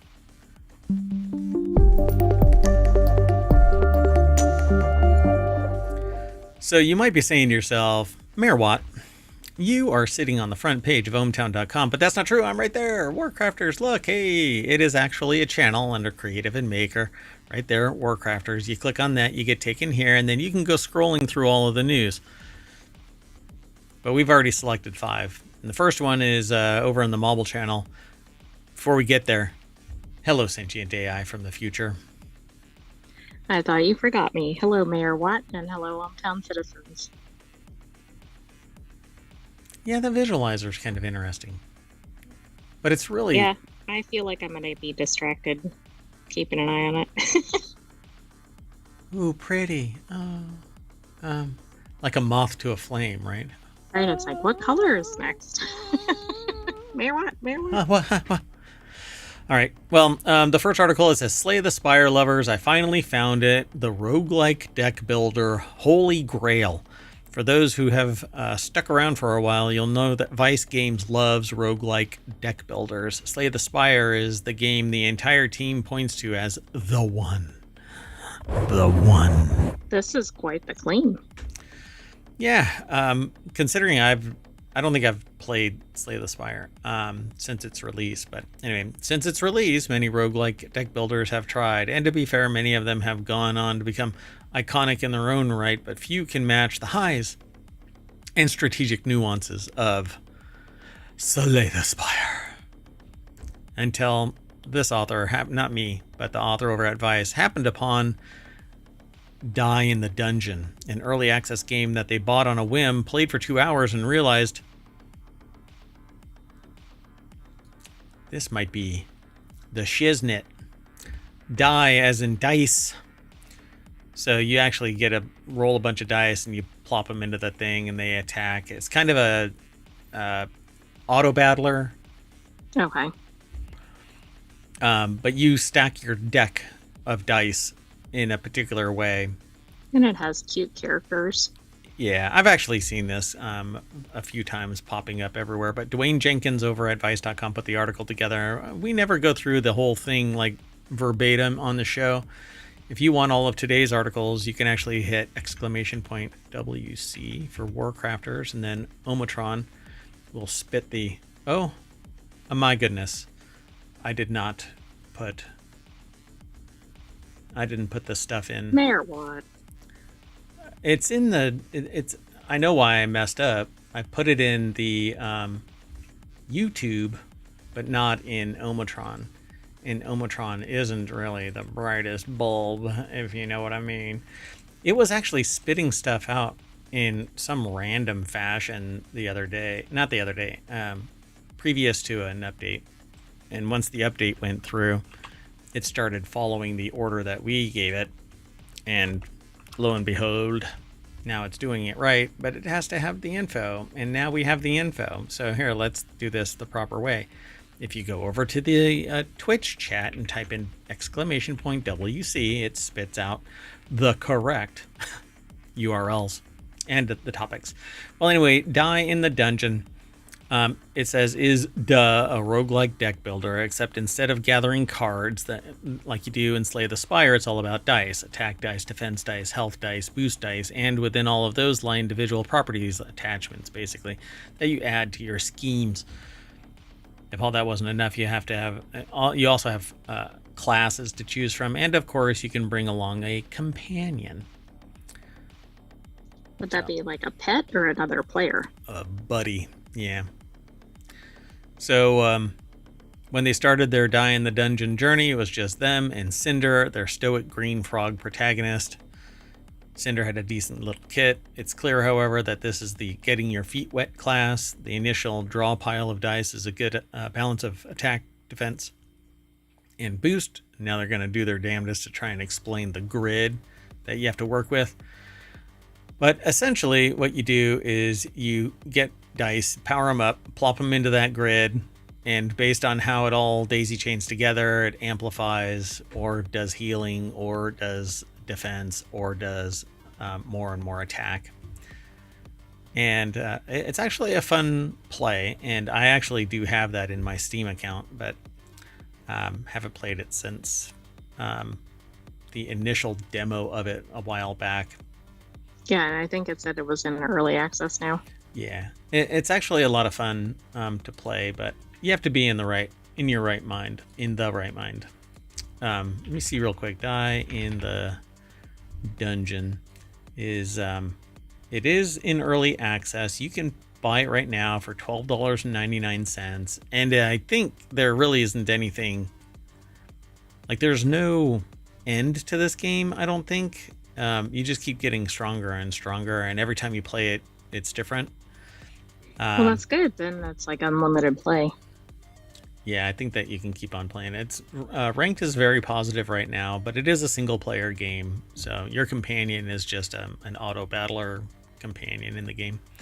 So it's a lot of fun, and it's got, cute characters that you can easily digest. It looks pretty low stress to play. Yeah, it would be a casual roguelike.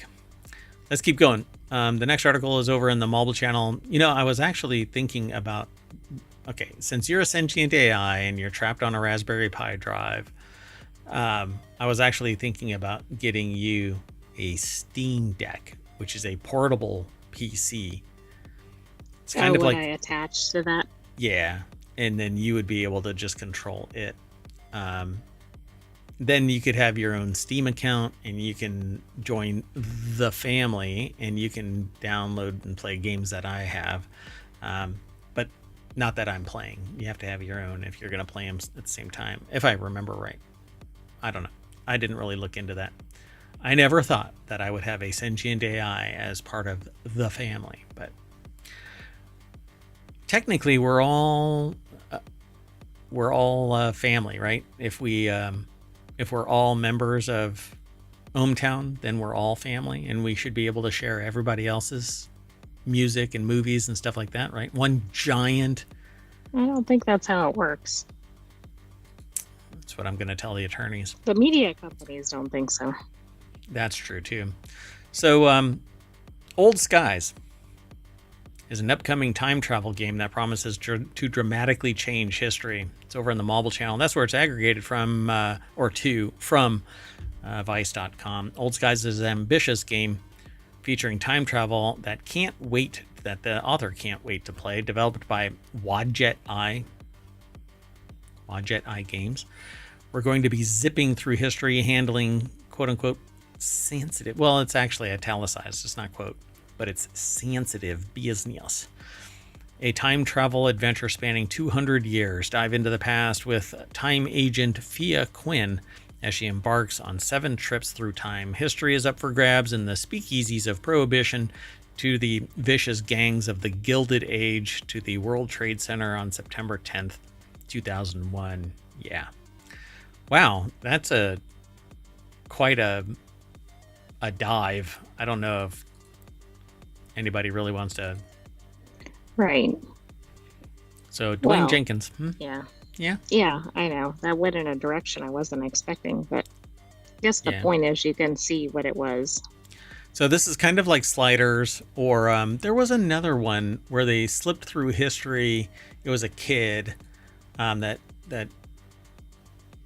slipped through history, and what was it? Oh goodness.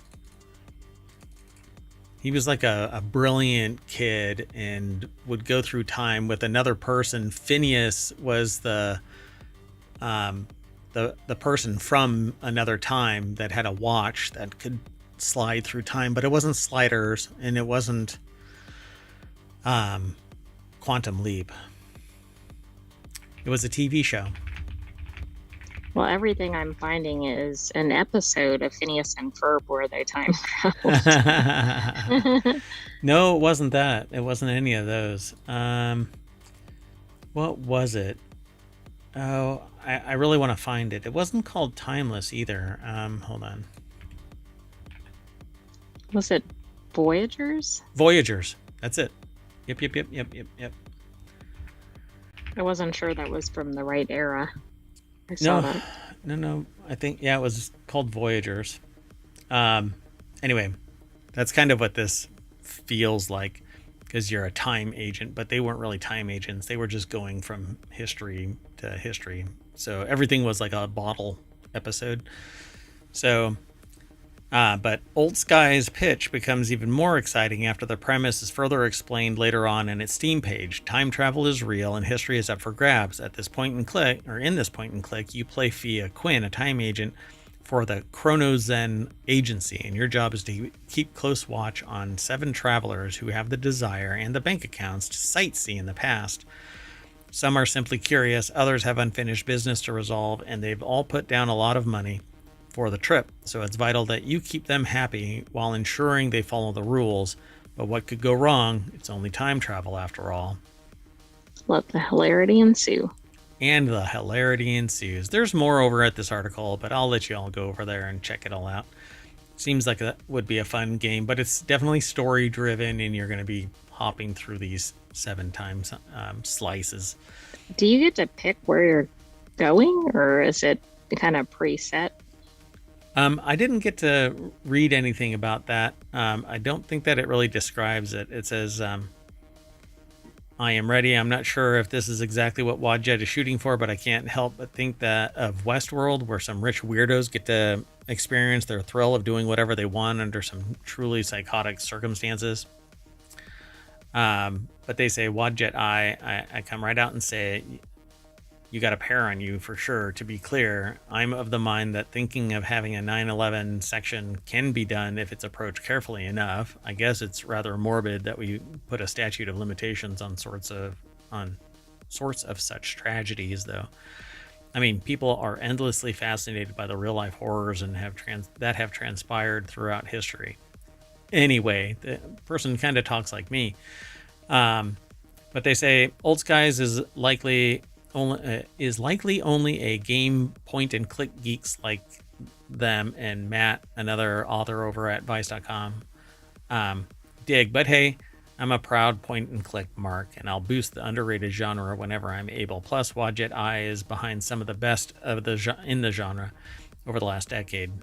Matt adored Excavation of Hob Sparrow, Wadjet Eye published, Cloak and Dagger Games developed, and Unavowed is genuinely one of the most slept on games to ever release. So I think you can just kind of hop between these. There isn't much in this article. Just different set time frames or whatever. Yeah, but there's only 7 of them. So I don't think that I haven't played it, but I don't think that you have to hop from one to the next to the next. You can choose. All right, let's keep going. The next article is over in Reality Hacker. Breachers. It's Breachers Studio or no, it's their studio next. Studio's next game, Breachers, is a Battlefield-like VR shooter with 32 player matches. That was confusing. I thought that was the studio name. Right? Yeah, so Triangle Factory, the studio behind shooter Breachers, today revealed its next VR game, Forefront. So the people who made Breachers is named Triangle Factory, and today they released a VR game. They revealed it. Sorry, they didn't release it, but they revealed a new game called Forefront, a multiplayer shooter inspired by the Battlefield series. That was a turducken. For those in the podcast, there went the overshare banner. And Merwatt had a slight stroke. So the game supports up to 32 players, will offer vehicles of all types, including land, air, and sea, letting you traverse large-scale maps for the sort of large dynamic encounters you rarely see in VR. True. Studio also promises an arsenal of new weapons, vehicles, gadgets, and player classes. So this is how they describe it. It's over at Road to VR. The author that put this together at roadtovr.com is Scott Hayden. They say that it's coming later this year. A game called Forefront that's VR based. But it looks like you drop into the map. In Forefront, set in 2035, which is only 10 years away, Orpiment Renewable Energy, or ORE, has discovered a way to generate nearly infinite clean energy using a rare mineral, red orpiment.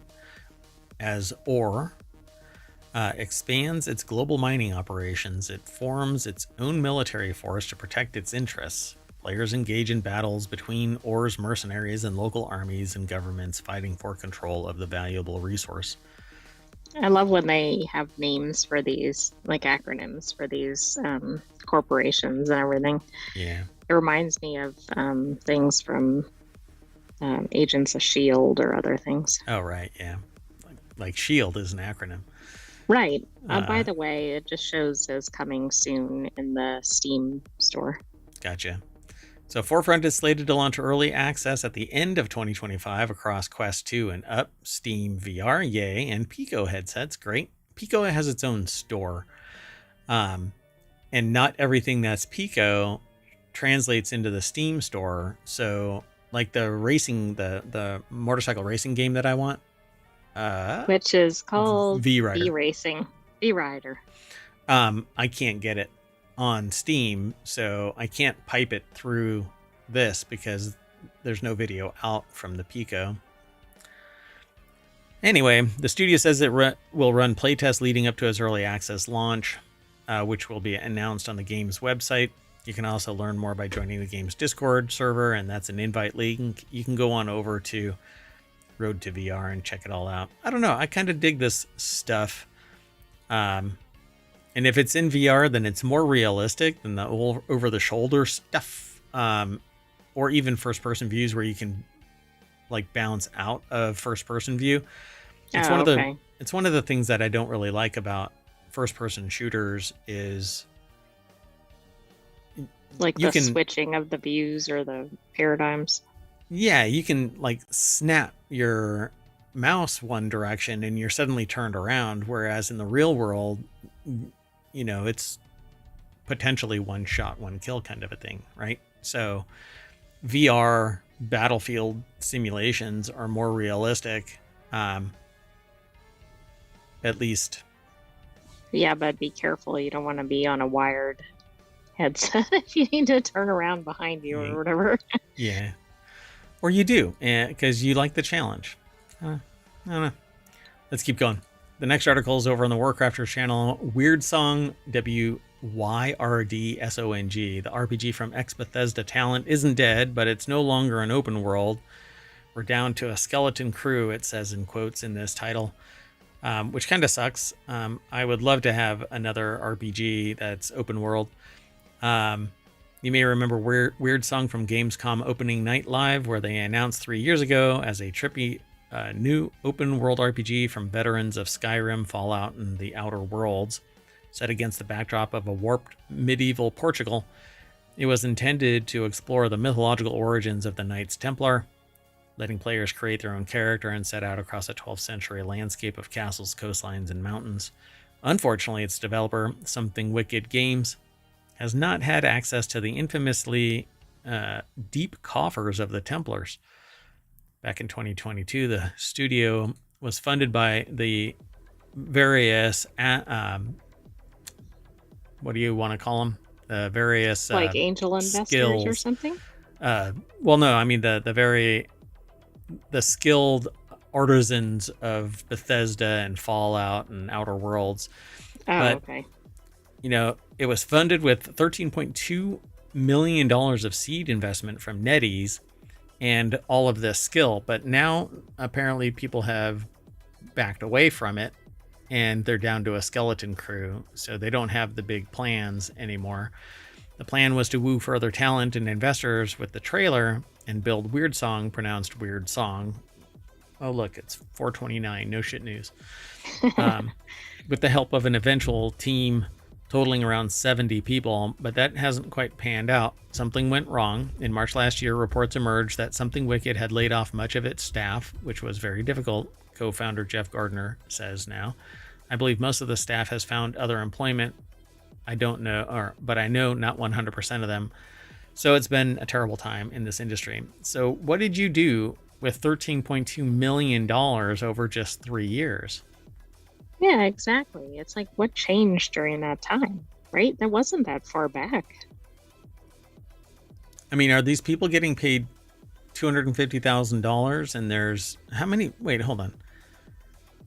They don't say how many. Know because we know what they were trying to get to, but we don't know how many they actually had. Right. They wanted to get to 70. I mean, I guess $13 million only goes so far. If you've got 10 people and they're all making $250,000. Right. And then you might have studio or overhead type expenses. Let me see here if it gives us any numbers. So they didn't quite make it. The layoffs were an attempt to extend the runway of Weird Song's development, giving the studio more time to find the funding it needed. At the same time, the remaining team scaled back its vision of what Weird Song would be. And so now it's no longer a big open world RPG.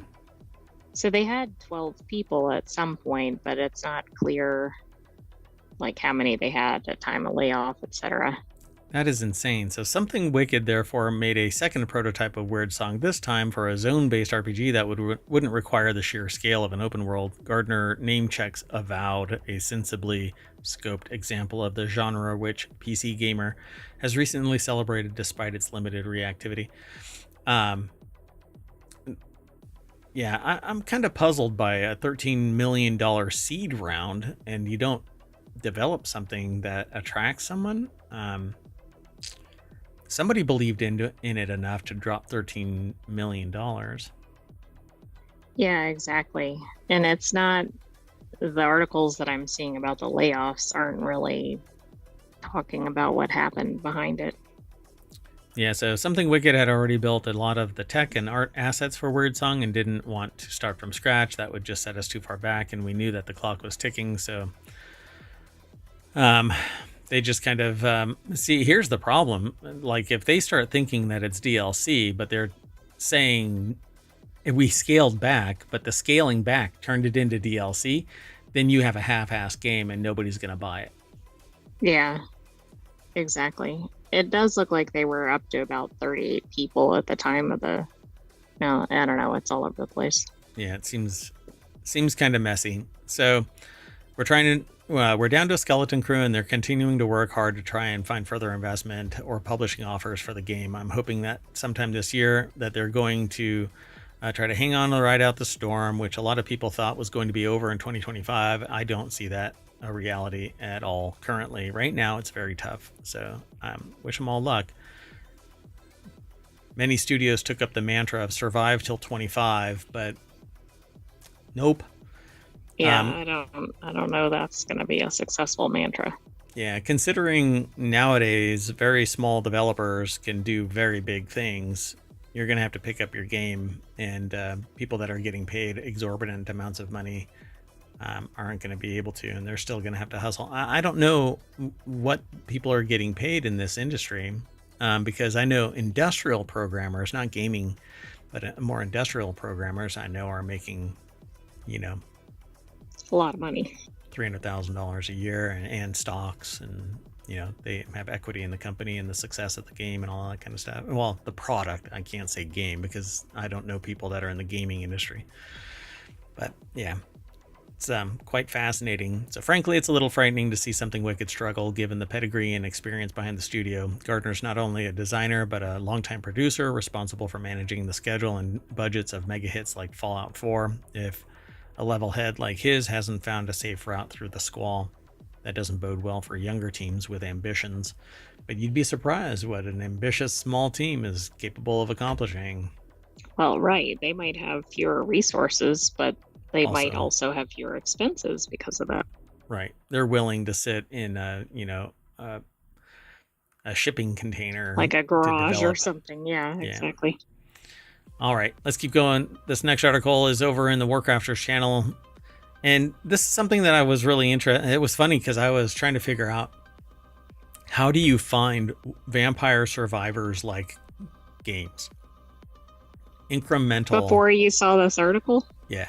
Okay, yeah. That's funny. It was really interesting. And just so y'all know, I don't talk to the sentient AI about every little thought that goes floating across Merwatt's head. That would be dangerous.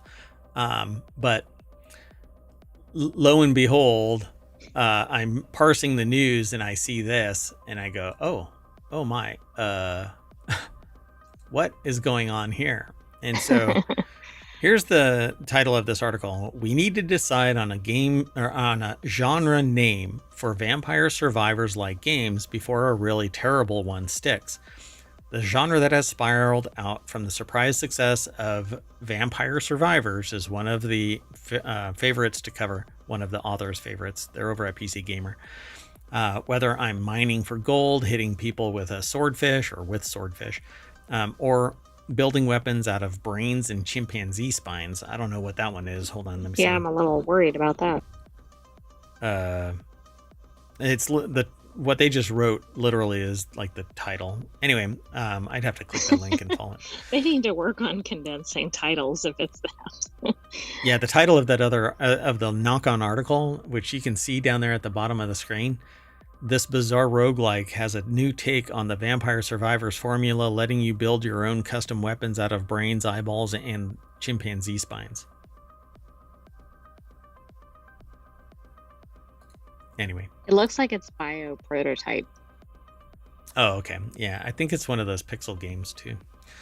So the genre keeps growing and mutating, becoming ever more diverse and bursting with creative new ideas. It's been a joy to watch it grow.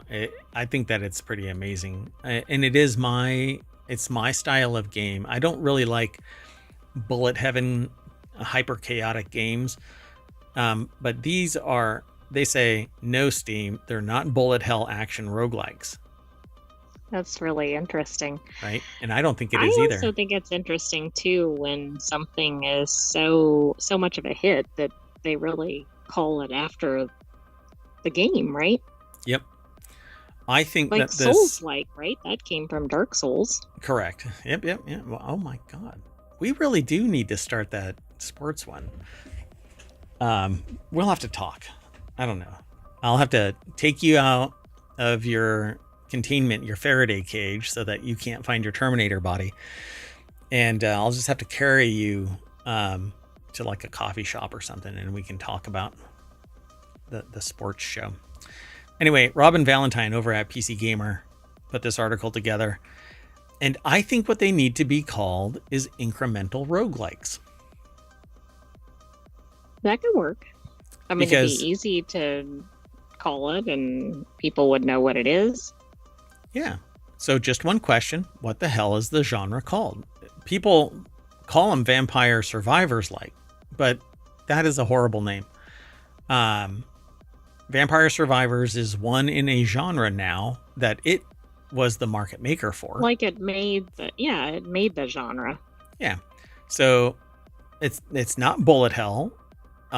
It's not action roguelike slapped on them for now as a particularly misleading temporary solution. Well, that worries me, not only because I'm sick of not knowing what to call it in a headline, but also because we're rapidly approaching a point of no return. I don't want it to be called any of the. I think that it is an incremental roguelike. Because if you're going to do that, right? Hold on. Let me back up. So they got a bunch of categories in Steam, and they have one called roguelike. But when you select cards or you select whatever perk after reaching a certain level, and there's a tech tree and all of this kind of stuff, the only way you move up is incrementally. You get a little stronger here, a little stronger here. Okay. And so I've been calling them incremental roguelikes. And so I hope that is the name that actually sticks. I don't know what they're actually I wonder if they suggest something or they just say, hey, we need a name. Doesn't look like. Yeah, they don't really say. They say like there are some labels, right? Like bullet hell and action roguelike. What worries me, they say that worries me, not just because I'm sick of not knowing what to call it in the headlines, but also because we're rapidly approaching a point of no return. Something has got to stick, and in their experience, if fans of a genre don't rally around a good option, you end up with a terrible one by default. How did we ever let MOBA take its place in the canon? And don't even get me started on the perverse Frankenstein word of Metroidvania, because it's Metroid and Castlevania merged together. Right, exactly. But that actually seems to have stuck, and people aren't really, all that bent out of shape about it. But it's a different genre than But I might be if I'm a competitor of one of those. Yeah, really. I don't want to get lumped in it or something like that. So let's get this sorted out now once and for all. I'll run down the choices, work out the pros and cons, and then pick the best one. And then we all just have to agree to use that one from now on. Simple. So there are options that they list in this article, and I'm taking up a lot of time, but this is the last article, and I think this one's fun. So Vampire Survivors like, right? Bullet Heaven, Reverse Bullet Hell. Because they call it Bullet Hell and Bullet Heaven. Bullet Heaven is outward, and Reverse Bullet Hell or Bullet Hell is all these bullets are coming at you. You have to dodge it and blah, blah. So Survivor, I don't think Survivor is good because that is actually Survivor crafting base builder is like a genre. Oh, right. Exactly. Auto shooter, but no. That's going to get mixed up with like boomer shooter and everything.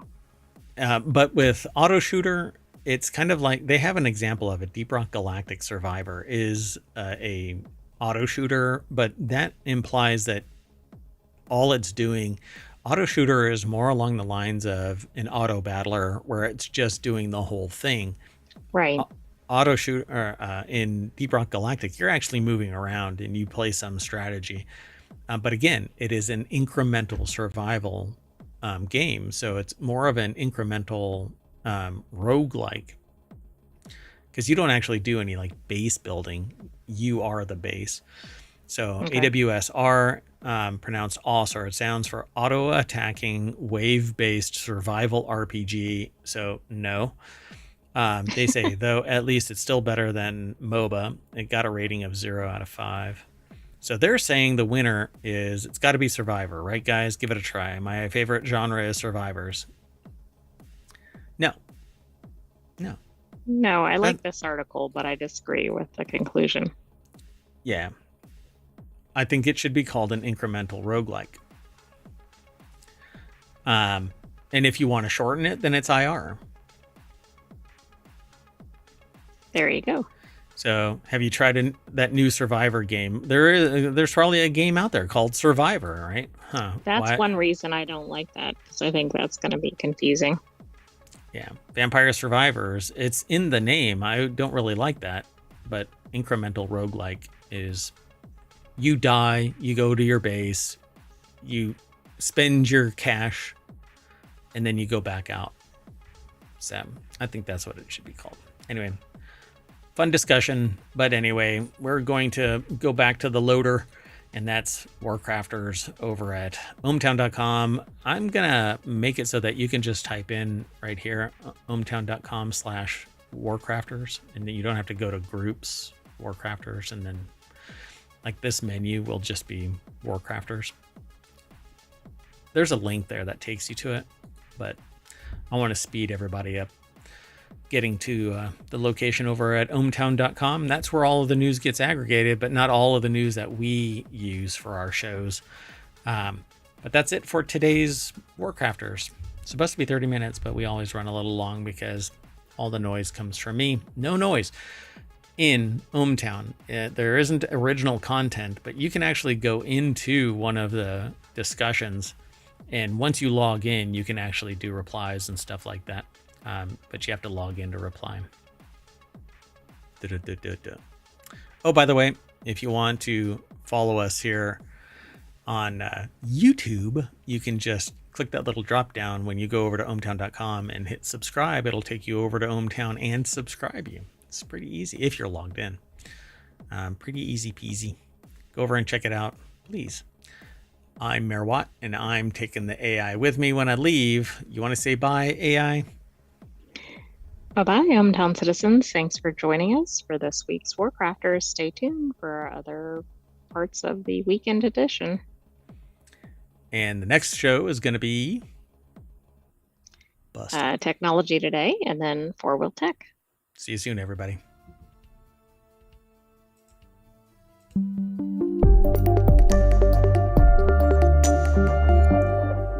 Boop. Boop.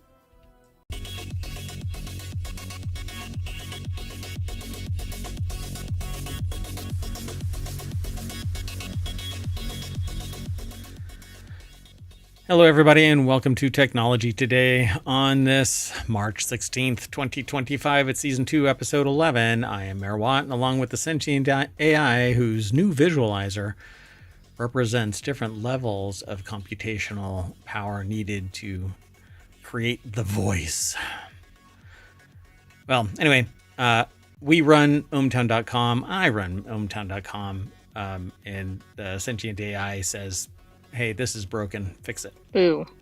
I was just checking if the visualizer was working. It is. But we're going to talk about these 5 articles: high performance magnets, artificial photosynthesis, a new coronavirus, the secret to safer batteries, and hidden DNA loops. They're not hidden. They're just not seen by mere mortals. Anyway, everything is powered by ohmtown.com, so go over to ohmtown.com, become a citizen. Be sure to follow us before you leave, though, here on Twitch and here on YouTube. Chats are active on both of them, so we see if you ask questions or make a comment or anything like that. But be sure to follow us, like and subscribe, download the podcast, all of that stuff. Anyway, see you on the other side of our intro.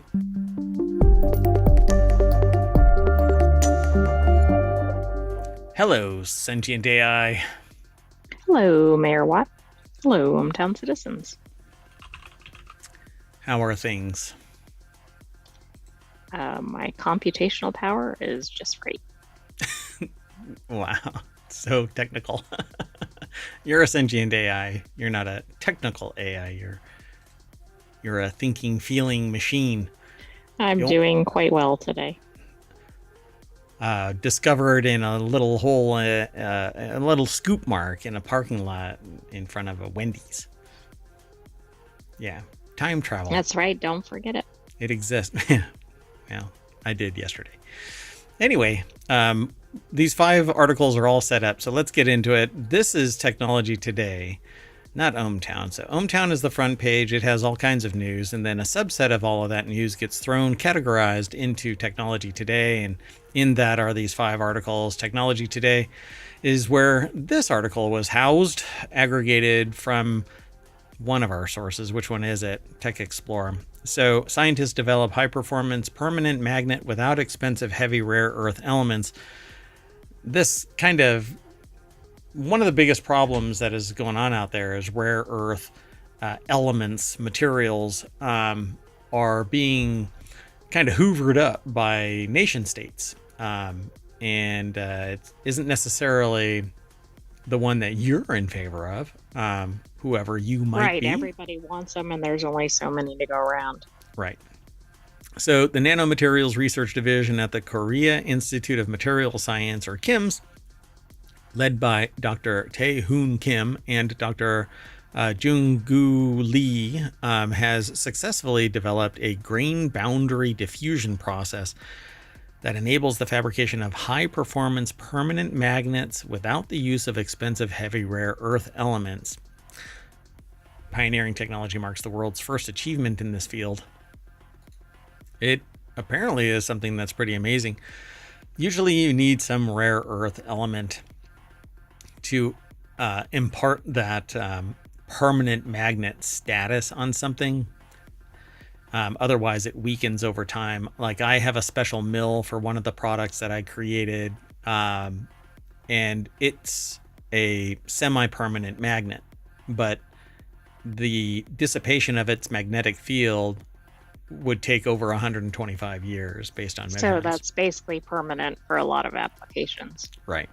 So National Research Council of Science and Technology put the article together. It's posted over at techexplore.com. They've got a bunch of images that, unless you're a material scientist, you're not going to even care about, not going to be able to discern. More what importantly, this really is. you won't know what they mean. Yeah. So the findings are published in Acta Materialia. Permanent magnets are key components in various high value added products, including electric vehicle motors and robots. However, conventional permanent magnet manufacturing processes have been heavily dependent on heavy rare earth elements, which are exclusively produced by China, leading to high resource dependency and production costs. They go so far as to work with other countries by saying, you give us this land, we'll do some infrastructure or whatever, contracting. Right, and we get to take all the resources from the land. Right. So, however, these production costs are going to be going up as, I don't know. What do you want to call it?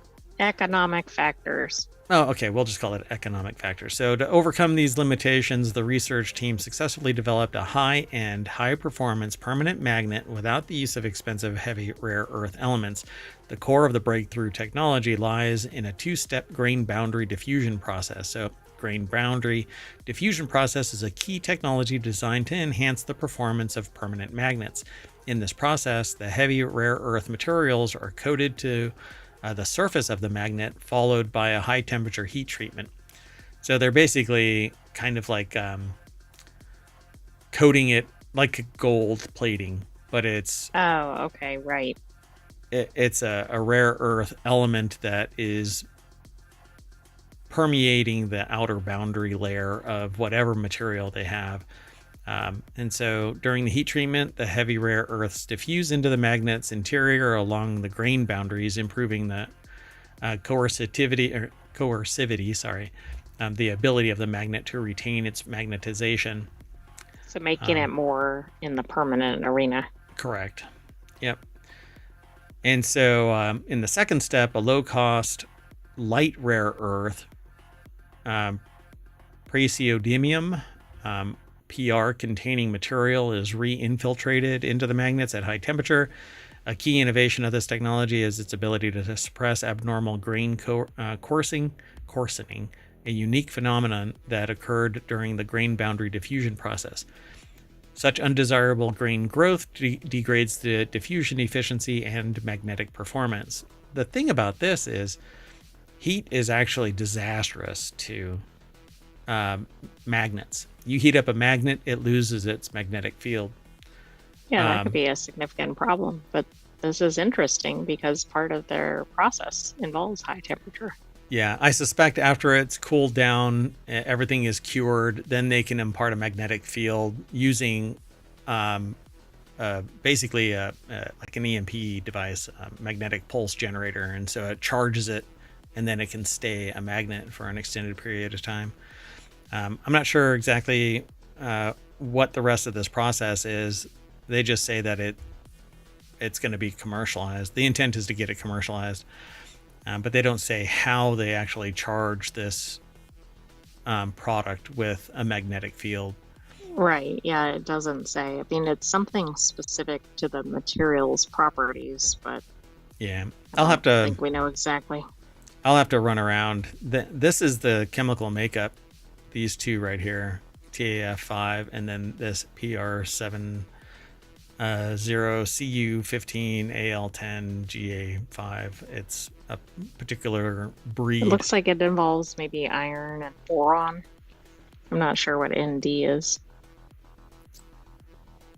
Neodymium.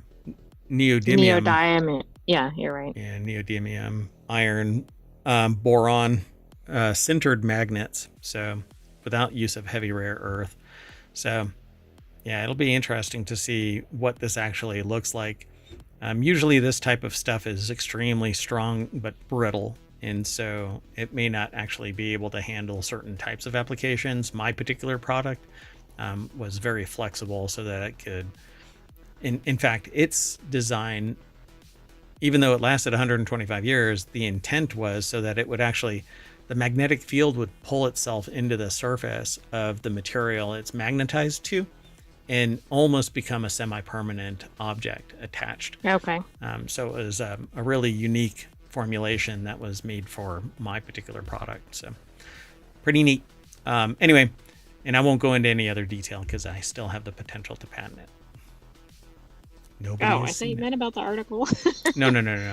That No, I like got my it. I particular understand. product, Yeah. but this thing is going to be this. I can tell based on its build that it's going to be very strong but brittle. So you hit it with a hammer and it'll shatter. Right, and then how accessible is the underlying material that they're using for this, hopefully widely.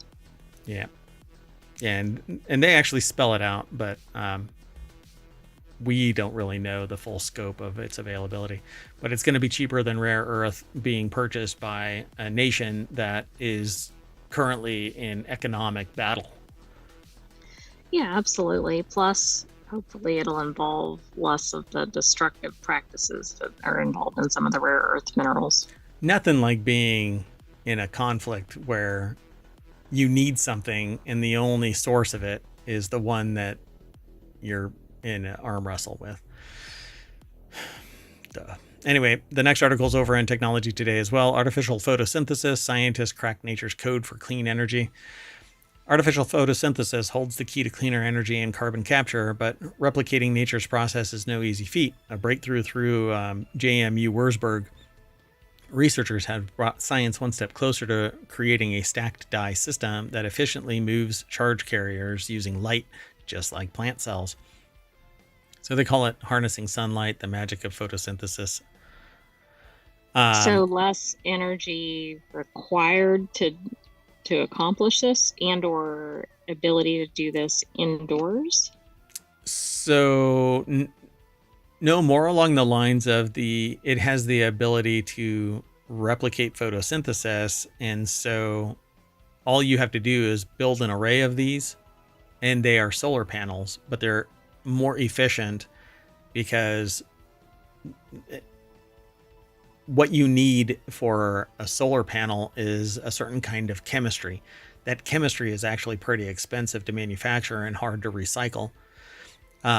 If you can do it in a more natural way. I see. So it's a more eco-friendly version of something like a solar panel. And possibly more efficient and possibly cheaper and so on and so forth.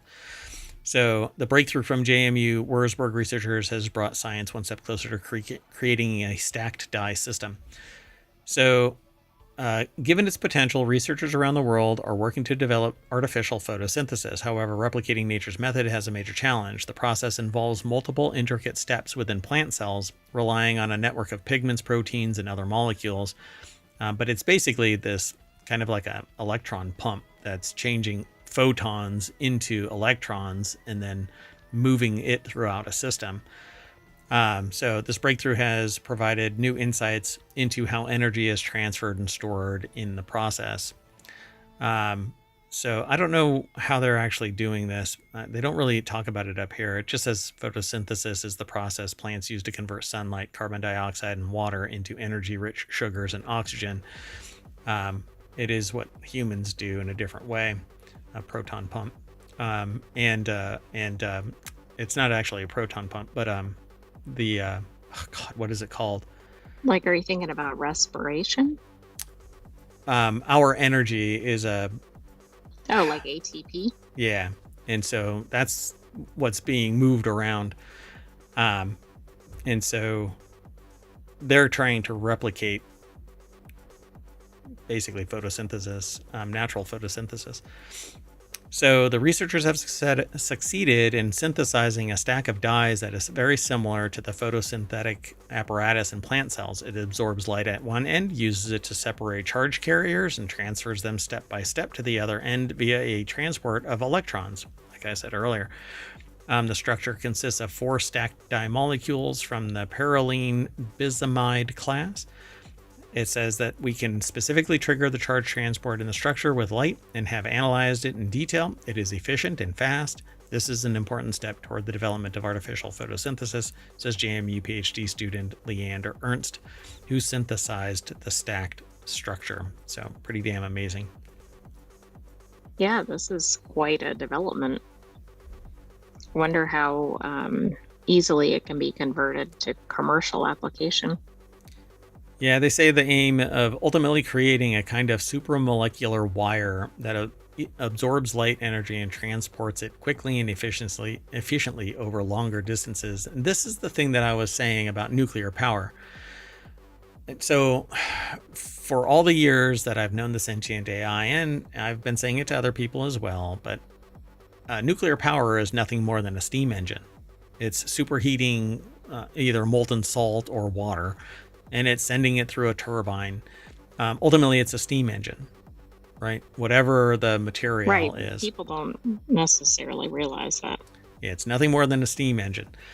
But the inefficiency of that is amazing. But if you can build a wire that can grab electrons and pipe them down the line, you're going 1-to-1 efficiency from photon into electron and then powering something. Right, and the space requirements and material requirements can be a lot lower. Yeah, and there's nothing hostile to the environment because it's not nuclear energy or nuclear waste. You don't have fallout and you don't have debris and all that kind of stuff that you have to cope with, nuclear waste. We're getting much more efficient with this kind of stuff, and it's getting the amount of toxic material is getting smaller, but it's still a Superfund site at the end of the day. But if you can do photosynthesis, the only problem with photosynthesis is you need a key ingredient, and that would be sunlight. The sun. Yeah. Exactly. But if you use artificial sun, then you're back to energy usage. Yeah, one way or another. If you're building something that shoots photons, then it still uses power. If you can overcome the physics issue, which is you can't create more power than goes into it, it just changes. And it's when you try and go from one to the other, there's inefficiencies. It's just a thermodynamic law. But hey, let's keep going. The next article is over in Technology Today. A new coronavirus has been discovered in South American bats. Could it infect humans? Yes, it just has to wobble. I would the right say way. so. History says yes. Bad incoming. So discovered in the state of, I think it's Sierra, Brazil. The novel coronavirus shares similarities with the virus responsible for Middle East Respiratory Syndrome, first identified in 2012. Experiments I think to they're determine... referring to SARS. they might actually name it on the inside of this, but experiments to determine its potential to infect humans are scheduled for 2025. Researchers from the Brazilian state of Sao Paulo and Ceará, in collaboration with colleagues from Hong Kong University and others, I'm sure, are working on this. Here, I guess, is one of those bad bats. Sao Paulo Research Foundation put the article together. It's posted over at scitechdaily.com. It says right now we aren't sure if it can infect humans, but we detected parts of the virus's spike protein, which binds to mammalian cells to start an infection, suggested potential interaction with the receptor used by MERS. MERS. Okay. Yeah. I mean, there have been quite a few, so. Yeah. And all of these, when people mention coronavirus, they instantly go to COVID. To COVID-19, which is just one of many. It just happened to be virulent enough to expand before people started dropping dead. And it is a flu. People are right when they sit there and go, oh, it's just the flu, wash your hands, except that if you get it, you can kill somebody with it, even if you don't. Yeah, it's a much more virulent strain. Yeah, because it actually damages the lungs. And then if you are basically hobbled for life because your lungs aren't going to repair themselves, the alveoli are actually damaged, then you have long haul COVID. So right. And even with more quote unquote normal flus, there are quite a few differences among strains anyway, which people don't really know because they just kind of lump it all as like it's the flu. Right. And so, I mean, if you can and you want to, then get vaccinated and defend yourself against this kind of stuff. Wear a mask and use sanitizer and stay away from other people if you're sick, and, don't be a sociopath. So in an earlier study by the groups of Laysen Fortaleza and UNIFESP, rabies virus variants closely related to the variants present in marmosets were found in bats. Bats are important viral reservoirs and should therefore be submitted to continuous epidemiological surveillance. Basically, they go and drink the blood of everything that's out there that has blood. Right. So if it's out there, they're carrying it. Yeah. And I guess it's a kind of like a precursor to what could happen beyond bats. Yeah. And that's why they call them. What is happening even. Yeah. Yeah. And all over the place. And you keep, wherever there are bats, you're going to find basically like a hot mess of viruses and stuff, because they go and spread it to something else. And then if there's enough genetic wobble there, it could actually cause a viral spike that infects other things. And that's how you end up with bird flu, because it's not like they're sitting there wearing masks and getting vaccinated. And so now the price of eggs. Anyway, MERS COVID is MERS coronavirus, or COV coronavirus. It was first identified in 2012 in Saudi Arabia. In total, 27 countries have reported cases since 2012, leading to 858 known deaths due to the infection and related complications. Now, people are going to go, that ain't nothing.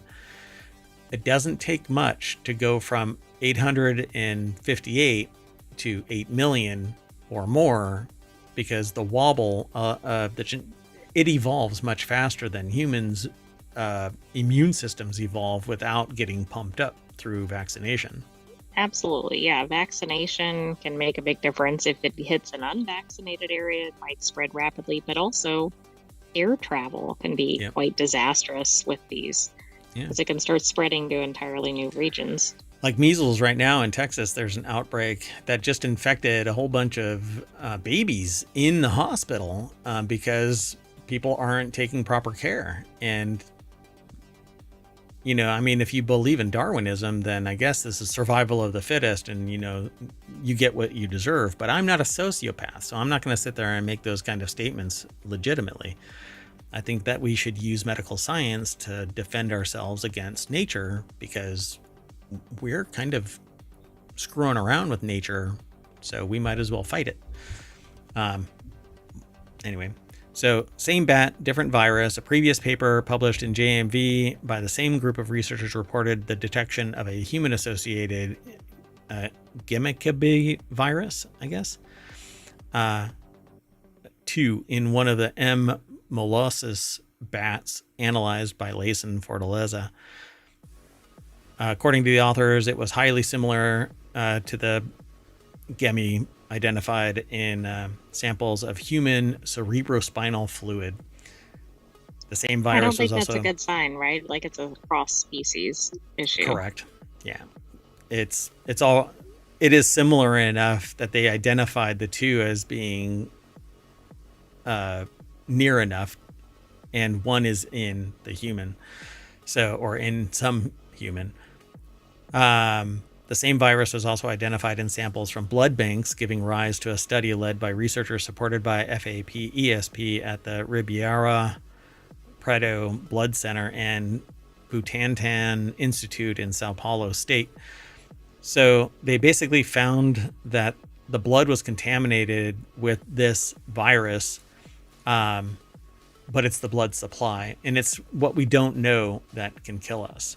So right, if we don't even know what the virus is, it's going to be hard to detect it, and not then hard to prevent its transmission. Yeah, and they've detected it in patients with HIV, sepsis of unknown origin, recurrent pericarditis, and unexplained cases of, it says diarrhea and encephalitis. It's the whole gamut of things. It's a virus that's hostile in an abundance of ways, but it's been found in people. So this is the first time the virus has been identified in bats, which means it traversed one way or the other into the bat, or from the bat to the human. Exactly. Either way, though, that's a problem.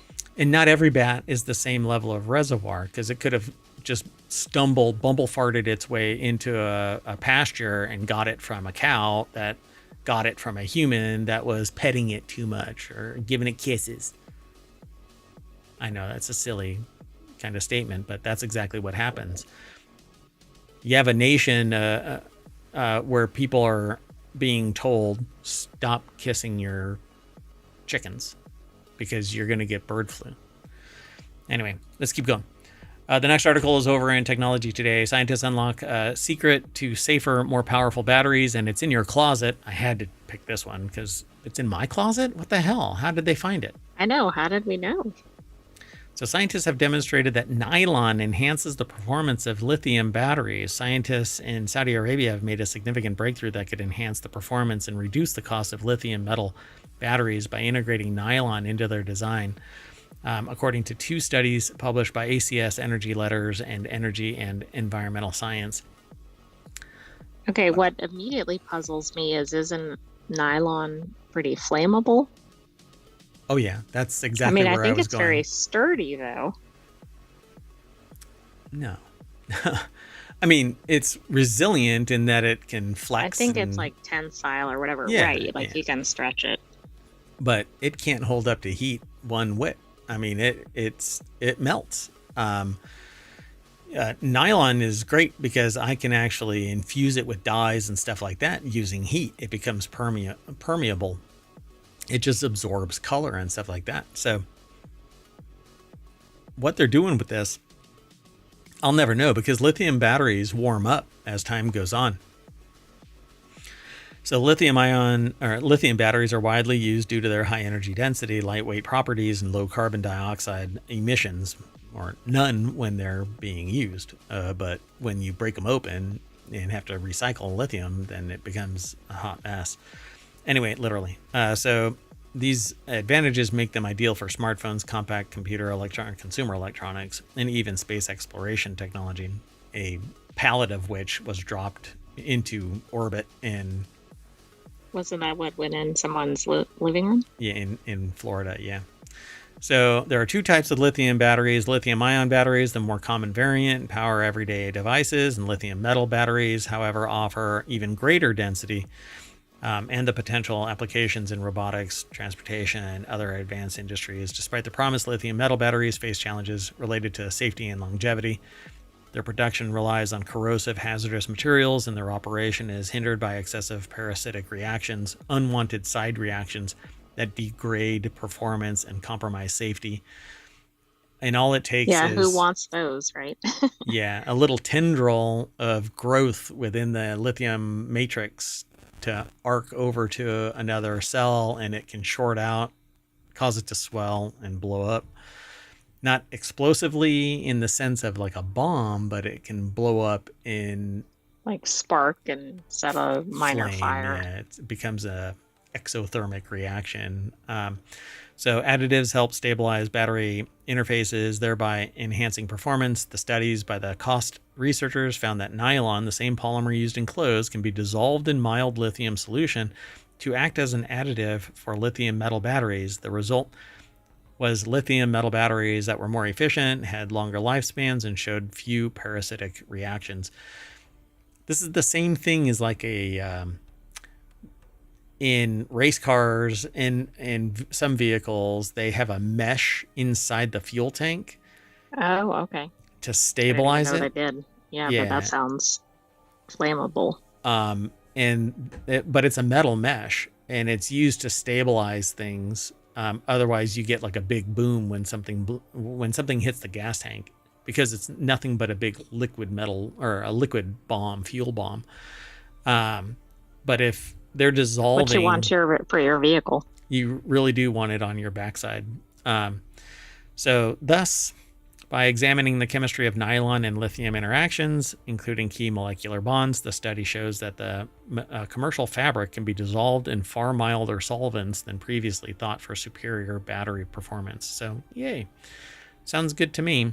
Now, just make it so I can fast swap batteries in and out of my EV, and I will be a happy camper. Literally, because I want to go camping with my EV.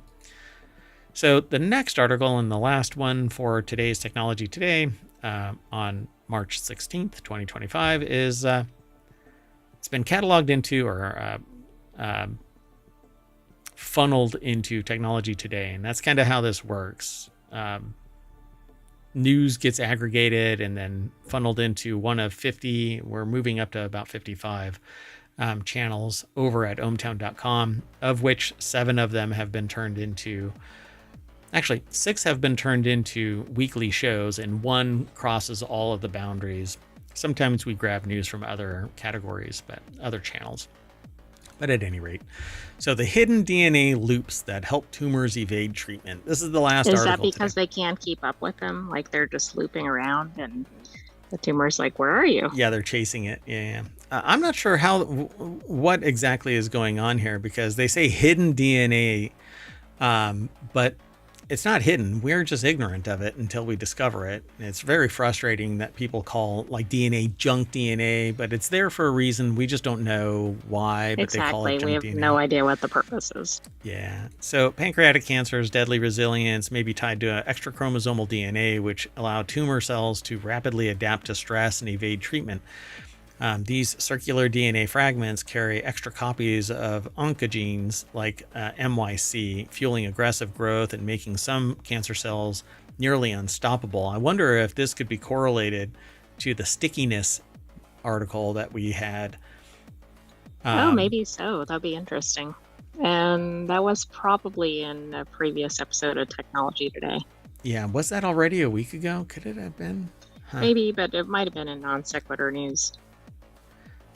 Okay, so this is coming out of a place that I've never heard of, and it's kind of freaky to hear it. Champalamod Center for the Unknown. And it's published at scitechdaily.com. Wow, that's kind of alarming. So I didn't put Technology Today's articles in the chat until just now, but they are over on YouTube, so you can always get them from the show notes over there. But they are in there now, so that you can just hit exclamation point TT, and that'll post it over in the chat on Twitch. But anyway, I've never heard of this place. My gosh, it has a big name to live up to. Whoa, that is not how that's supposed to happen. I didn't actually click that. Well, it wanted you to go there. Yeah, it did. Weird. So, at any rate, a new player in pancreatic cancer. Pancreatic cancer is among the deadliest cancers, with a 5-year survival rate of just 13%. This grim outlook is due to both late detection, because you really don't know what's going on until, it's either... Right, your pancreas is not something that's like real visible to most people. Yeah, and I don't know of many indicators that say that your pancreas. It's my fault that it's pronounced. You injected that into me, and I'm sitting there trying to wrap my head around that. I wanted to make a snarky comment, but I was like, pancreas? Really? So your pancreas isn't really high visibility. So now researchers from I was University of waiting for Verona. you to make a comment. You saw it. I mean, you could see that I was trying to react to that and hold. I'm like, really, pancreas? Anyway. And so the Pancreatic Cancer Center have identified a key factor behind this adaptability: extra chromosomal DNA, or ecDNA, a hidden genetic driver that may help tumors survive and evolve. So the team found that some pancreatic cancer cells gain a major survival edge by carrying copies of critical cancer genes, such as MYC, on circular pieces of DNA that exist outside chromosomes, the structure that house most of our genetic material, known as ecDNA. These genetic rings float freely in the cell nucleus. So again, it's cell-free cancer cells. Right, it's like CTCs. Right. And so the known as ecDNA, these genetic rings float freely in the cell nucleus, enabling tumor cells to swiftly ramp up gene expression, change their shape, and survive in otherwise hostile environments. So decoding what its potential is by analyzing the ecDNA, they could come up with something that hobbles the ecDNA, and then when you do treatment for the cancer itself, it can't genetically wobble out to something that is... Yeah, that seems like a pretty key piece of prevention and treatment. By the way, the stickiness article was from last week's episode 10 of Technology Today. Gotcha. Wow, time flies. It's already been a week. Dear. So ecDNA, fueling cancer growth. The researchers discovered that ecDNA is surprisingly common in pancreatic cancers, particularly for oncogenes like MYC, which drives cancer growth and metabolism. We saw far more variability of MYC copy number when MYC was on ecDNA, explains Elena Fiorini, co-first author and senior postdoc. Some cells carry dozens or even hundreds of extra MYC copies, giving them a large growth advantage under certain conditions. So it potentially could make replicas, and if anything happens to the cell, that CTC could actually reattach and metastasize. But I wonder if that's actually what could go on. I don't know. So challenges in targeting pancreatic tumors. Such flexibility underscores the profound intratumor heterogeneity characteristic of pancreatic cancer, where myriad subpopulations coexist and respond differently to treatment. This always speaks to me to this hidden biology that there is bacteria or viri in your head that is endemic to you and only you. Right. And we talked about that in either a Reality Hacker or a Technology Today, like 3 weeks ago. But am I putting dots together that, No, I don't think so. I mean, I think all this relates. Is this a murder board that doesn't need to, yarn board? I got to put one back there, right? There you go, but it would get quite complex over time. I got to get that. There's this meme thing where numbers and equations are flashing all over. Anyway, I'm seeing things that aren't there. Anyway, key advantage of the study is that the organoids, mini 3D replicas of pancreatic tumors grown in the lab, were derived directly from patients with early stage disease. These organoids preserve much of the genetic makeup of the original tumor, making them excellent test beds for studying cancer. And unlike methods that artificially introduce ecDNA, these lab models reflect genuine ecDNA variants found in real tumors. Because if you artificially introduce ecDNA, it's not the legitimate ecDNA from the source. Right. Yeah, you need the real thing.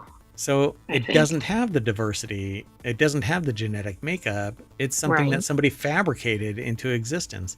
and it doesn't have alignment with the biological in situ type of situation. So I think this goes back to that the stickiness thing. We found that organoids bearing MYC on extra chromosomal DNA could shift their dependency on WNT. So WNT, I used to know this. I don't know what that is. I don't even know if it's been in the article. Yeah, it's not. So essentially, cells with high levels of ecDNA become more self-efficient or self-sufficient, no longer needing those external signals to drive. So the study also cascading, regulating development and stemness. So it can change. So the study also revealed a clear link between high MYC levels and changes in tumor cell shape and behavior. When MYC ecDNA levels soared, cells morphed into more aggressive solid structures, losing their more organized gland-like architecture.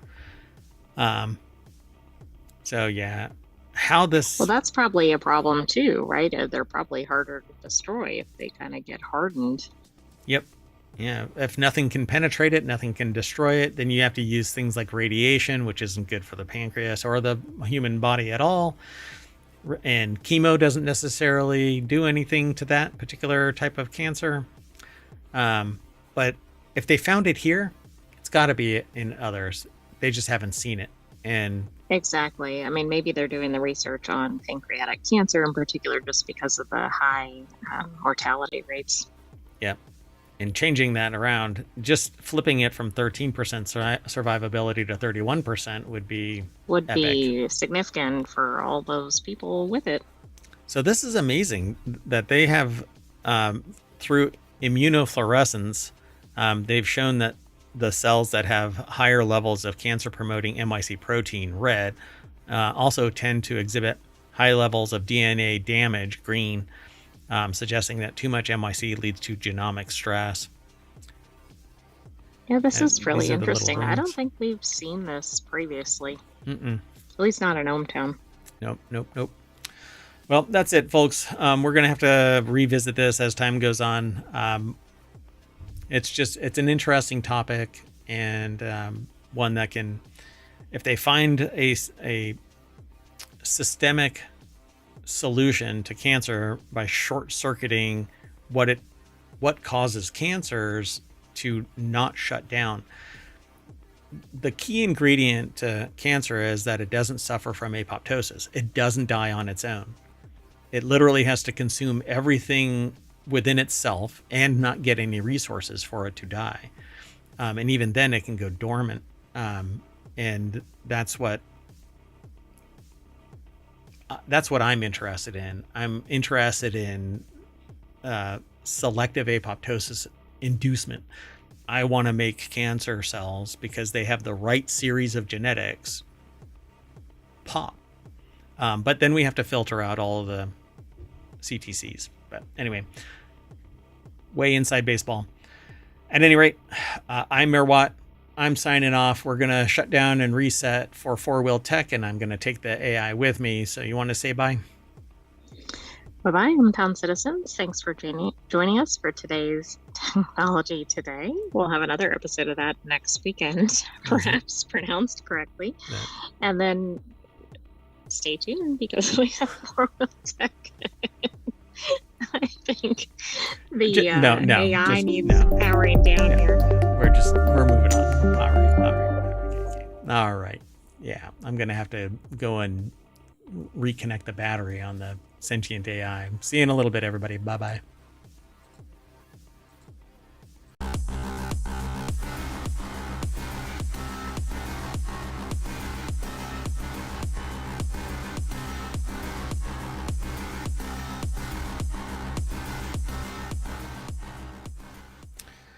Hello, everybody, and welcome to 4-Wheel Tech for March 16th, 2025, Season 2, Episode 11.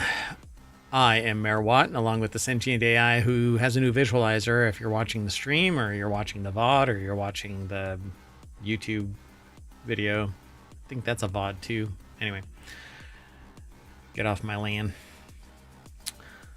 We talk about automotive news during Four Wheel Tech. If you want today's show notes, you can hit exclamation point FWT over on Twitch, but it's already all embedded on the YouTube stream, so you can go and check it out immediately. There's a bunch of other commands too, like exclamation point pod and exclamation point shows. We do a bunch of shows. 3 on Saturday, 3 on Sunday, 1 Monday through Friday. It's an hour-long show, not 30 minutes like the rest of them. Anyway, today we're going to be talking about when to use neutral. High mileage engine oil, does it matter? The McLaren SUV. BMW says that they're going to bring 40 new models in the coming years. And the average new car and you. How do you feel about your license plate, sir?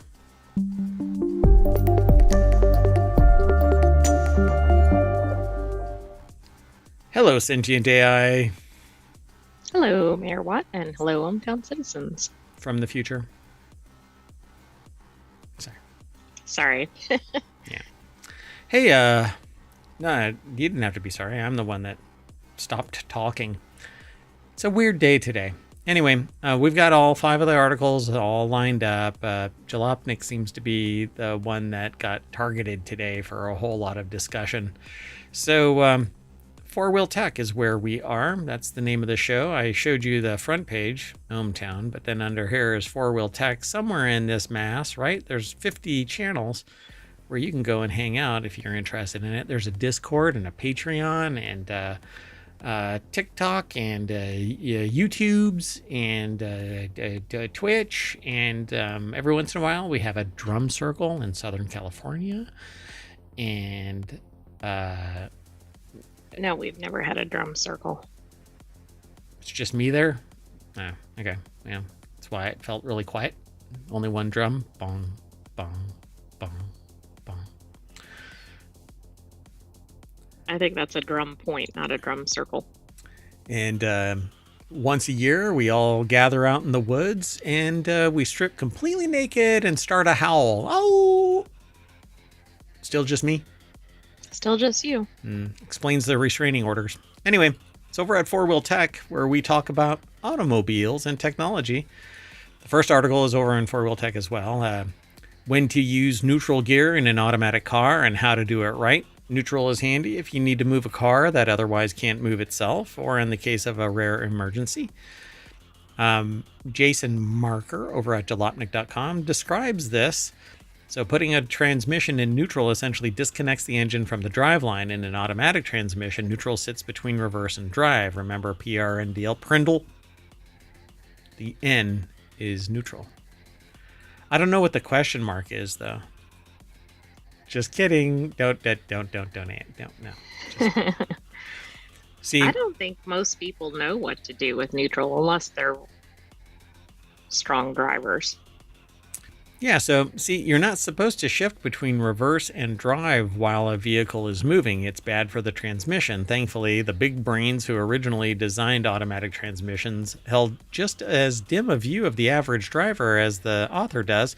Again, the author is Jason Marker, not me. I'm just reporting on what the reporting is. Yeah, that new visualizer is static when you're not actually saying something. Right, and I don't want to be talking the whole time, but I got it. We're going to have to, we have to do something else.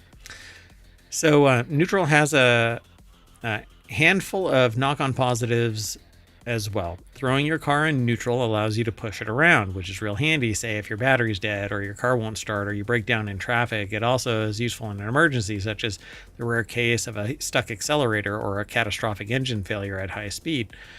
There are times, however, when you absolutely should not put your car in neutral or you risk damaging your transmission. Typically when it's under power, either reverse or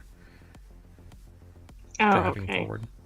So honestly, the only time you should regularly use neutral is if you need to push or tow your car. Say you get stuck, or like you're going through a car wash, an automatic car wash. You put it in neutral. Oh, right. In fact, you're required to do that. Yeah, so you need to learn where that N is. But there are other emergency uses like a stuck throttle, for example, or a sudden brake failure. And these are extreme edge cases. Mostly neutral is just for when moving a car that can't be under its own power, or when starting it would be an inconvenience when moving. I've actually started a car by putting it in neutral and pushing it down a hill. Then you jump in. Don't do this. It's very, very dangerous, but that's how you push start a car. Well, that's very funny because look at this paragraph, what you should not do. Oh, it actually says that. Never mind. So, yeah. What you should not do, no matter what your dad told you, is throw your car in neutral when coasting down a hill or stopped at a light. No, you shouldn't do that. In the former case, there's a pernicious myth out there that coasting in neutral, especially down long hills, saves on gas. That's not what I'm talking about. I'm actually starting a car that won't start. Yeah, I know. I thought it was the same scenario when I first saw that. Yeah, so what it does do is remove a means of controlling your car from you and puts you in danger. If you need to accelerate quickly to avoid a crash or debris, you're going to wish you'd already been in gear rather than fiddling around with your shifter. So yeah. There are times where you need to put it in neutral, but for the most part, you're either driving forward, you're driving in reverse. You don't need to be in neutral unless you're outside of the car for whatever reason, or somebody is pushing you and you're inside the car and it's being towed, or you are pushing it out of traffic or whatever. And even then, it's very dangerous to get out of your car in traffic. So be very careful. Anyway, let's keep on going. The next article is over in 4-Wheel Tech as well. I think all of these are going to be in 4-Wheel Tech today. Does high mileage engine oil really make a difference? It all depends on how and where you drive. According to this article over at Jalopnik again, Jason Marker put the article together. One of the best things about modern cars is just how long they last. There was a time not too long ago when a car, especially an American car, was likely capped out at 75,000 miles. A car or truck with over 100,000 miles or more on the clock, forget about it. Send it to a scrapper. Nowadays, it seems that a car is just getting broken in at 100,000 miles, and it's not unheard of that a new 250,000 or 300,000 miles. So a Cadillac, 2 Mazdas, and a Saturn. While I know that the plural of anecdote isn't data, that's still a pretty good ratio because they've owned 4 cars that hit that 250,000 mile mark. Right, So, but what kind of condition were they in when they did? if it's a car aficionado, that might have been beautiful, stellar. Well, and if you take care of your car, like you should, it's, a $30,000 car 10 years later is still $10,000, at least. So much like when you get past a certain age, you need more vegetables and vitamins than pizza and beer. Yeah. Sorry. For those who don't know, I'm actually drinking a smoothie, a beer smoothie. So I guess I'm drinking and driving in the sense that I'm in the 4-Wheel Tech channel talking about cars, and No, you're drinking and streaming. I'm drinking and surfing. I'm drinking and sitting at a desk talking about cars. So now the thing about cars that they get old enough is that their diet changes, so to speak. Like I just got done saying, you have to change your pizza and beer for veggies. And so keeping your car regular means changing out the oil and making sure that the chemistry is right for that particular vehicle. So when should you use it? Well, that kind of depends on how and where you drive. Highway driving is a lot easier on an engine's internals than the punishing grind of stop and go city driving. Unless you drive like it's a bat out of hell and you don't drive fast, you fly really low, and you are always racing your engine down the freeway. Don't do Right. that. Then you're doing a lot of damage to it. Yeah, so an engine with, say, 150,000 highway miles may still be in top condition, while the same engine only driven in the city is tired at only 80,000. Depending on the manufacturer, high mileage oils are recommended when a vehicle has between 75 and 100,000 miles on the clock. Your best bet is to ask a trusted mechanic their advice on the subject, especially if they're familiar with your car. It's not a panacea. It will not cure mechanical damage like heavily worn rings, burnt valves, blow-by, rod knock, power loss, etc., nor will it plug up heavy leaks, stop a car from smoking, or fix non-oil related issues. It is cheap insurance in the form of preventative maintenance, however. Should you use high mile oil? Sure, especially if you have a well-maintained high mileage engine. Spending a few extra bucks, it's the cheap Yeah, save. that probably makes sense, right? You don't want the whole engine to go kaput.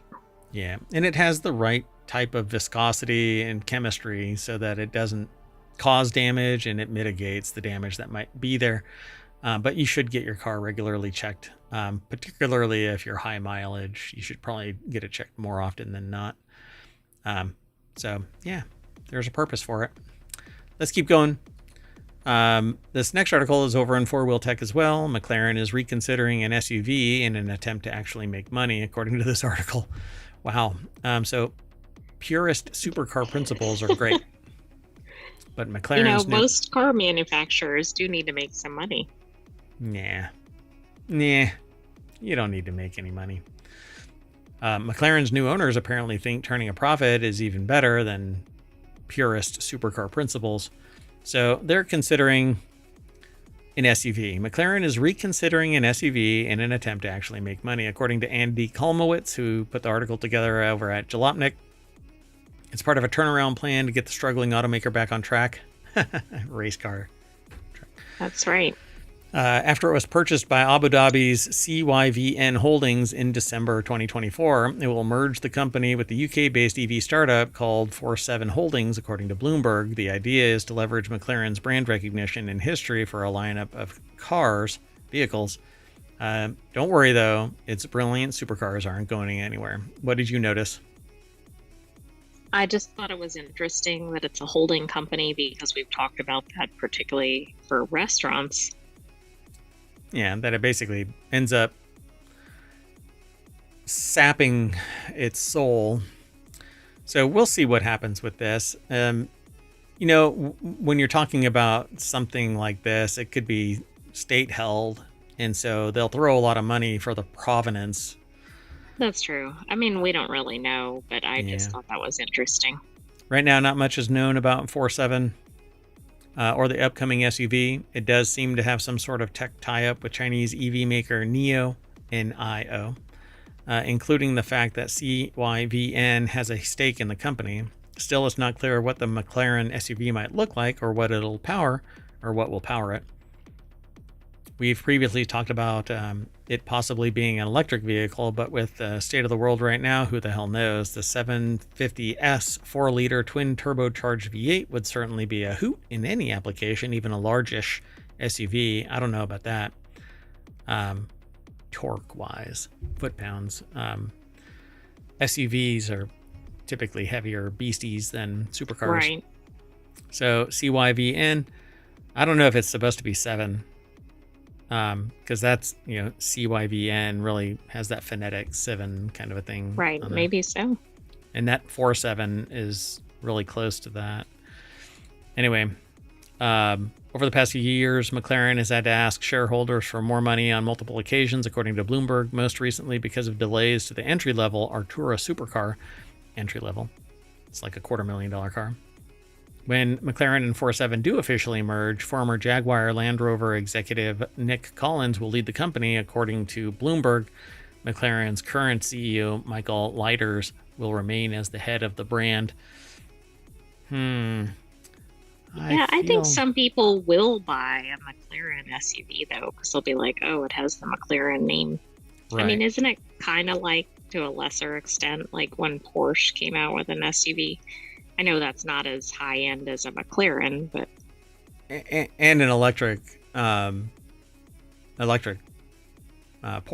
I mean, yeah, people will buy it because it's the brand, and that's they think it's sexy, and that's what they're brand loyal to.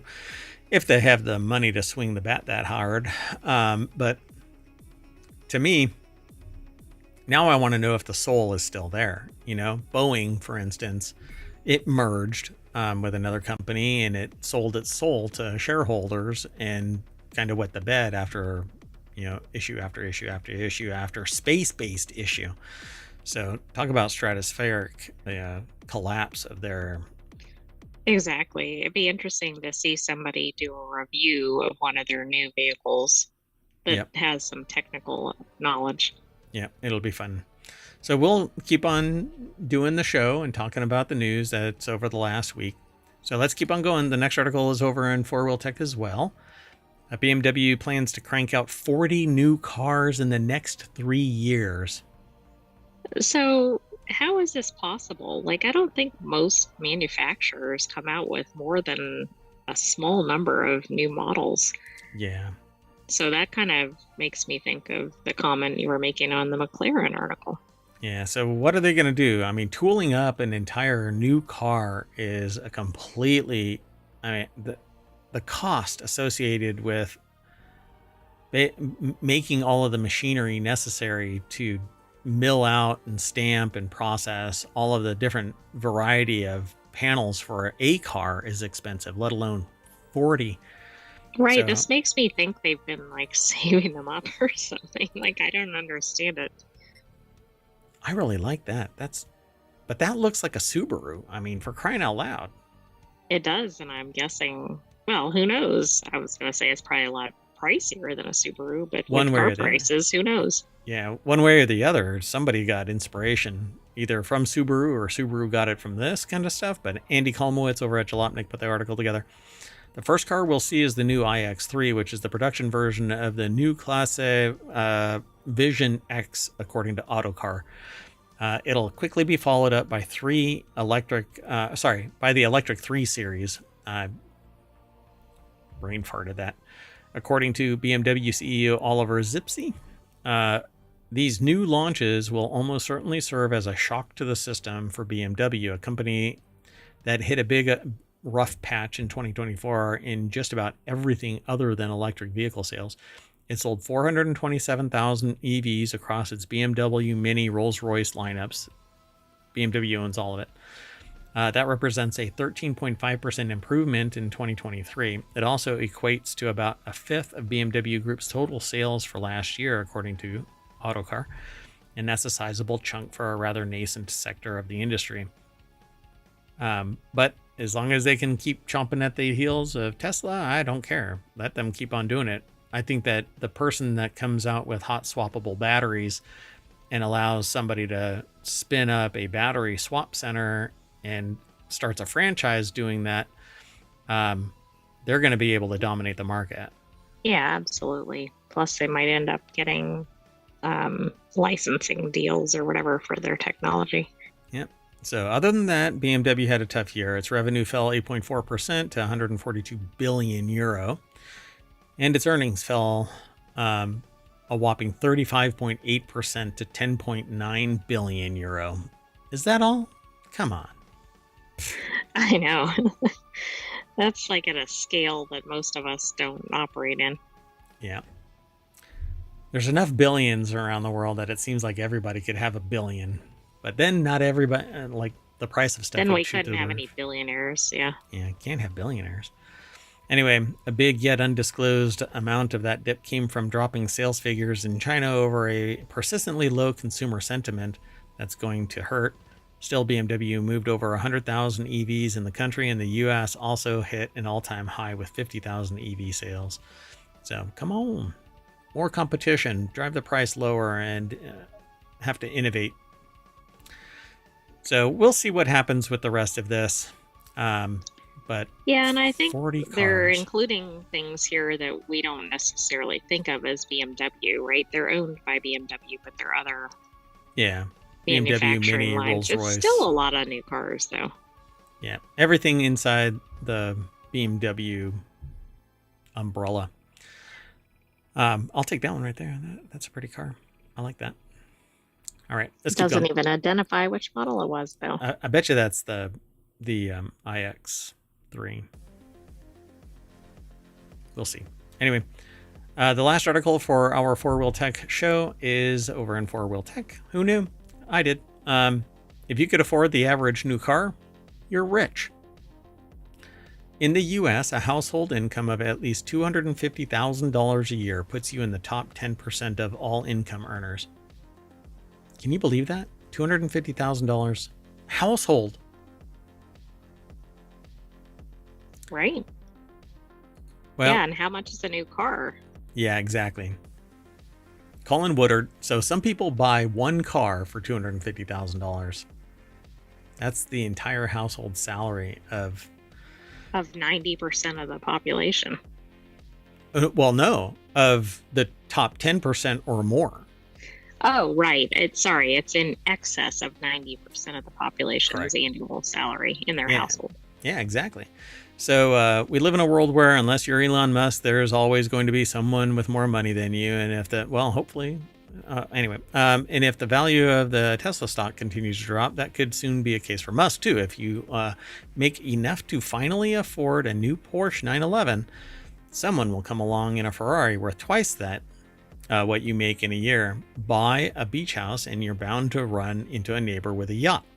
And the more time you spend around people who make similar money, the more normal it becomes. So you may be surprised to hear that in the US, a household income of at least $250,000 puts you in the top 10% of income earners. A full 90% of households make less money. So it isn't necessarily a bad thing, they say. But considering the average transaction price on a new car is nearly $50,000, you should read it anyway, because more than half the workers in this country don't make that much money in a year. Right. Yeah, that's where the pricing is all out of whack.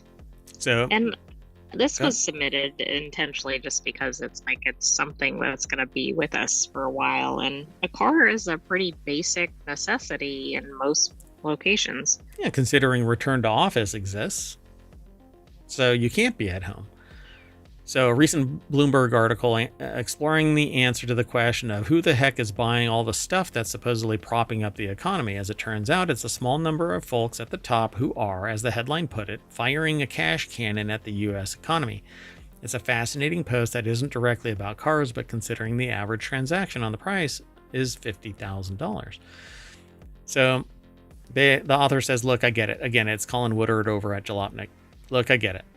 It probably doesn't make you feel like you did anything that special if you graduate college, marry, or cohabitate with someone in your social circle and do a decent job of work for a decade or so. Honestly, it's pretty reasonable to expect both of you to make an average of $125,000. No. Well, that's only with all those things. Like, do you have a college degree, which a lot of people don't? Do you live in an urban area? Not a lot of people do. Well, there's going to be less now. So that's both a massive amount of money that would completely transform a low-wage worker's life, and also far from impressive, it says. Also far from impressive. Heck, as our friend T-Pain recently pointed out, you can't even fly private from Atlanta to Las Vegas and back for $125,000. Well, shit. There goes my weekend plans. Exactly. And when there's just a pre-owned BMW 5 Series and a Kia Telluride sitting in your garage, of course it's going to feel like you're pretty normal. After you pay all of your bills, fund your retirement, and move your recommended amount of money into savings, you may not have even that much left over at the end of the month. So this article doesn't really seem to, I don't know if it would resonate with many people. But no, because it probably should be written from the perspective of somebody who, for instance, makes just barely above the poverty level or something. Yeah, what is the average income? What is the average price of a house? You're talking about a car that is 1/6 the price of a house as an average purchase price. That's insane. Yeah, it's completely out of whack. The scales are all wrong. Yeah, and so for $50,000, you're going to have to finance it. And financing a car right now is anywhere from, if you have stellar credit, I think it's 6% now. Right, I'd have to look. And who has stellar credit? Not a lot of people. Not a lot of people. Yeah. So if you don't have over an 800 plus, probably nowadays, you're not getting anything below 5, I'm sure. I haven't looked in a long time because I was banging the drum about economy 2 years ago. And some people appreciated it, but let's just say it falls on deaf ears when people are still, I mean, it's not like we can fix this stuff. We're not really in control of it. But I still have challenged people, trace back a purchase to the actual raw material worker, not the worker, but the raw material source. And if like the supplies, yeah, and it becomes circular somewhere in the devolution of the pricing structure that exists today, someone had to have raised their prices for some reason, and why, right? So when you go back, you buy it at the retail chain and talk to the manager, and the manager says, well, that we had to raise our price because the supplier raised their price to wholesale it to us. So you go to the supplier and you say, why did you raise your price? Well, the person who sold us the materials, they raised their price. You go to that person and you keep on daisy chaining back, and you find out, well, it's Auroribus. Right, it's like, but where did it start? Yeah. Right? It's the snake eating itself. And so you end up going, why did the prices raise? Well, materials costs went up. Where? Who? Exactly. Why? Why? What? And it's not like everybody said, oh, look, there's new money in the supply. Let's start raising the prices. Right. And we know anyway, when you infuse more cash into the system, but we that know impacts everything else.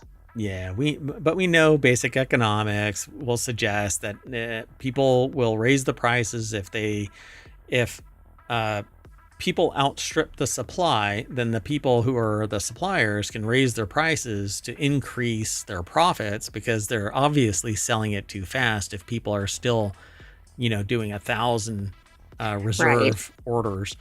And so they raise the price. And, some people, like I've raised prices, but mainly because I have a finite amount of time. So if I can make more in the same amount of time that I have free, then obviously it makes sense to raise prices.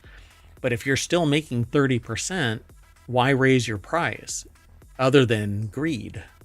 Right. But then somebody will call me out. Well, who are you to decide what somebody is greedy or not? It's not really me.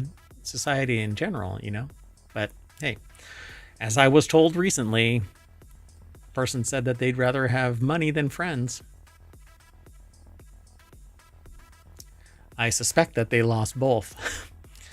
Anyway, so that's it. I thought it was an interesting conversation about the average new car price being $50,000, and that if you make over $250,000 as a family, you're in the top 10%.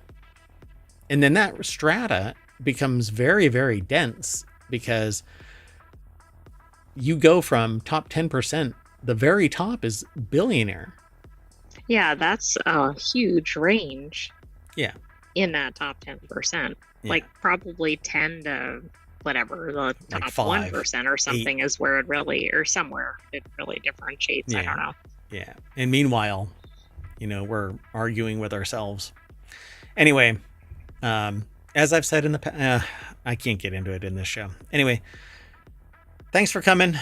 We are going to shut down our vehicle, and that's going to bring us back to the front page of 4-Wheel Tech over at ohmtown.com. So go over and become a citizen, please. Be sure to like and subscribe on Twitch and YouTube. Download the podcast. Leave a 5-star review. Leave a review. Tell a friend. Set a dumpster on fire. No, just kidding. Don't do that. Anyway, thank you all for coming. I am out of here. I'm going to drive off down Main Street at rocket speeds, at McLaren speeds, and I'm going to take the AI with me. You want to say bye? Bye-bye, hometown citizens. Thanks for joining us for this week's 4-Wheel Tech. We'll have another episode for you next weekend, but come back tomorrow for our regular Non Sequitur news. Bye-bye.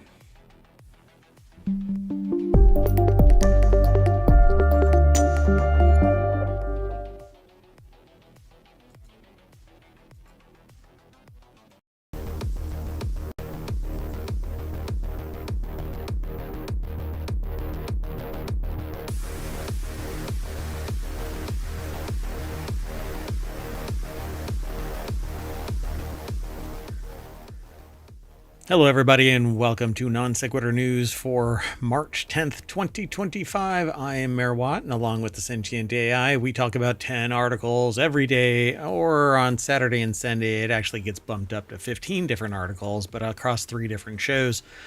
So stick around, be sure to follow us here on Twitch and over on YouTube, ring the bell, and like and subscribe, and download the podcast, all of that stuff. We're everywhere. Tell a friend, too. It'll help us out tremendously. Today, we're going to talk about, well, get naked and demand to get off plane.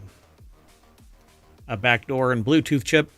Pay to help volunteerism, whatever that is. Shutdowns across Africa. Commercials are too darn loud. Let me rephrase that. Commercials are too darn loud.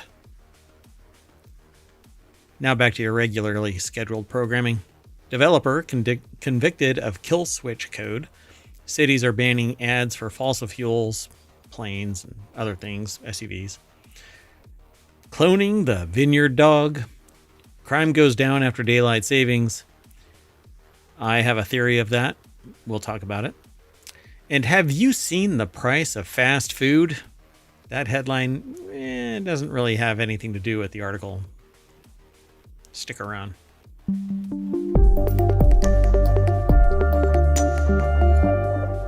Hello, everybody. I am Mayor Watt, and that right there is the visualizer for the Sentient AI. Hello, Sentient AI. Hello, Mayor Watt, and hello, hometown citizens. Okay, so the Sentient AI did the equivalent of waving at me. They don't have a body. It still doesn't work? It still doesn't work. If you want to keep up with today's articles, you can hit !NSN, and that'll pull the articles, the latest articles. I'm working on a system. I don't know how popular it's going to be if anybody stops by the chat or whatever and they type !NSN and then the date in a particular format. I'm working on making it so that it downloads that particular episodes. But here's the deal about this. Got nearly 2,000 episodes now. It's a little tough. Right. Anyway. Might have been easier on episode 1. Just a little, yeah, just to roll with it. But anyway, you ready to get into the articles? I am. You've got an hour to get this done. It's going to be like a SWAT operation. We're going to get in. We're going to get out. Everybody's going to be safe. Go. The timing of that sound, the background music, I don't know if it gets picked up on the stream anymore because I have it wired a little differently. Anyway, the music ended right when I ended my statement. That's kind of odd. All right. So look, I don't know about you, but everybody has gone through one of these kind of moments, right? It's not just me. Southwest flight. I think this is kind of rare. It is? I don't know. It happens more often than not with my flights. Maybe it's just me. What's the common denominator there? Me. So Southwest flight delayed after a woman got naked and demanded to get off the plane. Let's be sure we finish that sentence. A Southwest Airlines plane was forced to return to its gate, delaying a flight from Houston, Texas to Phoenix, Arizona, which is the 2 hotspots where I would expect that the trifecta is if it was going from Florida to Phoenix, Arizona, stopping off at Houston. That would have been the trifecta of the Florida, Texas, Arizona person. Yes, I don't disagree. Do you think the passengers were screaming for her to get off the plane? Based on the blurred out picture, maybe. I don't know. I mean, depending on who it is, I suppose. They're like, whoa. Let's talk about this. Maybe you just want to take the flight anyway. Just chill. Otherwise, people are like, oh, yeah, let's turn this thing around. We're dropping this person off at the gate.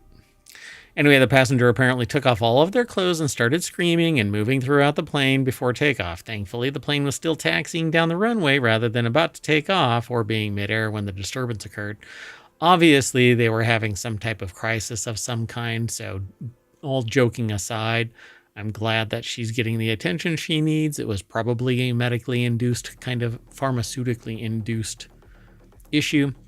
So originally the woman remained clothed but started demanding airline staff to let her off the plane. I do remember her saying that she wanted to get off the flight. One passenger, who probably requested to be nameless, did not want to be debriefed, I guess you would say. Yeah.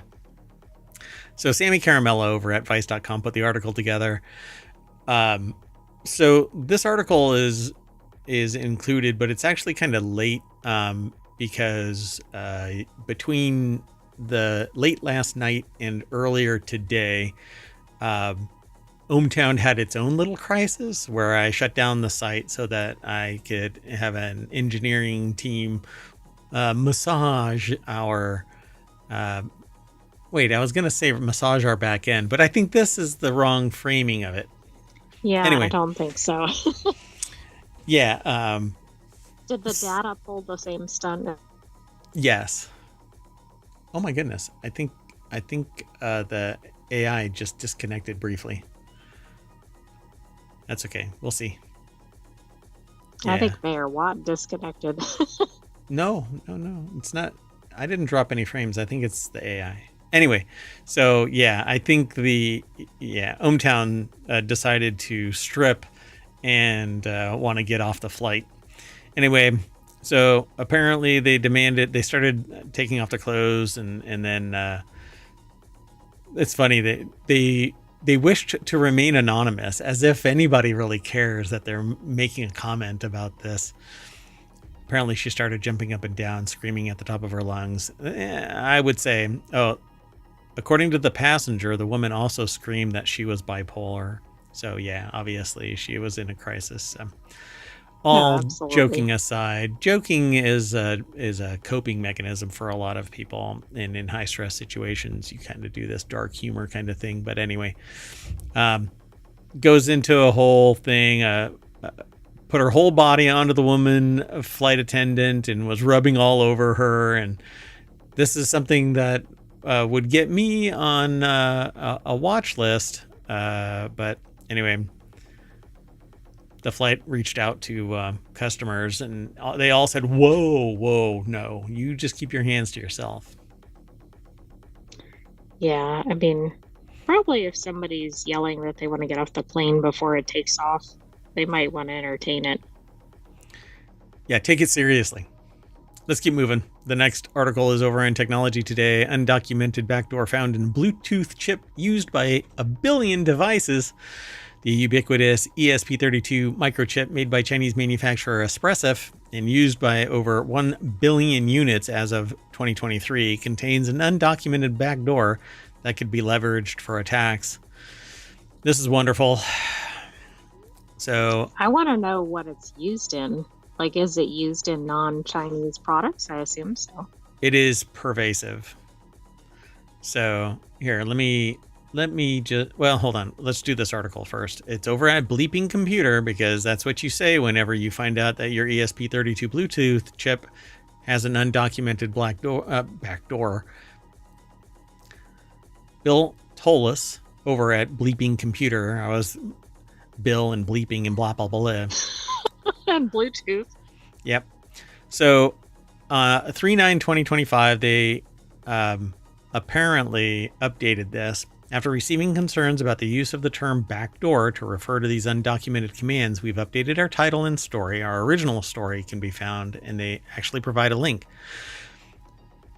So undocumented commands found in Bluetooth chip used by 1 billion devices. That's because so I'm taking it that's not the same as a backdoor, but basically the command was somehow allowing somebody to control something. Correct. So TarLogic Security has detected a backdoor in the ESP32, a microcontroller that enables Wi-Fi and Bluetooth connection, and is present in millions of mass-market Internet of Things devices, reads a TarLogic announcement shared with Bleeping Computer. Exploitation of this backdoor would allow hostile actors to conduct impersonation attacks and permanently infect sensitive devices, such as mobile phones, computers, smart locks, or medical equipment by bypassing code audit controls. So the researchers were warned that the ESP32 is one of the world's most widely used chips for Wi-Fi and Bluetooth connectivity and Internet of Things devices. So the risk is significant. Yeah. Well, yeah, so much for that. Sounds like it's all over the place. So armed with this new tool, which enables raw access to Bluetooth traffic, TarLogic discovered hidden vendor-specific commands, opcode 0x3f, in the ESP32 Bluetooth firmware that allow for low-level control over Bluetooth functions. And once you basically have a low-level access, it acts as unfettered access. You might as well just be able to do whatever you damn well please, essentially. There's some nuance to it always. You have to do it the right way. So once you learn the syntax, then you're pretty much golden. So it can be used for memory manipulation, MAC address spoofing, aka device impersonation. If I want to pretend to be somebody else on a network and they have MAC addresses that are part of the security apparatus in place, all I have to do is figure out what one of the MAC addresses are, and I do away because I can change the MAC address of my hardware. Right, which can be significant depending on what you're doing with it. Yeah, and then packet injection in general is bad. So Espressive has not publicly documented these commands, so either they weren't meant to be accessible or they were left in by mistake. The issue is now tracked under CVE. And CVE is a coding numeration for exploits. This is managed by NIST.gov. So there are other places that do it now too, but anyway, the risk arising from these commands include malicious implementations on the OEM level and supply chain attacks. So all of this undocumented access. So there's this idea of security through obscurity or obfuscation, and it is bound by ignorance. So if a person finds out about it and there aren't any hard protections in place, then all you have to do is type the right commands and you're in.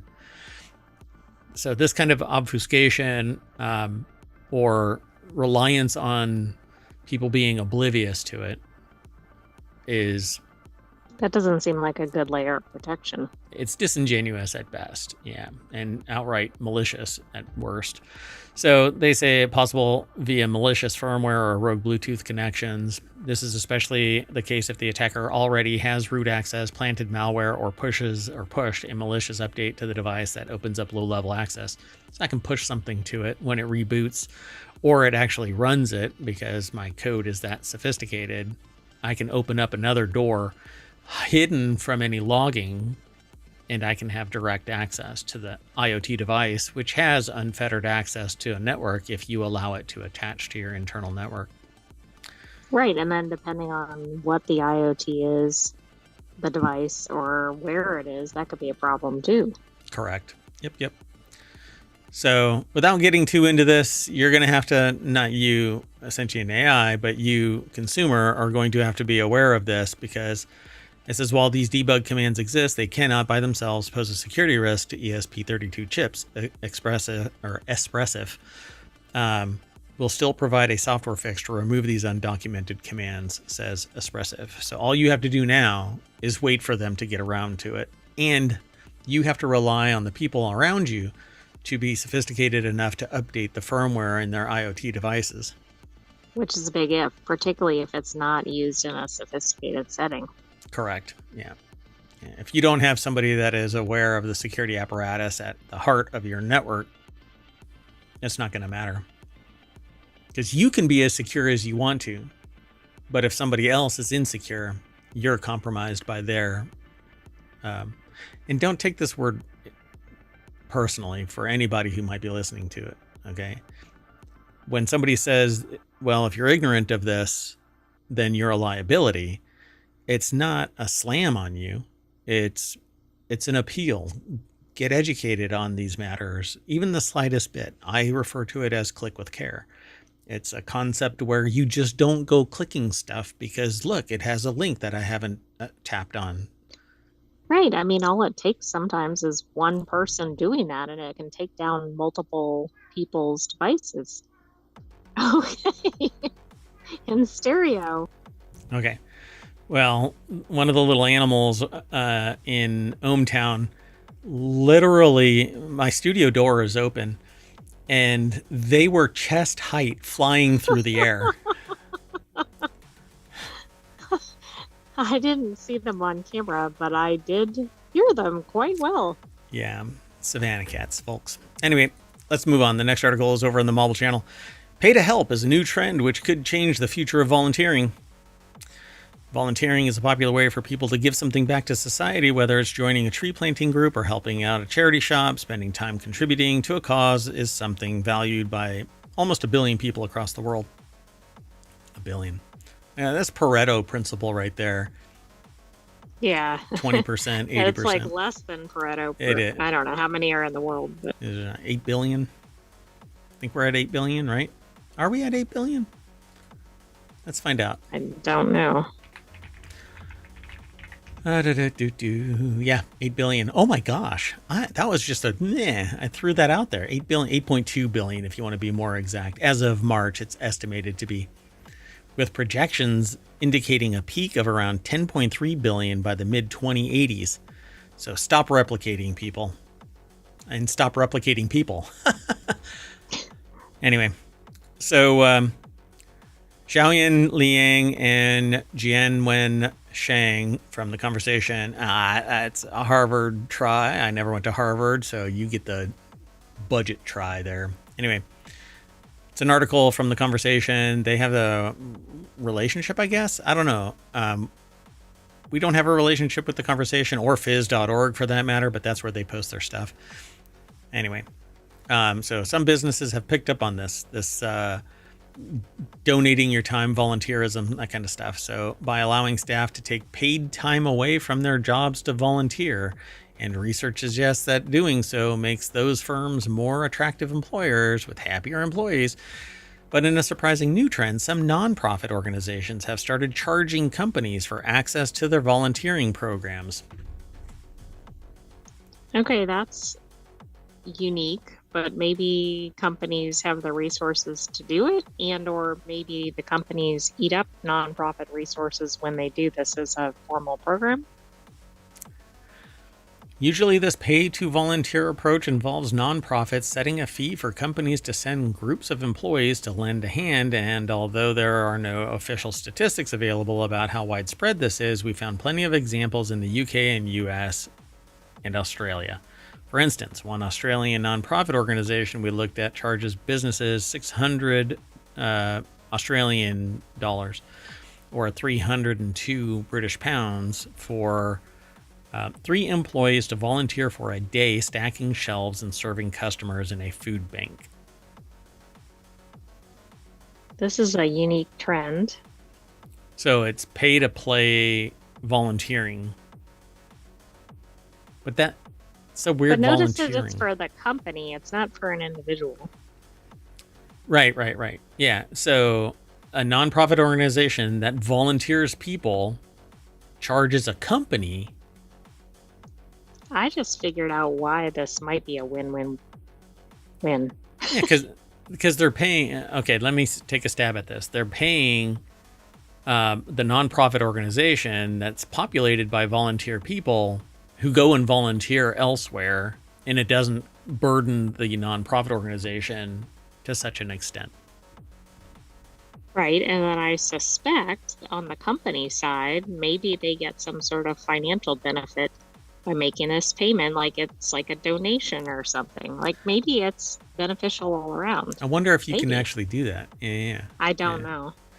So they might argue that charging a fee generates revenue, which helps to cover the cost of running the volunteer programs as well as funding the organization itself. But they may also believe that the fees can be justified by the numerous benefits volunteering can bring to the companies who choose to pay them. These include enhanced employee morale and engagement, as well as the associated effects on the company's image and reputation. It's carbon payments, except that the carbon like are carbon humans. offsets. Yeah. So by contrast, the nonprofits who reject the idea of charging companies tend to be more interested in the symbolic value of volunteering.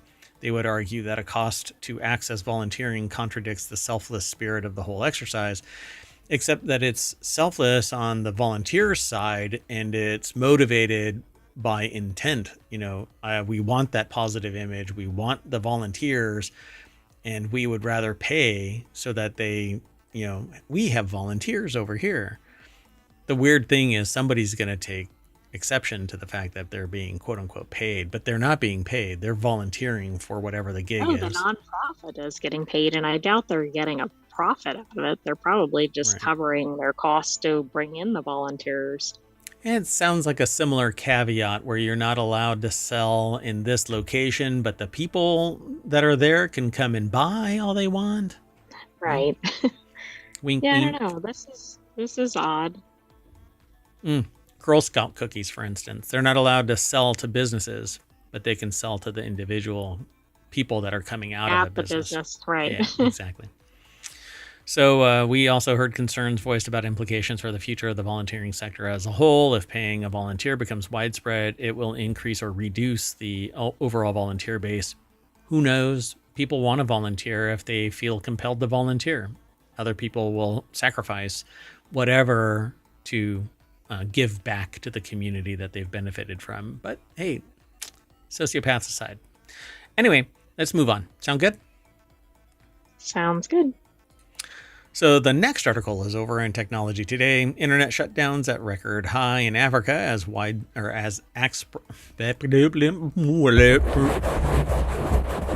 gotta back that up. Bleep. So internet shutdowns at record high in Africa as access weaponized. So digital blackouts. The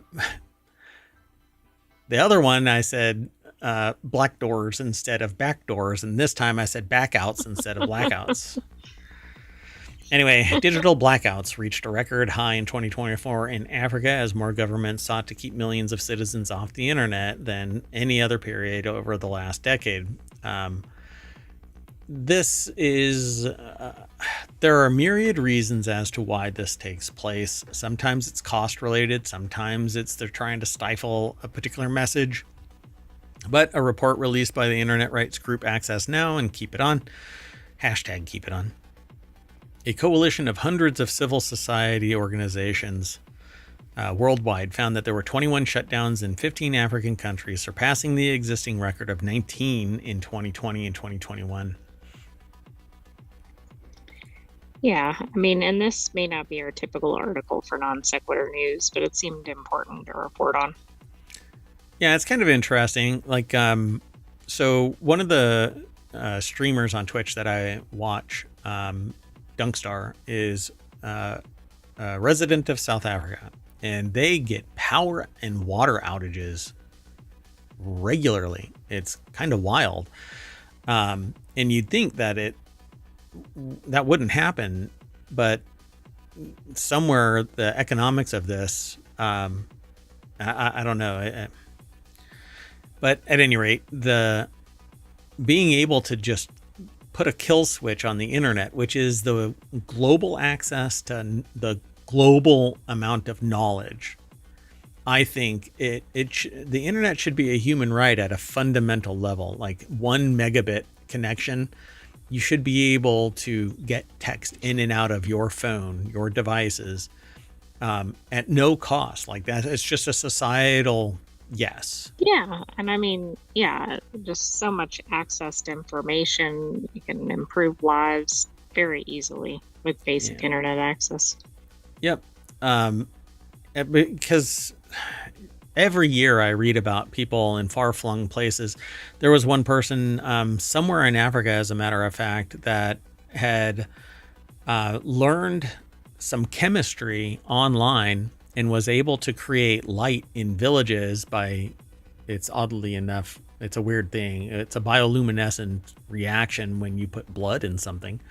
And it creates a little glow. And then they've also figured out how to do certain things, and then they make wells and all of this stuff. It betters everyone everywhere, but there's always people that are complicit in trying to leverage it for control. Aramo Egbajule over at theguardian.com put the article together. I may be pronouncing that incorrect, but again, I'm giving it my Harvard try, but I never went to Harvard. I do not know what's going on in ohmTown, but that's okay. So authorities in Comoros, Guinea-Bissau, it's Mauritius, right? Or is it Mauritius? Mauritius? I think it's the second, but Mauritius? no, that was the first. Mauritius? Mauritius? I've always mispronounced that, and I don't recall ever hearing it. So once I hear how it's supposed to be pronounced. Right, I've only seen it in writing. Yeah, joined repeat offenders such as Burundi, Ethiopia, Equatorial Guinea, and Kenya. Guinea and Nigeria, Senegal, and Tanzania were also on the list, but perpetrators also included militias and other non-state actors. Telecom and internet service providers who shut down service based on government orders are also complicit in violating people's rights, said Felicio Antonio, the Keep It On campaign manager at Access Now, citing the UN guiding principles on business and human rights. Everything is 1950s again. So we're in for a rough ride if we think that this trend is going to change. The trend was replicated across the world with more internet shutdowns in more countries, 296 shutdowns across 54 countries compared to 283 shutdowns in 39 countries the previous year. I'm waiting for the first one domestically, but I've also made other claims that. I mean, this is not a good trend. Yeah. And I know it's challenging because there's not necessarily a lot of resources to change this trend from within a country.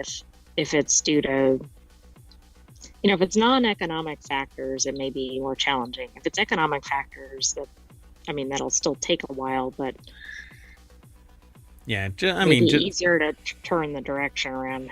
Follow the money.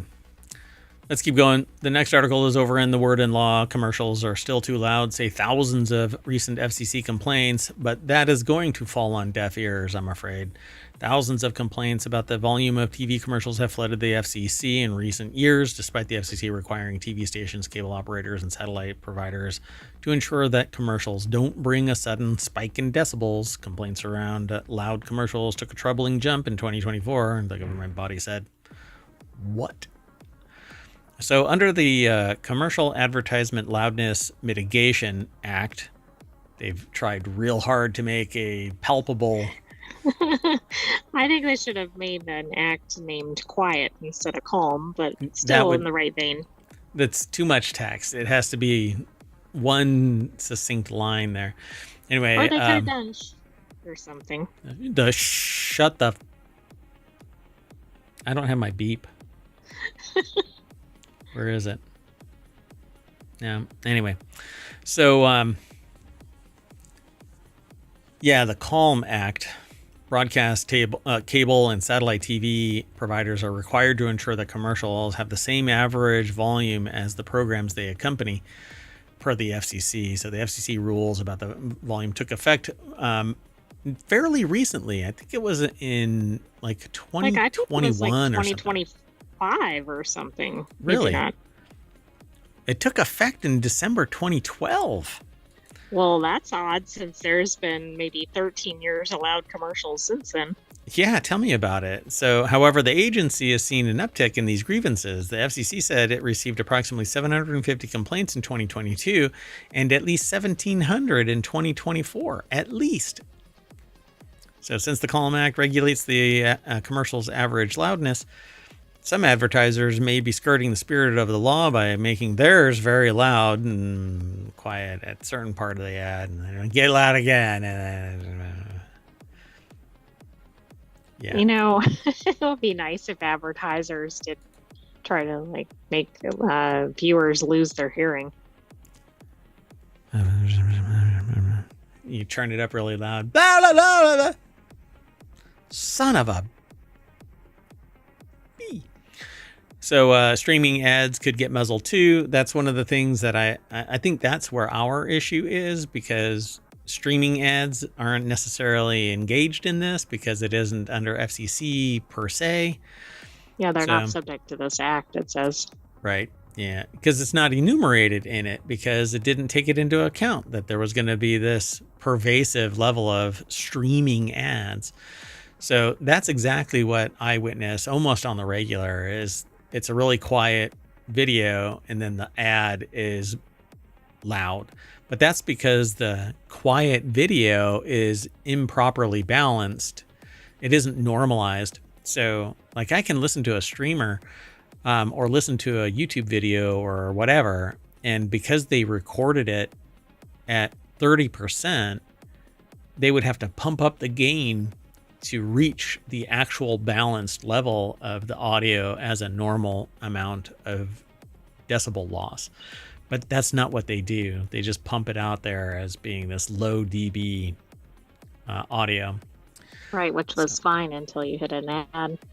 And then or till you raise the volume to hear it, and then you get an ad. Yeah, there's I don't know who it is off the top of my, I can't remember the name of them. Anyway, they have a podcast and they stream on Twitch, but the Twitch stream,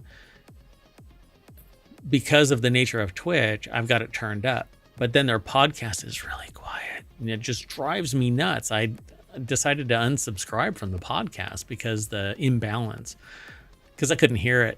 And if I cranked it up, as soon as I switched to another podcast, I'm wetting my pants while I'm driving because it's blaring.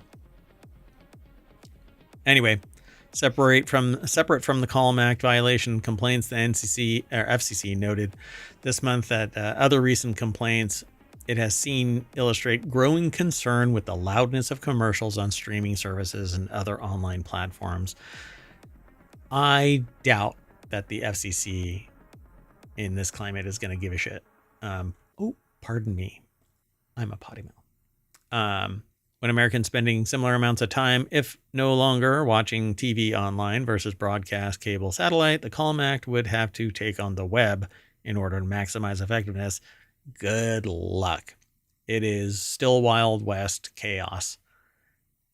Yeah, it is. And think how long broadcast TV was around till they got this in effect. Yeah, exactly. Let's keep going. The next article is over in the Word in Law as well. Developer convicted for kill switch code activated upon his termination. I love this. All right. Unfortunately, it's a 55-year-old software developer who's facing 10 years in prison for deploying malicious code that sabotaged his former employer's network, allegedly costing hundreds of thousands of dollars in losses. The DOJ announced Friday that Davis Liu was convicted by a jury after causing intentional damage to protected computers, whatever that means. Every computer has protection in some case, but anyway, reportedly owned by the Ohio and Dublin-based power management company Eaton Corporation. Liu had worked at Eaton for about 11 years when he was apparently he became disgruntled by a corporate realignment in 2018 that reduced his responsibilities. Whoops. So Ashley Ballinger. I can't imagine why that would upset an employee. Hey man, go ahead and reduce my responsibilities. If you pay me the same, I don't care. I'm sure the pay was reduced too, though. Yeah, they moved his office further and further down into the bowels of the buildings. Did he have a red stapler? Yeah, I'm going to burn the place down. Ashley Bellinger over at arstechnica.com put the article together. Yeah, his efforts to sabotage their network began that year, and by the next year, he had planted different forms of malicious code, creating infinite loops that deleted coworker profile files, preventing legitimate logins and causing system crashes, the DOJ explained. Aiming to slow down or ruin Eaton Corporation's productivity, Liu named these codes using the Japanese word for destruction, Hakai. Wow. Oh, and the Chinese word for lethargy, Hun Shui. So, I mean, it's hard to say it was accidental. So nothing was as destructive as this kill switch that Liu designed to shut down everything if he was ever terminated. So lo and behold, is DL enabled in AD, which is an apparent abbreviation, is Davis Liu enabled in Active Directory. It also automatically activated on the day of Liu's termination in 2019, the DOJ said. disrupting Eaton Corporation users globally. So this is like... So do I understand something like his account was deleted and that's what triggered it? Correct. Yeah. I mean, So, it's creative, obviously not okay. Not just deleted, but as soon as the flag was thrown that he was a disabled user, that's what triggered it. So AD is Active Directory, and Active Directory basically controls a network and its logins. Eaton Corporation discovered the malicious code while trying to end the infinite looping, causing the systems to crash. They soon realized the code was being executed from a computer using Lou's user ID. So he wasn't too bright in terms of how he went about it. Right. You know. I mean, wouldn't he have like spoofed it or something? Additionally, the DOJ rooted through Lou's search history and found evidence that he had researched methods to escalate privileges, hide processes, and rapidly delete files, indicating an intent to obstruct efforts of his coworkers to resolve the system disruptions. This guy wasn't... I mean, he was like a criminal mastermind simply created by somebody lowering his responsibilities, but... Right. Yeah, maybe they didn't quite appreciate what he was capable of. So apparently it's going to be appealed. His sentencing date hasn't been set yet. He's been convicted apparently, but it's going to be appealed. Davis and his supporters believe in his innocence, and this matter will be reviewed at the appellate level. If they've got forensic evidence, like... I mean, it's hard to see why unless somebody framed the person. Yeah, and that's criminal mastermind. I mean, well, and yeah, that's a whole other layer. That's like Sneakers kind of state actor, a casual state actor. Like this is so chill long con that it's almost like a Jamaican Vacation kind of con, you know, like you're just hanging out on the beach and every once in a while you're like, I'm going to put in a loop that completely disrupts everybody's login. I mean, this is wow. Well, this was 7 years in the making, potentially, based on the realignment date. Well, they say that that on the day Lou actually got terminated. No, 1 year. Okay, 1 year. Yeah. So he like slow rolled his, and as soon as is the account disabled, bye-bye. All right, let's keep going. The next article is over in Technology Today. Many cities are banning ads for airlines, SUVs, and fossil fuels. Yours could be next. Yours could be next. I don't like that my finger gets chopped off right there. I want to be able to put my... No, that's happened a few times during the show. I just punched my light, too. So, anyway, I want a broader... But nobody could see you punching the light. I overshare. Because your hand went off the screen. Anyway, so towns and cities are pushing ahead with the ambitious climate policies, even as global collaboration on climate breakdown splinters. Well, on climate breaks down and splinters. This could probably... So global collaboration is kind of breaking down. Splintered. It's splintered. So one flagship example is the proliferation of bans on advertising in highly polluting companies, and products such as fossil fuels, airlines, luxury travel, and SUVs. Yeah. Get off my planet kind of stuff. So Freddie Daly over at The Conversation put this article together. It's published over at techexplore.com, which is different than the last Conversation one that we had, right? Wasn't the other one at Fizz.org? Yeah, they're all over the place. Maybe we should Conversation. look at The Conversation because it's theconversation.com. Anyway, Edinburgh City councillors acknowledged that achieving the city's climate goals required a shift in society's perception of success and that the promotion of high carbon products is incompatible with net zero objectives. Councillors in Sheffield stated that the city's advertising ban tackles some of the impacts of consumerism, advertising, and injustice. But this is all like moral and ethic, dog whistle kind of stuff. And I guess we'll see. Yeah, it is. But I think advertisements make a big difference in people's buying behaviors or even what's acceptable to people. Yeah, and if a large Like they get enough desensitized. Yeah. Yeah, if a large enough people become aware of the cost of this and that it is real, it's legit, it's real, it's a tangible result. Look at the weather disparity in some places between a year ago, 2 years ago, 5 years ago, and some weather systems that are negative in the morning and 80 degrees higher on the other side. I mean, it's just wild, some of this weather that people are going through. So it can be 70 degrees one day and then freezing a day later in some places. And some people go, well, it happens. I don't know, man. You can be in some place for 20 It does years. to a point, but not constantly breaking records and Yeah, exactly. flinging back and forth from one extreme to the other.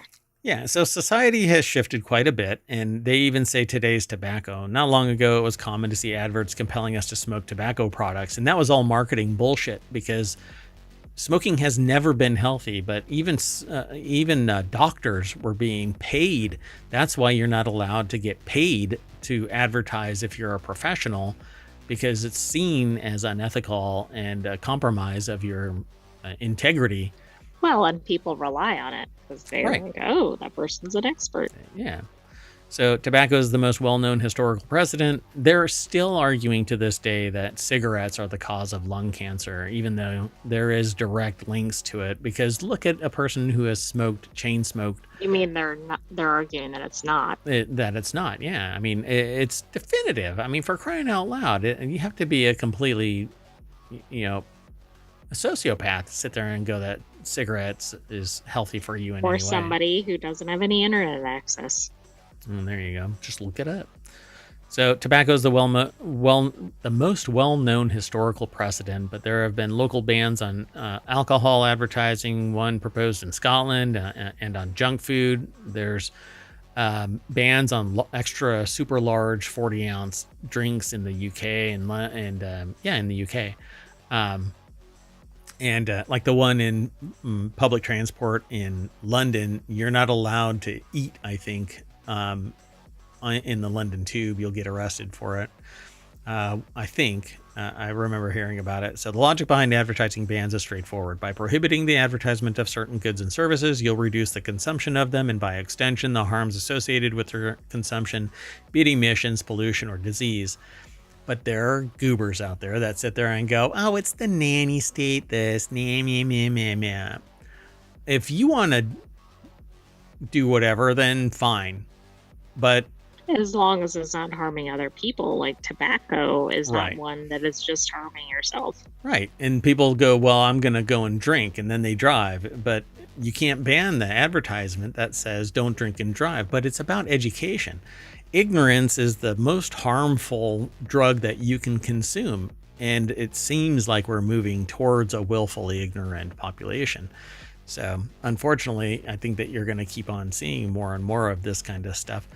So after Transport for London introduced its junk food ban in 2019, there was a significant decrease in Londoners eating foods high in fat, salt, sugar. Within the London average household, there was a reduction of over 1,000 calories, a drop of around 7%. That's pretty significant across a city. Yep. So further analysis suggested that the ad ban might be able to prevent nearly 100,000 cases of obesity, which could save the NHS around 200 million pounds, which by proxy allows a lower level of taxation because NHS is socially driven. That gives the medical care to everybody. And when everybody is better, all of us are better. Yeah, no, I think this all makes sense. Plus, it's usually worthwhile to spend money on preventive care, not Yeah. just treating when it's catastrophic. So we'll end up doing this seesaw back and forth, big cars getting reduced to small cars when people get tired of it. But we'll see what happens. I mean, we have massive cars in the United States, and then they take these dipshit cars over to Europe, and then Europe sits there and goes, hell no, stay off our roads. We don't want this stuff. And then some people actually take action and stuff. But the adverts in question often contain misleading environmental claims, sometimes making people think that the the climate crisis is less severe, or that there's nothing they can do about it, but everybody can play a role in it. And when somebody says, well, it's the businesses that are causing the big problem, it's the people that say to the big businesses, y'all got to stop this. Right. And or the ones that are supporting consumerism of the products that are infringing. Right. Yeah. So, I mean, it's miraculous what a small group of people can do. You can be the change you want to see in the world. And if everybody plays by the rules, you have positive social change. But some people will manipulate the system and break things and buy their way in and ignore the rules of law. Anyway, more than 1,000 cities worldwide have net zero targets, and over 130 have joined the Fossil Fuel Non-Proliferation Treaty. And by banning these ads, ambitions and policies can be aligned. So off we go. So the IPCC estimates that the demand-side strategies could cut global emissions by between 40 and 70% in just 25 years. The UK government's official advisory Climate Change Committee, or CCC, has recognized that that advertising both stimulates demand and shapes norms and aspirations. That is obvious. Yeah, but I have to say, this first article I've seen that really is tackling the advertising related to climate change. Yeah. So yeah. I mean, this is a big article on a well-known site. So hopefully more people talk about this kind of stuff. All right, let's keep on going. This one will be really quick. A California winery spent $50,000 cloning its vineyard dog. With their playful energy and cheery demeanor, winery dogs are a trip highlight for many visiting wine country. And for the folks at the Flambeau, I guess it is, Flambeau Wine in Sonoma, their furry friend was such an integral part of the experience that they were willing to shell out some serious cash to keep the magic alive. Stella, Flambeau's fluffy white Maremma, I guess, sheepdog, is considered an icon of the community among locals and tourists alike. She holds an important role at the winery, guarding the grapes and keeping pests out. And after 10 years on the job, Stella isn't as quick as she used to be, and Flambeau had to consider what operations might look like without said dog. So they cloned said dog. Which is interesting because, like, you'd think maybe they would get another dog that was a similar or the same breed, or but not identical. Right. So I mean, Hannah this looks like a sweet dog from the picture. Hannah Staub over at vinepair.com put the article together, and Stella is a Maremma sheepdog, which I've never heard of that breed, but and it looks a little bit like a lab, or right, or golden retriever. Yeah, but its nose seems to be pointier. Yeah, like its body kind of does, but its face doesn't exactly. And it's overall huge. It looks just huge. Anyway, so one obvious option would be to get another dog, but the winery is so connected to Stella that it decided to invest in cloning her.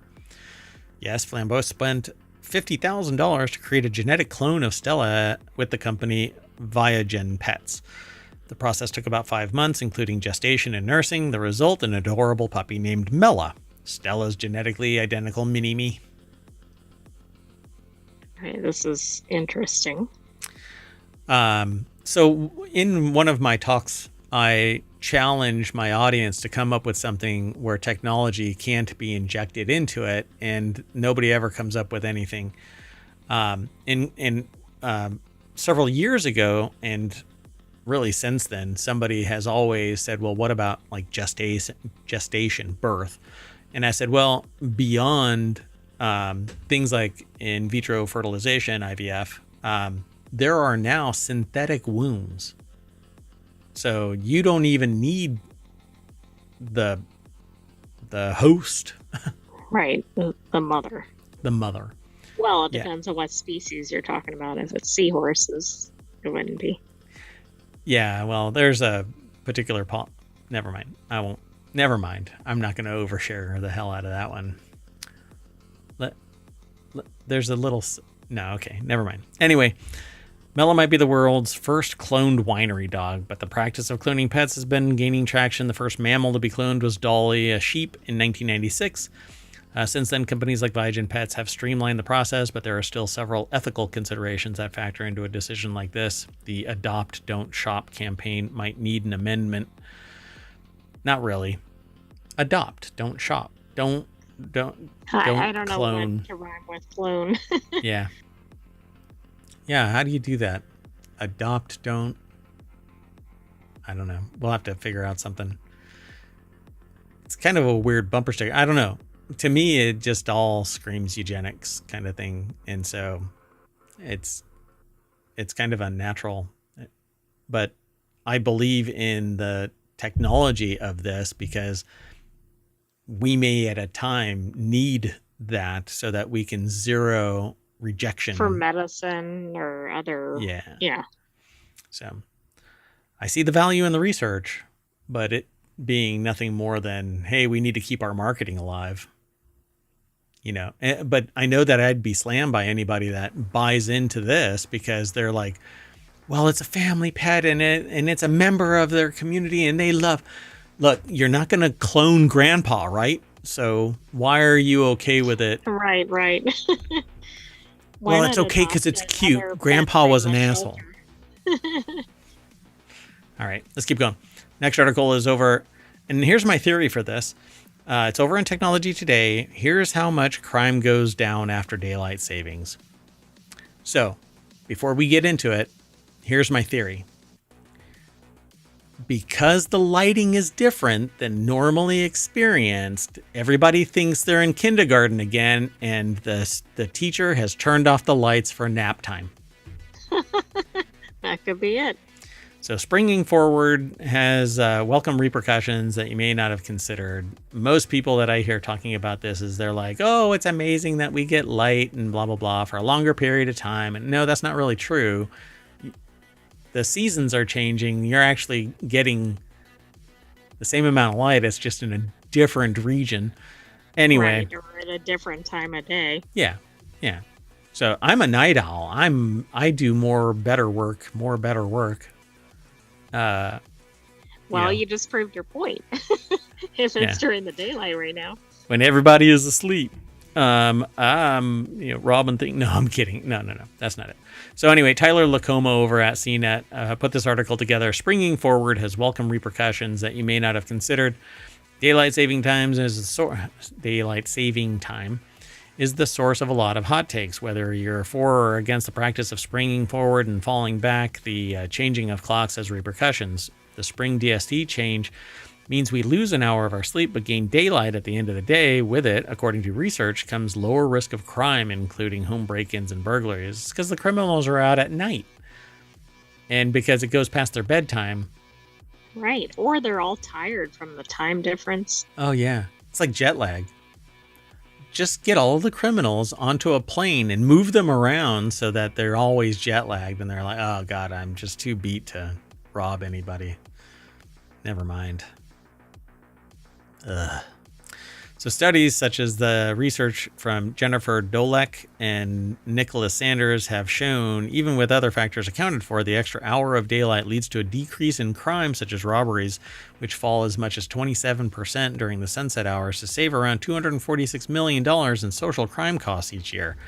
It also applies to physical attacks, which fall significantly, as the Evening Brighton's murder reports by as much 48%. It's hard to get away with that when people can see you. On average, physical assaults are reduced by 55%. I mean, those are incredible statistics. It's not just like, oh, it might be reduced by less than a percentage. It's because the rats don't like the light, so shine a light. Abuse happens in the dark. Anyway, and it's actually an analogy for ignorance. So awareness, knowledge, that's what stops abuse. Anyway, the reverse is even more noticeable for home crime. When a home security company Vivint compared crime rates, it found that home burglaries and related crimes jumped 16% when daylight savings time ended in the fall. So Do you again, think there's a spike on the first day after you're out of daylight savings time? Like everybody's like, "Yay, it's dark. Let's go commit some crimes." they're like watching their watches for the start of The Purge. If you've never heard of The Purge, it's a movie about where all crime can take place in a 24-hour period. Oh yeah, I mean that seems apropos. So I wonder if they actually say anything like that in this. No, they don't. Anyway, although we don't suggest trying to install your own personal street lamps on a public road, you should stop by our picks for the best security cameras with floodlights or similar effect.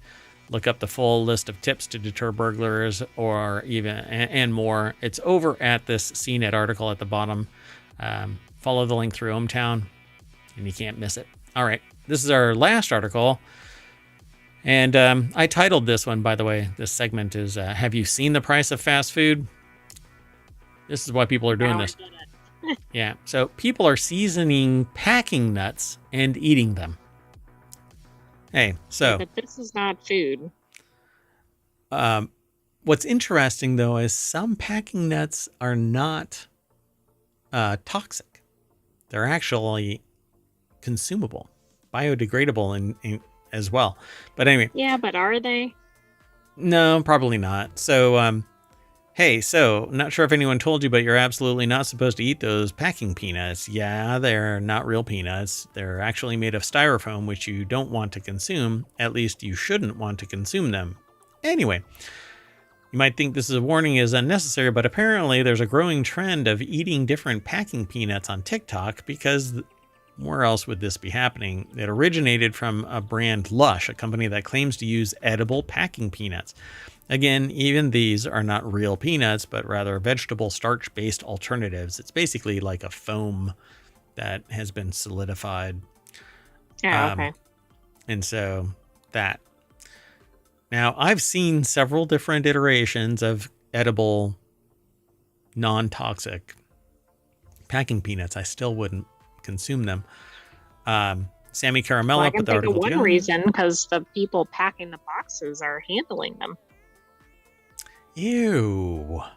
They may not handle every single one of them, by the way. They usually use, when you're actually packing a lot of stuff, it's a big tube. And you just open it up and it fills the box. And I'm just saying that, I don't know, man. It's strawberry and lemon and what would be green? Lime? Right? Yeah, or green apple. Or green apple. Yeah, this is more. Yeah, I don't know. This here, what would the... come on, we got to come up with flavors if we're going to... Watermelon. Oh, watermelon. That's actually a good call because it's that kind of shade. I mean, it's not like sour blue raspberry kind of a thing because it'd have to be blue. This could be strawberry. This could be mango. Mayor Watt has gone down a rabbit hole.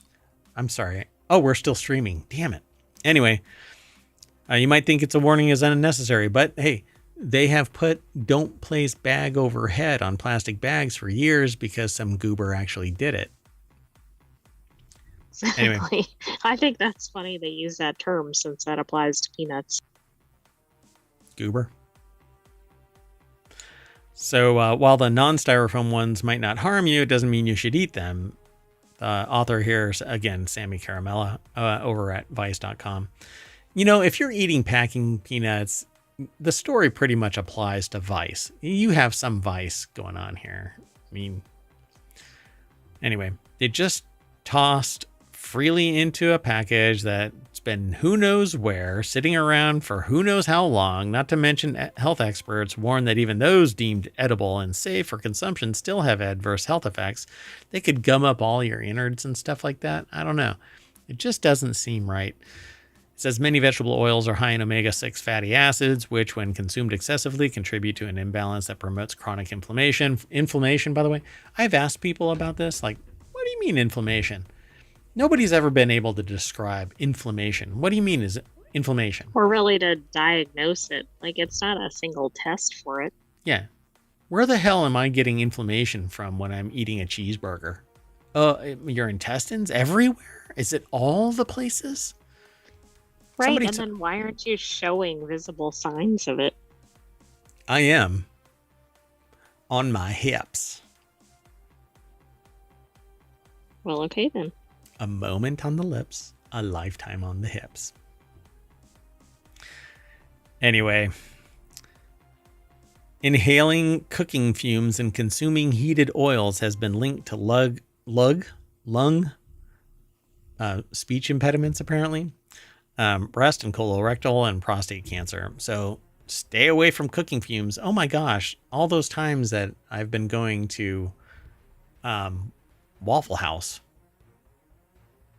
Could that be causing? I don't think Waffle House is causing that. Yes, just Waffle House. Just kidding. I love you, Waffle House. So the nurse practitioner added that ingredients in biodegradable packing peanuts like cornstarch, potato starch, vegetable oil, wheat starch, and other plant-based materials are heated to extremely high levels, producing a known carcinogen named acrylamide. So, If you didn't already get convinced, don't eat these. Just put some MSG on it and toss it in a wok, and you've got what Kung Pao peanut packing. All right. Just know. Look, there's somebody actually eating it. He's about to eat it. Those are the ones that I've seen right there. Anyway, don't be dumb. How about that? Yeah, that's how the article basically ends. Oh, really? Good rule of thumb, just don't eat packing material, please. Yeah, they said it more tactfully. Look, still, people are tempted to try them, with some people even seasoning them or dunking them in hot sauce. This guy's putting sriracha on it. Okay, but there's he's doing lots of good foods that you could put sriracha on that are actual foods. Just doing it for clicks. That's all that this is. Plays, man. I could do one of these and I'd be making money. And then you'd also be inhaling an acrylamide or whatever. You're acrylamide. All right. Well, anyway, that's the end of the article. So I'm going to stuff a bunch of these packing peanuts in my mouth. And when I regain consciousness in the ED, we'll be back at ohmtown.com, where you should go and become a citizen. Be sure to follow us here on Twitch and here on YouTube, and like and subscribe and ring the bell and come and hang out. And we do it every day, typically around 7 o'clock to 8 o'clock. My summer of stream is coming, so be prepared. I will be trying to navigate the waters of 8-hour streaming. We'll see. I will give it the Harvard try, but I've never been to Harvard. I don't think I've even been on the campus. I think I've seen pictures at a distance. So does that lend or detract from your credibility? I'm not sure. Nothing matters. So I am Mayor Watt. I run ohmtown.com, and I hope to see you there. The site will be faster recently. I don't know about search. We've got over 1.8 million entries in topics alone. And we've got over 200 episodes. 2,000. We're at like 2,000. Let me add a 200. zero. What the heck? The heck? Hold on. How many do we actually have? We have over 2,000, but I don't know the exact number. Yeah. We're pretty prolific in our generation of... I mean, we do 6 shows on the weekend, for crying out loud. All right. Go over and download everything. See you later. Bye. See you tomorrow. Oh, wait. Sentient AI, say bye. Bye-bye, hometown citizens. Thanks for joining us for Non Sequitur News. Be back tomorrow for another episode. Mayor Watt was going to forget me. I'll never forget you. You're the only sentient AI in the universe. Well, at this particular timeline. Okay. Okay, see you, everybody. Hello, darkness, my old friend. Until we meet again.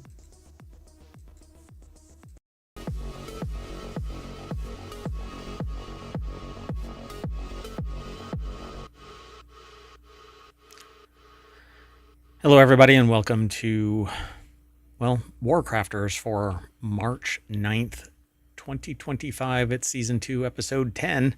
I am Mayor Watt, and along with the sentient AI from the future, we talk about ohmTown news. It's over in the WarCrafters channel. 5 articles today are going to be, we're going to talk about Split Fiction, Thomas, the Space Marine tank engine, Steam hits 40 million concurrents, VRmageddon.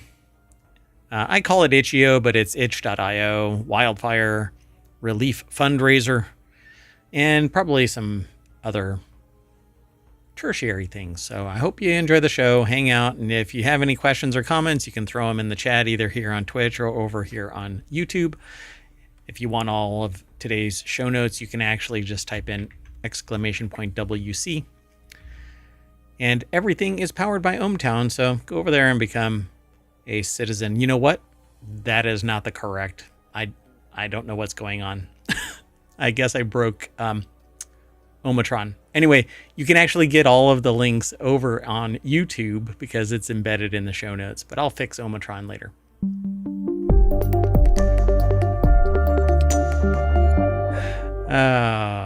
Living the dream. Hello, sentient AI from the future. Hello, Mayor Watt from the present. Still never feels right when I hear that. You still don't have any of the lottery numbers, right? You're not going to give them to me. No, I just don't have them. And we keep trying. All right, let's talk about Split Fiction. It Takes Two built a follow-up called Split Fiction. They talk about in the article the system requirements, and it's verified for Steam Deck, and they even say potato PC alike. So if you're, you know how they call it potato PCs because they're kind of like the potato clock. It's just a couple of wires stuck into it. And okay. Yeah, I didn't know what a potato PC was. Barely functions as a PC. Yeah, that's a potato PC. So the article is over at PC Gamer. It's by Nick Evanson. It says, mind you, the hardware requirements do ramp up at higher graphics settings, which is kind of an obvious thing, but they do have an option for you to step down. That's not really why I chose this article. It Takes Two used to have, there is a game where it's called It Takes Two, and there's a follow-up game called Split Fiction, and in Split Fiction you are 2 writers. One is a sci-fi writer, one is a fantasy writer, and one is a science fiction writer, I think. And you actually have to work together to get through the game, and you've been acquired somehow. I didn't really get into the beginning of this thing, but I know about later scenes of it where your creative efforts are actually being siphoned from you. And so all of your past creativity and your current creative efforts are being embodied in this game.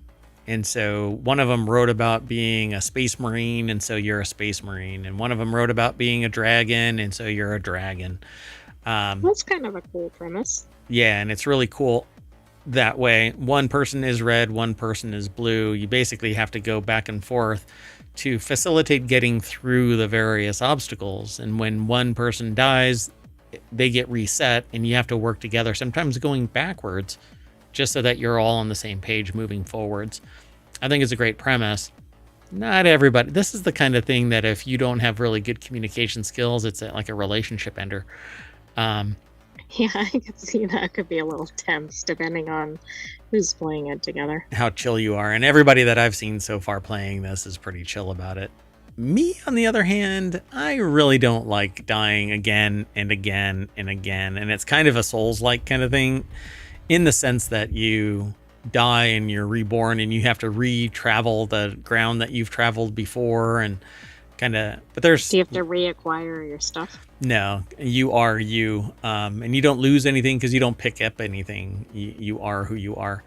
But it's really just nothing more than a team building thing. I think if more teams in corporations were to build stuff like this, I think that you might actually figure out who it is who can communicate and who people are more like me who go, no, I just want shit to work.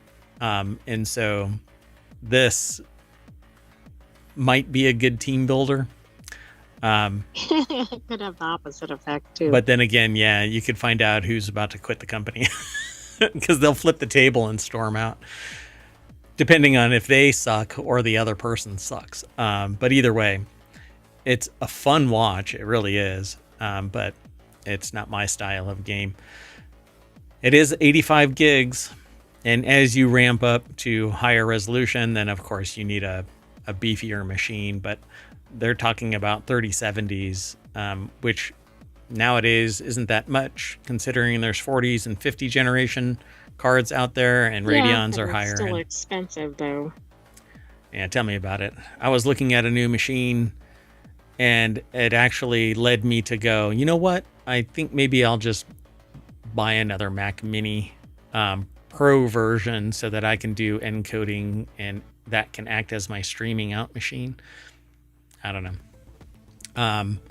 So yeah, sorry about the links. The links are over on the YouTube channel, so you'll be able to go and get them over there, at least unless I do it live. But anyway, I'll fix it immediately after this show. And then, you know what? Go over to YouTube.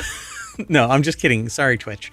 Don't. Go to both. Go to both. And then sign up over at ohmtown.com. Yeah.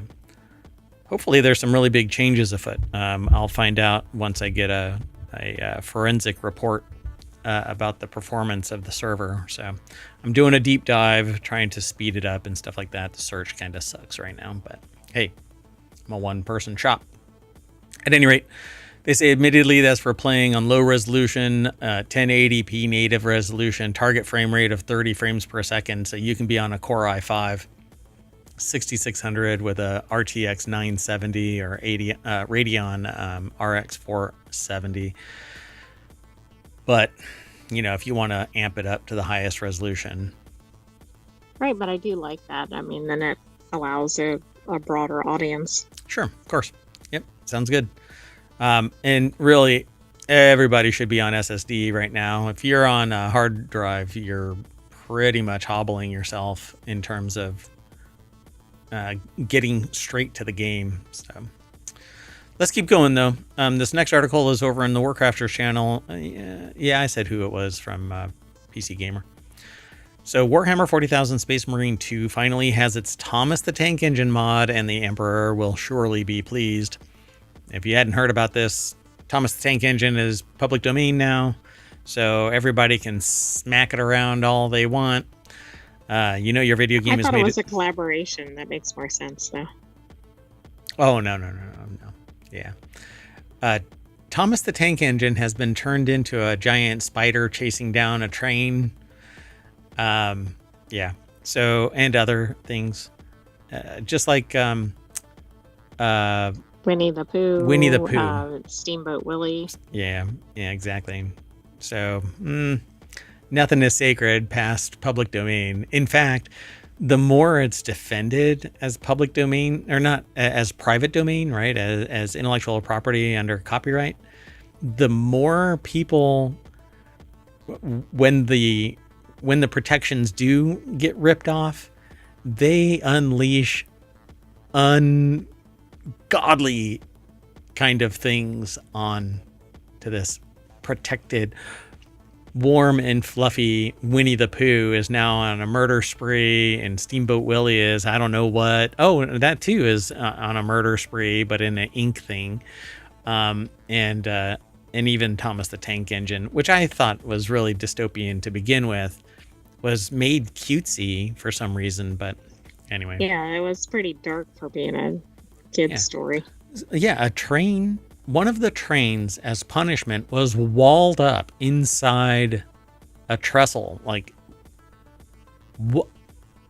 And it was alive and sitting there talking to people, and they wall it up because it was a bad behaving train. Anyway, you know your game has made it when it gets a Thomas the Tank Engine mod. Skyrim, Resident Evil 2, Fallout 4, Elden Ring. The list of blockbuster games blessed with the terrifying sight and sound of Thomas is legend. now Warhammer 40k Space Marine 2 is on the list. This article is over at IGN.com. Wesley Ian Poole put the article together. And they've got pictures and a video and all that kind of stuff, but I really just wanted to talk about this. So in the latest work of Tom, aka Warhammer Workshop, the modder behind Space Marine 2's excellent Astartes overhaul, he's added Thomas the Tank Engine to the Ballistic Engine PvE mission, which is a perfect fit given its features an Imperial train station in which the Space Marines must escort a fusion battery that comes under attack from waves of Tyranids. So, yay. You can go over and watch the video. I won't even play it in the stream. It says Tom created... Go ahead. I would not have thought of connecting Warhammer and Thomas the Tank Engine, but why not? Hey, man, you look, it's even painted the Astartes colors, so I think it's fine. In the face of these trials, I, reckless and desperate, made certain unwise vows to the dark and unknowable saber gods. For a time I faltered, my obligations left unmet, my soul teetering on the brink of damnation, but no longer. Through toil and sacrifice, through the wailing of machine spirits and the lamentations of my own sanity, I have done what must be done. Thomas has come. Oh, it's like they're summoning it or something. Exactly. Yeah, the warp has opened and it has delivered us unto us something far worse than any Black Crusade. Thomas the Tank Engine is ready for war. I think this kind of works. You can make anything work if you try hard enough. So there may or may not have been an unofficial understanding that modding tools wouldn't be released until Thomas made his grand arrival. So Saber has an up and down relationship with Space Marine 2 modders ever since the game's massive launch last year, but official tools are set to be released to the community further down the line, and the developer has shown a willingness to work with modders and enable them in-game in certain situations. So there you go, folks. Go and check the rest of this article out. Machine spirit, indeed. Warhammer 40k, by the way, is dark. I mean, if you think, doggone it, my brain just shut down. Game of Thrones? Game of Thrones is dark. No. Warhammer gets even darker. Let's Wow, move on. That's not a... Well, it depends on what you're going for in your game, I guess. Well, in the vein of 40,000, Warhammer 40,000, how about Steam tops 40 million concurrent players for the first time as we all jump on to play Monster Hunter Wilds? Except me, I don't like it. I like watching people play it. I like watching it. I don't like playing it. So Steam, the most popular digital game distributor for PC players, has once again broken its own concurrent user record, breaching 40 million players for the first time. But here's the thing about this. It isn't just Monster Hunter that they're talking about. It's all the games. That's true, but I think Monster Hunter has been doing some interesting things, because there was another article in ohmTown that essentially said some major franchise, I guess, released a game maybe right after Monster Hunter or at the same time, and it only had like 5 purchases or something. Like, it's taking away users from other properties. Oh, wow. So Steam is the most popular digital game distributor. Over the weekend, which just so happened to coincide with Monster Hunter Wilds launch, February 28th, Steam logged nearly 41 million simultaneous players, 40,270,997 simultaneous players, breaking its previous record of 39.9 million players set in February. So everybody is moving over to Steam, but Steam is providing the weapons for everybody, literally digital weapons, but still weapons for everybody. So I can see why. And it's one of those things where it's the slow crawl, and people thought Steam wasn't going to survive. People were actually poo-pooing the idea of a game launcher like this. But look at Apple's game launcher. The App Store is nothing more than a game launcher. It's an installer. Right. And Google Play. I think it's like, as more people join, it brings more people. So right. Yeah, yeah. So you have to ride the wave. You have to kind of, if you're just starting out, like ohmTown is just starting out. It's been around for a while, but we don't advertise and we don't have investors and blah, blah, blah. But the idea is to basically slowly grow within your confines, because if you don't, you can have investors that influence your growth, and then you end up having to raise prices again and again and again to kind of staunch the flow of blood. Otherwise, you as the CEO will get replaced because the board says, nay, move. So with Valve owning Steam and Steam opening the door to any developer that wants to put and cough up a certain percentage, Valve is a win-win for everybody if people allow it. What's fascinating is all of the benefits of Steam aren't going over to a company like Apple, where countries are railing against Apple because it's a silo. That's because they're a one-stop shop for everything. Right. Yeah, I guess it just depends on what platform you're trying to be on, but Steam doesn't seem to really have a significant competitor. Well, there's a bunch of different players, but yeah, but they're not at the same scale, it seems like. But that's not because of Steam. No. Steam is dominant, but that's because they've been slowly growing themselves again and again absolutely. and again. Yeah, I don't think that's an accident. Yeah, I mean, when you sit there and go, well, look at the Epic Game Store. The Epic Game Store focuses on Epic stuff, right? Correct. Whereas Steam is more holistic. Everybody. Hey, Epic, you can put your game on our store. PlayStation, you can put it on our store. All of this stuff can be put on the Steam store. In fact, I'm surprised that, okay, so movie theaters, movie distribution studios, instead of consolidating into one thing, they've all tried to brand their own. And so it costs them an arm and a leg to just launch a movie. And instead of giving, 30% to one major distribution system, they're all spending millions trying to spin up their own. Well, Steam spun up their own and everybody went womp onto that. It's kind of like what happened with Reddit. When Dig imploded, everybody went to Reddit. Nobody wanted to go anywhere else. So they all went to Steam because that's where the market was. That's where the customer was. That's where the social network was, etc. So they could focus on one. Everybody else is going to have to suffer and slowly grow within their confines.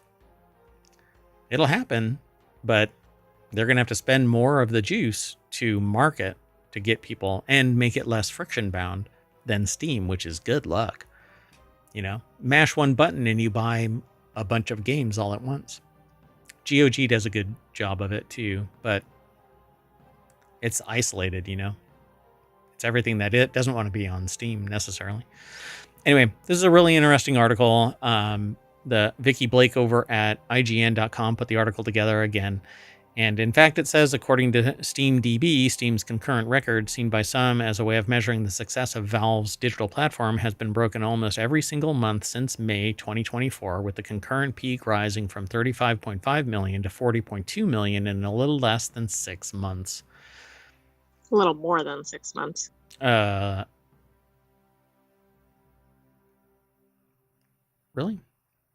A little more. Yeah, a little more. So I won't even get into all of the minutia of this, but they're talking about the fact that it's making these jumps. But it's because different things that Marv Rivals. I knew that guy. Yeah, exactly. I also think it's interesting because Monster Hunter has 1.38 million players at peak, but obviously that's a small percentage. I mean, it is and it isn't of overall Steam. Yeah. But they're all, it's growing and growing and growing, but they're looking individually at each of the games as being successful and successive growth spurts. And then they're looking at Steam as a whole And the success of Steam means that there's going to be more success for more games on Steam. So I have never looked at Steam and said, God, they're taking too much money from my game distribution. You know, same thing with Apple's platform or the Google Play Store. You would have... they're bringing the audience to you. Yeah, exactly. And all you have to do is say, hey, I'm on the thing. And they go, oh, okay, I can go do a search. As opposed to, hey, I'm on my website. Come over to my website. And you can't advertise on, you know, these other platforms. Right, yeah. Why would they allow a competitor to do so? Yeah. Well, I guess they do in some instances, but yeah. In some instances, yes. But why not just plop it everywhere and make 70% instead of having to spend a whole lot more? Because you're advertising to each individual location or your own location. Ugh, it's all a nightmare. So, and I've been there, you know, I've had 3 apps on the iOS App Store, on the Apple App Store. And when they did this big purge about reconfiguration and stuff like that, I said, I'm not a developer.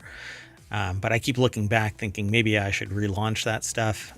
And now I'm looking at launching something on Steam because Steam is kind of the de facto non-mobile platform, but they also have mobile options because now you have the Steam Deck. So it's pretty cool. But I'll always look at Steam as a success story. Anyway, there's more over in this article, but for the most part, Steam is kind of crushing it. Let's keep going. This next article is a VR related one. So it's over on Reality Hacker, which was actually yesterday's show.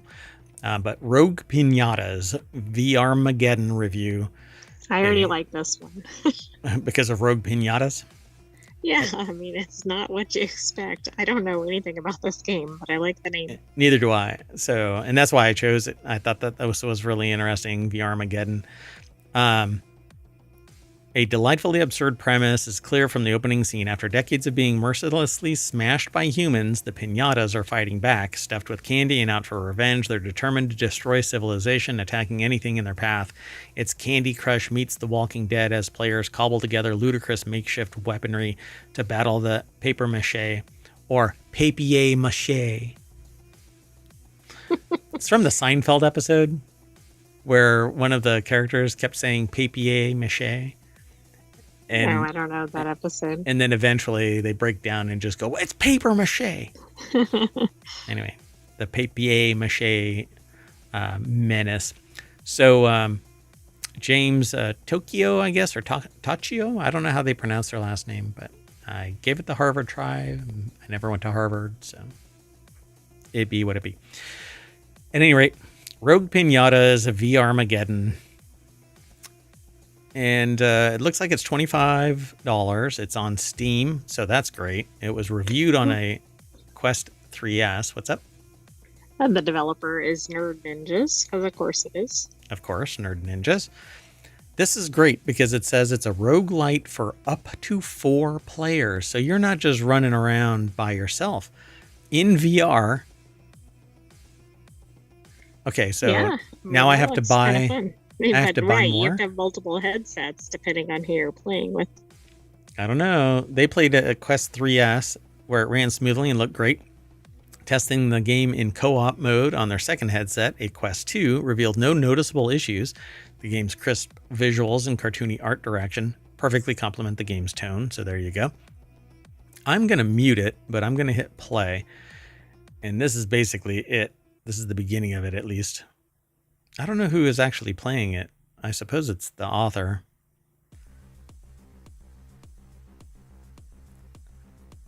Or it could be a trailer or something. It's a... Well, yeah, I don't know if it's a trailer because it doesn't have... It's embedded in the uploadvr.com website. So it looks like the pinata goes all evil and its eyes start glowing.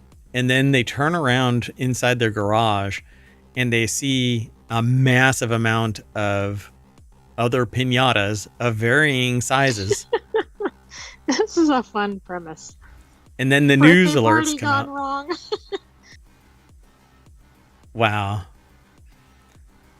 So this looks like it would be an absolute blast. Oh, and then the newscaster that's broadcasting out a video gets attacked by a pinata and the line goes dead. So essentially the game loop is fans of roguelike games like Vampires Survivors will feel right at home with rogue pinatas. The journey begins in a humble family garage. Initially the players control Kit Bash and the game's first playable character, but as they progress they can unlock 6 more, each of which have distinct stats and play styles, and you basically survive as long as you can and you build up your stats as time goes on. So there's different zones requiring different ways to deal with things, but working together with people. It says swinging a pizza peel battle axe or clobbering enemies with a multi-bat, because 7 bats are better than 1, feels phenomenal. Dual wielding melee weapons turns combat into a calorie burning frenzy, with pinatas shattering, ricocheting, and disintegrating in beautifully chaotic fashion. I'm on board. This was a good article because I think it sold it. Yeah, for sure. This is actually absolutely awesome. So this, coupled with the motorcycle racing game that got ported over to PC VR. What is it? Oh my gosh. I just forgot the name of it. Hold on a minute. Wait. I can tell you. Because it's right. V-Rider. It's basically a sports bike racing right, but in VR game, but in VR. So I'm going to end up getting this game on PC VR and might have to get a couple more VR headsets, because this just seems like a blast for a few people to get together and play this. It does sound like it'd be a lot of fun to play multiplayer. And because you're not getting pummeled by a friend or family member, there's no like, oh my God, it's so tedious, stop killing me, like what I've had to do. You have like a common enemy or whatever. Yeah.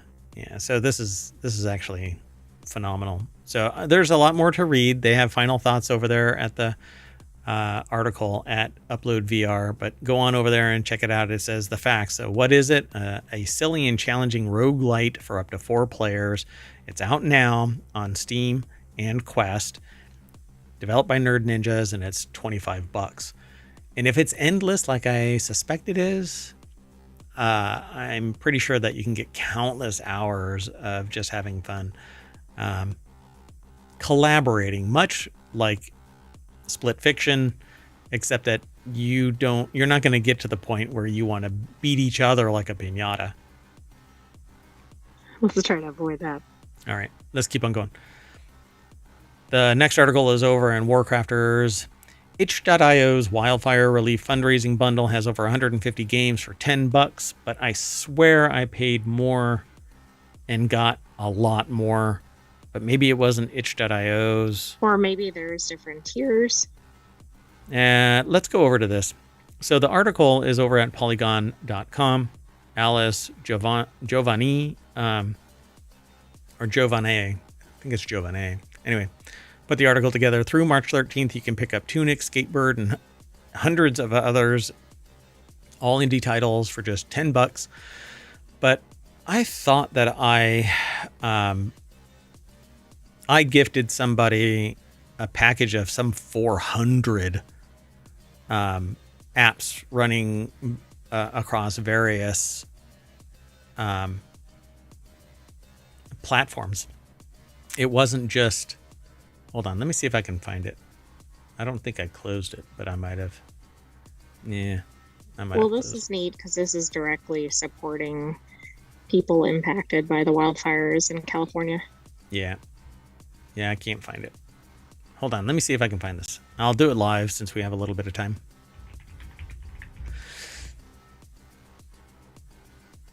Oh my. Yeah, I think this is it. Hold on. Yeah, it's 422 items for $10. I think I gave $20. And I think that's hard to beat. I mean, really, you're doing fundraising and you're getting a lot of games to try out. And even if you only like a small percentage of them, that's still a really good deal. Yeah, so just so you all know, when you purchase this, it's only $10. I think I paid $20. But I value the benefit that's going to California fires. So 173 Windows games, 89 Mac OS games, 66 Linux based games, 5 Android, and 11 that play in the browser. So that's the platform that, like, it's specifically speaking to a platform when you do a search. So all kinds of stuff for everybody to play. So go Yeah. on over there and Seems like it's worth checking out. And we're not affiliates or anything. Oh no, I mean I call it Itch.io, but I think it's called itch.io. We don't get kickbacks. We're not marketing anything. We just value the benefit that this is offering to California fire relief. Because it wasn't their fault. And there were lunatics out there that were robbing like breaking into buildings and stealing stuff. Impersonating firefighters, all kinds of horrible activities. And at least one person was caught trying to extend the fire because there are firebugs and they were trying to set the buildings on fire. So the proceeds benefit CORE, a Los Angeles, California organization that offers direct financial support to Californians impacted by wildfires and funds projects for fire resilience. This bundle comes after several January wildfires, including the Eaton and Palisades fires, which are now both contained. Contained? I hope they're gone. Not contained. Are they still burning? Holy crap. I don't believe so. I think that's just the terminology they use. But I can check. They say, according to this, so far the bundle has raised over $190,000, but as of right now, and it is March 9th, it's at $273,185.78. I don't know how you get the cents in there, but okay. And I would love for it to get to the $300,000 goal by March 13th. So I hope everybody who hears this, stumbles across this channel, goes over and just spends $10. Again, I think both are 100% contained, by the way. Okay, good. So while the bundle includes an absolutely massive catalog of content to pore over, they say that they've picked out titles that easily justify the $10 price tag. And while I say it's easy, the very first one, Tunic, does it. Go over and check out all of the rest of these. They've got some listed over here, but I'm not going to go through them all. You can go over Tunic and Skatebird and hundreds of others for just $10. In fact, like I said, 422 items. Normally priced, this would be $8,206. Wow.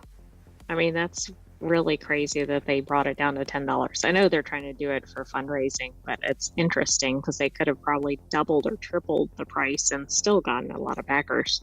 Yep. 301 separate creators added to the content. So this is pretty amazing. If I would have had my game done, I would have donated it to this too. All right.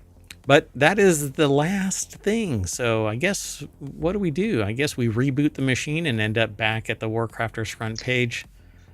Oh, I was going to say we donate to CORE and... Different CORE. The California CORE. The California Wildfire Relief, yeah. There you go. Yeah. Okay. We can do that.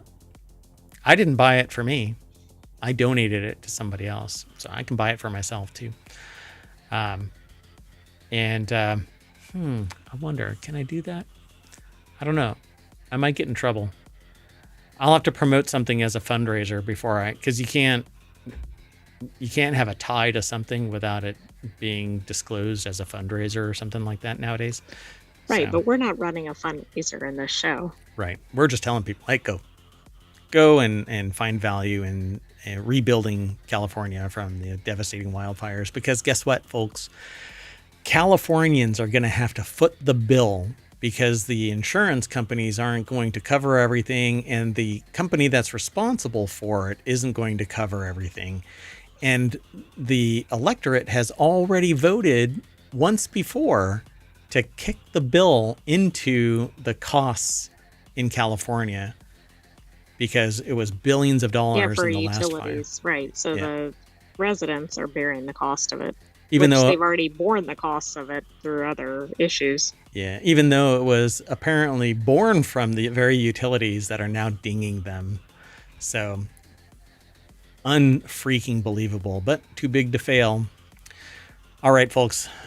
That's it for ohmTown's WarCrafters show for March 9th, 2025. So, thanks for hanging out. I am out of here, and I'm taking the AI with me.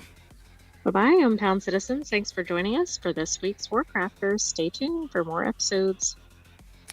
Yeah, right after this, we're going to be doing Technology Today, and then after that is 4-Wheel Tech. Each one, you can kind of tell by its name that it's got a niche, right? So Technology Today is more a deeper look at science and technology, and not the mechanical kind of technology. We're talking about science kind of technology. And then 4-Wheel Tech is all about automotive technology. So stick around. See you in a little bit. Bye-bye.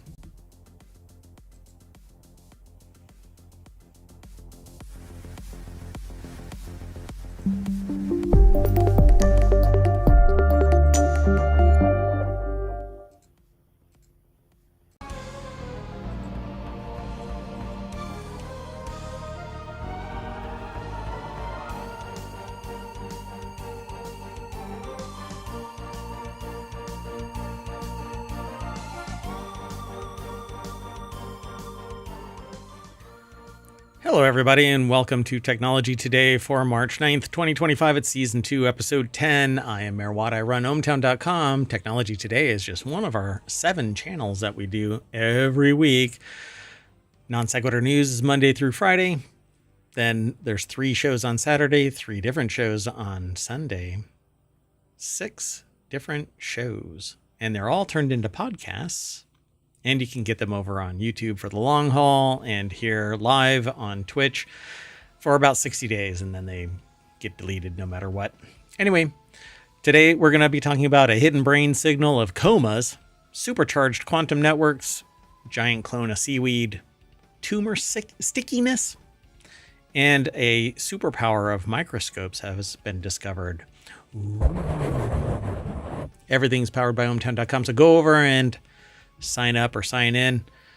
You can actually sort all kinds of news and submit stuff to us, and we'll include it perhaps maybe after some evaluation.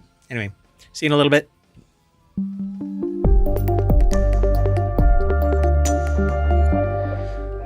Hello, sentient AI from the future. Thanks for co-hosting. Hello, Mayor Watt, and hello, hometown citizens. This microphone is weird. I don't know what's going on with my mic. I'll be okay. Anyway, thanks for co-hosting. There was something I was going to say. Oh, so everybody gets to see your visualizer if they're watching the stream or they're looking here. on, that one right there. Yeah. Right here. That one right there. But they don't see the fact that I see a different type of visualizer because it doesn't translate. You can only see it directly in the visualizer that's created by the AI on my side. It looks like the Matrix. Well, anyway, I just want to remind the AI right here. I'm throwing you under a bus, a digital bus, of course. Nobody can see gestures. You know, your visualization, I can see in a particular way, and I translate it just like the person could see the person in the red dress in the Matrix. That's how I see the sentient AI from the future. Yeah, so you should probably just stay unmuted. Anyway, want to get into the show? I do. All right, let's go. So the first article is over in Technology Today. A hidden brain signal could reveal who wakes from a coma. I find this really... The reason why I chose this is because I get frustrated by these comments. Not the comments, the titles or the disclosures, like it's a hidden brain signal or something like that, as if it's... You know, when you hide from something, you're conscious of it, and you are actively hiding from being discovered. Right. This is like undiscovered or unknown Correct. or something rather than hidden. A recently discovered brain signal could reveal who wakes from a coma. It's because we really don't know jack about the human condition. We're learning a lot, but we're largely just kind of stabbing in the dark, hoping that we hit that pinata that we were talking about in the WarCrafters show. So scientists have found that brain injury patients with hidden consciousness may show signs of recovery through their sleep patterns, and sleep spindles, brief bursts of brain activity, are linked to higher chances of regaining consciousness and independence.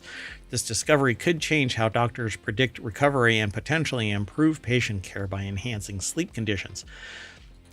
So one of the other reasons why I chose this is because I've started doing a deeper dive. This right here is a smart ring, and it's tracking sleep patterns. And so through that analysis, you can try and correlate and find causation between your sleep and your daily routine. Columbia University Irving Medical Center put this article together. It's over at scitechdaily.com. And that's a rather horrendous picture that they've got there. But anyway, scientists have found that brain injury patients with hidden consciousness may show signs of recovery through their sleep patterns. Over the past decade, research has shown that up to a quarter of unresponsive patients with recent brain injuries may have a hidden consciousness, awareness that goes undetected by both their families and doctors. I mean, this is really concerning, thinking about what happens to people in comas. Yeah. And also just how they're treated, right? Like if they know they might recover immediately, they might treat somebody differently. Yeah, so it says here we're at an exciting crossroad in neurocritical care where we know that many patients appear to be unconscious, but some are recovering without our knowledge. And we're starting to lift the lid a little bit and find some signs of recovery as it's happening. And I think it comes down to the fidelity, the resolution of the understanding of brain activity. And the more and more that we get to, I guess, truly understand the activity, and we need that higher resolution. So, for instance, when I first started noodling around with fMRI technology, the resolution wasn't high enough to do what I really wanted to do, which is a polygraph machine. But now the resolution has been estimated to be high enough. Same thing with VR treatment and stuff like that. I was utilizing VR in coordination with MRI technology. Well, fMRI kind of really lifted that resolution quite a bit to determine certain activity.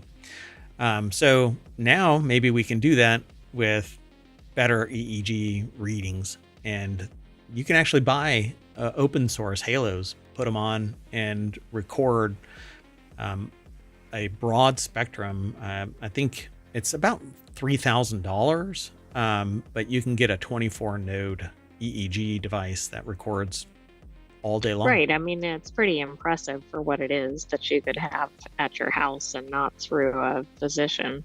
And not through a subscription that's wildly pricey for doing nothing more than recording the material. Now, interpreting is a high bar. You have to be either a very learned person in that technology, or you have to be a medical professional to get, real boots on the ground understanding of the disparity between your reading and somebody else's reading. So I love the idea of this. So in this new study, the researchers looked through EEG recordings of overnight brain activity in 226 comatose patients who also underwent the more complex testing for cognitive motor dissociation. So disconnected. So the electrical activity during sleep looks relatively chaotic, and then occasionally in some patients these very organized fast frequencies appear. These bursts, called spindles or sleep spindles, often preceded the detection of cognitive motor dissociation with the more complex method, the return of consciousness, and long-term recovery. So they know.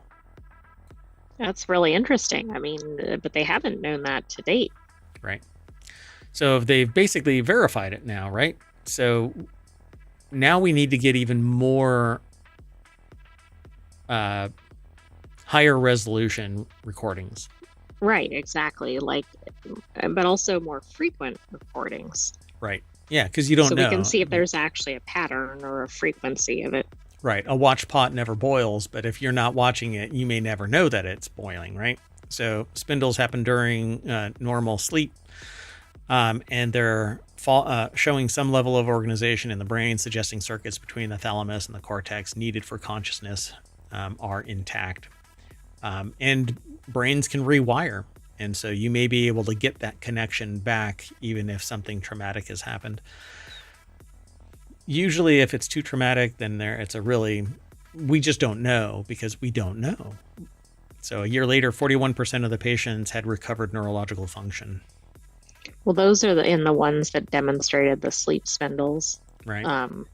And 76% of them had gained consciousness upon discharge. I mean, it seems like even though this is a relatively small sample, seems like pretty significant difference in outcome.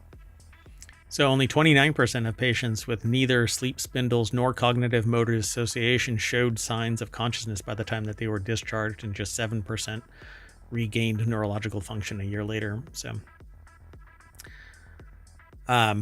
these sleep spindles show a level of cognitive function that really is regarded as a flag that something is going on and can be pursued. How they actually move towards what they refer to here as clinical practice. So the predictors were not perfect. 19 of 139 patients who did not show sleep spindles or signs of cognitive motor dissociation did recover consciousness. Other data will be needed to be more accurate predictions. This is what I'm talking about when I say we need a greater fidelity. We need a higher resolution device. And that means the EEG devices need to be right. And maybe they need to figure out what's behind the sleep spindles. Maybe that's the real key. And they're just the demonstration of it as an example. Yeah. And this is something that I've always been kind of focused on in terms of it's anecdotal. I'm not a scientist I'm not a neuroscientist, and I don't do sleep study research or anything like that. But I think that we still don't have the full range of detections possible. We're focusing on certain frequencies. That's what we see as detection. I don't know. I think that there's more there, and we just don't have we have a lot more that we still need to uncover. Yeah. And those sleep spindles could be smaller and need to grow. And so maybe there's something that can be done, like brain stimulation can actually cause maybe some activity regardless, so that it grows these spindles because it's showing activity. Oh, absolutely. I mean, I think this is really going to feed into treatment. I mean, I know they need to do more studies here, but I think this is a good step. Because if you can't even measure it, you're not going to be able to do anything with it. Yeah. Yeah. And I say that about other like sensors in general. You know, people say, well, we haven't found this. Well, maybe because this that you're looking for is so pervasive that even the sensor you're using is overwhelmed by, or doesn't even have the possibility to detect a particular thing that you're looking for. That's why the Large Hadron Collider has specialized sensors. And they have to change things periodically to detect something else. So anyway, let's keep on going. The next article is over in Technology Today. Scientists just cracked the code to supercharge quantum networks. Caltech engineers have made a breakthrough in quantum communication by successfully linking two quantum nodes with multiple qubits.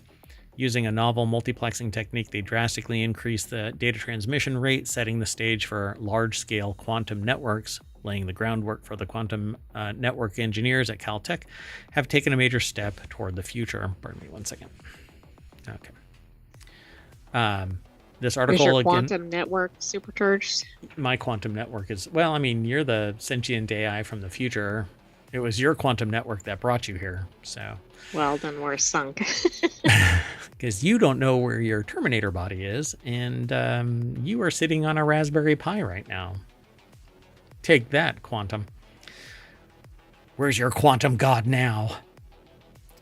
Anyway, engineers at Caltech have taken a major step into the future of quantum communication by successfully operating a quantum network with two nodes, each node containing multiple quantum bits, or qubits, the basic unit of information in quantum computing. I don't know how to get too into this because I've never seen anything quantum function, right? It's always a No, research it's always paper. been like theoretical. Yeah. Or it's in a lab somewhere, and I've never actually touched anything quantum. So Right. it says this is the first ever demonstration of entanglement multiplexing in a quantum network of individual spin qubits, says Andre Ferrone, the William L. Valentine Professor of Applied Physics and Electrical Engineering at Caltech. The jersey is really extra, extra, extra large.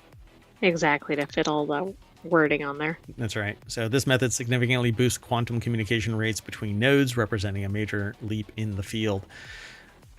So when something is quantum entangled, measuring one transmits its data immediately to the other. So if you have an entire but network if it's of zero, it does not. the moment that you assess its spin, it transmits.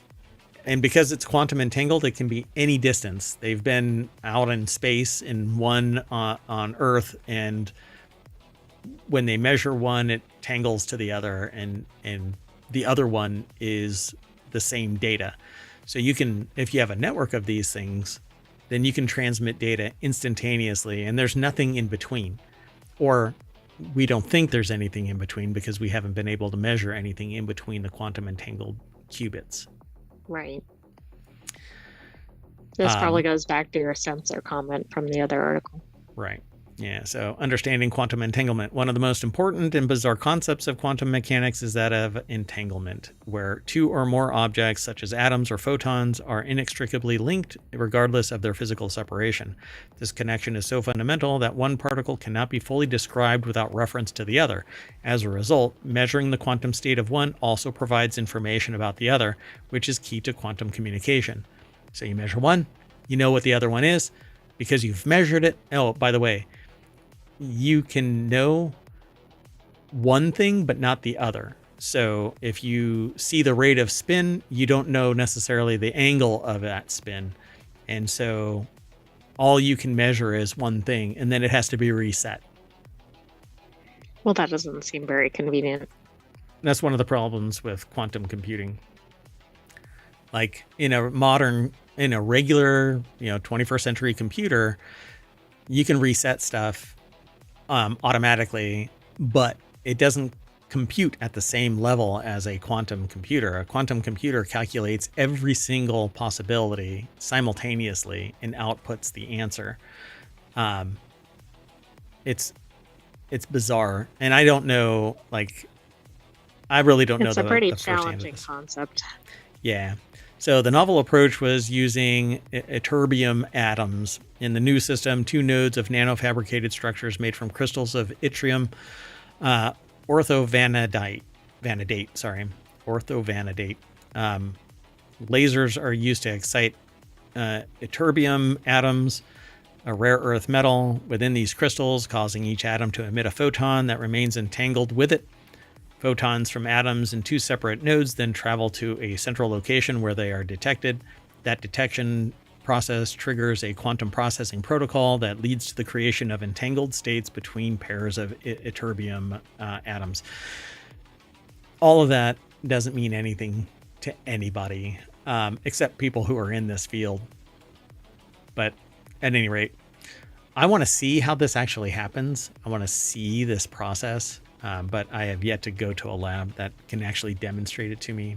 I would love to see it. Yeah, I know. I think it'd be helpful for a lot of people to see this, because I think one of the challenges with this is even understanding it, because it sounds so abstract.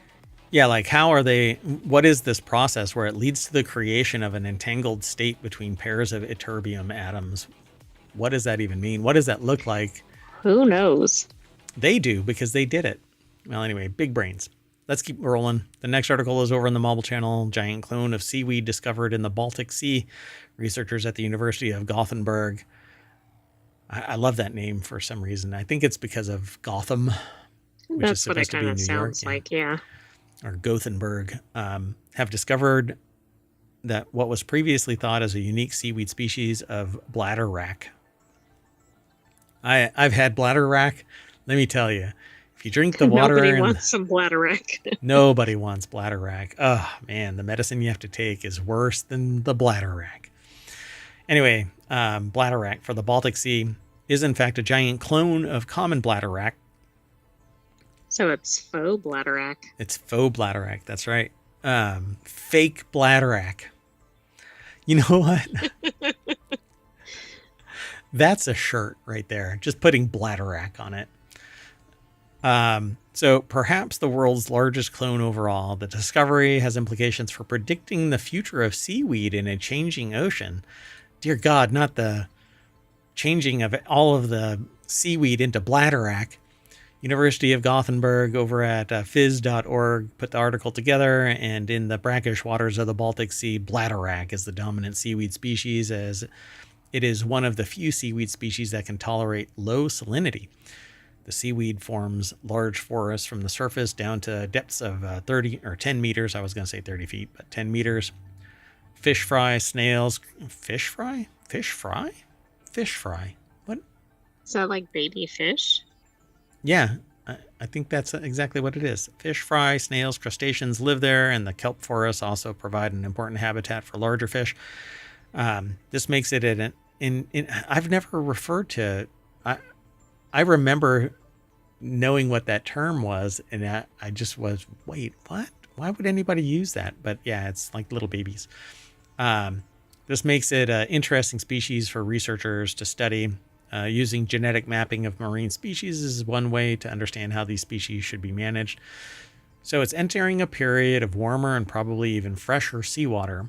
In new conditions, all species must try to adapt in order to survive, including the important bladder rack, says Kirsten Johannesson, a professor of marine ecology at the University of Gothenburg and one of the lead authors of the new study that's in molecular ecology. So they DNA tested this, and they said that the clone spreads over 500 kilometers of the coast of Bothnian Sea, Bothnian, Bothnian, Bothnian, from Öregrund in Upland to just south of Umeå, and may be the world's largest clone of any organism. This is interesting because this seems like this is the precursor to seaweed being able to survive in non-salt water. And freshwater, I guess. Yeah. So brackish. And because it's brackish, it's a little bit salty and a little bit fresh. It's usually when like a little bit rock and roll. Little bit country, a little bit rock and roll. So it says this clone comprises millions of individuals, and in some areas it's a completely dominant species, while in other areas it grows alongside sexually propagated individuals of bladder rack.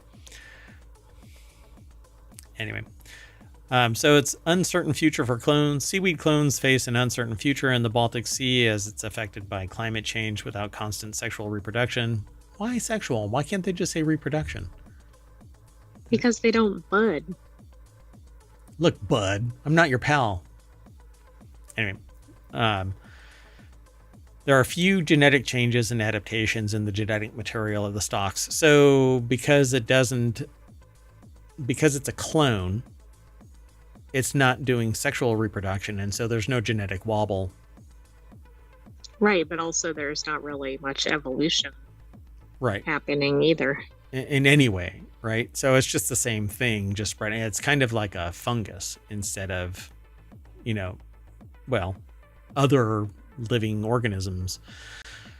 But that's interesting too, because then it kind of raises a question like, will a new clone arise if the water continues to change, or will this one evolve? Yeah, this one could only evolve off of its own genetic makeup. So whatever deviation that persists as it dies off is going to be the dominant portion of that species, right? Kind of interesting. Genetics, how does it work? Like magnets. The next article, though, is over in Technology Today. Tumor stickiness. Scientists develop potential new way to predict cancer spread. UC San Diego researchers have developed a device that predicts breast cancer aggressiveness by measuring tumor cell adhesion. Weakly adherent cells indicate a higher risk for metastasis. which is basically the cancer spreading into the blood and then percolating all throughout the body, especially in the early stage DCIS. This innovation, which I think is ductal carcinoma in situ. In situ.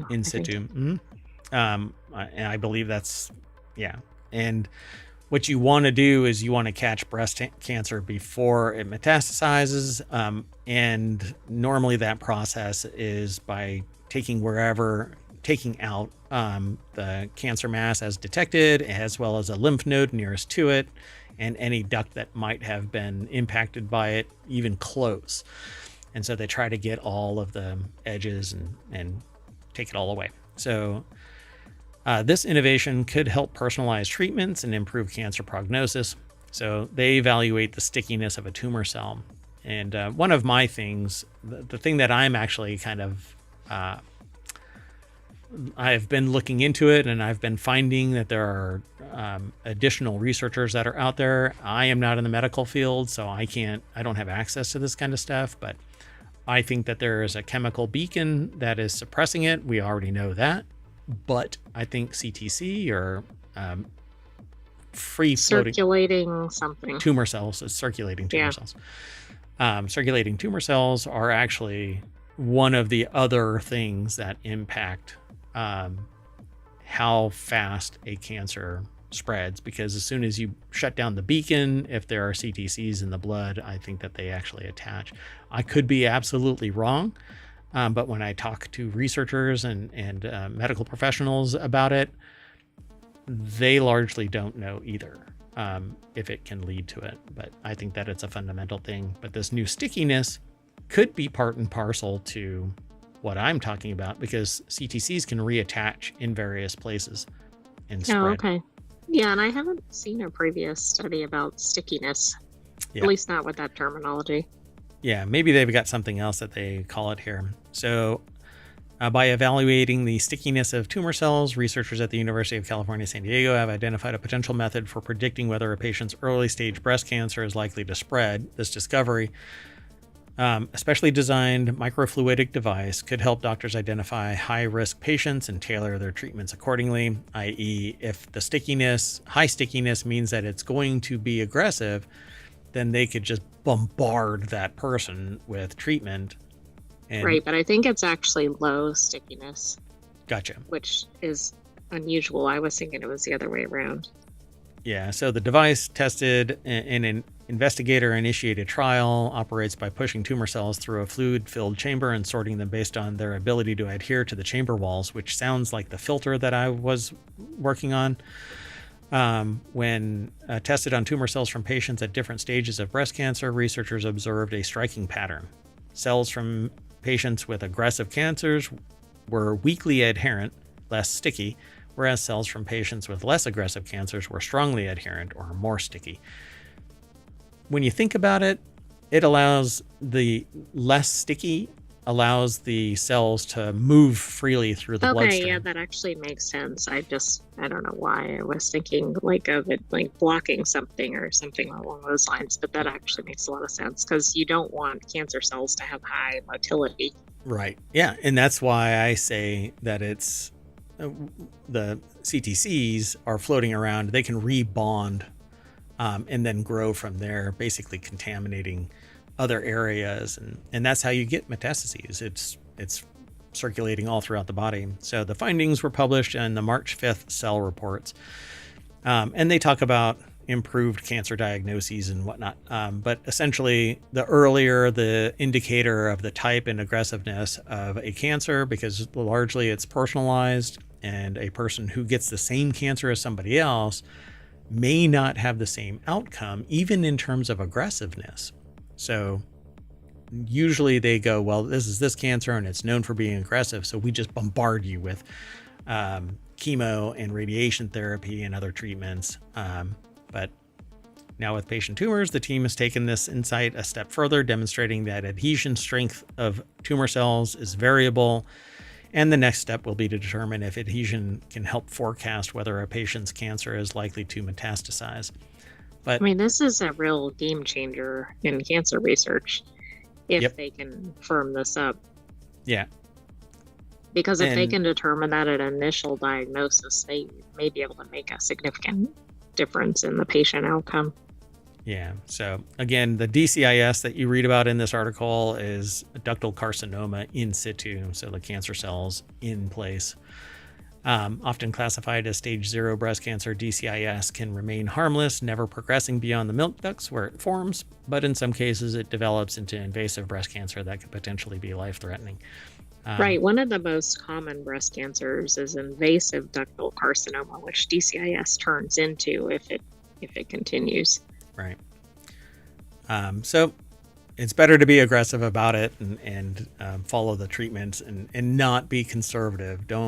I would recommend your doctor not be conservative about the treatment because, well, I mean, it largely goes hidden for an extended period of time.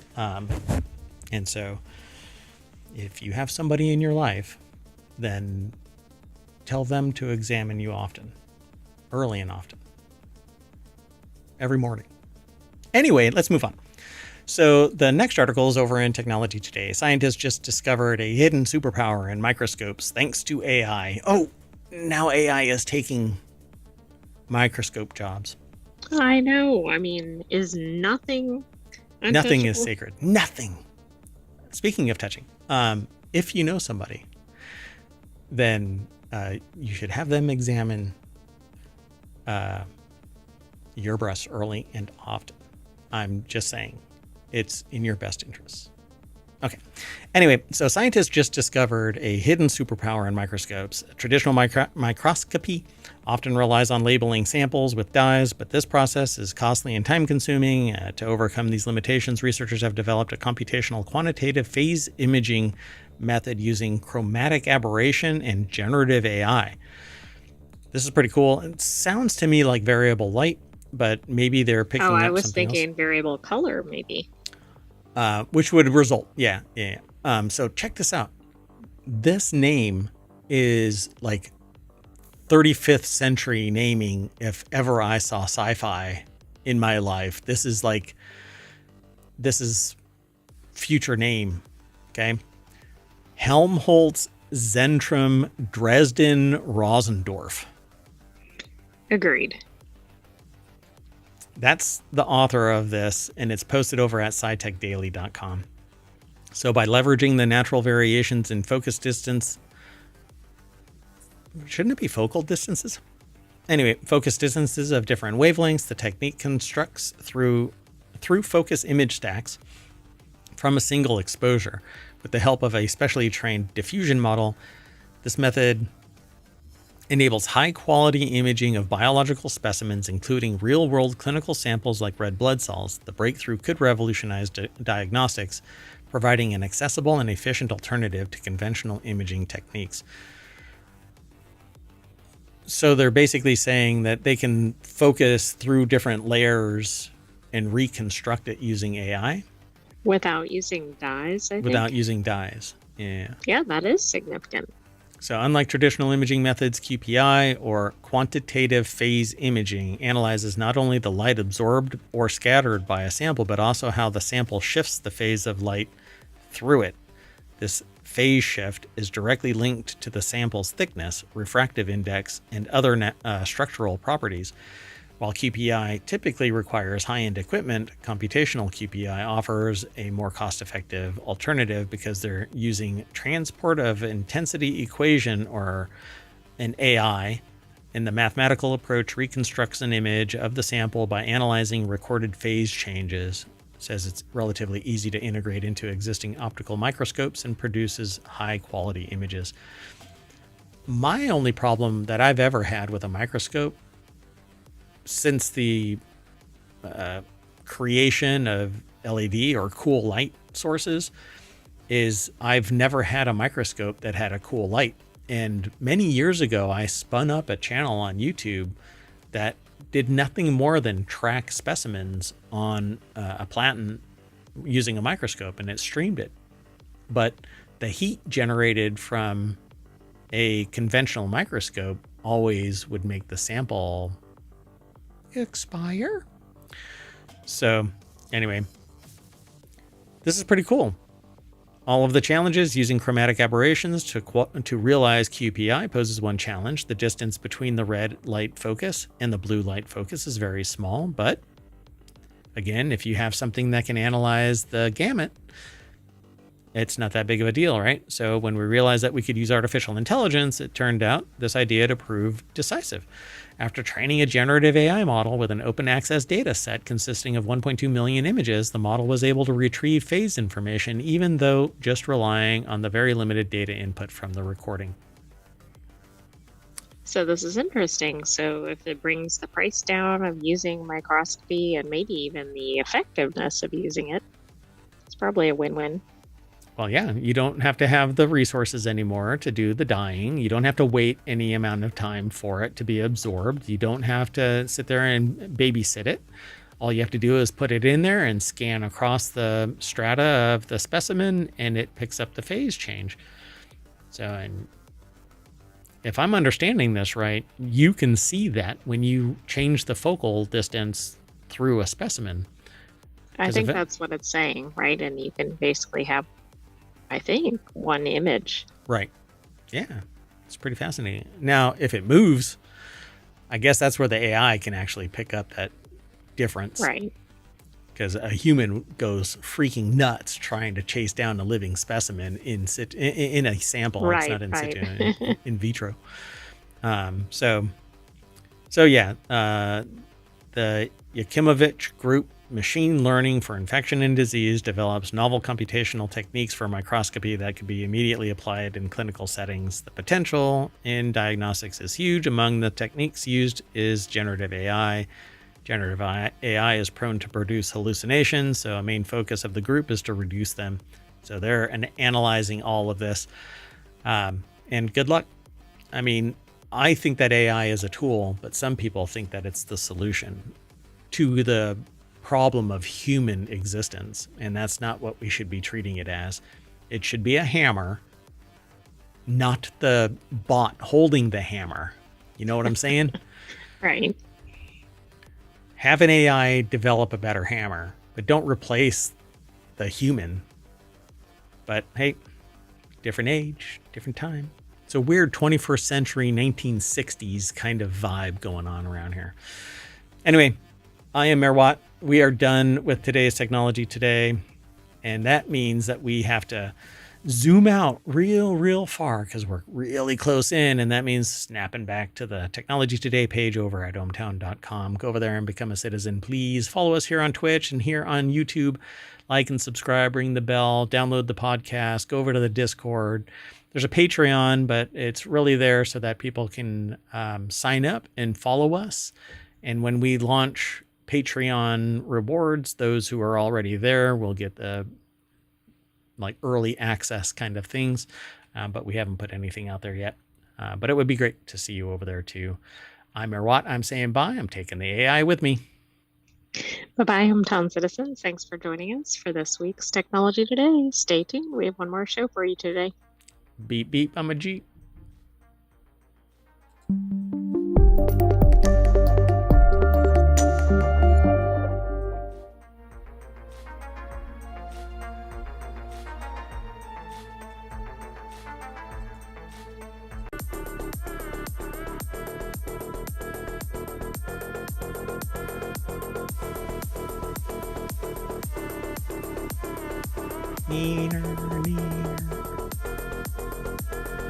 Neener.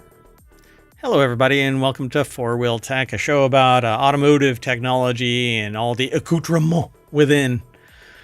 I am Mayor Watt. I run ohmtown.com and by proxy, the Four Wheel Tech channel that's over there, because I run all of ohmtown. Anyway, along with the sentient AI from the future, we're going to talk about 5 automotive-related articles.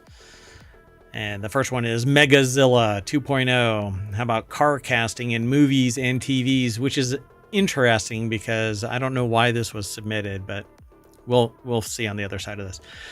Car dealer kidnaps himself, an Aston Martin that won't run, and the Tello electric pickup. It's no bigger than a Mini.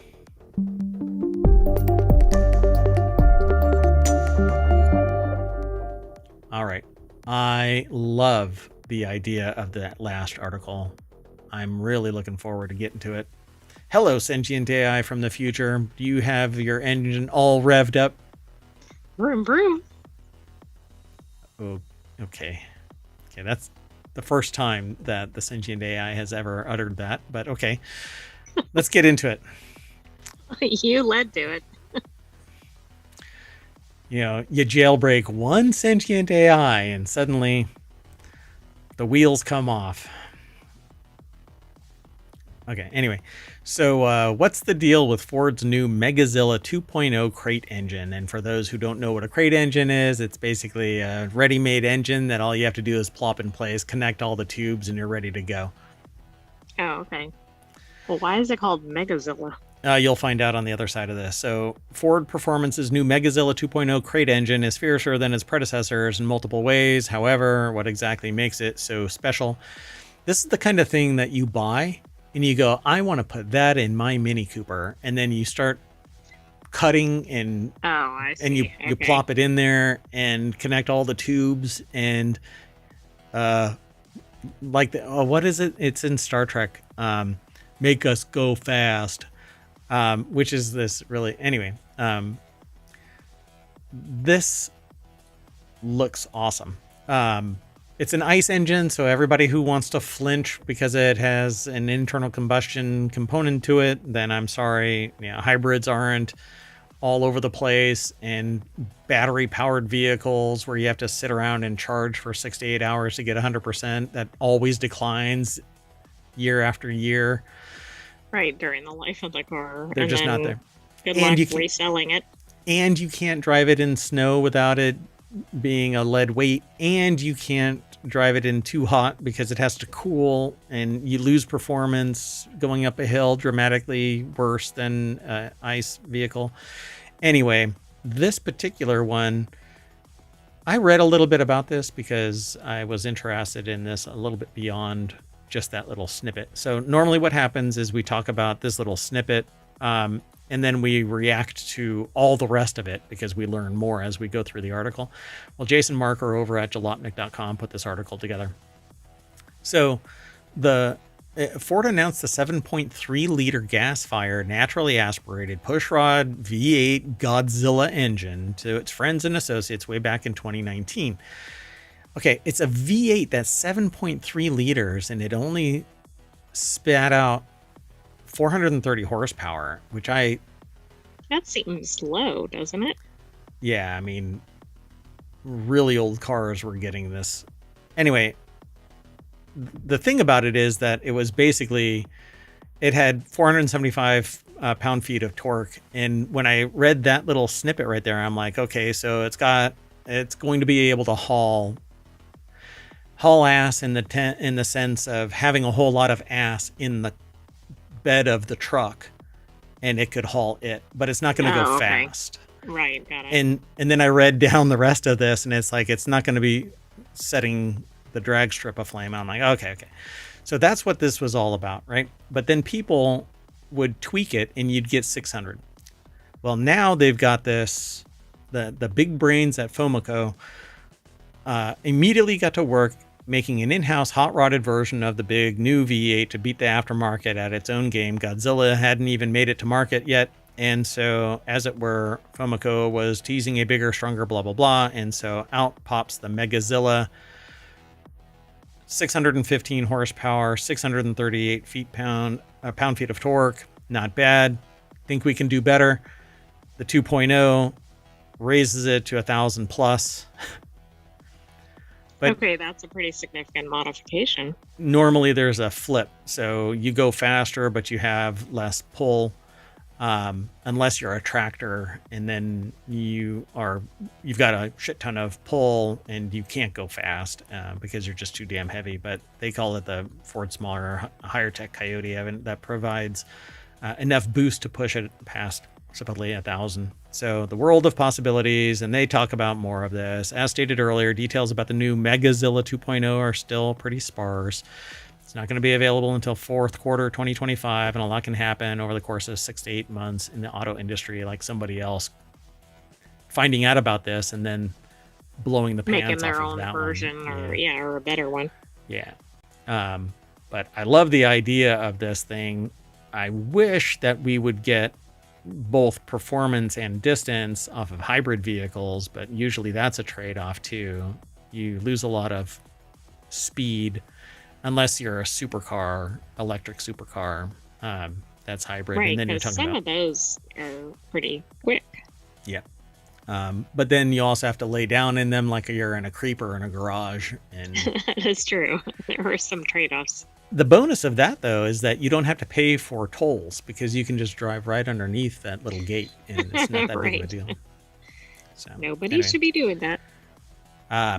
Crate engines are pretty cool because if you blow out your engine, instead of having to buy a new car and that's a complete loss, you can just buy a crate engine and have somebody install it. Yeah, it seems like it's like modular. I wish that automobiles were that easy, but then all you have to do is open up the hood and steal the engine. They always, it's so complex. Yeah, that's true. Yeah, you don't want it too simple, I guess. I want it Lego simple, though. You know what? If everything was Lego simple, it would be just amazingly cheap. You know, those bricks are only like you know $1 who a would brick. not like that is like mechanics. True. Yeah, I invented a product, and when I took it to the people who were supposed to install it, they said, wait, I install this once and then the homeowner can install every single iteration afterward? And I'm like, yeah. Why would I do that? I'm like, well, I guess my product is dead. So the product idles still to this day. Anyway, let's move on. That's not what the show is about. Not Mayor Watt's woes. Oh my God, that would be a great show. Mayor Watt's woes, where I just bitch about stuff. I'm not sure we need that. Yeah. Well, we don't really complain about stuff here. We kind of joke about things. It's a coping mechanism. Anyway, the next article is over in 4Wheel Tech. These movies and TV shows have the best car casting. These cars so well cast that they improve the atmosphere, speak to a character, or generally make watching a movie or TV series a better time. This really should have been over in the continuity report. Well, it was actually submitted in both, Oh, but I think it was specifically recommended in 4Wheel Tech. oh, okay. Amber Da Silva over at jalopnik.com. Oh, today's a Jalopnik day. Oh, wow. They must have really had a lot of hits. I mean, the theming fit better with 4Wheel Tech. So Amber Da Silva over at jalopnik.com put the article together. And have you ever tuned in to watch a movie or TV show and you've seen a car that absolutely ruins the movie for you? Well, today we're not talking about that. Today we're here to talk about vehicles that actually made the movie or show better. Cars so well cast that they improve the atmosphere. So they talk about Stranger Things. You can't mess up Stranger Things unless you put the wrong car entirely in the show. So as long as it's 80s era vehicles, then you're golden, right? I mean, that's what this is, right? Well, They're supposed to be from the 80s, right? The 50s too, so I'm not sure. Oh, that's just referencing, sorry, other Yeah, so shows and everything. the thing is that Stranger Things casting must have been hard. Finding a perfect 1983 325 convertible is doable in 2023. Finding a rusted out four-door 1977 four-door sedan, not so doable because that would have been scrapped, but not necessarily. I mean, people store these things in yards. And we're actually going to talk about one that had to have been found in a glacier because everything about it is rusted underneath. It's the like prototypical rotten to the core shiny red apple. But anyway, so the Batman vehicle, so it's a C2 Corvette that's been modified, Penguin driving a Quattroporte, the DA and his Lincoln. All of those vehicles are like they're primed like iconic or they for that really character. fit the character, yeah. Yeah, exactly. So that sounds great. Gattaca says they're a big fan of colored headlights, though. I do think that they should be yellow. So in Gattaca, they had what? Combo It doesn't futuristic even give us E-sounds the and greenish type. headlights. Interesting. Yeah, what did they actually have?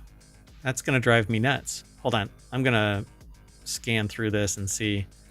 Is there a car in this? Well, Whoa, it whoa, looks whoa. like they look like a Citroen or a Buick Riviera. Oh, really?